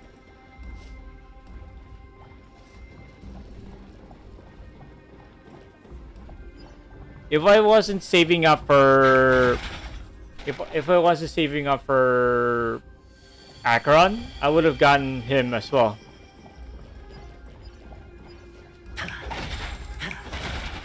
But you know, it's May.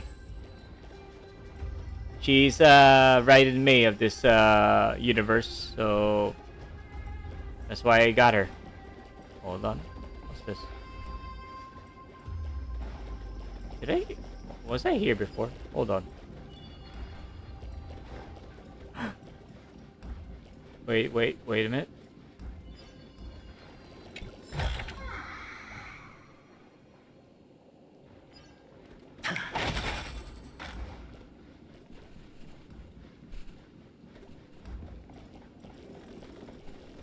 And the fact that Remembrance is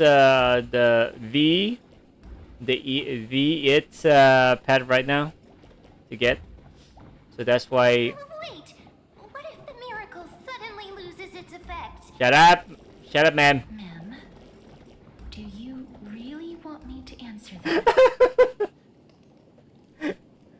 Yeah, why are you asking questions that you rather not want answers of?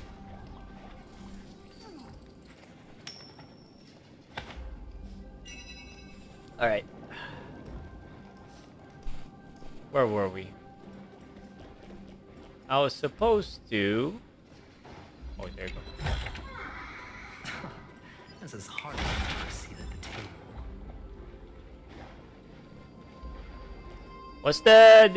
What's the ninja's name again? I forgot. Hold up. Where's that frickin' guide? Databank. Rappa, there you go. I mean, I don't really like her gameplay. And people and content creators are like glazing over every single character released in Star Rail. It's like, god damn it, which one are you talking? It's like pretty much everyone that's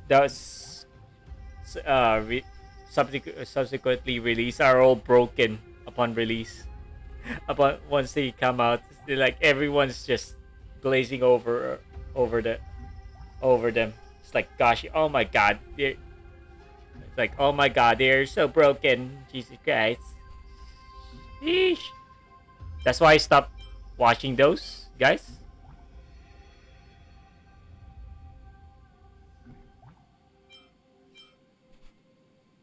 That's why I don't watch those content creators at all. The only part that I ever watch from them is just the build guide. That's it. Just give me the general idea of which mid stats I should give them, and that's it.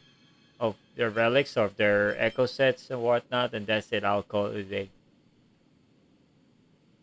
That's why I mostly support Hiro Yusha, because he just gives you everything you need to know in under 60 seconds. That's it. Anyways, hello. Okay, that's not it.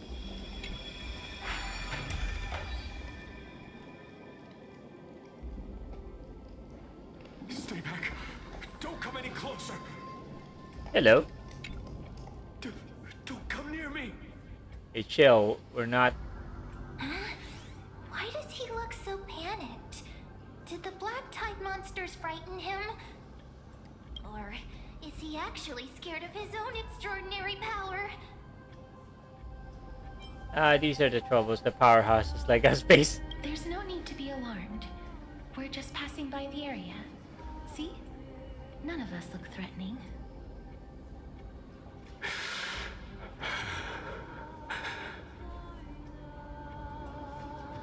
You have a point. Although... while this might once have been the royal vault, it's since been plundered empty. So please go away right this instant. You've misunderstood us. We simply heard your shouts as we were passing by, then decided to come over to find out what happened. Me, I actually got out of my way and get her to E2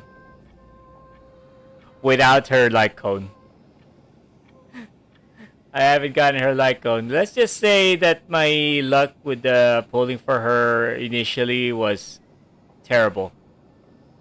It was so terrible that I almost quit because of her.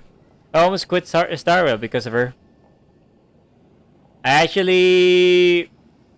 actually did not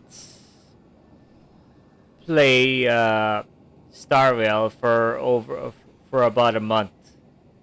I only started playing again before the following patch, which is Yinli, which is where Yinli was released, and the new Hunt March 7th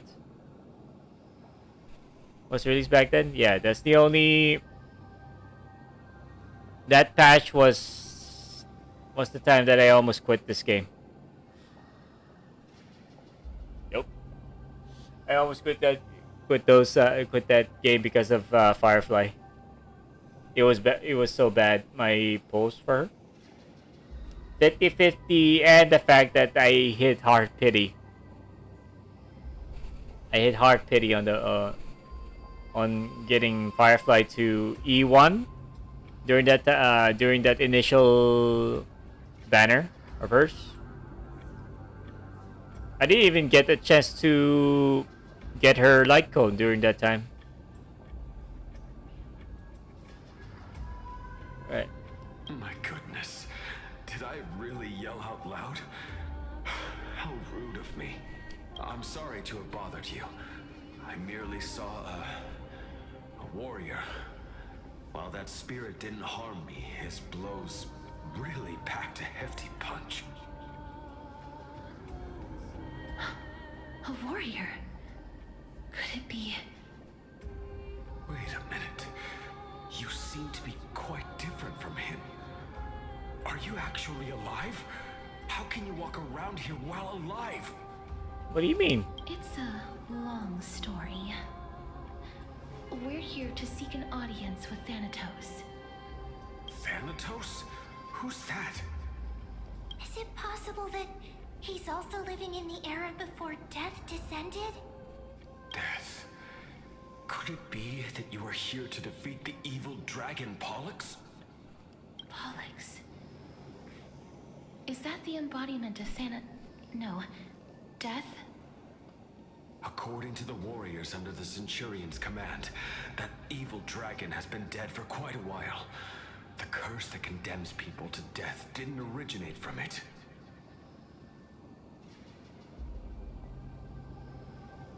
In 40 pulls. Nice. Good for you, bro.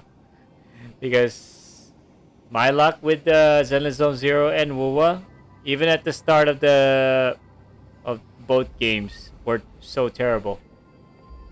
The only luck I ever gotten during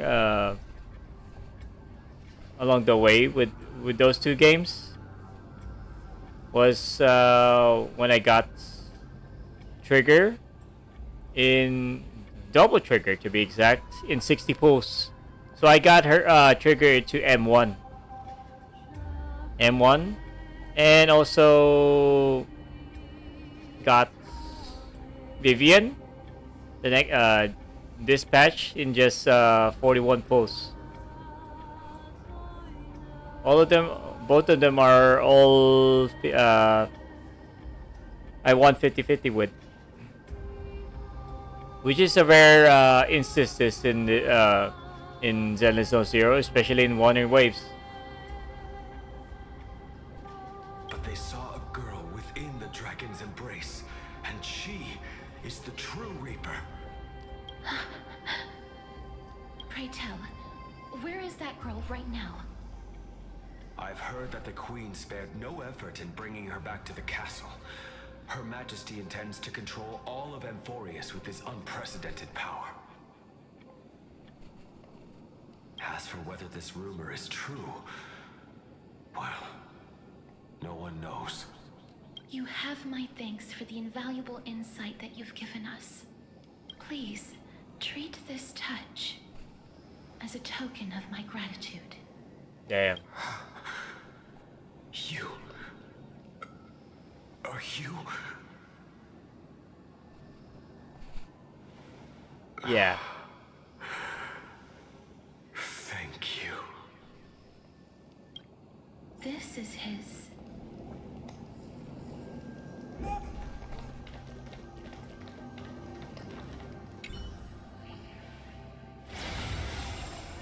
Now Then what? you granted him death. That isn't like you. You would have refused even if I commanded you to do so. I don't know. I did it out of sympathy, believing that I wouldn't be racked with agony, but I am still in a state of turmoil. Sympathy? Sympathy for that youth who triumphed in every battle? That young man was favored by Talantin, who taught him a move that will defeat any mortal enemy with a single blow and emerge victorious every time.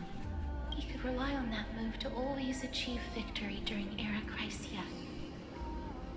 However, now that death has descended upon the mortal realm, that divine swordplay also means he can send others to death at will. In other words, surely still not fun ever getting a single early. Of course. I mean, who would have enjoyed losing, not only losing the 50-50, but also hitting the Heart Pity? Who would enjoy the game for that? Huh? Who would really enjoy that? Only the gambling addicts and the whales will shrug off that. That's why sometimes do you really enjoy watching these whales flex their account on you? I mean, really? Okay.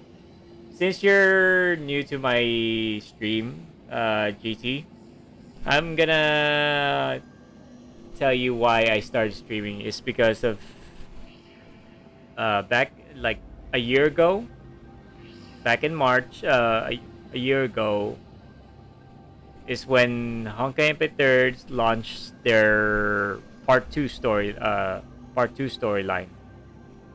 So they partnered up with Twitch to market the release.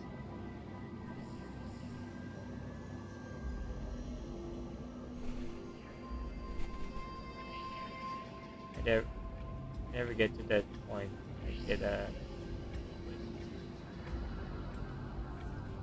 I don't know what you mean by that. So that was when back at last year's March. That was the first time I ever streamed, and you can guess which one I started out with, which is Honkai Impact 3 in the chapter 1 of the part 2 story.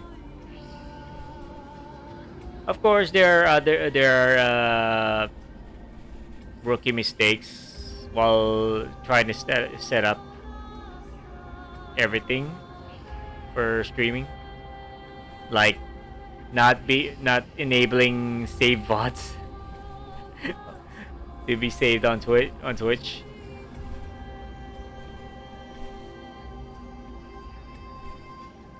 Well, that is pretty fair because from what I see, Anaxa, what is Anaxa really?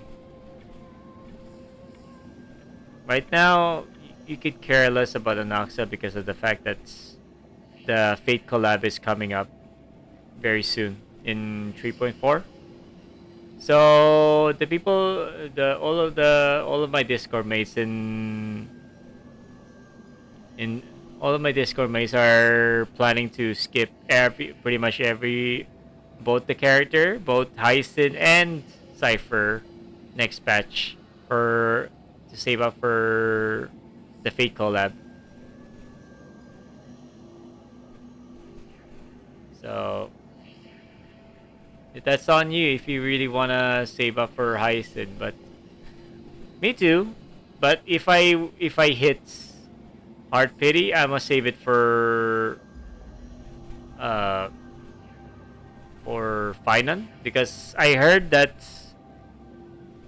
Saber and Archer's banners are their pity is separate from the convention, the regular limited banners. So I don't know.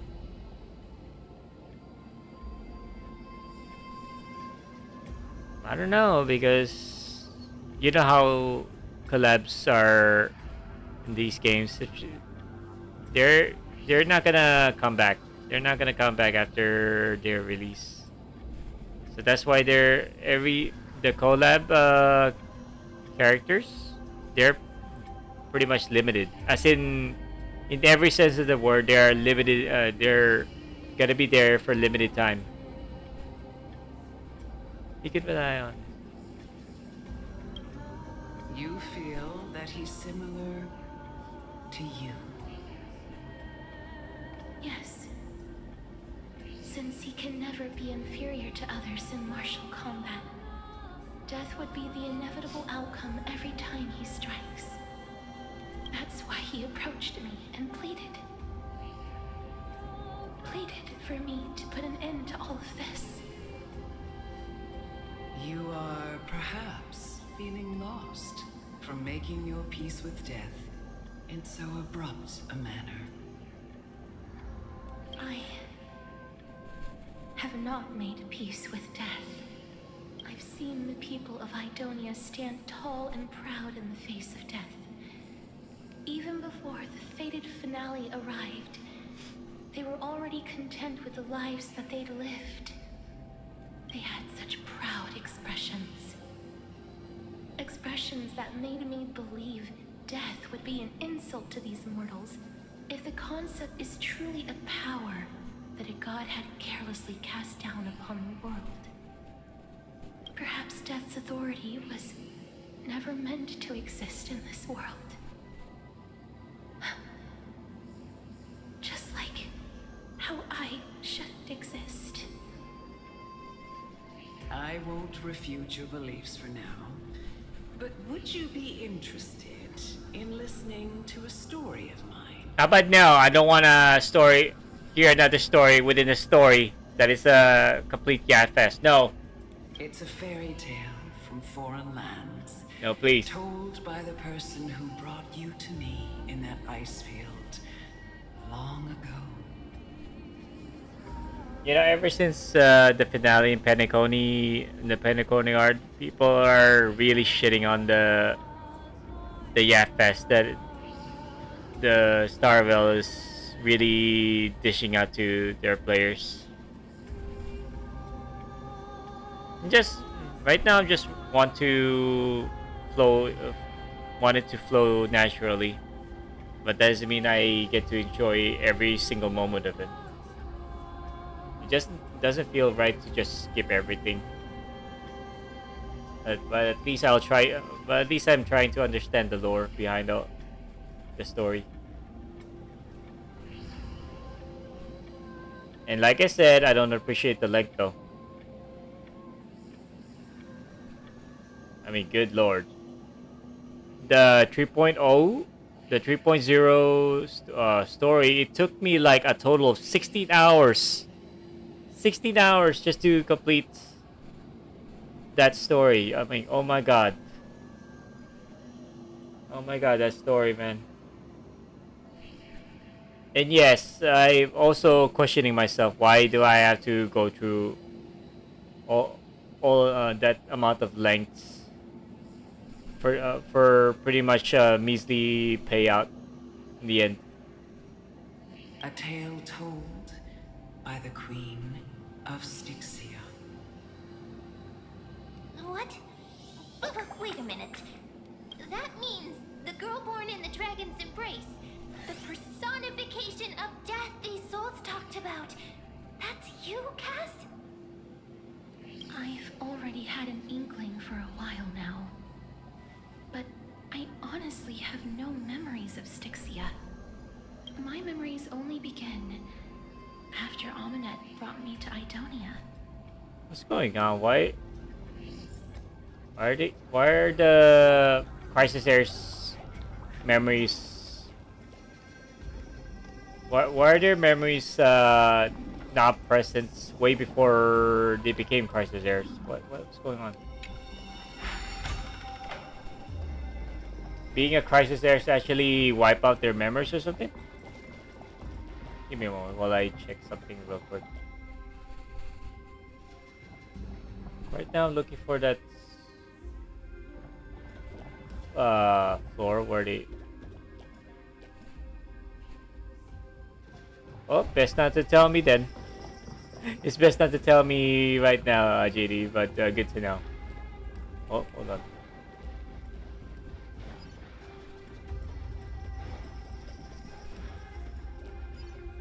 Oh.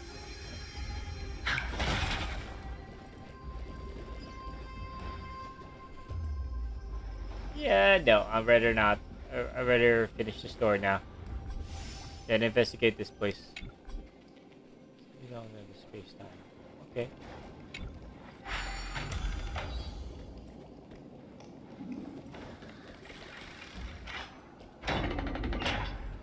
Don't look back. Keep moving forward. Always. It's yet another eulogistic butterfly. Are we getting closer to the Netherrealm? Shut up. Just shut up.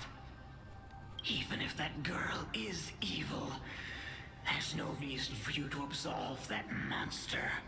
It was the both of them, who trapped us in this crevice between life and death. Don't be scared. They haven't noticed us at all. Okay. Let's go.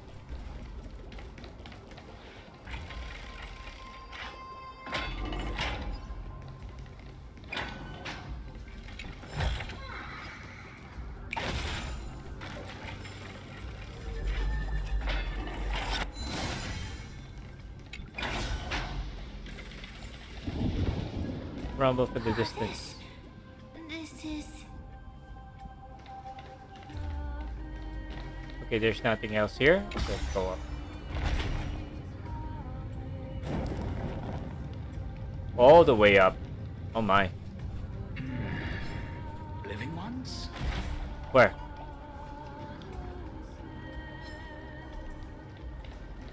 Hello. Could you be the scions of Styxia? Did you hear about the great work that I'm doing here? And have thus arrived to give me the last material that I need for transmutation? Great work? Have you heard of the great name of Pollux, perchance?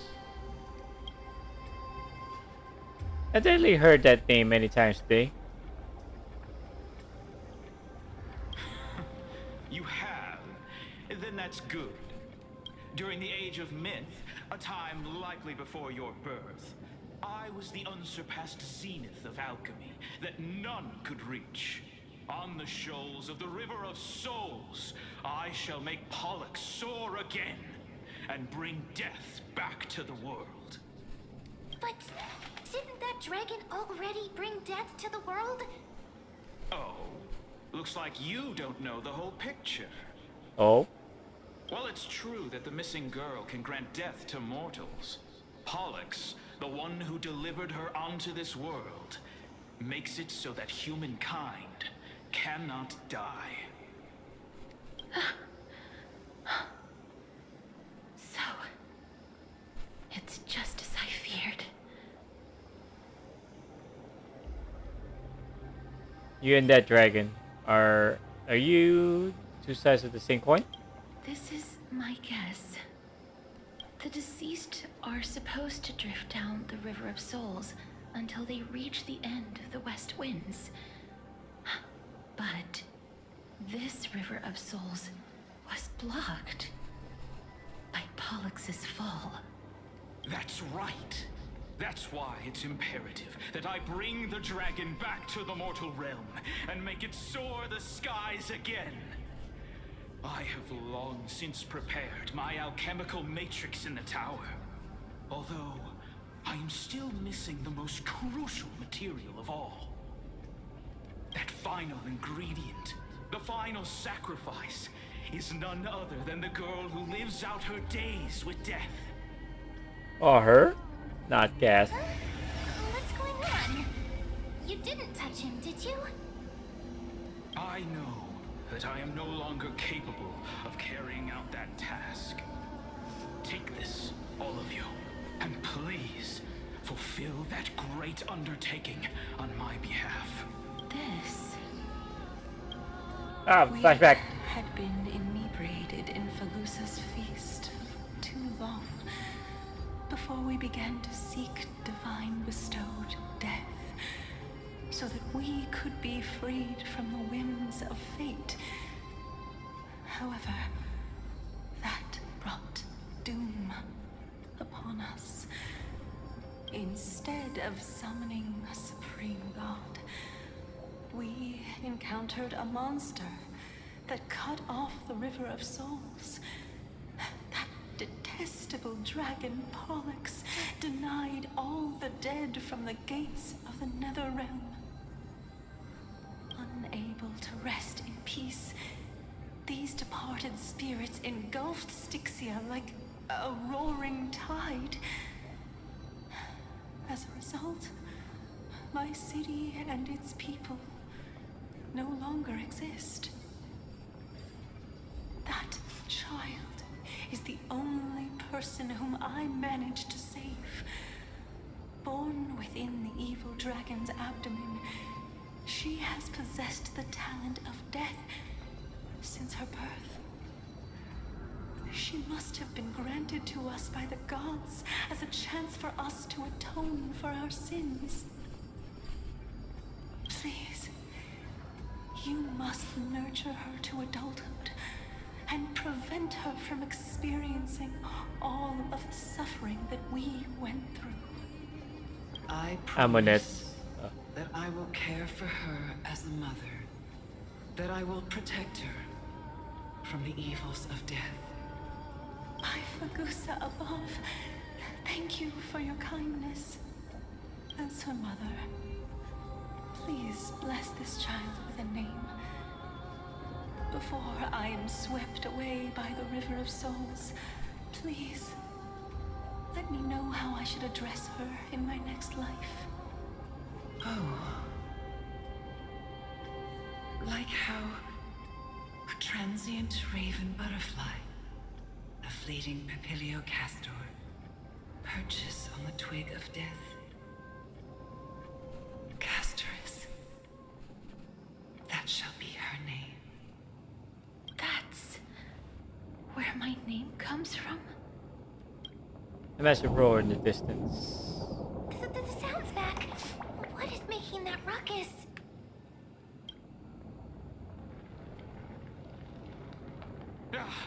Living ones, don't waste your time bickering. The Netherrealm's wrath is falling upon you. Black Tide Creations. When did they... Mister, please fight them with caution. Alright. Be careful not to suffer the same fate as those Black Tide creatures. What do you mean? Everyone, hide behind me! Harmony and unity. Fangs and claws got dull.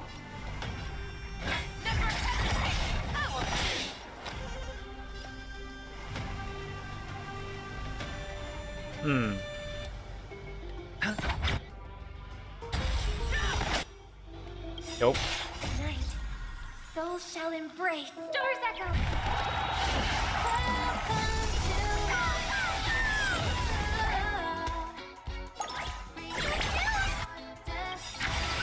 I venture forth to hunt.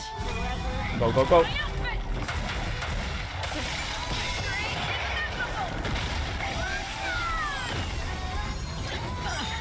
Watch your head.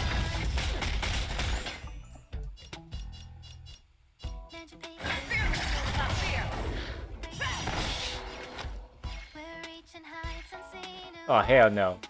The dice have been cast. Bust. Or maybe I'll take it off.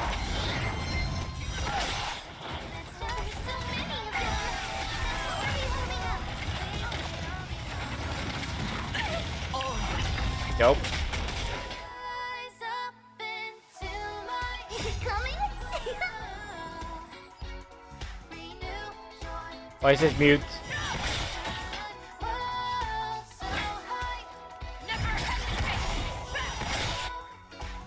I venture forth to hunt. Go, go, go.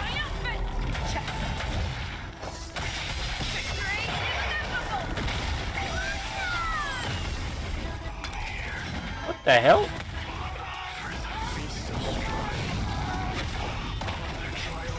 Hi, by day.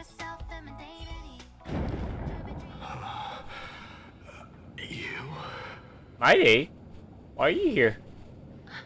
Lord Mighty? I missed you so much that he almost killed me.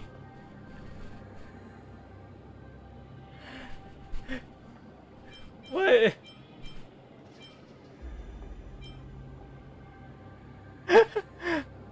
I right now I'm laughing because of this line. I missed you so much. Because this is the exact line that Pardo gave to Kalpas in Honkai Empire 3rd. In one of the event stories, like all those like a year ago. So that's why I laughed at this line. Because Mighty here, we initially thought that Mighty is Kalpas's counterpart. Lord Mighty, you've been through some tough battles once again. That black tide is endless. My death is only temporary. I will find my path of return and go back to the world of the living and continue my protection. Lord Mighty, I have always wanted to. Why does death reject you? I'm the one resisting it. I must resist the temptation to go with the flow. I'll go against the current and kill my way out of this cursed nether realm. That is my destiny. Is this really the proud Mighty? It seems like he's completely focused on resisting the temptation of the dead's whispers. He's working hard every minute to deny death. It seems his battlefield is not limited to the world of the living. Lord Mighty, are you willing to travel with us? We're headed for the Matrix inside that tower to summon Thanatos from their prolonged concealment.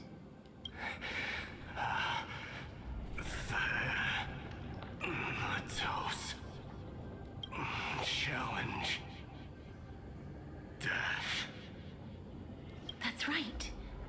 If we can work together and defeat them, you won't have to be troubled by the curse of immortality any longer. Let's go together, Castoris. Let the person who has brushed against death countless times guide your way. Cass, are you sure you want to do this? The alchemist said he wanted you to be a sacrifice.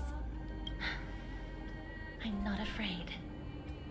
There's no reason for us to turn back anymore. Rather than standing still, taking action is by far the better option. Perhaps fate might take pity on us today and show some compassion. Right.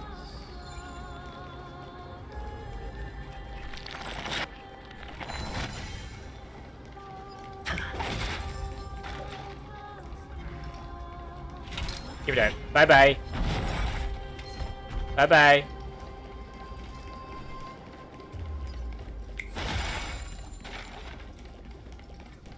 Give me that. Bye.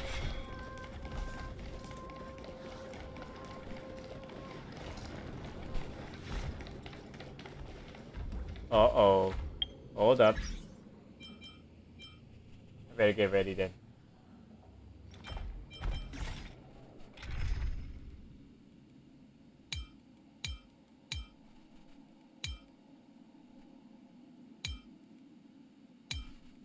Where are they? Oh, there you are. Ooh, I think I need to take a pee break. Be right back. Sheesh. Hold up.